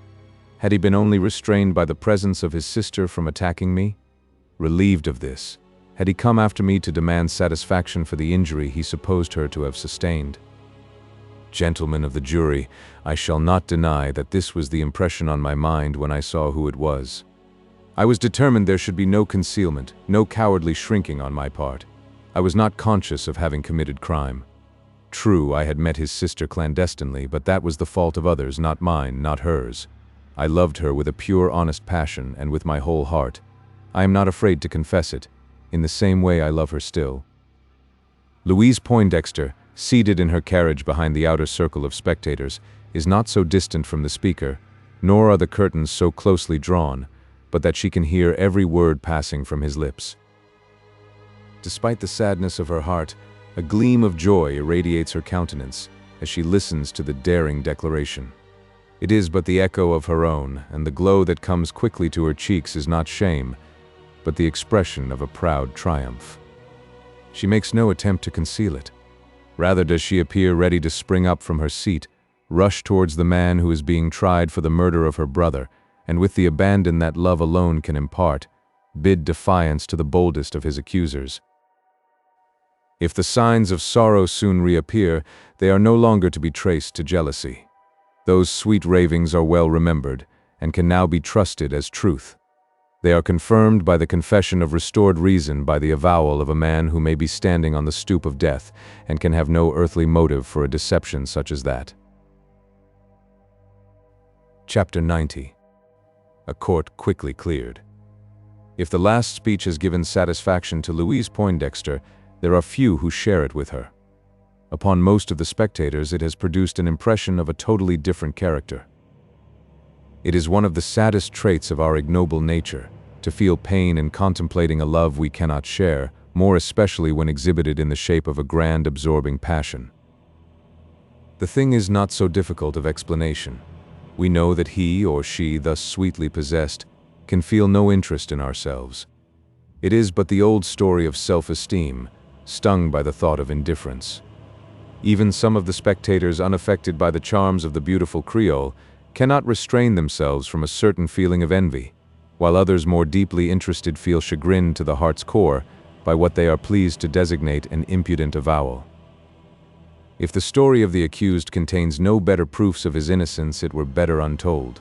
So far, it has but helped his accusers by exciting the antipathy of those who would have been otherwise neutral. Once more there is a murmuring among the men, and a movement among the rowdies who stand near Calhoun. Again seems Maurice Gerald in danger of being seized by a lawless mob and hanged without farther hearing. The danger exists only in seeming. Once more the major glances significantly towards his well-trained troop. The judge in an authoritative voice commands silence in the court. The clamoring is subdued, and the prisoner is permitted to proceed. He continues his recital. On seeing who it was, I rode out from among the trees and reined up before him. There was light enough for him to see who I was, and he at once recognized me. Instead of the angry scene I expected, perhaps had reason to expect, I was joyfully surprised by his reception of me. His first words were to ask if I would forgive him for what he had said to me, at the same time holding out his hand in the most frank and friendly manner. Need I tell you that I took that hand, or how heartily I pressed it? I knew it to be a true one. More than that, I had a hope it might one day be the hand of a brother. It was the last time but one I ever grasped it alive. The last was shortly after, when we bade each other good night and parted upon the path. I had no thought it was to be forever. Gentlemen of the jury, you do not wish me to take up your time with the conversation that occurred between us? It was upon matters that have nothing to do with this trial. We rode together for a short distance, and then drew up under the shadow of a tree. Cigars were exchanged and smoked, and there was another exchange the more closely to cement the good understanding established between us. It consisted of our hats and cloaks. It was a whim of the moment suggested by myself, from a fashion I had been accustomed to among the Comanches. I gave Henry Poindexter my Mexican sombrero and striped blanket, taking his cloth cloak and Panama hat. We then parted, he riding away, myself remaining. I can give no reason why I stayed upon the spot, unless that I liked it, from being the scene of our reconciliation, by me so little looked for and so much desired. I no longer cared for going on to the Alamo that night. I was happy enough to stay under the tree, and dismounting I staked out my horse, wrapped myself up in the cloak, and with the hat upon my head, lay down upon the grass. In 3 seconds I was asleep. It was rare for sleep to come on me so readily, Half an hour before, and the thing would have been impossible. I can only account for the change by the feeling of contentment that was upon me after the unpleasant excitement through which I had passed. My slumbers could not have been very sound, nor were they long undisturbed. I could not have been unconscious for more than 2 minutes when a sound awoke me. It was the report of a gun. I was not quite sure of its being this. I only fancied that it was. My horse seemed to know better than I. As I looked up, he was standing with ears erect, snorting, as if he had been fired at. I sprang to my feet and stood listening. But as I could hear nothing more, and the Mustang soon quieted down, I came to the conclusion that we had both been mistaken.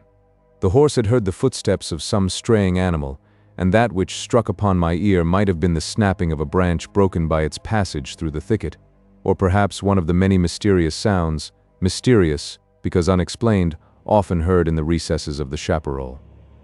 Dismissing the thing from my mind, I again lay down along the grass and once more fell asleep. This time I was not awakened until the raw air of the morning began to chill me through the cloak. It was not pleasant to stay longer under the tree, and recovering my horse, I was about to continue my journey. But the shot seemed still ringing in my ears, even louder than I had heard it while half asleep. It appeared, too, to be in the direction in which Henry Poindexter had gone. Fancy or no fancy, I could not help connecting it with him, nor yet resist the temptation to go back that way and seek for an explanation of it. I did not go far till I found it. Oh heavens, what a sight!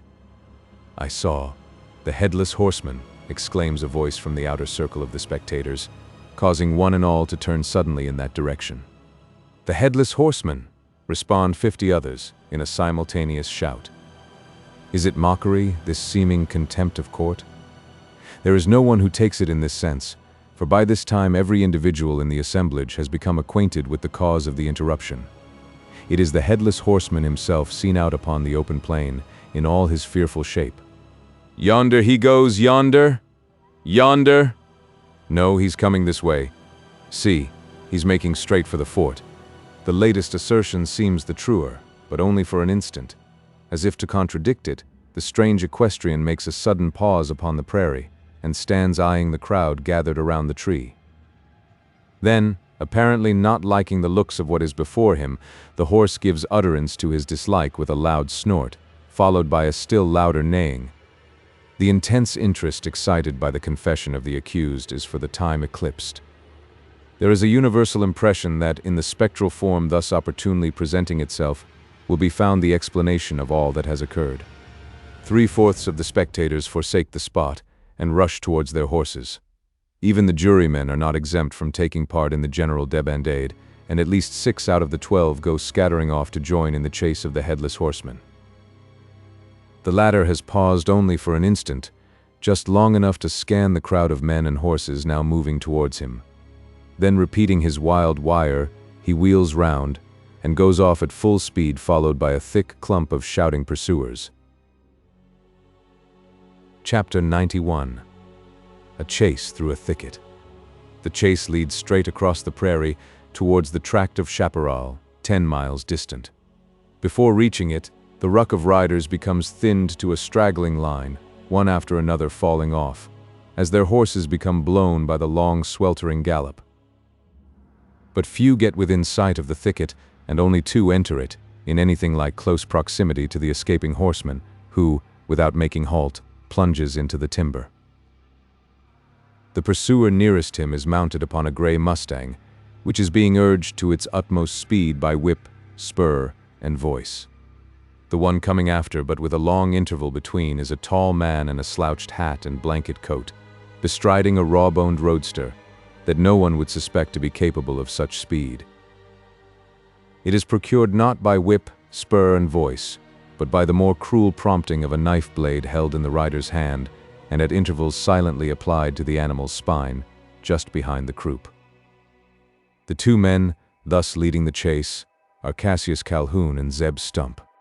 The swiftness of the gray Mustang has given Calhoun the advantage, aided by a determination to be in at the death, as if some desperate necessity required it. The old hunter appears equally determined. Instead of being contented to proceed at his usual gait and trusting to his skill as a tracker, He seems aiming to keep the other in sight, as if a like stern necessity was prompting him to do so. In a short time both have entered the chaparral, and are lost to the eyes of those riding less resolutely behind. On through the thicket rush the three horsemen, not in a straight line, but along the lists and cattle tracks, now direct, now in sweeping curves, now sharply zigzagging to avoid the obstructions of the timber. On go they, regardless of bush or brake, fearlessly, buffeted by the sharp spines of the cactus and the stinging thorns of the mezquites.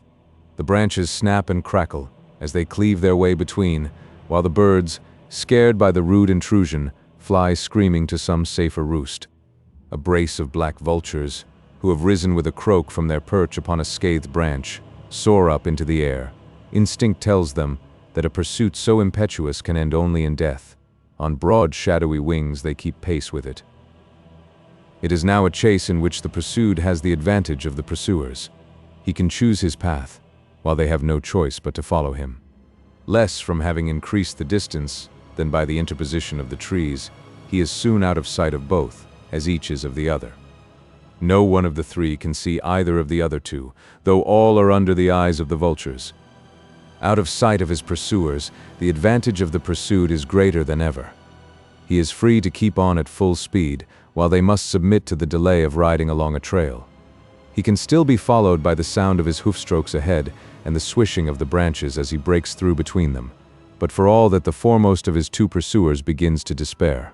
At every turning of the track, he appears to have gained distance, until at length his footfall ceases to be heard. "Curse the damned thing!" cries Calhoun, with a gesture of chagrin. "It's going to escape me again. Not so much matter if there were nobody after it but myself. But there is this time. That old hellhound's coming on through the thicket. I saw him as I entered it, not 300 yards behind me.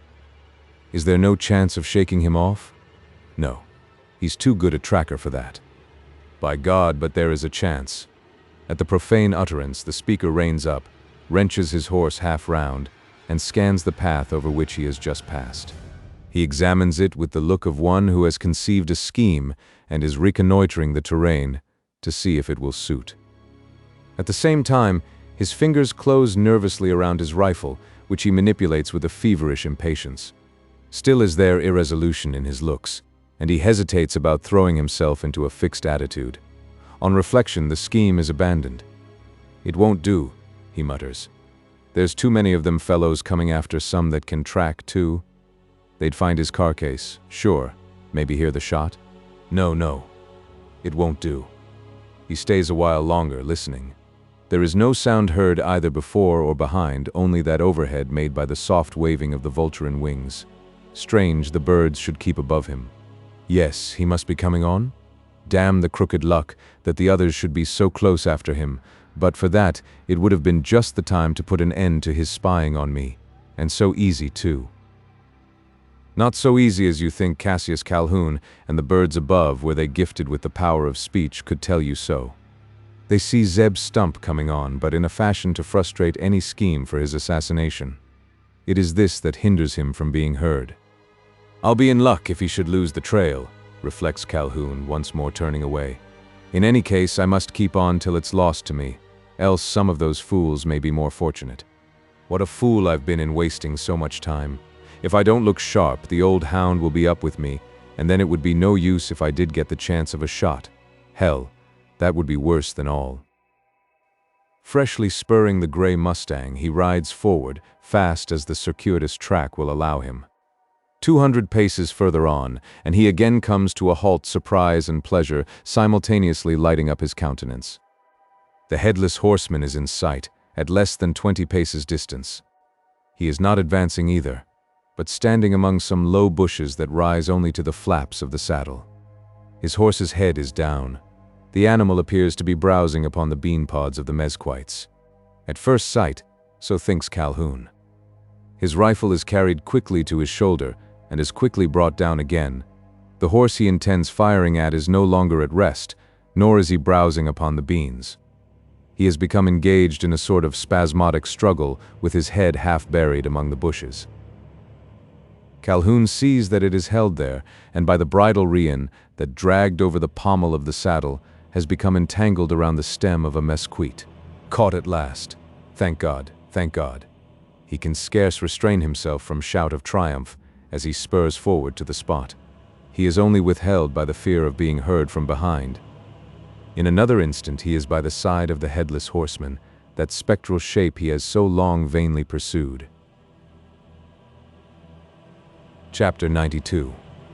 A reluctant return. Calhoun clutches at the trailing bridle. The horse tries to avoid him but cannot. His head is secured by the tangled rein, and he can only bound about in a circle, of which his nose is the center. The rider takes no heed, nor makes any attempt to elude the capture, but sits stiff and mute in the saddle, leaving the horse to continue his cavortings. After a brief struggle, the animal is secured. The captor utters an exclamation of joy. It is suddenly checked, and by a thought. He has not yet fully accomplished his purpose. What is this purpose? It is a secret known only to himself, and the stealthy glance cast around tells that he has no wish to share it with another. After scanning the selvage of the thicket and listening a second or two, he resumes action. A singular action, it might appear, to one ignorant of its object. He draws his knife from its sheath, clutches a corner of the serape, raises it above the breast of the headless rider, and then bends towards him as if intending to plunge the blade into his heart. The arm is uplifted. The blow is not likely to be warded off. For all that it is not struck, it is stayed by a shout sent forth from the chaparral, by the edge of which a man has just made his appearance. The man is Zeb Stump. "Stop that game!" cries the hunter, riding out from the underwood and advancing rapidly through the low bushes. "Stop it, durn ye!" "What game?" rejoins the ex-officer with a dismayed look, at the same time stealthily returning his knife to its sheath. "What the devil are you talking about? This brute's got caught by the bridle. I was afraid he might get away again. I was going to cut his damn throat so as to make sure of him." "Ah, that's what you're arter. Wall, I reckon there's no need to cut the critter's throat. We kin skewer it, ithout that sort o' bloody business. It air the hoss's throat ye mean, I s'pose?" "Of course I mean the horse." "In course. As for the man, somebody's dud thet for him already, if it be a man. What do you make o' it, Mr. Cash Calhoun?" "Damned if I know what to make of it. I haven't had time to get a good look at it. I've just this minute come up. By heaven," he continues, feigning a grand surprise, "I believe it's the body of a man, and dead. That last air probable enough. 'Tain't likely he'd be alive when no head on his shoulders. Thar's none under the blanket, is thar?" "No, I think not. There cannot be." "Lift it a leetle, and see." "I don't like touching it. It's such a cursed queer-looking thing." "Durn it, ye want so particular a minute ago. What's kim over ye now?" "Ah," stammers Calhoun, "I was excited with chasing it. I'd got angry at the damned thing, and was determined to put an end to its capers." "Never mind then," interposes Zeb. "Yees," he continues, riding nearer and keeping his eyes fixed upon the strange shape. "Yees, it's the body o' a man and no mistake, dead as a buck and stiff as a hunch o' venison in a hard frost." "Hello," he exclaims on raising the skirt of the serape. "It's the body o' the man whose murder's bein' tried, your own cousin, young Pintdexter. It is, by the eternal God." "I believe you are right. By heaven, it is he." "Jehoshaphat," proceeds Zeb, after counterfeiting surprise at the discovery, "this air the mysteriosest thing o' all. Wall, I reckon there's no use in our stayin' here to speculate upon it.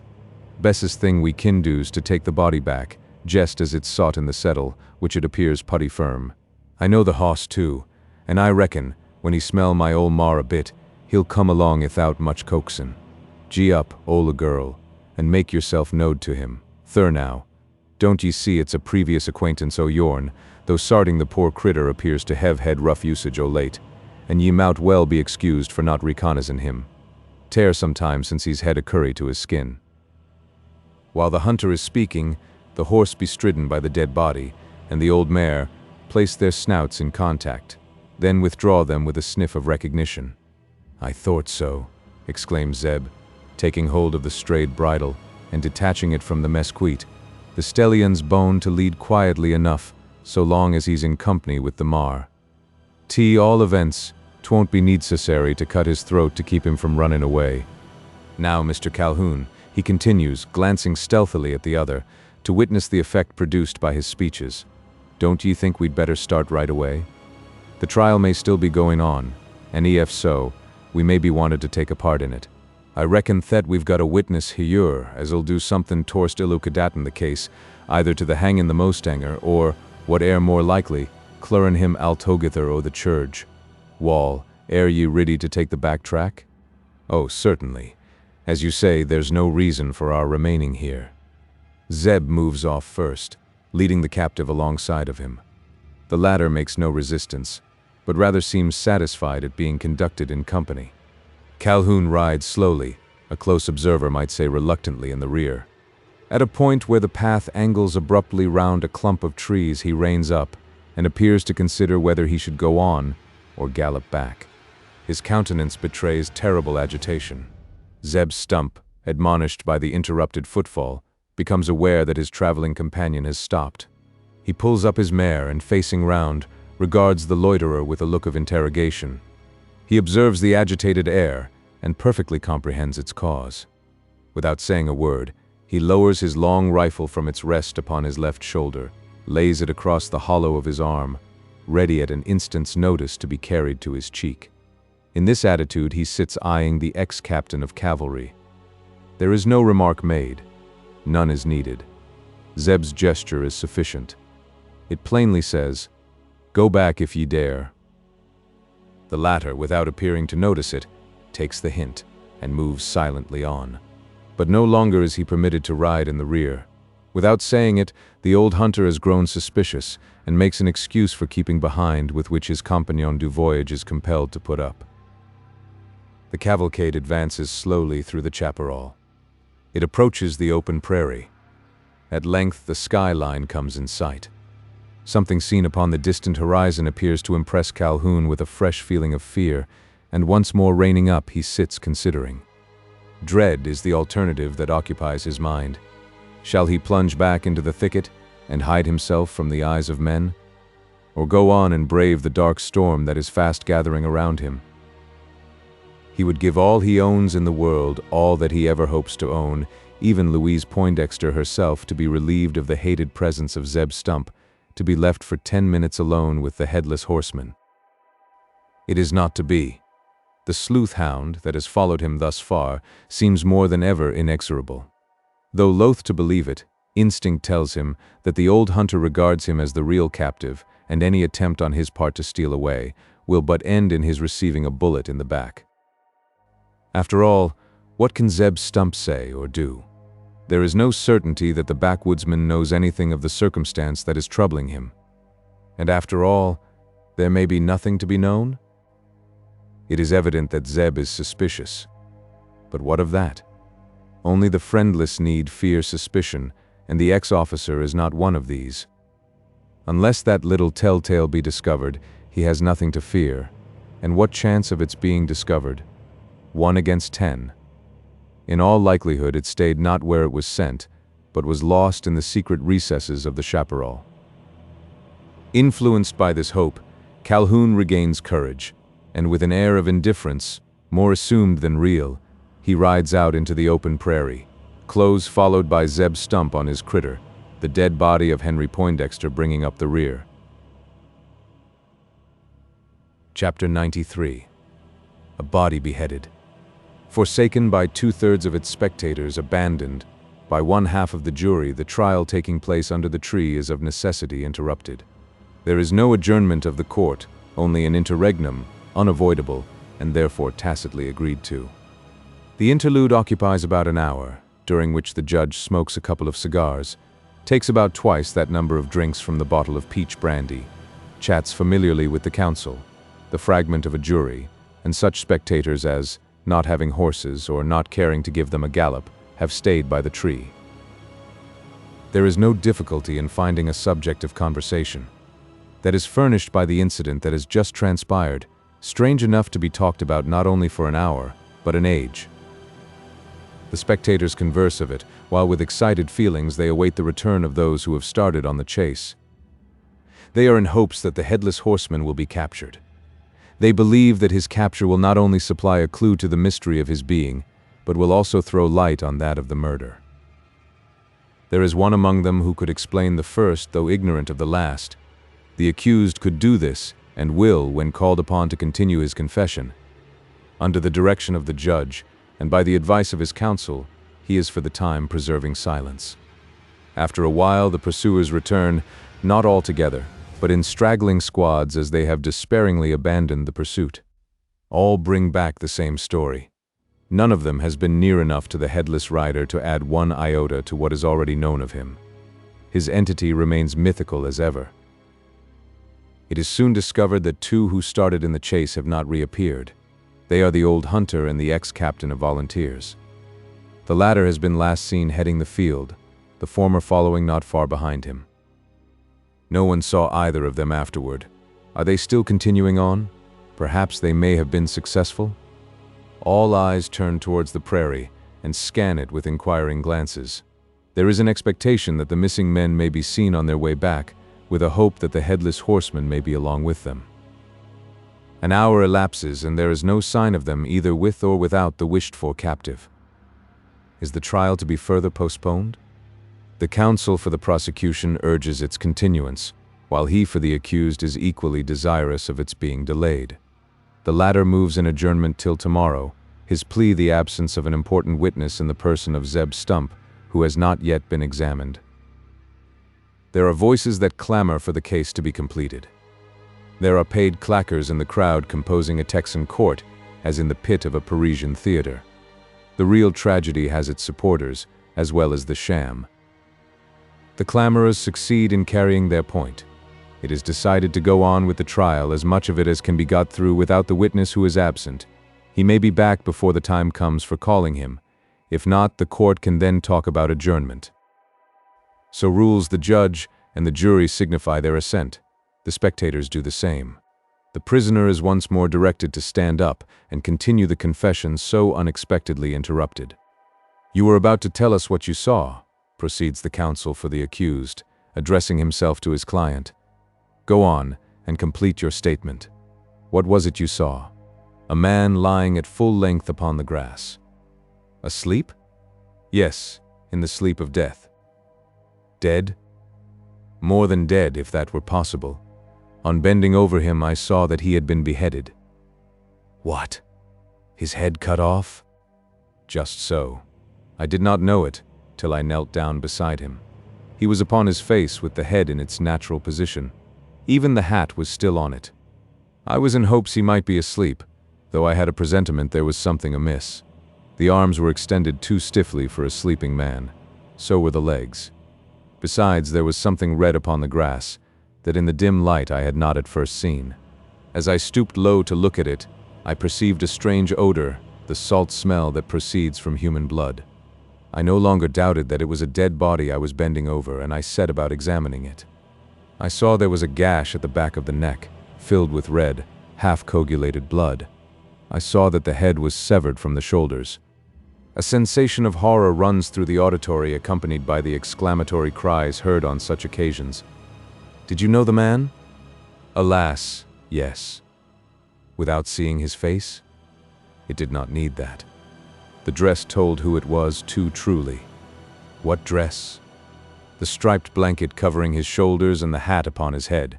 They were my own, but for the exchange we had made, I might have fancied it was myself. It was Henry Poindexter." A groan is again heard rising above the hum of the excited hearers.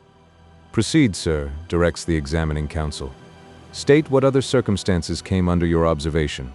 "On touching the body, I found it cold and stiff. I could see that it had been dead for some length of time. The blood was frozen nearly dry and had turned black. At least so it appeared in the gray light, for the sun was not yet up. I might have mistaken the cause of death, and supposed it to have been by the beheading. But, remembering the shot I had heard in the night, it occurred to me that another wound would be found somewhere in addition to that made by the knife. It proved that I was right. On turning the body breast upward, I perceived a hole in the serape, that all around the place was saturated with blood. On lifting it up and looking underneath, I saw a livid spot just over the breastbone. I could tell that a bullet had entered there, and as there was no corresponding wound at the back, I knew it must be still inside the body. In your opinion, was the shot sufficient to have caused death without the mutilation that you think must have been done afterwards?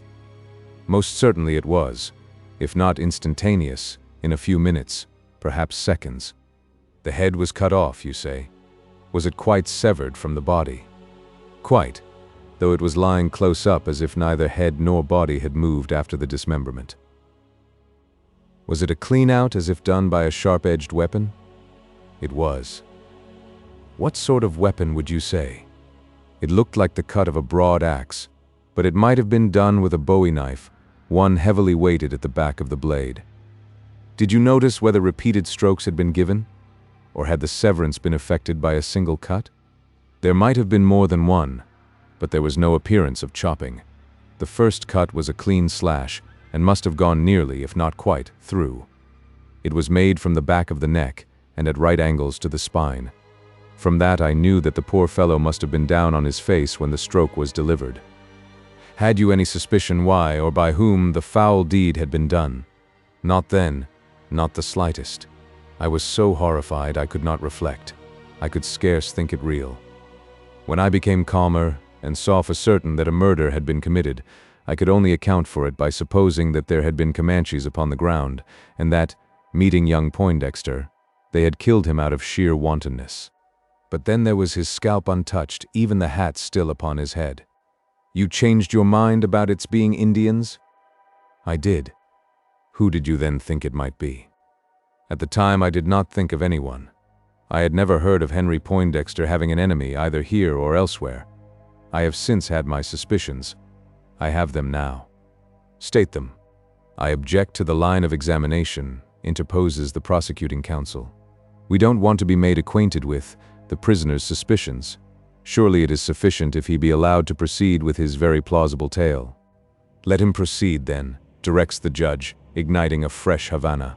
State how you yourself acted, pursues the examiner. What did you do after making the observations you have described? For some time I scarce knew what to do. I was so perplexed by what I saw beside me.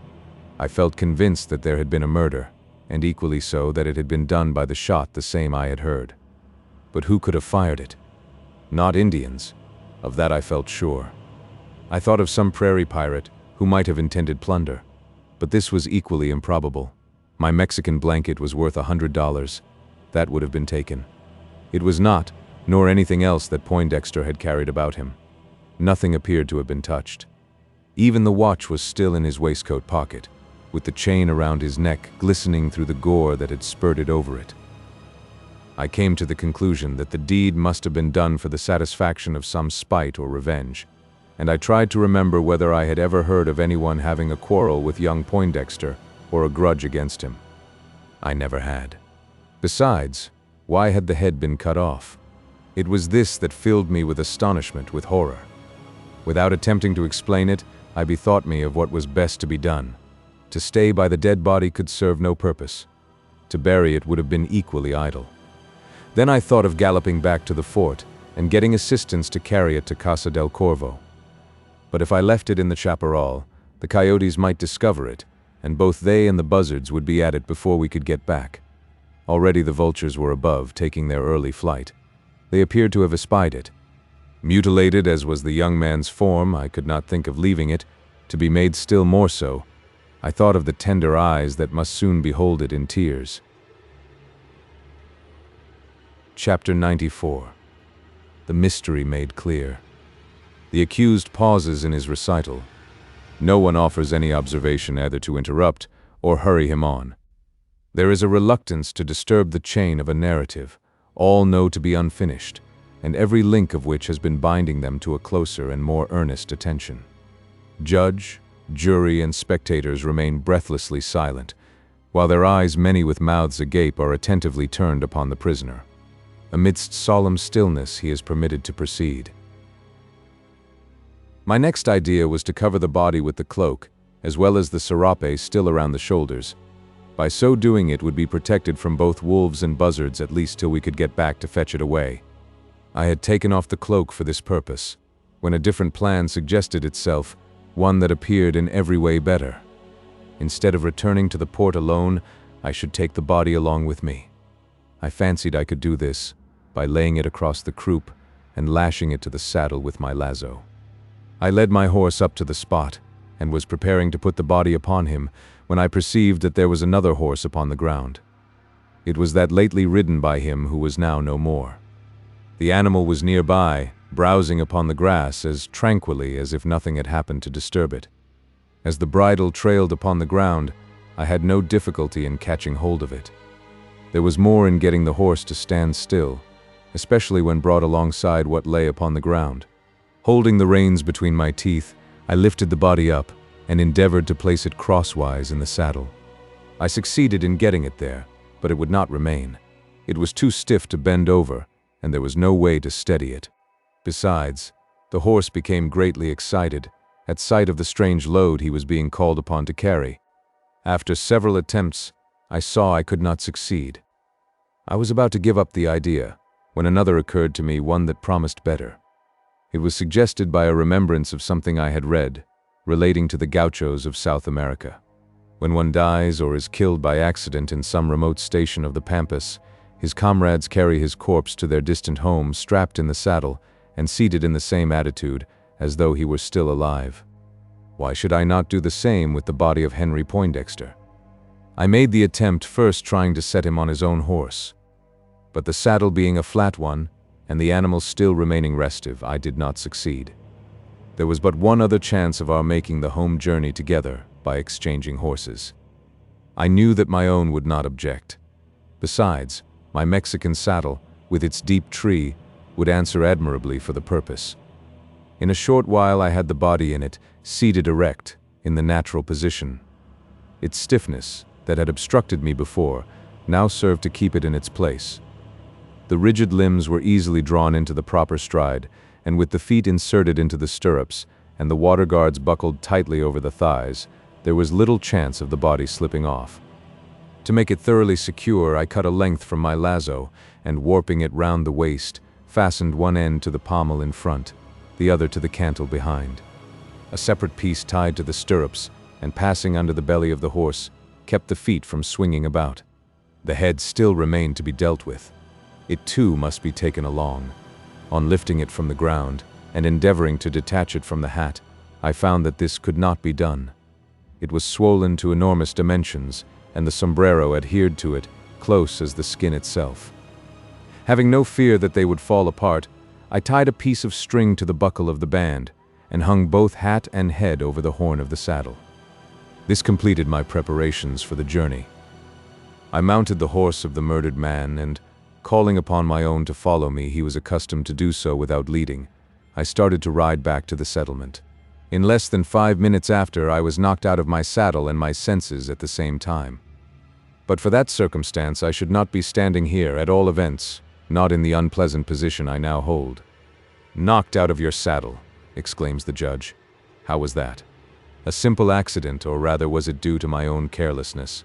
On mounting the strange horse, I neglected to take hold of the bridle.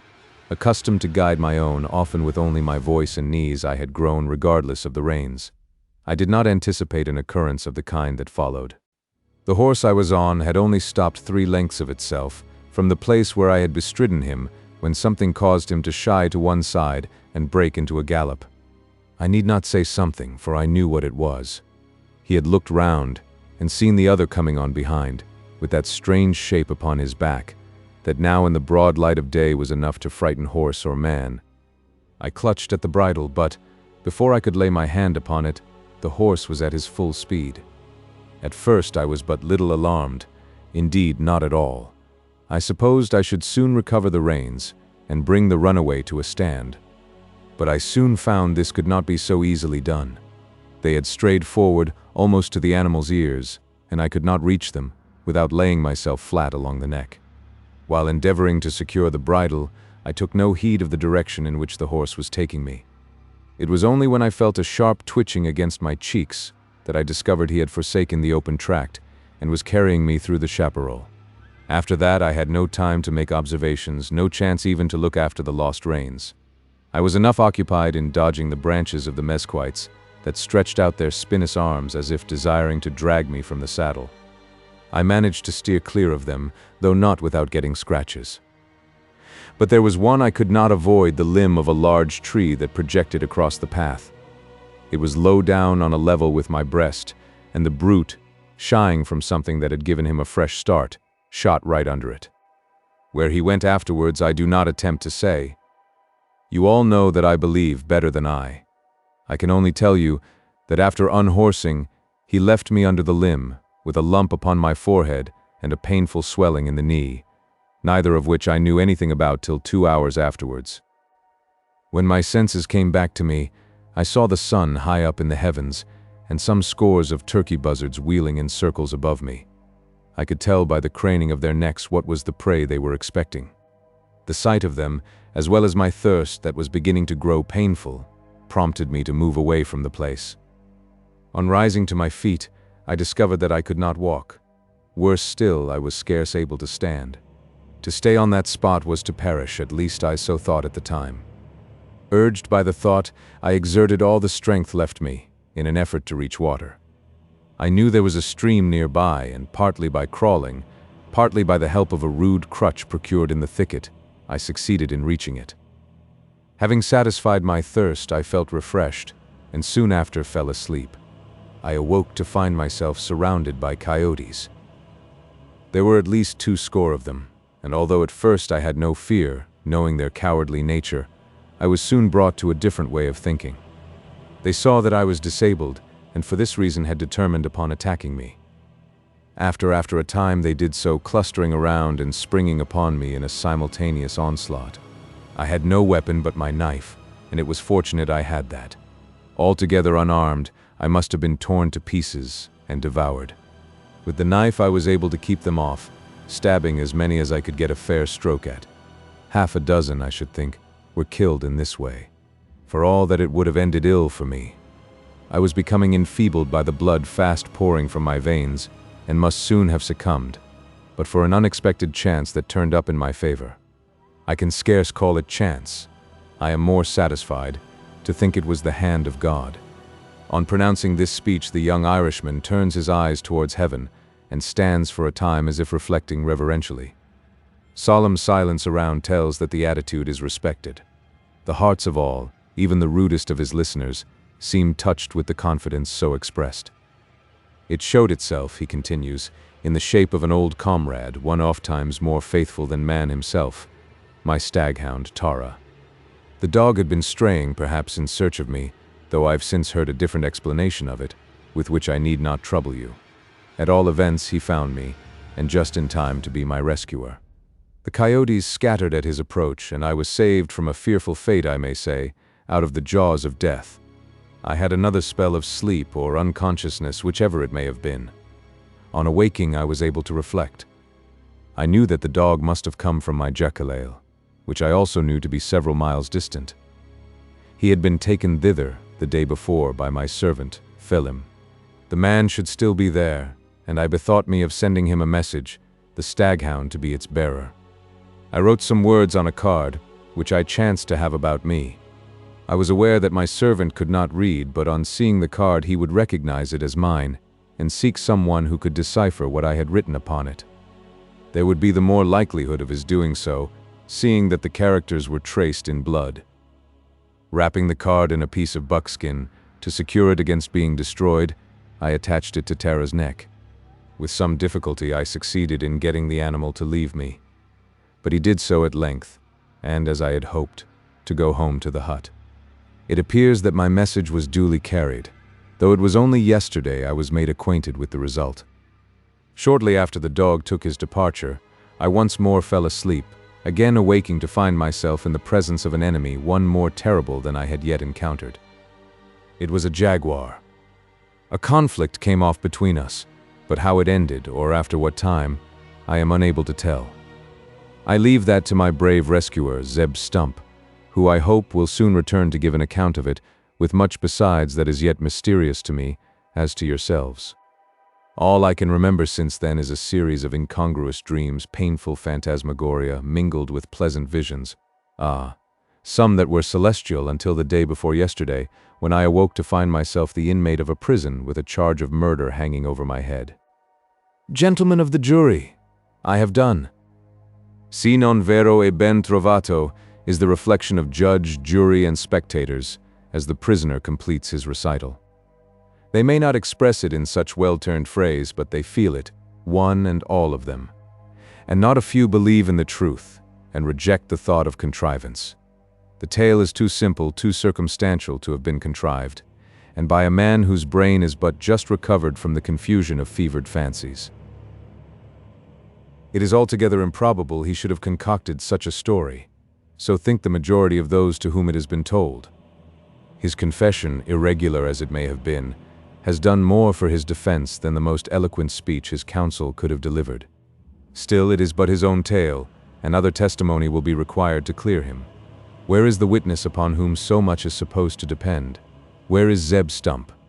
500 pairs of eyes turn towards the prairie and scan the horizon with inquiring gaze.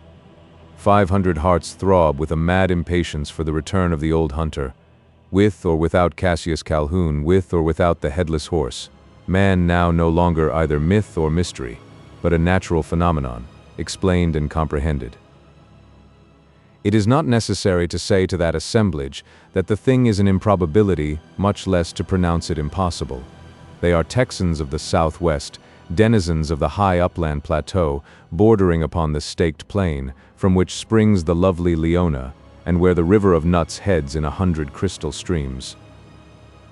They are dwellers in a land where death can scarce be said to have its successor in decay, where the stag struck down in its tracks, or the wild steed succumbing to some hapless chance, unless by wild beasts devoured, will, after a time, bid defiance both to the laws of corruption and the teeth of the coyote, where the corpse of mortal man himself, left uncoffined and uncovered, will, in the short period of 48 hours, exhibit the signs and partake of the qualities of a mummy freshly exhumed from the catacombs of Egypt. But few upon the ground who are not acquainted with this peculiarity of the Texan climate, that section of it close to the Sierra Madre, and more especially among the spurs of the Llano Estacado. Should the Headless Horseman be led back under the live oak, there is not one who will be surprised to see the dead body of Henry Poindexter scarce showing the incipient signs of decomposition. If there be any incredulity about the story just told them, it is not on this account, and they stand in impatient expectation, not because they require it to be confirmed. Their impatience may be traced to a different cause, a suspicion awakened at an early period of the trial, and which, during its progress, has been gradually growing stronger, until it has at length assumed almost the shape of a belief. It is to confirm or dissipate this that nearly every man upon the ground, every woman as well, chafes at the absence of that witness, whose testimony is expected to restore the accused to his liberty or consign him to the gallows tree. Under such an impression, they stand interrogating the level line where sky and savanna mingle the soft blue of the sapphire with the vivid green of the emerald. Chapter 95. The Last Witness. The watchful air is kept up for a period of full 10 minutes, and along with it the solemn silence. The latter is at intervals interrupted by a word or exclamation when someone sees or fancies a spot upon the prairie. Then there is a buzz of excitement, and men stand on tiptoe to obtain a better view. Thrice is the crowd stirred by warnings that have proved false. Its patience is becoming exhausted when a fourth salutes the ear, spoken in a louder voice and more confident tone. This time the tale is true. There are shadows upon the skyline, shadows fast assuming shape, substance, and motion. A wild shout, the old Saxon huzzah, swells up among the branches of the live oak, as the figures of 3 horsemen emerging from the film of the sun-parched prairie are seen coming in the direction of the tree. 2 of them are easily recognized as Zeb Stump and Cassius Calhoun. The third still more easily, for far as I can see, that fantastic form cannot be mistaken. The first cry of the crowd, which but signaled the return of the 2 men, is followed by another, yet more significant, when it is seen that they are accompanied by a creature so long the theme of weird thoughts and strange conjecturings. Though its nature is now known and its cause understood, still is it regarded with feelings akin to awe. The shout is succeeded by an interregnum of silence unbroken, till the three horsemen have come close up, and then only by a hum of whisperings as if the thoughts of the spectators are too solemn to be spoken aloud. Many go forward to meet the approaching cortege, and with wondering gaze accompany it back upon the ground. The trio of equestrians comes to a halt outside the circle of spectators, which soon changes center, closing excitedly around them. Two of them dismount, the third remains seated in the saddle. Calhoun, leading his horse to one side, becomes commingled with the crowd. In the presence of such a companion, he is no longer thought of. All eyes, as well as thoughts, dwell upon the Headless Horseman. Zeb Stump, abandoning the old mare, takes hold of his bridle rein and conducts him under the tree into the presence of the court. "Now, Judge," says he, speaking as one who has command of the situation, "and you 12 the jury. Here is a witness as e'er likely to let a glimp o' daylight into your deliberations. What say ye to examining him?" An exclamation is heard, followed by the words, "O God, it is he." A tall man staggers forward and stands by the side of the Headless Horseman. It is his father. A cry proceeds from a more distant point, a scream suddenly suppressed, as if uttered by a woman before swooning. It is his sister. After a time, Woodley Poindexter is led away unresisting, apparently unconscious of what is going on around him. He is conducted to a carriage drawn up at a distance, and placed upon a seat beside its only occupant, his daughter. But the carriage keeps its place. She who commands the check string intends to stay there, till the court has declared its sentence, till the hour of execution, if that is to be the end. Zeb Stump is officially directed to take his place in the witness box. By order of the judge, the examination proceeds under direction of the counsel for the accused. Many formalities are dispensed with. The old hunter, who has been already sworn, is simply called to tell what he knows of the affair, and left to take his own way in the telling it, which he does in curt phrases, as if under the belief that such is required by the technicalities of the law. After the following fashion does Zeb proceed. "Fust heerd o' this ugly business on the second day arter young Paint war missin'. Heerd on it as I war returnin' from a huntin' spell down the river. Heerd thar were a suspicion be out the mowstanger heaven committed the murder. Knowed he want the man to do sech, but to be satisfied, rode out to his shanty to see him. He wanted home, though his man feel him war. So skiart be out one thing and the t'other, he ked gie no clear account o' anythin'.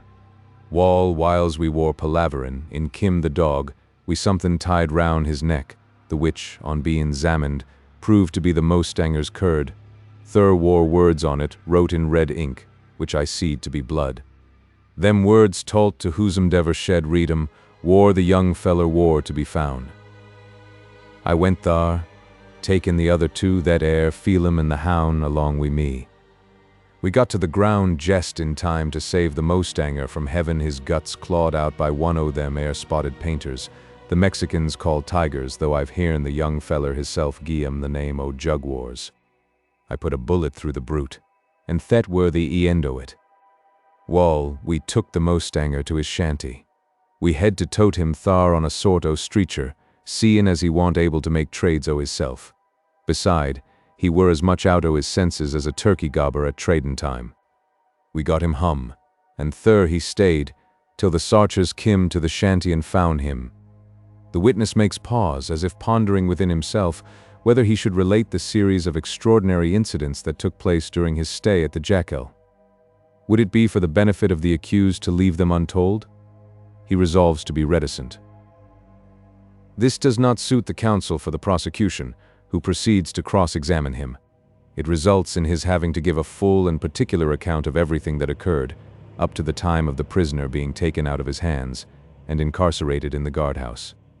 "Now," says he, as soon as the cross-questioning comes to a close, "since you've made me tell all I know be out that part of the business, thur's something ye hain't thought o' askin', and the which this child's bound to make a clean breast o'." "Proceed, Mr. Stump," says he of San Antonio, entrusted with the direct examination. Wall, what I'm going to say now hain't so much to do with the prisoner at the bar, as why a man thet in my opinion oughter be standin' in his place. I won't say who thet man air. I'll tell you what I know, and have found out, and then you the jury may reckon it up for yourselves. The old hunter makes pause, drawing a long breath, as if to prepare himself for a full spell of confession. No one attempts either to interrupt or urge him on. There is an impression that he can unravel the mystery of the murder. That of the Headless Horseman no longer needs unraveling. Wall, feller citizens, continues Zeb, assuming a changed style of apostrophe, arter what I heard, and more especially what I seed, I know that poor young paint were gone under, struck down in his tracks, wiped out of the world. I knowed equally well that he who did the cowardly deed want, and kedn't be, the Mostanger Maurice Gerald. Who wore it then? Thet wore the question thet bamboozled me, as it's done the rest o' ye, them as hain't made up their minds without reflection. Wall, thinkin' as I did that the Irish were innocent, I beck him detarmined to discover the truth. I ain't going to say that appearances want agin him. They were doggonedly agin him. For all that, I want going to rely on them, and so I took Pereira to have a squint at the sign. I knowed there must be hoss tracks leadin' to the place, and hoss tracks going from it, and damn 'em, there were too many o' 'em, going everywhere else the thing mout have been easy enough. But thar were one particular set I'd got a down upon, and them I detarmined to foller up to the end o' Creeshun. They wore the footmarks o' an American hoss, havin' 3 shoes to the good, and a 4th way a bit broken off the end o' it. This here's the identical piece o' iron. The witness draws his hand from the pocket of his blanket coat, in which it has been some time buried. In the fingers are seen the shoe of a horse, only 3/4 complete. He holds it on high, enough for judge, jury, and spectators to see what it is. Now, Mr. Judge, he continues, and you owe the jury, the hoss that carried this shoe went across the Pereira the same night that the murder war committed. He went arter the man that air murdered, as well as him that stands thar accused o' it. He went right upon the track o' both, and stopped short o' the place where the crime were committed. But the man that rud him didn't stop short. He kept on till he wore close up to the bloody spot, and it wore through him it arterwards bake him bloody. It wore the 3rd hoss, him with the broken shoe, that carried the murderer. Go on, Mr. Stump, directs the judge. Explain what you mean by this extraordinary statement. What I mean, Judge, just this. The man I'm speaking o' took Stan in the thicket from which Stan he fired the shet that killed poor young Poindexter. What man? Who was it? His name. Give his name. Simultaneously interrogate 20 voices. I reckon you'll find it thar. Where? War. In thet thur body as sitseth out ahead, looking dumbly down on ye. Ye kin all see, continues the witness, pointing to the silent shape, ye kin all see a red patch on the breast o' the striped blanket. Thur's a hole in the center o' it, a hint that hole I reckon thur'll be another, in the young feller's carkage. Thar don't appear any to match it at the back. Therefore I conclude that the bullet as did his business air still inside o' him. S'posen we strip off his duds and see. There is a tacit consent to this proposition of the witness. 2 or 3 of the spectators, Sam Manley one of them, step forward, and with due solemnity proceed to remove the serape. As at the inauguration of a statue, whose once living original has won the right of such commemoration, the spectators stand in respectful silence at its uncovering. So stand they under the Texan tree, while the serape is being raised from the shoulders of the Headless Horseman. It is a silence solemn, profound, unbroken even by whispers. These are heard only after the unrobing is complete, and the dead body becomes revealed to the gaze of the assemblage. It is dressed in a blouse of sky-blue cottonade box-plated at the breast and close buttoned to the throat. The limbs are encased in a cloth of the like color with a lighter stripe along the seams, but only the thighs can be seen, the lower extremities being concealed by the water guards of spotted skin tightly stretched over them. Around the waist, twice twined around it, is a piece of plaited rope, the strands of horse's hair. Before and behind, it is fastened to the projections of the high-peaked saddle. By it is the body retained in its upright attitude. It is further stayed by a section of the same rope attached to the stirrups and traversing surcingle fashion under the belly of the horse. Everything as the accused has stated, all except the head. Where is this? The spectators do not stay to inquire. Guided by the speech of Zeb Stump, their eyes are directed towards the body, carefully scrutinizing it. 2 bullet holes are seen, one over the region of the heart, the other piercing the breastbone just above the abdomen. It is upon this last that the gaze becomes concentrated, since around its orifice appears a circle of blood with streams straying downward. These have saturated the soft cottonade, now seemingly desiccated. The other shot hole shows no similar signs. It is a clear round cut in the cloth about big enough for a pea to have passed through and scarce discernible at the distance. There is no blood stain around it. It, says Zeb Stump, pointing to the smaller. It signifies nothing. It's the bullet I fired myself out o' the gully, the same I've been tellin' ye o. Ye obsarve thar's no blood about it, which prove that it were a dead body when it penetrated. The other air different. It were the shot as settled him, and if I ain't doggonedly mistaken, ye'll find the bit o' lead still inside o' the corp. Suppose ye make a incision and see. The proposal meets with no opposition. On the contrary, the judge directs it to be done as Zeb has suggested. The stays both fore and back are unloosed, the water guards unbuckled, and the body is lifted out of the saddle. It feels stark and stiff to those who take part in the unpacking, the arms and limbs as rigid as if they had become fossilized. The lightness tells of desiccation, for its specific gravity scarce exceeds that of a mummy. With respectful carefulness it is laid at full length along the grass. The operators stoop silently over it, Sam Manley acting as the chief. Directed by the judge, he makes an incision around the wound that with the circle of extravasated blood. The dissection is carried through the ribs, to the lungs underneath. In the left lobe is discovered the thing searched for. Something firmer than flesh is touched by the probe, the point of a bowie knife. It has the feel of a leaden bullet. It is one. It is extracted, rubbed clean of its crimson coating, and submitted to the examination of the jury. Despite the abrasion caused by the spirally grooved bore of the barrel, despite an indentation where it came in contact with a creased rib, there is still discernible the outlines of a stamped crescent and the letters CC. Oh, those telltale initials. There are some looking on who remember to have heard of them before. Some who can testify to that boast about a marked bullet when the killing of the jaguar was contested. He who made that boast has now reason to regret it. But where is he? The question is beginning to be asked. What's your explanation, Mr. Stump? Is another question put by the counsel for the accused. Don't need much, I reckon, is the reply. He'd be a dernationed greenhorn as can't see, clear as the light o' day, thet young peint war plugged by thet air bullet. By whom fired, do you think? Well, that appear to be equally clear.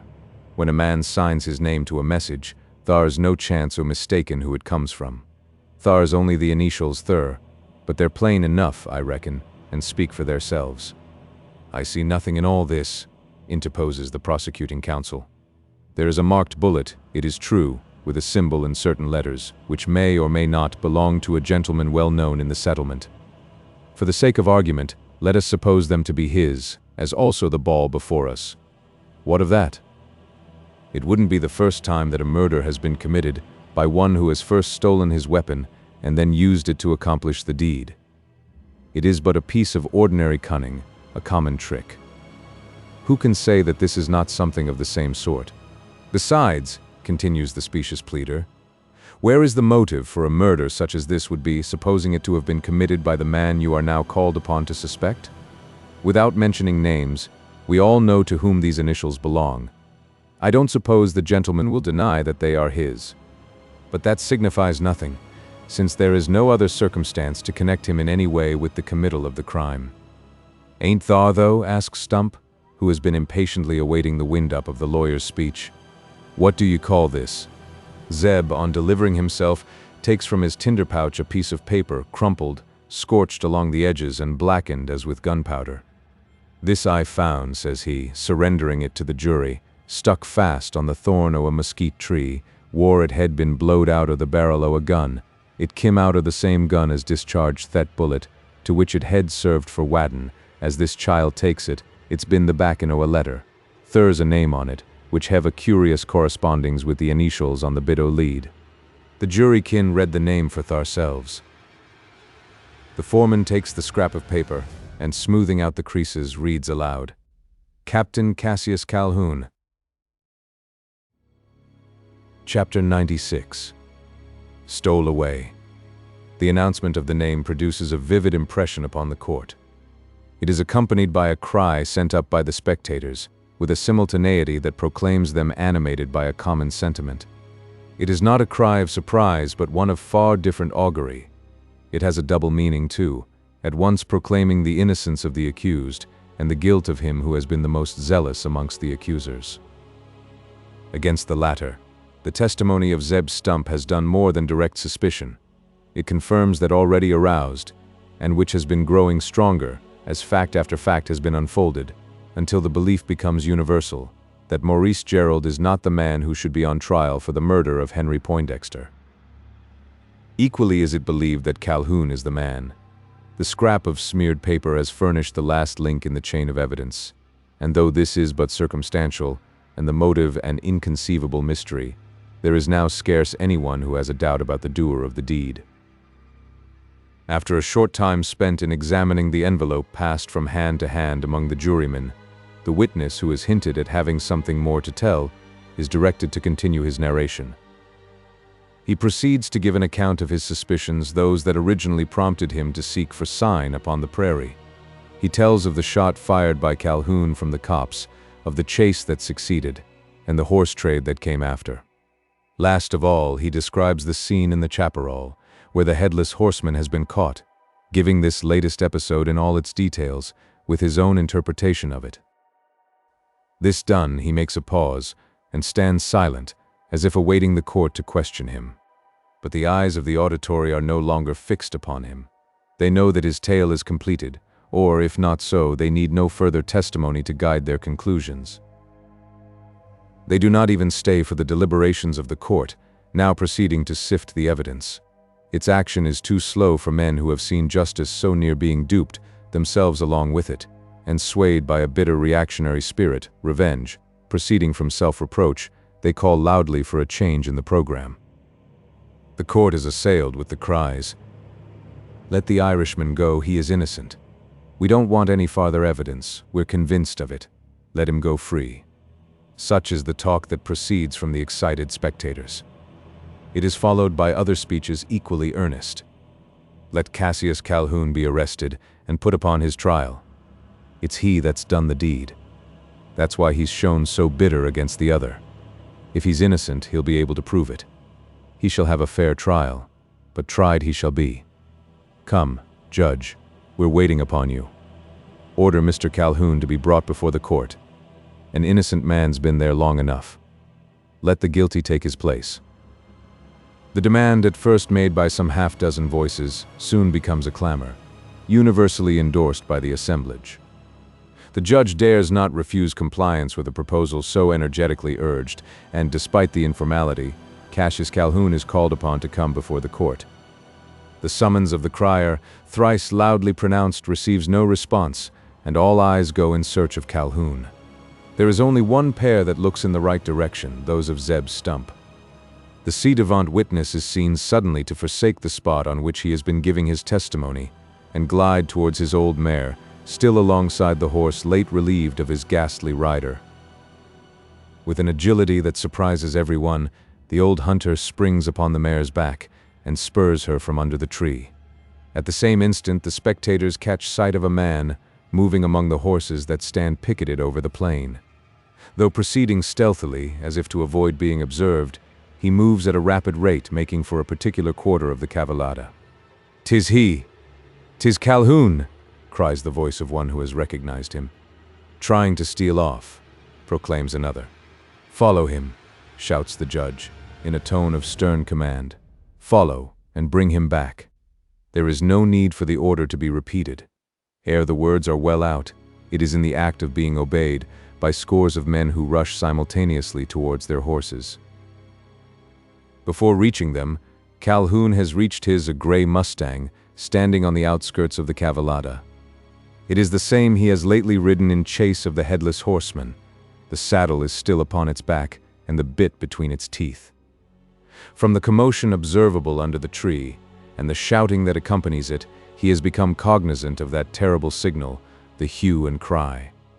Concealment is no longer possible, and, changing from the stealthy pace to a quick, earnest run, he bounds upon the animal's back. Giving a wild glance backward, he heads it towards the prairie, going off at a gallop. 50 horses are soon laid along his track, their riders roused to the wildest excitement by some words pronounced at their parting. "Bring him back, dead or alive," was the solemn phrase, supposed to have been spoken by the major. No matter by whom. It needs not the stamp of official warrant to stimulate the pursuers. Their horror of the foul deed is sufficient for this, coupled with the high respect in which the victim of it had been held. Each man spurs onward, as if riding to avenge the death of a relative, a brother, as if each was himself eager to become an instrument in the execution of justice. Never before has the ex-captain of cavalry been in such danger of his life. Not while charging over the red battlefield of Buena Vista, not while stretched upon the sanded floor of Oberdoffer's barroom, with the muzzle of the Mustanger's pistol pointed at his head. He knows as much, and knowing it, spurs on at a fearful pace, at intervals casting behind a glance, quick, furtive, and fierce. It is not a look of despair. It has not yet come to this, though at sight of such a following, within hearing of their harsh, vengeful cries, one might wonder he could entertain the shadow of a hope. He has. He knows that he is mounted on a fleet horse, and that there is a tract of timber before him. True, it is nearly 10 miles distant, but what signify 10 miles? He is riding at the rate of 20 to the hour, and in half an hour he may find shelter in the chaparral. Is this the thought that sustains him? It can scarce be. Concealment in the thicket with half a score of skilled trackers in pursuit Zeb Stump at their head. No, it cannot be this. There is no hiding place for him, and he knows it. What, then, hinders him from sinking under despair and at once resigning himself to what must be his ultimate destiny? Is it the mere instinct of the animal, giving way to a blind, unreasoning effort at impossible escape? Nothing of the kind. The murderer of Henry Poindexter is not mad. In his attempt to elude the justice he now dreads, he is not trusting to such slender chances as either a quick gallop across the prairie or a possible concealment in the timber beyond. There is a still farther beyond a border. Upon this his thoughts are dwelling, and his hopes have become fixed. There are indeed 2 borders, one that separates 2 nations termed civilized. There is a law of extradition between them. For all this, the red-handed assassin may cheat justice, often does, by an adroit migration from one to the other, a mere change of residence and nationality. But it is not this course Calhoun intends to take. However ill-observed the statute between Texas and Mexico, he has no intention to take advantage of its loose observance. He dreads to risk such a danger. With the consciousness of his great crime, he has reason. Though riding toward the Rio Grande, it is not with the design of crossing it. He has bethought him of the other border, that beyond which roams the savage Comanche, the Ishmaelite of the prairies, whose hand is against every man with a white skin, but will be lifted lightly against him who has spilled the white man's blood. In his tent, the murderer may not only find a home, but hope for hospitality, perhaps promotion, in the red career of his adoption. It is from an understanding of these circumstances that Calhoun sees a chance of escape that support him against despair, and though he has started in a direct line for the Rio Grande, he intends, under cover of the chaparral, to flee towards the Llano Estacado. He does not dread the dangers of this frightful desert, nor any others that may lie before him. They can be but light compared with those threatening behind. He might feel regret at the terrible expatriation forced upon him, the loss of wealth, friends, social status, and civilization, more than all, the severance from one too wildly, wickedly loved, perhaps never to be seen again. But he has no time to think even of her. To his ignoble nature, life is dearer than love. He fancies that life is still before him, but it is no fancy that tells him death is behind, fast traveling upon his tracks. The murderer makes haste, all the haste that can be taken out of a Mexican mustang, swift as the steeds of Arabia, from which it can claim descent. Ere this the creature should be tired. Since the morning it has made more than a score miles, most of them going at a gallop. But it shows no signs of fatigue. Like all its race, tough as terriers, it will go 50, if need be 100, without staggering in its tracks. What a stroke of good fortune, that exchange of horses with the Mexican maiden. So reflects its rider. But for it he might now be standing under the somber shadow of the live oak, in the stern presence of a judge and jury, abetted and urged on to convict him by the less scrupulous Lynch and his cohort of regulators. He is no longer in dread of such a destiny. He begins to fancy himself clear of all danger. He glances back over the plain and sees his pursuers still far behind him. He looks forward, and, in the dark line looming above the bright green of the savannah, descries the chaparral. He has no doubt of being able to reach it, and then his chance of escape will be almost certain. Even if he should not succeed in concealing himself within the thicket, who is there to overtake him? He believes himself to be mounted on the fastest horse that is making the passage of the prairie. Who, then, can come up with him? He congratulates himself on the chance that has given him such a steed. He may ascribe it to the devil. He cannot attribute it to God. And will God permit this red-handed ruffian to escape? Will he not stretch forth his almighty arm and stay the assassin in his flight? Chapter 97.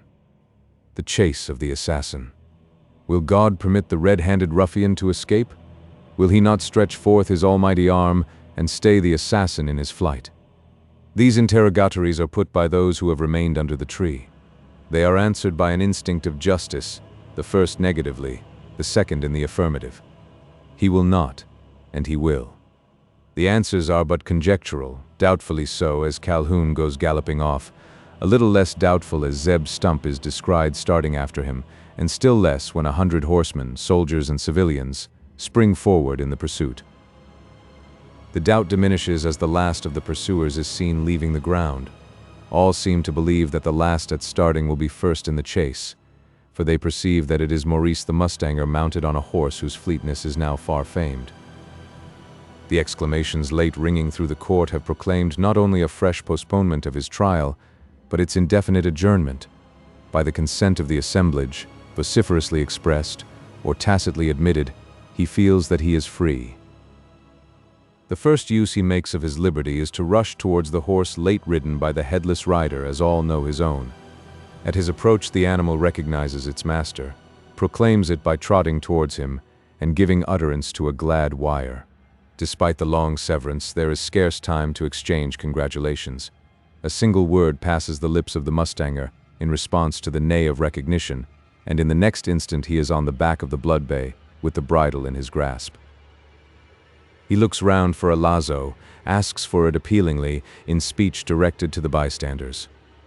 After a little delay one is thrown to him, and he is off. The spectators stand gazing after. There is no longer a doubt as to the result. The wish, almost universal, has become a universal belief. God has decreed that the assassin shall not escape, but that he will be overtaken, captured, and brought back before that same tribunal, where he so late stood a too willing witness. And the man, so near suffering death through his perjured testimony, is the instrument chosen to carry out the divine decree. Even the rude regulators, with their practical habitudes of life, but little regarding the idea of divine interference, cannot help having the impression of this poetical justice. One and all give way to it, as the red stallion springs off over the prairie, carrying Maurice Gerald upon his back. After his departure, an episode occurs under the shadow of the live oak. It is not this that hinders it from being observed, but because everyone has turned face towards the plain, and watches the chase, fast receding from view. There is one scanning it with a look unlike the others. A lady strains her eyes through the curtains of a caleche, her glance telling of a thought within dissimilar to that felt by the common spectators. It is no mere curiosity that causes her twin breasts to sink and swell in quick, spasmodic breathing. In her eye, still showing sadness, there is a gleam of triumph as it follows the pursuer, tempered with mercy as it falls upon the pursued, while from her lips, slightly parted, escapes the prayer, God have mercy on the guilty man. Delayed a little at mounting and more in procuring the lazo, Maurice Gerald is the very latest to leave the ground. On clearing the skirt of the crowd now dispersed over the parade, he sees the others far ahead, a distance of several hundred yards separating him from the rearmost. He thinks nothing of this. Confident in the qualities of his steed, he knows he will not long ride in the rear. And the blood bay answers his expectations. As if joyed at being relieved from his inert load, to him an incubus inexplicable, and inspired by the pressure of his master's knees, the noble horse springs off over the prairie turf in long sinewy strides, showing that his body still retains its strength, and his limbs their elasticity. He soon closes upon the hindmost, overtakes one, then another, and another, till he has surged far ahead of the field. Still on, over the rolling ridges, across the stream beds between, on over soft turf and sharp shingle, till at length his competitors lose sight of him, as they have already done of the gray mustang and its rider. There is but one of the pursuing party who continues to keep him in view, a tall man, mounted upon what might be taken for the sorriest of steeds, an old mustang mare. Her speed tells a different tale, produced though it be by the strangest of spurs, the keen blade of a bowie knife. It is Zeb Stump who makes use of this quaint, but cruel, means of persuasion. Still the old mare cannot keep pace with the magnificent stallion of the mustanger, nor does Zeb expect it. He but aims at holding the latter in sight, and in this he is so far successful. There is yet another who beholds the blood bay making his vigorous bounds. He beholds him with beard upon the shoulder. It is he who is pursued. Just as he has begun to feel hopeful of escape, Calhoun, looking back, catches sight of the red stallion, no longer with that strange shape upon his back, but one as well recognized, and to him even more terrible. He perceives it to be Maurice, the mustanger, the man he would have devoted, was so near devoting to the most disgraceful of deaths. He sees this man coming after his own conscience tells him as an avenger. Is it the hand of God that directs this enemy on his track? He trembles as he asks himself the question. From any other pursuer there might have been a chance of escaping.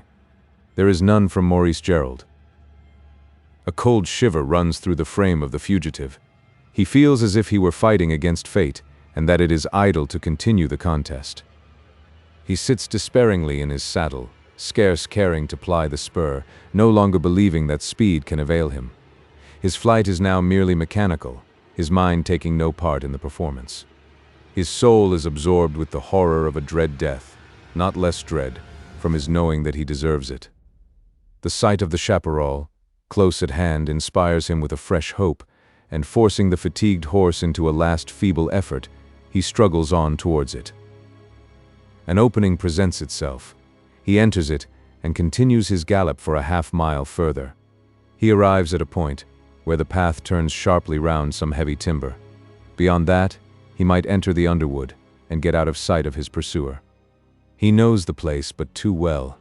It has been fatal to him before. Is it to prove so again? It is.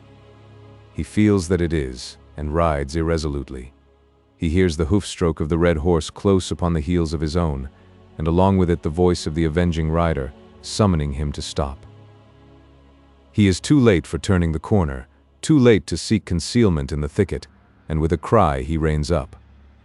It is a cry partly of despair, partly of fierce defiance, like the scream of a chased jaguar under bay of the bloodhounds. It is accompanied by a gesture, quick followed by a flash, a puff of white smoke, and a sharp detonation that tell of the discharge of a revolver. But the bullet whistles harmlessly through the air, while in the opposite direction is heard a hissing sound as from the winding of a sling, and a long serpent seems to uncoil itself in the air. Calhoun sees it through the thinning smoke. It is darting straight towards him. He has no time to draw trigger for a second shot, no time even to avoid the lazo's loop. Before he can do either, he feels it settling over his shoulders. He hears the dread summons, "Surrender, you assassin." He sees the red stallion turn tail towards him, and in the next instant experiences the sensation of one who has been kicked from a scaffold. Beyond this he feels, hears, and sees nothing more. He has been jerked out of his saddle, and the shock received in his collision with the hard turf has knocked the breath out of his body, as well as the sense out of his soul. Chapter 98. Not dead yet. The assassin lies stretched along the earth, his arms embraced by the rawhide rope, to all appearance dead. But his captor does not trust to this. He believes it to be only a feint, it may be a feint, and to make sure it is not the latter, he remains in his saddle, keeping his lazo upon the strain. The blood bay, obedient to his will, stands firm as the trunk of a tree, ready to rear back or bound forward on receiving the slightest sign. It is a terrible tableau, though far from being strange in that region of red-handed strife that lies along the far-stretching frontier of Tamaulipas and Texas. Oft, too oft, has the soaring vulture looked down upon such a scene with joy, beholding it as promising a banquet for its filthy beak. Even now 60 of these ravenous birds, attracted by the report of the pistol, are hovering in the air, their naked necks elongated in eager anticipation of a feast. One touch of the spur on the part of him seated in the saddle would give them what they want. It would serve the scoundrel right, mutters the mustanger to himself. Great God, to think of the crime he has committed. Killed his own cousin and then cut off his head. There can be no doubt that he has done both, though from what motive, God only can tell, or himself, if he be still alive. I have my own thoughts about it. I know that he loves her, and it may be that the brothers stood in his way. But how and why? That is the question that requires an answer. Perhaps it can only be answered by God and himself.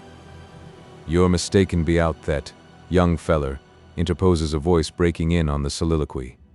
"There's one who kin tell the how and the why, just as well as either o' them ye've made mention o, and thet individual ol a Zeb Stump, at your sarvice. But 'tain't the time to talk o' sec things now, not here ain't the place nather. We must take him back under the live oak, whar he'll git treated accordin' to his deservin's, durn his ugly picter. It would sarve him right to make it uglier by draggin' him a spell at the eend o' your trail rope. Never mind be out that. We needn't volunteer to be Henry Poindexter's vengers. From what they know now, I reckon that kin be trusted to the regulators. How are we to get him back? His horse has galloped away. No difficulty be out that, Mr. Gerald. He's only fainted a bit, or maybe playin' possum. In either case, I'll soon roust him. If he ain't able to make tracks on the hoof, he kin go a hossback, and here's the critter as'll carry him. I'm sick o' the settle myself, and I reckon the ol' gal's a leetle bit sick o' me, leastwise o' the spur I've been a prickin' into her. I've made up my mind to go back on Shanks's mar, and as for Mr. Cash Calhoun, he's welcome to hev my seat for the return journey. Ef he don't stop shammin' and sit upright, we can pack him across the crupper like a side o' dead buckmeat. Yo-ho, he begins to show sign. He'll soon recover his senses, all 7 o' him, I reckon, and then he can mount the morrow hisself. Ye up, Ola hoss, continues Zeb, grasping Calhoun by the collar of his coat and giving him a vigorous shake. Ye up, I say, and coom along wi' us. You're wanted. Thar's somebody desirin' to have a talk wi' you. Who? Where? Inquires the captive, slowly recovering consciousness and staring unsteadily around him. Who wants me? Wall, I do for one, and... Ah, you it is, Zeb Stump. And that air's Mr. Maurice Gerald the Mostanger. You've seed him afore, I reckon. He wants ye for 2. Beside, thar's a good grist o' others as 'ould like to see ye agin, back thar by the port. So ye'd best get upon your legs, and go along wi' us. The wretched man rises to his feet. In so doing, he discovers that his arms are encircled by a lazo. My horse? He exclaims, looking inquiringly around. Where is my horse? Ol' Nick only knows whar he air by this time. Like enough gone back to the Grand, whar he kim from. Arter the gallopin' ye've gin him, I reckon he air sick o' the swap, and's good off to take a spell o' rest on his native pasters. Calhoun gazes on the old hunter with something more than astonishment. The swap. Even this, too, is known to him. Now, then, pursues Zeb with a gesture of impatience. 'Twon't do to keep the court a-waitin'. Are ye ready? Ready for what? Fust and foremost, to go back along wi' me and Mr. Gerald. Second and secondmost, to stand your trial. Trial, I stand trial. You, Mr. Cash Calhoun. On what charge? The charge o' killin' Henry Poindexter, your own cousin. It's a lie. A damned slanderous lie, and whoever says it. Shet up your head, cries Zeb, with an authoritative gesture. You're only wastin' breath. Ef this chale ain't mistook about it, you'll need all you've got afore long. Coom, now. Make ready to return wi' us. The judge air a-waitin', the jury air a-waitin', and justice air waitin', too, in the shape o' 30 regulators. I'm not going back, doggedly responds Calhoun. By what authority do you command me? You have no warrant? Hain't I, though? Interrupts Zeb. What do you call this? He adds, pointing to his rifle. Thur's my warrant, by the grace o' God, and by that same, this child air a-going to execute it. So no more o' your derned palaver, for I ain't the sort to stan it. Take your choice, Mr. Cash Calhoun. Mount that old mar o' mine, and coom along quickly, or try the tother dodge, and git toted like a package o' merchandise. For back you're bound to go, I swore it by the Eternal. Calhoun makes no reply. He glances at Stump at Gerald, despairingly around him, then stealthily towards a six-shooter, protruding from the breast pocket of his coat, the counterpart of that shaken out of his hand, as the rope settled around him. He makes an effort to reach the pistol, feeble, because only half resolved. He is restrained by the lazo, perhaps more by a movement on the part of Zeb, who with a significant gesture brings his long gun to the level. "Quick!" exclaims the hunter. "Mount, Mr. Calhoun. Thur's the mar a-waitin' for ye. Into the settle, I say." Like a puppet worked by the wires of the showman, the ex-captain of cavalry yields compliance with the commands of the backwoodsman. He does so from a consciousness that there is death, certain death in disobeying them. Mechanically he mounts the mare, and without resistance suffers her to be led away from the spot. Zeb, afoot, strides on in advance. The mare, at bridle length, follows upon his tracks. The mustanger rides reflectingly behind, thinking less of him held at the end of his lazo than of her who by a generous self-sacrifice has that day riveted around his heart a golden chain only by death to be undone. Chapter 99. Attempted murder and suicide. After its second involuntary recess, less prolonged than the first, the court has once more resumed its functions under the great evergreen oak. It is now evening, and the sunbeams, falling aslant, intrude upon the space canopied by the tree. From the golden brightness displayed by them at noon, they have changed to a lurid red as if there was anger in the sky. It is but an accident of the atmosphere, the portent of an approaching storm. For all this, it is remarked as singular that a storm should be coming at the time, since it symbolizes the sentiment of the spectators, who look on with sullenness in their hearts and gloom in their glances. It would seem as if heaven's wrath was acting in concert with the passions of earth. Maurice Gerald is no longer the cynosure of those scowling eyes. He has been clamorously acquitted, and is henceforth only one of the witnesses. In the place late occupied by him, another stands. Cassius Calhoun is now the prisoner at the bar. This is the only change observable. The judge is the same, the jury the same, and the spectators as before, though with very different feelings in regard to the criminality of the accused. His guilt is no longer the question that is being considered. It has been established beyond the shadow of a doubt. The evidence is already before them, and though entirely circumstantial, as in most cases of murder, the circumstances form a chain irresistibly conclusive and complete. There is but one missing link, if link it may be called, the motive. The motive both for the murder and the mutilation, for the testimony of Gerald has been confirmed by a subsequent examination of the dead body. The surgeon of the cantonment has pronounced the two distinct, and that Henry Poindexter's death must have ensued almost instantaneously after his receiving the shot. Why should Cassius Calhoun have killed his own cousin? Why cut off his head? No one can answer these questions, save the murderer himself. No one expects him to do so, save to his Maker. Before him he must soon stand, for a knowledge of the motive is not deemed essential to his condemnation, and he has been condemned. The trial has come to a close, the verdict guilty has been given, and the judge, laying aside his Panama hat, is about to put on the black cap, that dread emblem of death, preparatory to pronouncing the sentence. In the usual solemn manner, the condemned man is invited to make his final speech, to avail himself, as it were, of the last forlorn hope for sentence. He starts at the invitation, falling, as it does, like a death knell upon his ear. He looks wildly around, despairingly, when on the faces that encircle him he sees not one wearing an expression of sympathy. There is not even pity. All appear to frown upon him. His confederates, those paid ruffians who have hitherto supported him, are of no use now, and their sympathy of no consequence. They have shrunk out of sight before the majesty of the law and the damning evidence of his guilt.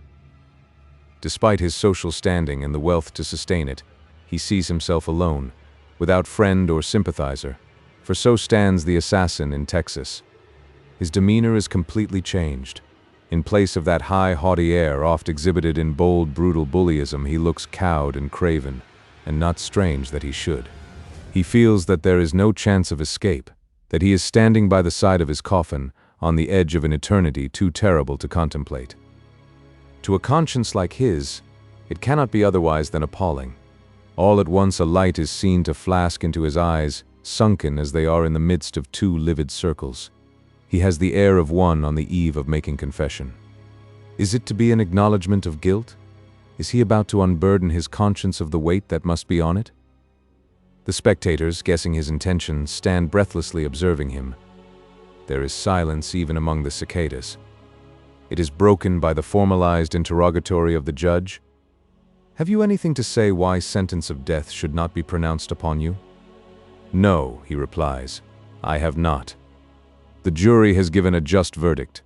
I acknowledge that I have forfeited my life and deserve to lose it." Not during all the day, despite its many strange incidents and startling surprises, have the spectators been so astonished.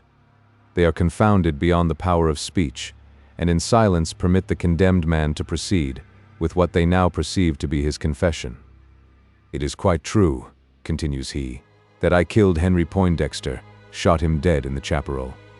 The declaration is answered by a cry from the crowd. It is altogether involuntary and expresses horror rather than indignation. Alike involuntary is the groan that goes with it, proceeding from a single individual, whom all know to be the father of the murdered man once more in their midst. Beyond these sounds, soon ceasing, there is nothing to hinder the confession from being continued. "I know that I've got to die," proceeds the prisoner with an air of seeming recklessness. "You have decreed it, and I can tell by your looks you have no intention to change your minds. After what I've confessed, it would be folly in me to expect pardon, and I don't. I've been a bad fellow, and no doubt have done enough to deserve my fate. But, bad as I may have been, I'm not vile enough to be sent out of the world, and leave behind me the horrid imputation of having murdered my own cousin. I did take his life, as I've told you. You are all asking why and conjecturing about the motive. There was none." A new sensation makes itself manifest among the spectators. It partakes of surprise, curiosity, and incredulity. No one speaks, or in any way attempts interruption. You wonder at that? It's easily explained. I killed him by mistake. The surprise culminates in a shout, suppressed as the speaker proceeds. Yes, by mistake, and God knows I was sorry enough on discovering that I had made it. I didn't know myself till long after. The condemned man looks up, as if in hopes that he has touched a chord of mercy. There is no sign of it, on the faces that surround him still solemnly austere. "I don't deny," continues he, "I needn't that I intended to kill someone. I did. Nor am I going to deny who it was. It was the cur I see standing before me." In a glance of concentrated hatred, the speaker rests his eye upon Gerald, who only answers with a look, so calm as almost to betray indifference. "Yes, I intended to kill him. I had my reasons. I'm not going to say what they were. It's no use now. I thought I had killed him, but, as hell's luck would have it, the Irish hound had changed cloaks with my cousin. You know the rest. By mistake I fired the shot meant for an enemy and fatal to a friend. It was sure enough, and poor Henry dropped from his horse. But to make more sure, I drew out my knife, and the cursed serape still deceiving me, I hacked off his head. The sensation again expresses itself in shuddering and shouts, the latter prolonged into cries of retribution, mingled with that murmuring which proclaims a story told. There is no more mystery, either about the murder or its motive, and the prisoner is spared further description of that fiendish deed that left the dead body of Henry Poindexter without a head. "Now," cries he, as the shouting subsides and the spectators stand glaring upon him, "you know all that's past, but not what's to come. There's another scene yet. You see me standing on my grave, but I don't go into it till I've sent him to his. I don't, by God." There is no need to guess at the meaning of this profane speech, the last of Calhoun's life. Its meaning is made clear by the act that accompanies it. While speaking, he has kept his right hand under the left breast of his coat. Along with the oath, it comes forth, holding a revolver. The spectators have just time to see the pistol as it glints under the slanting sunbeams, when two shots are heard in quick succession. With a like interval between, two men fall forward upon their faces, and lie with their heads closely contiguous. One is Maurice Gerald, the mustanger, the other Cassius Calhoun, ex-captain of volunteer cavalry.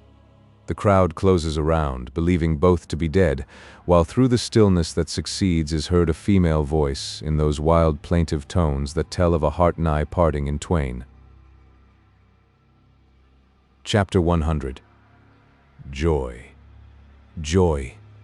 There was this under the evergreen oak, when it was discovered that only the suicide was a success, and the attempt at assassination a failure. There was this in the heart of Louise Poindexter, on learning that her lover still lived. Though saddened by the series of tragedies so quickly transpiring, she was but human, and being woman, who can blame her for giving way to the subdued happiness that succeeded? Not I, not you, if you speak truly. The passion that controlled her may not be popular under a strictly Puritan standard. Still is it according to the dictates of nature, universal and irresistible, telling us that father, mother, sister, and brother are all to be forsaken for that love illimitable, on earth only exceeded, sometimes scarce equaled by the love of self. Do not reproach the young Creole because this passion was paramount in her soul. Do not blame her for feeling pleasure amidst moments that should otherwise have been devoted to sadness, nor that her happiness was heightened on learning from the astonished spectators how her lover's life had been preserved, as it might seem miraculously. The aim of the assassin had been true enough.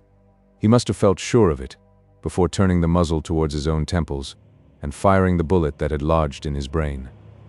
Right over the heart he had hit his intended victim, and through the heart would the leaden missile have made its way, but that a gage d'amour, the gift of her who alone could have secured it such a place, turned aside the shot, causing it to ricochet. Not harmlessly, however, since it struck one of the spectators standing too close to the spot. Not quite harmless either, was it to him for whom it had been intended. The stunning shock, with the mental and corporeal excitement long sustained, did not fail to produce its effect, and the mind of Maurice Gerald once more returned to its delirious dreaming. But no longer lay his body in danger in the chaparral, surrounded by wolves and shadowed by soaring vultures, in a hut, where he was but ill attended, in a jail, where he was scarce cared for at all. When again restored to consciousness, it was to discover that the fair vision of his dreams was no vision at all, but a lovely woman, the loveliest on the Leona, or in all Texas if you like, by name Louise Poindexter. There was now no one to object to her nursing him, not even her own father. The spirit of the aristocratic planter, steeped in sorrow and humiliated by misfortune, had become purged of its false pride, though it needed not this to make him willingly acquiesce in an alliance, which, instead of a nobody, gave him a nobleman for his son. Such, in reality, was Sir Maurice Gerald, erst known as Maurice the Mustanger. In Texas the title would have counted for little, nor did its owner care to carry it. But, by a bit of good fortune not always attendant on an Irish baronetcy, it carried along with it an endowment, ample enough to clear Casa del Corvo of the mortgage held by the late Cassius Calhoun, and claimed by his nearest of kin. This was not Woodley Poindexter, for after Calhoun's death, it was discovered that the ex-captain had once been a Benedict, and there was a young scion of his stock, living in New Orleans, who had the legal right to say he was his son. It mattered not to Maurice Gerald, who, now clear of every entanglement, became the husband of the fair Creole. After a visit to his native land, including the European tour which was also that of his honeymoon, Sir Maurice, swayed by his inclinations, once more returned to Texas and made Casa del Corvo his permanent home. The blue-eyed Colleen of Castle Balog must have been a myth having existence only in the erratic fancy of Phelim. Or it may have been the bud of a young love, blighted ere it reached blooming by absence, oft fatal to such tender plants of passion. Whether or no Louise Poindexter, Lady Gerald she must now be called, during her sojourn in the Emerald Isle saw nothing to excite her to jealousy. Only once again did this fell passion take possession of her spirit, and then only in the shape of a shadow soon to pass away. It was one day when her husband came home to the hacienda, bearing in his arms the body of a beautiful woman, not yet dead, though the blood streaming from a wound in her bared bosom showed she had not long to live. To the question, "Who has done this?" she was only able to answer, "Diaz, Diaz." It was the last utterance of Isidora Covarubio de los Llanos. As the spirit of the unhappy señorita passed into eternity, along with it went all rancor from that of her more fortunate rival. There can be no jealousy of the dead. That of Lady Gerald was at rest, and forever. It was succeeded by a strong sympathy for the ill-fated Isidora, whose story she now better comprehended. She even assisted her lord in the saddling of his red-bay steed, and encouraged him in the pursuit of the assassin. She joyed to see the latter led back at the end of a lazo held in the hand of her husband, and refused to interfere when a band of regulators, called hastily together, dealt out summary chastisement by hanging him to a tree. It was not cruelty, only a crude kind of justice, an eye for an eye and a tooth for a tooth. And what a poor compensation it seemed to those who had taken part in exacting it. As they stood gazing upon the remains of the villain, and his victim the swarth ruffian dangling from the branch above, and the fair form lying underneath, the hearts of the Texans were touched, as perhaps they had never been before. There was a strange thought passing through their minds, a sadness independent of that caused by the spectacle of a murder. It was regretted having so hastily dispatched the assassin. Beautiful even in death was Isidora. Such features as she possessed owe not everything to the light of life. That voluptuous shape, the true form divine, may be admired in the cold statue. Men stood gazing upon her dead body, long gazing loth to go away, at length going with thoughts not altogether sacred. In the physical world, time is accounted the destroyer, though in the moral, it is oft the restorer. Nowhere has it effected greater changes than in Texas during the last decade, and especially in the settlements of the Nueces and Leona. Plantations have sprung up where late the chaparral thickly covered the earth, and cities stand where the wild steed once roamed over a pathless prairie. There are new names for men, places, and things. For all this, there are those who could conduct you to an ancient hacienda, still known as Casa del Corvo. Once there, you would become the recipient of a hospitality unequaled in European lands. You would have for your host one of the handsomest men in Texas, for your hostess one of its most beautiful women, both still this side of middle life. Residing under their roof, you would find an old gentleman of aristocratic air and venerable aspect, withal chatty and cheerful, who would conduct you around the corrales, show you the stock, and never tire of talking about the hundreds, thousands of horses and horned cattle seen roaming over the pastures of the plantation. You would find this old gentleman very proud upon many points, but more especially of his beautiful daughter, the mistress of the mansion, and the half-dozen pretty prattlers who cling to his skirts and call him their dear grandpa. Leaving him for a time, you would come in contact with two other individuals attached to the establishment. One is the groom of the stole, by name Phelim O'Neill, who has full charge of the horses. The other a coachman of sable skin, yclept Pluto Poindexter, who would scorn to look at a horse except when perched upon the box, and after having the ribbons deftly delivered into his hands. Since we last saw him, the gay Pluto has become tamed down to a staid and sober Benedict, black though he be. Florinda, now the better half of his life, has effected the transformation. There is one other name known at Casa del Corvo, with which you cannot fail to become acquainted. You will hear it mentioned almost every time you sit down to dinner, for you will be told that the turkey at the head of the table, or the venison at its opposite end, is the produce of a rifle that rarely misses its aim. During the course of the meal, but much more over the wine, you will hear talk of Zeb Stump the hunter. You may not often see him. He will be gone from the hacienda before you are out of your bed, and back only after you have retired. But the huge gobbler seen in the smokehouse and the haunch of venison hanging by its side are evidence he has been there.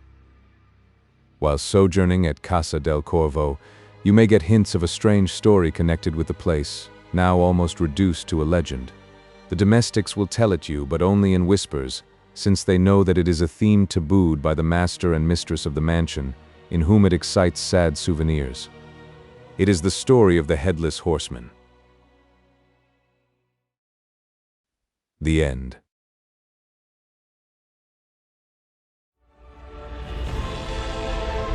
A whole galaxy to go.